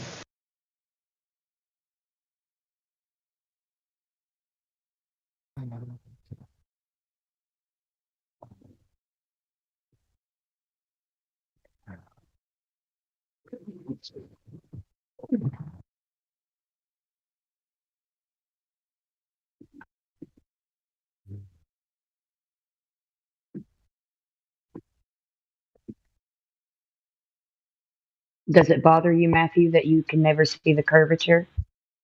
No, it doesn't. His faith shall carry him through. His faith carries him. No, it's chiefly because there are lots of things we can't see. It just carries him on through. I know it's there, even though I'll never experience it. I know it's there. Right, like angels and Wi-Fi signals. There are things that humans can't see. It's like me with Jesus. I've never actually seen Jesus, although I know he exists. For you, curvature of the earth is Jesus. Hey, James, you know Matthew believes in Jesus too. I'm just put my belief in Jesus. I'm just saying his Jesus. Yeah, of course. He might make fun of me for believing in Jesus, but his Jesus is the curvature of the earth. No. Even though like my Jesus, I've never seen it. Wow. What the fuck are you talking about, James? I've never seen it. He's never seen the curve of the earth, and I've never seen Jesus. I believe in Jesus. He believes in the curvature of the earth. I've never seen Jesus. He's never seen the curvature of the earth. To me, we're the same thing with our own religions, even though he wants to mock me as the one with the religion. I didn't hear him mock you. I think No, he doesn't mock us. Yeah. What are you He's doing? not mocking you. He's not going to mock I you. answered You it. can see Jesus every day. All you got to do is watch. See people that are doing the thing that Jesus does. If you're doing what Jesus does, it's the same thing as seeing him. Amen, God rocking. Amen, God Also, rocking. we're talking metaphysical as opposed to physical, so completely different things here. I was about to watch the newest episode of The Chosen that just came out today. I got 2 episodes to catch up on.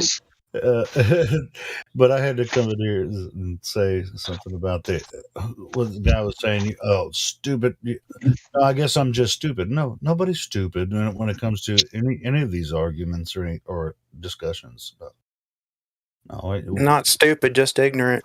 There's a difference. Ignorance. Ignorance is bliss. Sometimes, but it's also detrimental in certain cases. So. I posted something about seeing Jesus and meeting him. Yeah. It says, honk if you love Jesus. Text while driving if you want to meet him. Yeah, I've met Jesus, and it's I have a lot of opinions on it, but that's not for this room. But yeah, that says sun worship. He will be a witness unto all nations. Some ancient peoples worship the sun, but I don't know of anybody who does now. It says it right there. Sun worship, 11 a.m. to 6 p.m. Yes. Oh. Unto all nations. It has sun period worship and sun period school. And wed, you get married on 7 p.m. Text while driving if you want to be. I just now saw that, Matthew. That's an interesting one.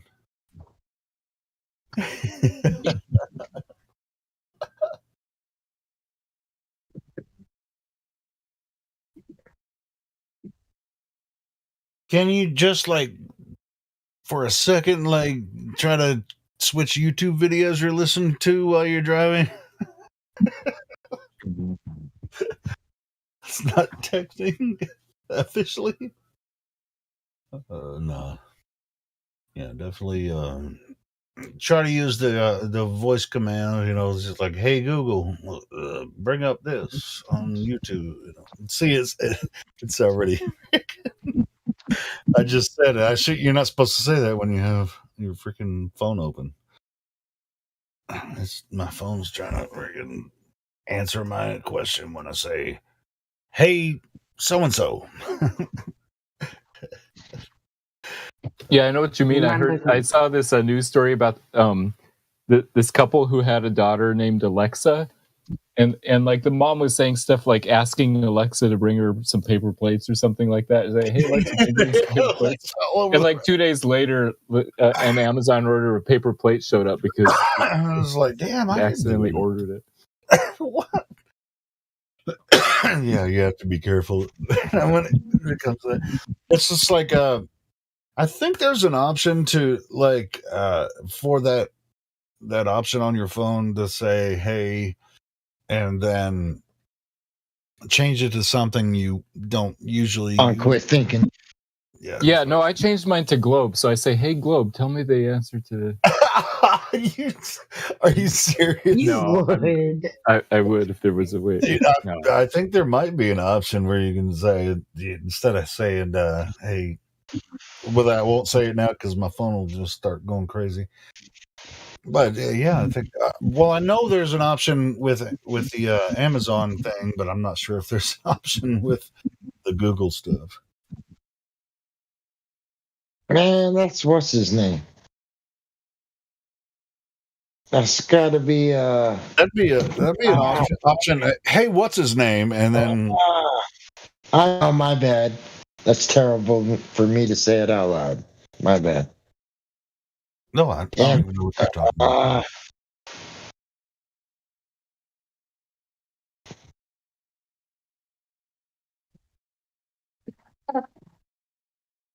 It's got to come to.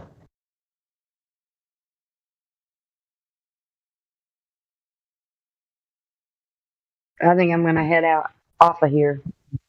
Yeah, I'm not far behind you. I just came in to say a little bit. And, hey, and then thank everyone for participating and making this live stream happen. You guys are the crux of everything that we do here. So I appreciate everyone's participation. I just wanted to point I that out. appreciate having it here. I think I've been on here pretty much all day. Good night, Kim. Have a good week. You too, Matthew. Good night, guys. And Crazy Chicken Boy.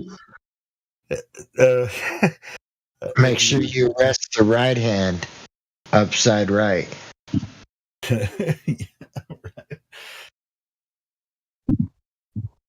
Kim's really You cool. put your hand under your pillow. Matthew, have you heard Kim sing?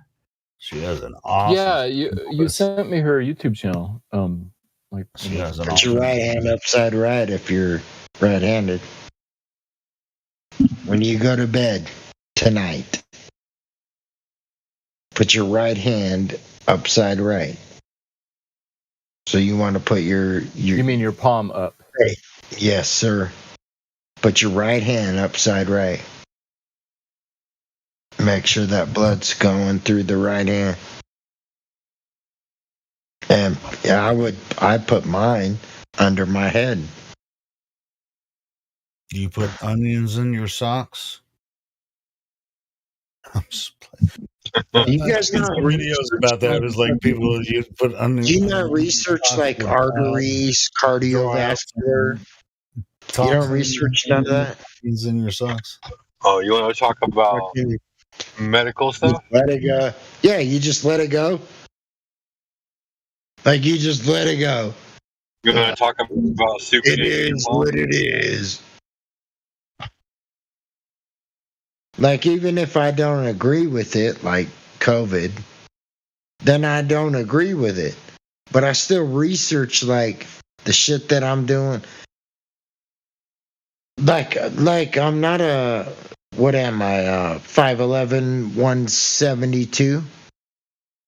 5'11", 172. Cool. I'm 5'10", 240. Yeah, but not like fucking flabby flab. Talking 5'11", 172 pounds, motherfucker. Come on, let's get. I'm 5'10", 240. What now? Yeah, you know what I'm saying?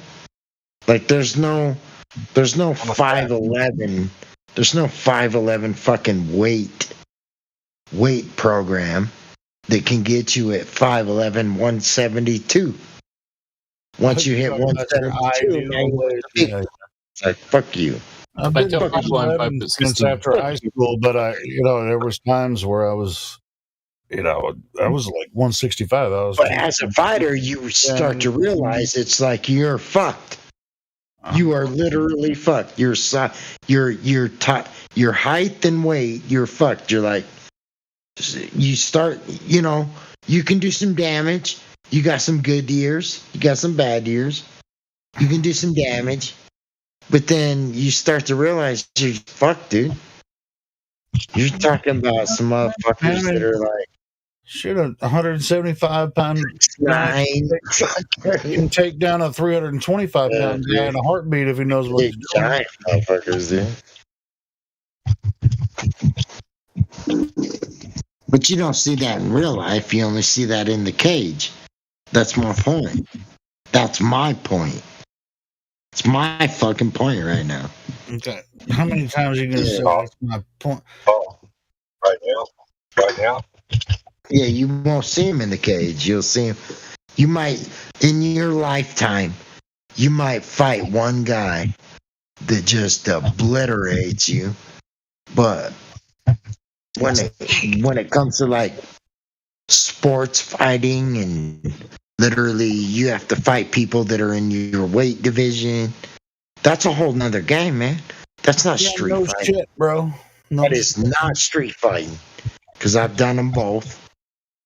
And when you start fighting people in your weight division, you start to realize who you can and who you can't fuck with. And it's the same thing metaphysically.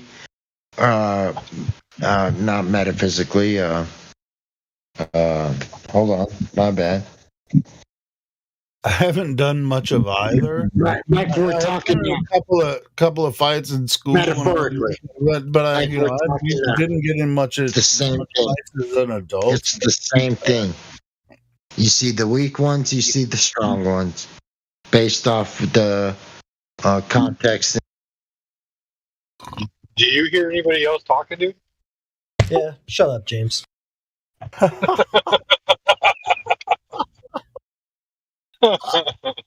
Thank you, Heretic. I was wondering when that was going to happen. I mean, it do what it do. What's up, Gizbo? I was giving you shit last night. Were you giving me shit? Yeah, well, yeah. Because you were saying, "Shut up, Helio." I said, "Tell me, shut up, motherfucker." No, it's all good. It's all good. I just say it because that's what you're waiting for somebody to say, so you can fucking go off on them. No, that's not true. That's actually not true. So anyway. You're like, fuck, I'm just trying to get my fucking point across. Fuck you all. Well, it's just like everybody's trying to get their point across, but then. Hey, Heretic, unmute James, see if he's still talking. Yeah. It's been long. Go ahead. But hey, I'm checking out because I have to go to work in a few minutes. But yeah, talk to James and. Are you checking out, dude? Well, have a good night. I gotta go. As always, pleasure running into you, dude. Yeah, peace, brothers. Peace out, sir. Yep. I will see you on the morrow or whenever. Yes, old dude, it's Monday. T-Wad. It's been Monday for me for 16 hours and 15 minutes.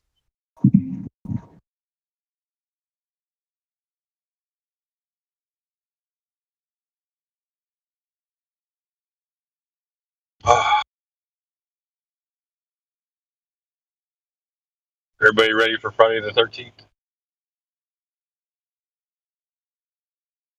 Only now do I realize that that's about to be a thing.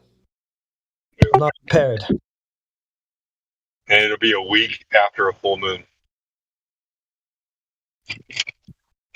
Interesting timing. 7 days.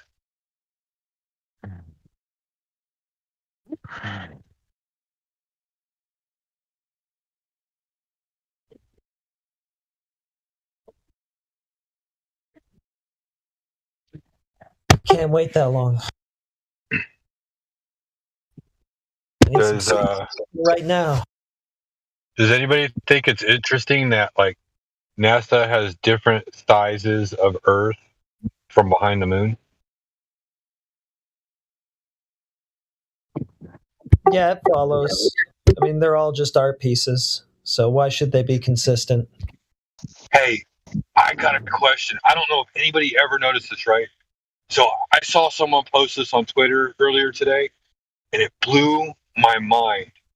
Now, there's a good chance that this is probably Photoshopped, but maybe somebody has like original footage, and I'm too lazy to go and look for it. But I'm gonna post it in live stream and see what anybody says. Let's take a look.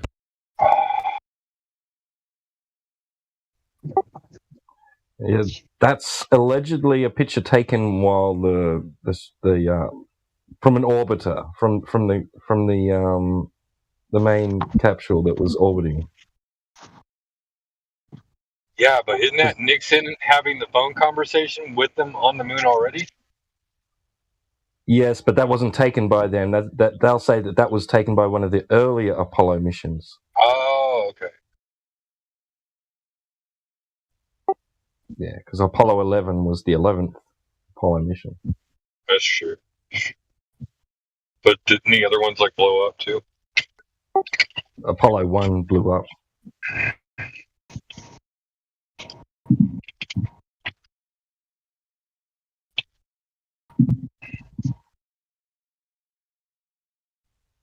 It killed 3 men. Allegedly. Allegedly.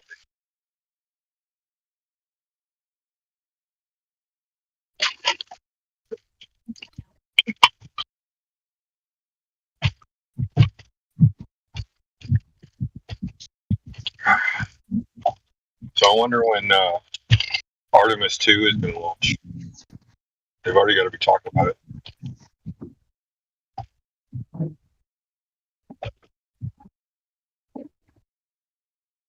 Sorry, just quickly, it was Apollo 8 that took that image of the Earth from the moon, or from behind the moon, or to the side of the moon. It was Apollo 8.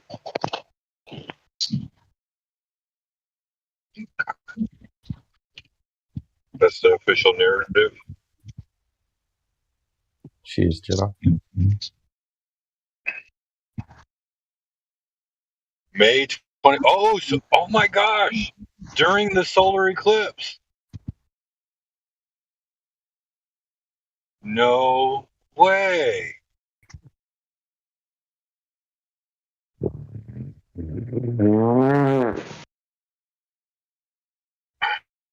When's the solar eclipse? The Great Solar Eclipse 2020. I'll just give it to you. No, you did. No, you didn't. Did you? No, you didn't. Is it May or April?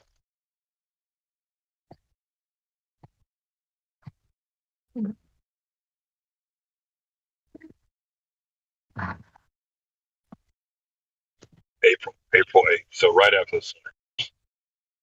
A month after. I bet it'll be for like 31 days after. This is May of 2020. You guys ever heard of the lunar calendar? Yeah. Have you looked into it? What, the 29-day calendar? Well, I'm willing to bet that you've heard the lunar calendar. Like I'm willing the lunar calendar and the solar calendar before. He just told you twice he's heard of it. Go on. But have you ever looked into it? Okay, he just told you twice. Just go on.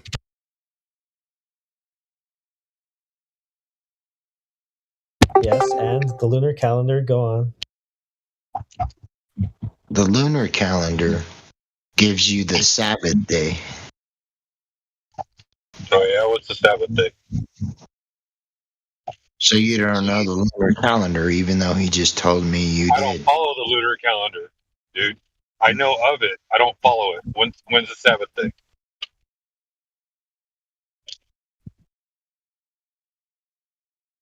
Come on, elaborate for us. Tell us about the lunar calendar. Teach. Yeah. Fill up some airspace. Let us know. Come on. When I say the Sabbath day, you know what I'm talking about, right? Yeah, the day that we set aside to celebrate the Lord, when we're not supposed to do anything. That is sanctified. Yep. Yeah. So when's the Sabbath day? Because we're supposed to celebrate the Sabbath. That's one of the 10 Commandments. It's up the moon. So when is it?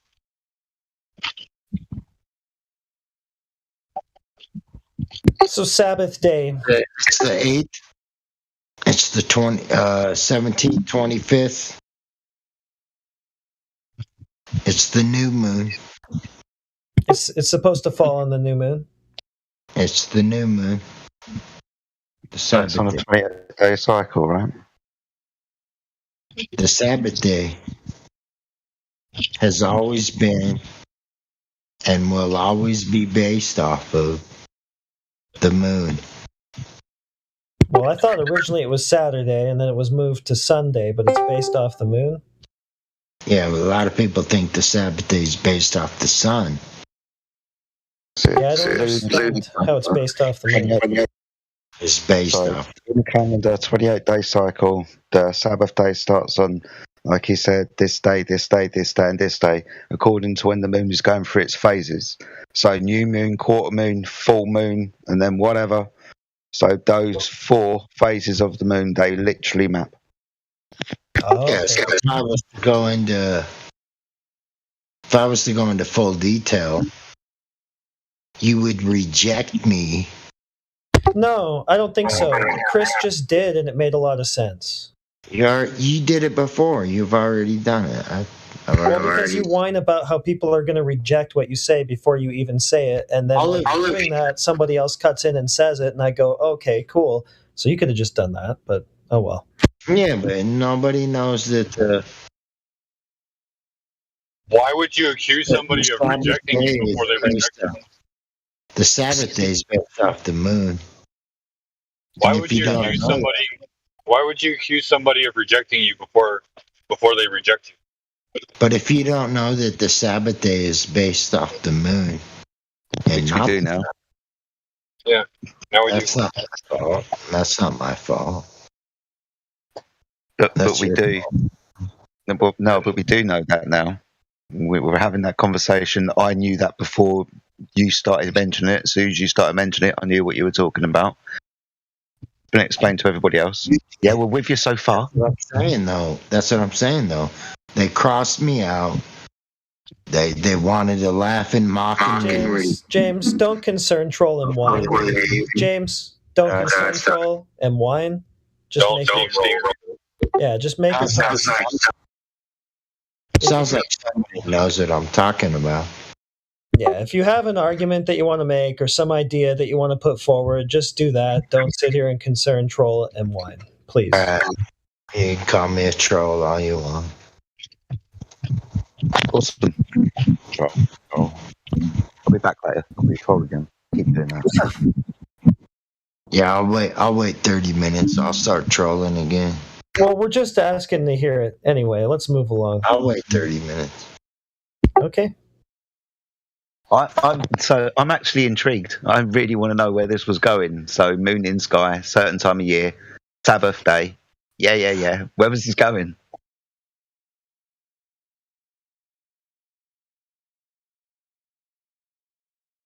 Are you talking to me? I'm not sure.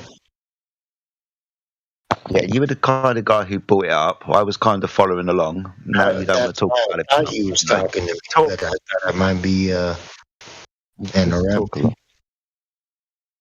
Yeah, James, we want to hear where you were going with it. Please continue. Like, if you believe the Earth is flat, then you don't acknowledge what you believe. How so? You got a lot of belief in there, especially if you're asking me. I don't see how this follows from what you started out saying. Well, if you believe the Earth is flat and you're asking me, something's wrong. But I'll tell you why the Earth is flat. We're not asking you why the Earth is flat. We're asking you why you brought up this thing about the moon, its phases, 28-day cycle, Sabbath day. The biblical lunar calendar. So you got the 8th, the 15th. Hold on. Do you remember what you brought up? If you don't remember what you brought up, I don't know if I can have a conversation with you anymore. If you don't remember why you brought it up. Yeah, I remember. The Sabbath. No, nobody knows when the Sabbath is. He already said it was on a full moon, a quarter moon, and a new moon. What day is the Sabbath to you? So to us. So there are different understandings of when the Sabbath is. So some people say Sunday, some people say Saturday, some people, usually Jewish people, who look at the moon a lot, say it's Friday night when the sun goes down, and they've got the moon calendar that tells them what day that is, because it's if you're not 28 using days. If you're not using the moon, you'll never know when the Sabbath is. Yeah, that's your overriding point, isn't it? Yeah, that's the point. Yeah. Cool. We got there. So where did the bit about if we believe the Earth to be flat, then why do we have to come and ask you questions? You don't have to believe the Earth is flat. Oh, okay. So that meant nothing then. It was just rambling. Yeah, it means nothing. Gotcha. If you want to believe lies, you can believe the lies. What lies specifically? But when it comes to the truth, what lies? You want to believe the truth, you can believe the truth. Okay, so what lies do we believe? We, us here in this server, flat earthers, who? What? Who and what? It's very obvious ambiguous at the moment, mate. Yeah. Our Father in heaven has given us the tools to acknowledge truth. Moderator. Someone. Right? The ones that he's mad at are the ones that see the truth and don't do nothing about it. Okay, there's a biblical VC for those types of conversations. Yeah. You can go wax biblical and biblical if you wish. He's more mad at them than the ones that don't know the truth.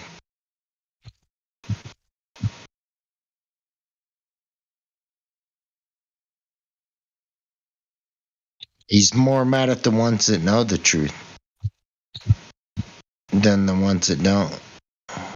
Right, how are you divining how mad God is about truth from people who believe it or not? He didn't come to save the ones that were righteous. Jesus come to save the unrighteous. That's something that you and I cannot do. And you're asking me, how can I do that? I'm not really asking you anything at the moment, just letting you talk. How can I do that? I think you had too much to drink. Yeah, you're talking to yourself, not to us. Yes, you're asking me, how can I convince? That's what you're asking me. No, we're not. No one's asked you to convince anyone of anything. Yeah. That's what you was asking me.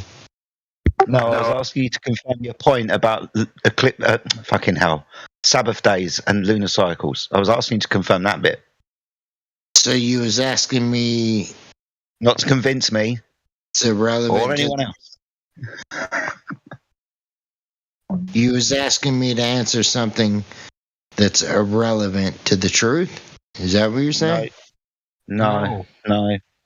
Someone. I don't We think were that's talking about the Sabbath, and we were giving you a chance to talk to us about the Sabbath. It literally sounded like you was asking me a question that had to do with the truth. No, you were talking about lunar calendars and the Sabbath, and we asked you to elaborate on it. That's your cue to talk to us about the lunar Sabbath and the calendar. If I told you the true Sabbath, would you believe it? Okay, well, first of all, let's define Sabbath. What's that? A day of rest set aside? It's the seventh day. Okay, seventh day. And we track it by the phases of the moon. No. No? Not by... Well, you could, yes. That's the best way to track the Sabbath. So no, we can't, but now, yes, we can. It's the best way. You're still gonna have, even in the biblical tradition, you're still going to have what they call a leap year. Okay. And you're going to wonder why. You're going to wonder why. So why do we base the Sabbath or the seventh day on the phases of the moon? All days are based off the moon. Okay. I thought they were just based off of like days, night and day. Yeah, well, they told you it was based off the sun, but... Well, that's what a day is. That's based off the sun. Man. I'm just trying to follow along. Well, they can have the whole entire world believing that the days are based off the sun, while the ones that have the true knowledge, they know that it's based off the moon. I mean, the days are literally based off the sun. A day is the sun. How do you believe it's the sun? Well, I mean, it's literally what it is. Yeah, that's what they do. How do you figure? If I don't have sunlight around me, it's not daytime. They have the entire world thinking that the day is based off the sun. A 24-hour day-night cycle is based off the sun. That's what they say. It's not true? No, it's based off the moon. The moon doesn't give us day. Well, you can have the moon in the air, in the sky, in the same time you got the sun. Yeah. You don't get the sun at night. Make the sky blue. Most people just disregard that like it's nothing. Yeah, but it's not daytime because the moon is there. It's daytime because the sun is. So, what are you saying? Yeah, but the people that know the truth, they know that all nights and day are based off the moon. Okay. So we get daytime because of the moon, even though it's the sun that gives us daytime. But months are based off the moon, not the day. Yeah, okay, I'll take that, but he's saying the day. They're all based off, even the days. It's not true. Yes, it is. You're not making much sense, James. When Jesus was around, when Jesus went through the East Gate, yeah, all days, all hours of the day was based off the moon, not the sun. You better look that up. Why? Are you talking about a 24 sun? Yeah, are you talking about a 24-hour cycle? Yeah, you're asking me why. Yeah, daylight comes from the sun, so why would they base it off of something it doesn't come from? Yeah, okay. It's written. Okay, well, what about what we see in the sky? What about what the day actually is, where it comes from? Yeah, but you talking about you were around when, so you was there when Jesus was alive? No, we're talking about how we record the passage of time and how we utilize this sky. Hold on. So with the moon, they calculate the beginning of the week to start at sunset on Saturday. So let's just call that Sunday. And I mean the Jews, them in the Bible. From each one of those days, here's the moon. We're going to have our month with that. But through the month, we will have 28 days and 4 periods. New moon, full moon, and 2 bits in between. They're always going to fall on a Saturday. Or when the sun goes down Friday night, if you want to be really much more specific. But this is how we're clocking the movement of keeping track of the Sabbath day and the moon cycle of 28 days. We're not going to start conflating it with the sun, and yeah, it's not the same thing. Perfect. That was the answer I was looking for from James. No, that's not the answer you're looking for. Who changes the times and laws? No one, because we can't change the moon and its time that it takes to circle around the Earth every 28 days. But we can get told stories about it, change our calendars, and even change the names of fucking days if we bloody want to. And then we can change the Sabbath to a Sunday, and we can change everything else if we want to. But ultimately, with what you first brought up, yeah, I agree with you. That's what they did and still do. Who is it that changes the times and laws?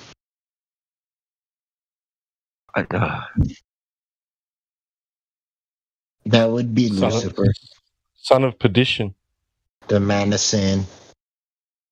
Oh, we're supposed to work 6 days and rest on the 7th day. It doesn't say anything other than that. He's going to seek to change times and laws. The only one that's changed laws is Satan. But you and I believe that it's people. It's people that's changed the laws.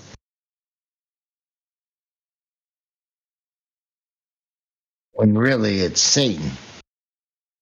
Well, it is if Sabbath moves around, then we're to work 7 days? What we're to work 8 days? No. It says specifically we're supposed to work 6 days, and the seventh day is the rest day. Thank you. Because God sanctified the It doesn't change around at all, according to the luminaries. Yes, it does. He even tells you. No, it doesn't. You can go read Genesis over and over again. It does not tell you that. It says work 6 days and on the seventh day rest or Sabbath. Yes, he tells you the truth. But he warns you about the times of the end when there will be false prophets. Mm-hmm. Talking about the moon. Yeah, when most of them will believe. Moon worshippers. Mm-hmm. They won't even. It's not that they don't believe in the Sabbath. It's they have no recollection of it. They have no recollection of it. Yeah, that's the sad part. I don't. I know lunar solar people, and I know seventh day Sabbath people. It as long as you're recognizing a day of rest, in my opinion, I mean, it does clearly state 7 days, right? 6 days work, 7 day rest. That's clearly what it says. But no, by the lunar calendar, not only did the Bible tell you what day it was, but if you use the lunar calendar, it was a specific day all the time, even though it was the same day you would have recognized it, even if the cosmology didn't. You just realized that cosmology lined up with it, so either way, you still celebrated it.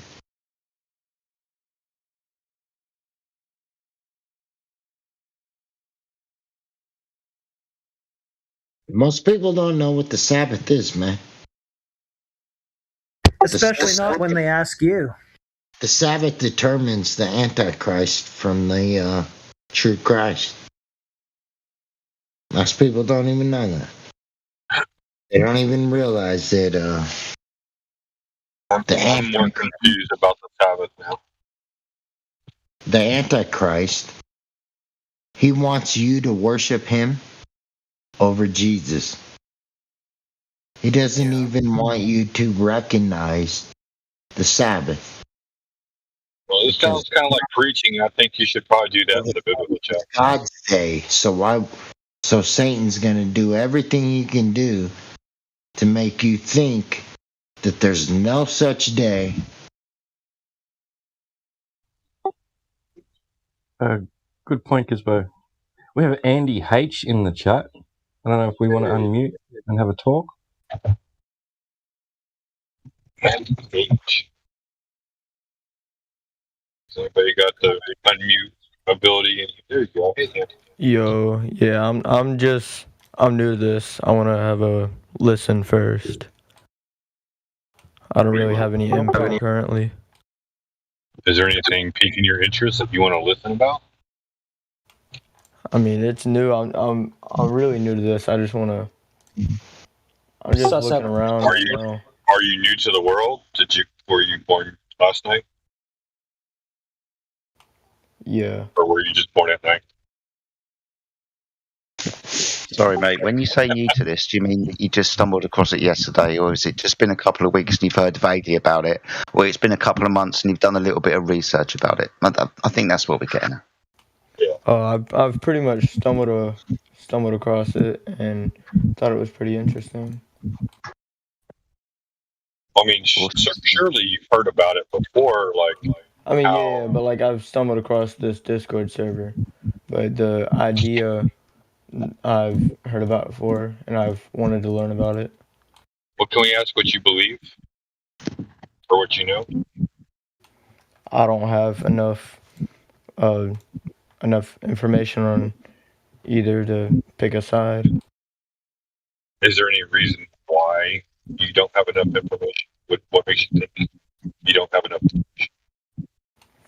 I just need to look at the definite evidence for both sides and then decide for myself. Do you think you're being lied to? It's possible. Possible. You need to hear out the arguments, right?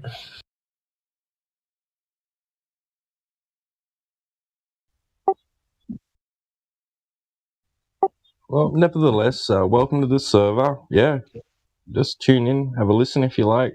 We've also got a plethora of information channels to the left. If you scroll right to the bottom, additional information, all alphabetized topics. But feel free to ask us any questions at any time. All right, thanks. If I may have a suggestion, stay away from flatearth.ws because they're just going to fill your head with stuff. You can go there. I'm just going to let you know now, like, we're going to debunk everything they said. If you have any questions in particular, just feel free to bring them to us. We love the conversation. Any flat earth argument that you're thinking of that you want to run past us or anything about the globe, just go ahead. A lot of people here are engineers by trade or engineers by hobby. Okay, I do actually have one question, and I don't want to I don't want to offend anyone. No worries. It won't be anything we haven't heard before, mate. It won't be anything we If the haven't heard Earth is flat, then what happens to the edge? I'll let somebody go. Go ahead. Who wants to go on this? This question ultimately ends up where is the limitation of reality? It's quite hard for us that are limited within the Earth to measure and give you an exact claim to the shape of the Earth. Like you say, edge, so that then we're going to start invoking three-dimensional shapes. You understand first that when we claim that the Earth is flat, we mean that the water upon it is kind of measured level. We're not making a claim to the size of the Earth and then how much Earth there is and where it could possibly stop. We're not giving you a claim for that. We're just measuring the surface of the Earth. So when you ask where is the edge, mate, we ain't going to be able to tell you. It's like asking where the edge of reality is. Okay, so the Earth goes on infinitely then? No, it could stop, but I couldn't tell you where, and then I couldn't define the area that the Earth exists in, as in the shape of the Earth for you. So no, it's not infinite. It would probably stop somewhere. Now, I want to say this. It is reasonable to say that the water is contained because in order to have depth, it would have to be somehow contained. Otherwise, water just spills out flat. But like when you say, well, where's the edge, of a lake, right? So where's the edge of a lake? The lake is contained by land on all the way around, and a lake has no definite shape, right? So if you get to the edge of the lake and you hit land, then what? How much? Where's the edge of that? Like it just keeps going on and on and on, right? So we don't claim that there is any end to Earth. We don't claim that there's any boundaries or anything like that. All we're saying is that the water that is out there, we're given a dimension. The shape of the Earth is a ball. That ball has an equatorial distance of 24,901 miles. We're given a curvature range ratio off of that. And so there's a drop over distance that we're given. And we see way too far to be above. Like there's things out there you're just like, oh my god, how am I seeing? It's supposed to be curving. It just keeps going on and on and on. Or is there places we'd like to go? Absolutely. But like any attempt to go anywhere near that, and they limit your resources, or you know, if they think that you might be getting too close to something, they'll come and pick you up and arrest you.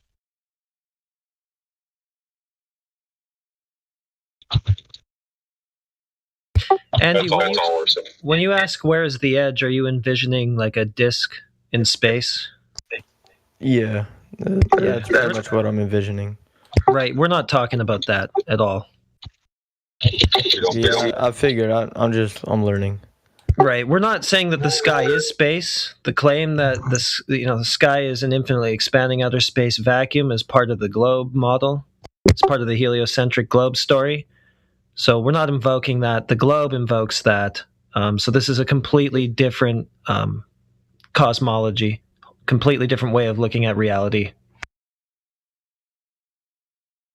Like you envision like a Earth air next to a vacuum. And we know by physics that you cannot have air pressure next to a vacuum. Like if you put air next to a vacuum, it immediately has to fill the available space. There's no evidence of anything you've ever seen or done where air sticks to one side and a vacuum on the other side. Not without a barrier, a physical barrier. Yeah, so what he's saying is outer space can't exist as described within the globe model. So like in the live stream voice text, that picture, you're saying like the planets don't exist in this ideology? No, not at all. Interesting for me. Can I answer that? Yeah, go for it. Okay, so right, we can point at the sky and we can say that object that we all agree upon, that's Jupiter. But the model of how it all works and what those things actually are is wrong.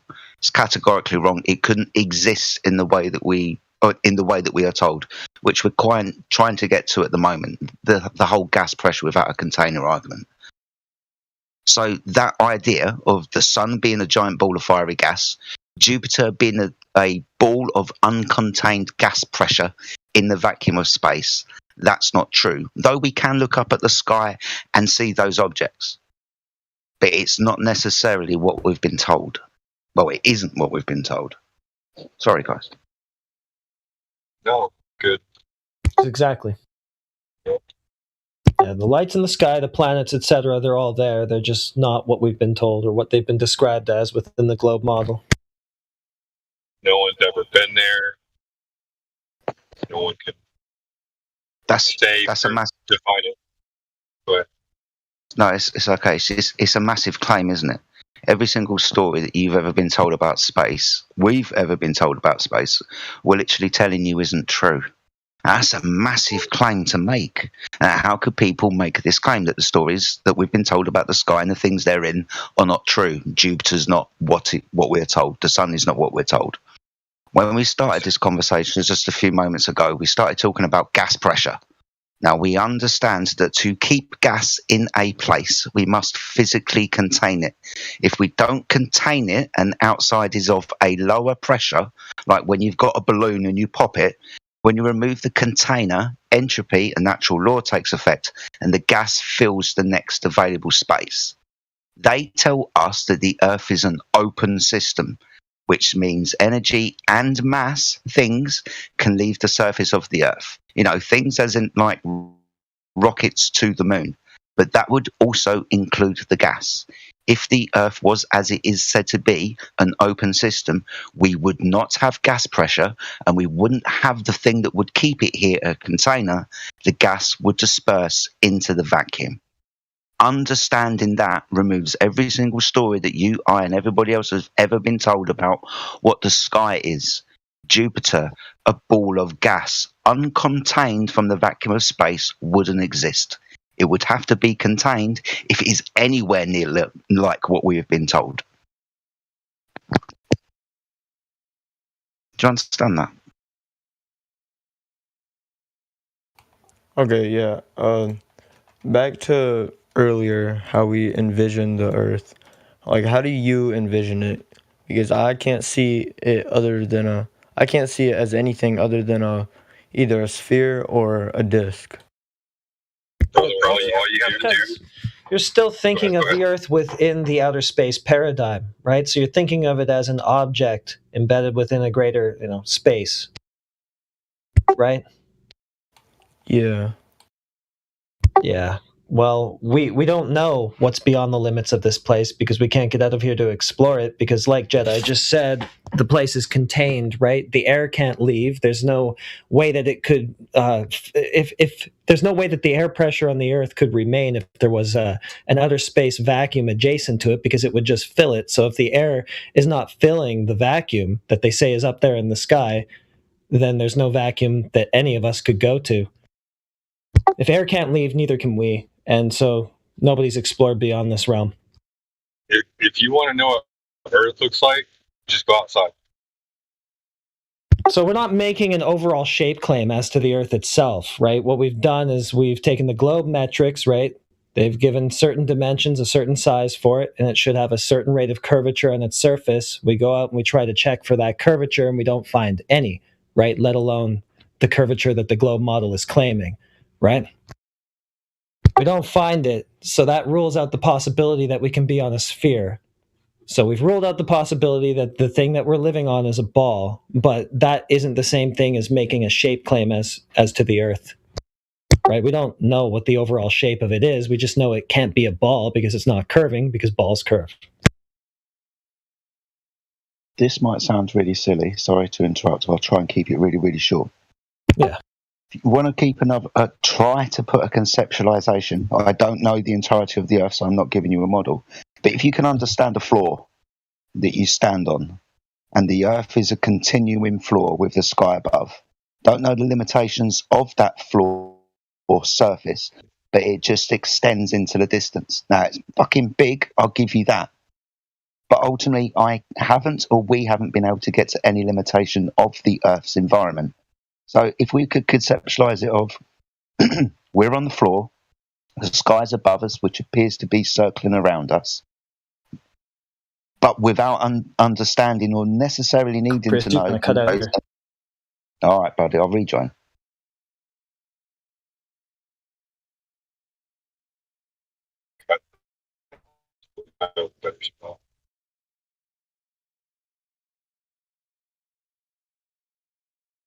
Yeah, but you know what we're saying here, right? Okay, he's back. We'll let him finish.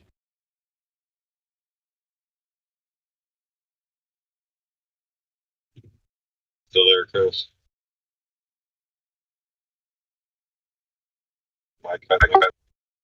I'm back now. I didn't want it to take too long, guys. So am I coming through okay? Yeah, you're coming through good. Just try to understand the surface of floor that extends and the sky that we're looking about, the sun and the moon and the stars, for example, just above us, not enveloping us, that we're not within this star system. At the moment, we can just determine that we're on a surface and the sky above us is above us. That's all. Cheers. Can I ask you a question, Andy? Yeah. When you fill up a bathtub full of water and you don't disturb any of it, you just let it sit there. So now there's no ripples in it, no waves in it. Would you say all of that water is flat and level? Yeah, probably. Now let's take it a little bit bigger. Yeah, it's flat. Let's do a swimming pool. Would you say all that water is flat and level? Yeah. What about a pond? Would you say all that is flat and level? How about a lake? Yeah, all that's flat. How about a lake?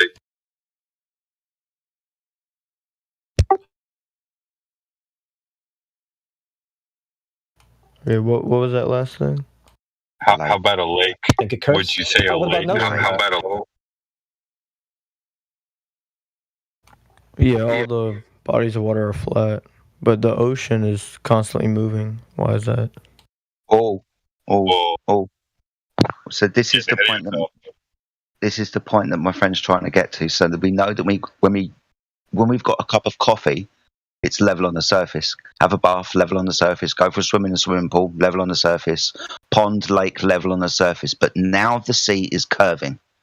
The waters of the earth are said to be pulled to the centre of mass by some idea of gravity, making every single droplet of water or water contained have to curve around the surface of the earth. All water would have to conform to the shape. You understand that, right? There's a bit of a jump to say the oceans are curved, but the lake isn't, or the canal isn't, or the swimming pool isn't. You understand, right? Right. So this is kind of, we understand how water works. When we contain it, it's level on the surface, but we're told that it eventually starts to curve because, we're on a ball. That's kind of a really good area to start. The water of the earth. Pictures from space, yeah? So we see the earth and it's a ball. 73% of that ball that we see is covered by water. That water will be said to curve over distance, but we understand and observe and practically use a thing called water level. That's level upon the surface.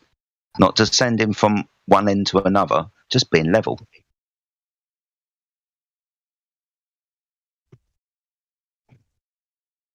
You understand that, yeah? Yeah. They do give us a number, though, that we can test, or a few numbers that we can test if they give us the size of the Earth, right? If we've got a size of the Earth, we can calculate how much drop rate there should be. If you can imagine you've got a ball, you put your finger on top of the ball, that's called at point A. Put your second finger at point B, somewhere down descended upon that ball. That's a calculable rate of drop, if you know the size of the ball. We are told the size of the Earth. That calculated drop rate would be 8 inches per mile squared. That means after every mile, every mile, if you square it, 8 inches would be descended. Calculations 8 inches for every mile, and then you square the mile. So it gets exponentially worse, like a curved surface. So, yeah. Like a parabola. Yeah, exactly that. So when we try to observe and test those numbers over vast bodies of water, see if that water is actually curving, the result that we get is, no, the water's level, and we practically use it as such. That's where most of us first started, at water level, trying to figure out the curvature of the Earth and if it was actually measurable. And even if it had ever been measured. A question for you, do you know if the curvature of the Earth has actually physically been measured or not? And if so, how did they do it? I don't know. Don't know. So that would kind of be a belief. You just kind of you assume that the Earth is a ball and someone's proved it along the lines, but you wouldn't know how it had been done, right?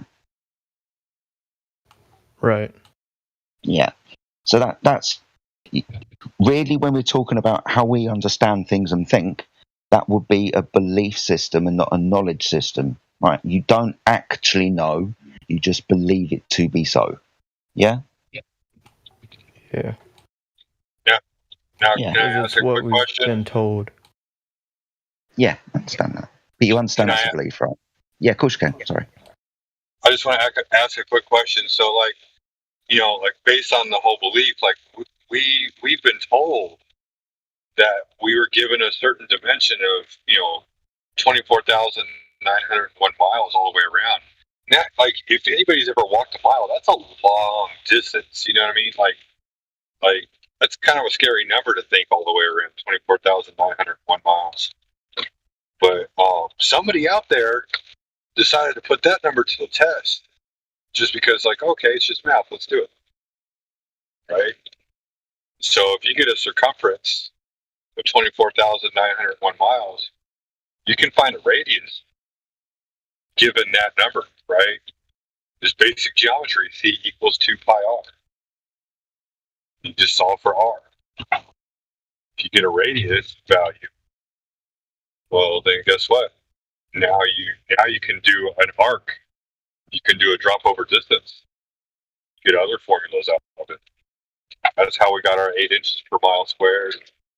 That's how we got our 1.22 miles times the square root of the observer's height, feet. I mean, like, these are all things that we can use to test our observations. We should see a physical limit to how far we can see off into the distance because of, the Earth curves and things should be hiding behind that curve, right? Are you familiar with the globe math, Andy? The what? The globe math that he's talking about? Well, yeah, I'm looking at the picture. Right, like the basic Pythagorean theorem and all that. Yeah. Do you have a question about that?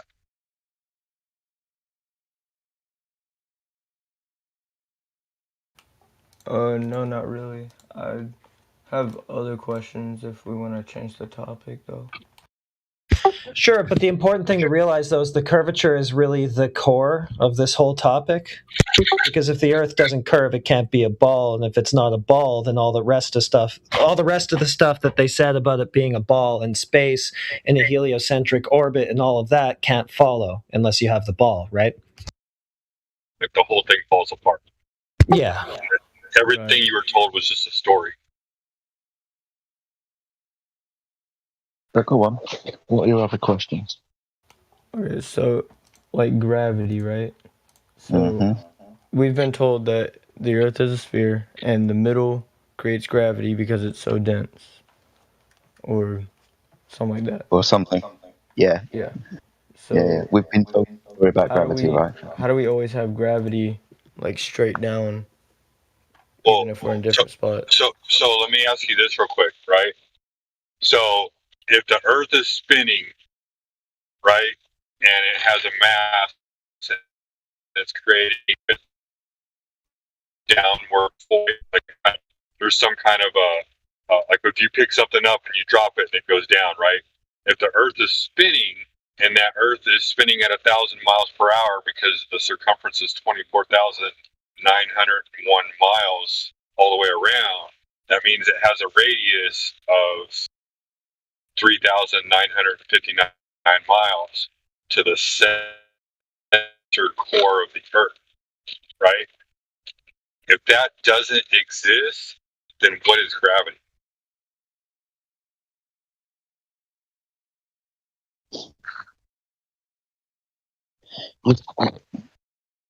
Is that okay? Is it okay to speak? You see what we're trying to say? That if there's no curvature, then the story of spinning Earth pulling everything inward is just a story. Okay, then what causes the gravity then? All nothing. All right, so what my friend is trying to say is absolutely true. The gravity is the thing that keeps this ball idea, going around and keeping everything down. There is no gravity, all right? The gravitational idea works on the Earth being a ball, and you're given two gravitational ideas. One, the Earth is a ball of mass. Now, that mass attracts another mass, because mass attracts mass, right? We got another gravitational idea. The ball of mass sits in the fabric of space-time and bends and warps it. Now, in both instances, we've got a ball of mass in space. Now, the Earth isn't a ball. There is some other reason why things in the sky go round and round, and why when you drop something, it goes down. And they might also be completely separate. Second rule of this, none of these gravitational ideas have ever been scientifically proven. Mass attracting mass was kind of the old school idea, which even the proprietor of the idea didn't want to be associated with it. That's Newton, didn't want to be associated with that idea. And then in 1915, they removed that idea in favour of the second one that I was talking about. That'd be Einstein and the bending and warping of space-time, which is a mathematical concept, so not scientific, most definitely not physically testable, because it's a concept. So there wouldn't be any scientific experiment that proved gravity. and both ideas require the Earth to be a ball in space. But in the idea of the Earth being a ball in space, you're given this idea to make things go down and round and round.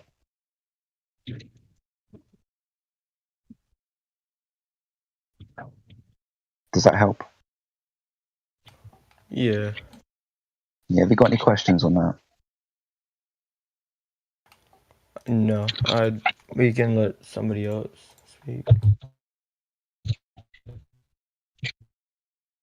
I'll let that settle with you then.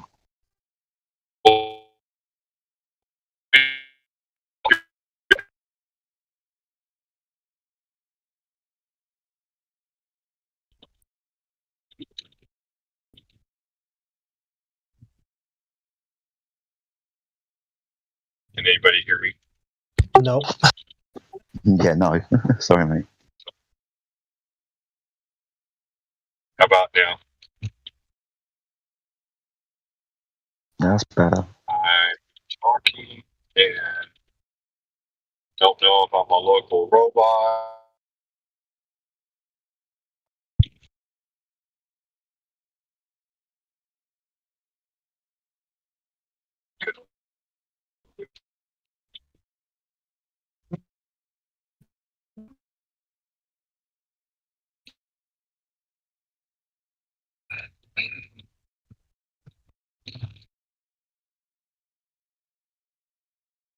Hey, Andy, am I roboting now?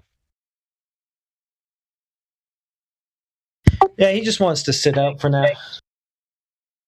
Oh, yeah. I just wanted to ask him, like, if you have any other questions, like one question we would like you to ask is, what's the distance to the horizon, the physical horizon?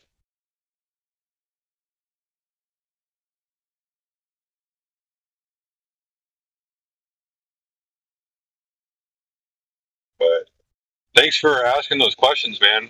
I think everybody here did a good job communicating. I hope you understood what we were saying.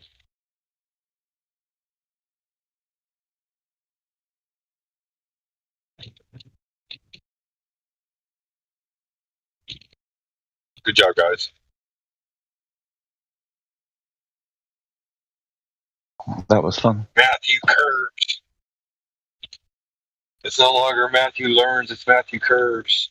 Yeah, I don't know if you changed my name, but I'm fine with it.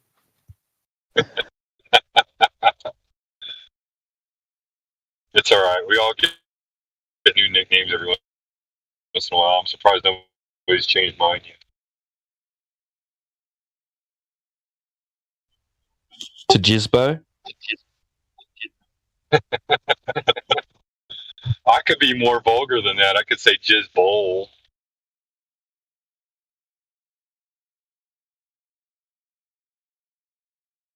I'm sure that's about to happen.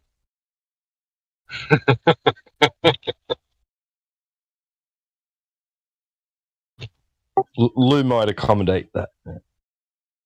I know he would. I know he would. He's relishing it. And Flat Earth dude would just go nuts.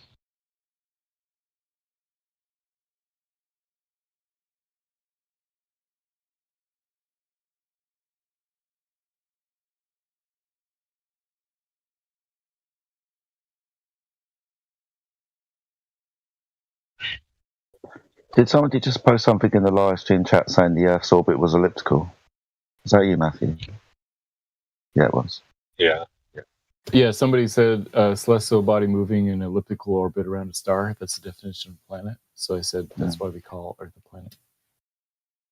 You know, elliptical orbits require acceleration and deacceleration, right? Right. Yeah. Have we ever measured that acceleration or deacceleration? I don't think so. I'm not aware of any like direct measurement of that. Would we? Do you reckon we would be able to? I don't know. Feel that acceleration or deacceleration? No, the human threshold for sensing acceleration is way below.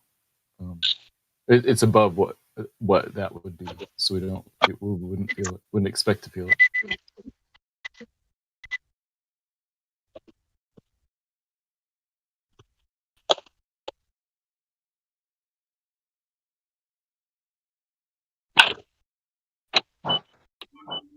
because of the great distance involved.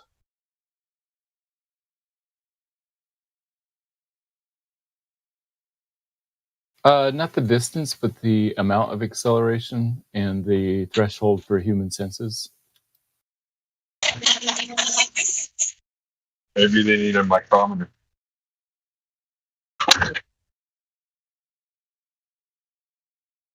I'm kidding.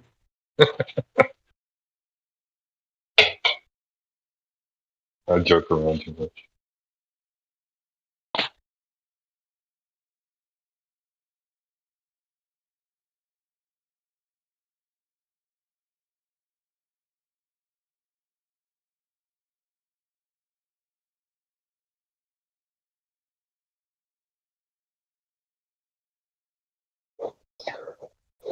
Thank you for writing that down, Matthew. I appreciate that. What would happen if you were to add all of these different motions together? So the elliptical orbit of the Earth going around the Sun, and you being on a body that's spinning around 360 degrees, and you either going with the spin or against the spin. Yeah, Earth's rotation is by far the largest acceleration of all those other ones. I think the other ones are all less than a tenth of that one, so they would be even less than that. Even if you add them all together, and if going. Would it be fair? Would it be fair to say that within a 24-hour period, you are, say, one stage following the orbit of the Earth with your spin on the Earth, so you're both going in the same direction. And as you spin around the Earth, you are now longer going in the same direction in your orbit. You're kind of going backwards. Yes. Is it fair to say that? Yeah, that's right. So there's a huge change there, isn't there? One in your direction, and probably your speed and how you would feed it or measure it, right? Right. It is a pretty big change, but it happens steadily over 12 hours, and then the other 12 hours speeding up again. Yeah. That's why I posted the actual number, 0.03 meters per second squared. Unfortunately, that's below the threshold of what humans can sense, even when we're lying down. Humans could sense, but would anything ever be affected by this, do you think? Like maybe the oceans of the sea? Yeah, the oceans and sea, definitely. I mean, that's where tides come from. This is where tides come from. What we're just talking about is where tides come from the rotation and the gravitational pull of the sun and the moon. Like there's several, and also winds. Like there's lots of different factors that affect tides. So would you feel it? We don't. I mean, we can see effects of it, but with our own bodies we don't feel it. No. I'm measuring it with, say, technology. Yeah, if we have sensitive enough instruments.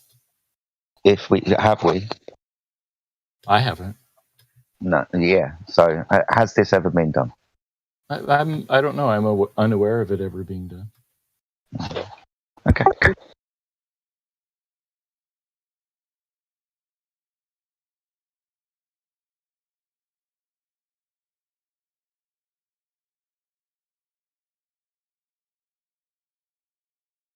So sensitive enough instruments can measure the effect of gravity and Earth rotation on tides? I don't know. I'm not an expert in that kind of stuff. But all right. Guess that's the end of the line for this one. Right, yeah. But sorry, I don't know more about that. It's okay. Going back to this Earth going round in an orbit example. Let's say that you've got two people on opposite ends of the Earth, but it's, I don't know, let's say 6 o'clock in the morning and 6 o'clock in the evening, where the terminator line is. So one person is on one side of the Earth in the direction that the Earth is going, and 180 degrees, you've got a person standing on the Earth on the terminator line, kind of following the Earth. You kind of understand that concept? Yeah, but I can picture what you're saying. Yeah, cool. So you would understand there would be different forces applied to this. If I was to do this, if I was to throw a ball with a Lego man on one side and a Lego man on the other, I'd have to stick the Lego man on one side, throw the ball, and the ball would be pushing up under one man but leaving the other man behind, right? Right, but they'd be relatively straightforward motions in the same direction. It's acceleration, not motion, that we feel. Humans can't feel motion; we feel acceleration. Okay, so let's change the motion to kind of up and down, like in one direction or another.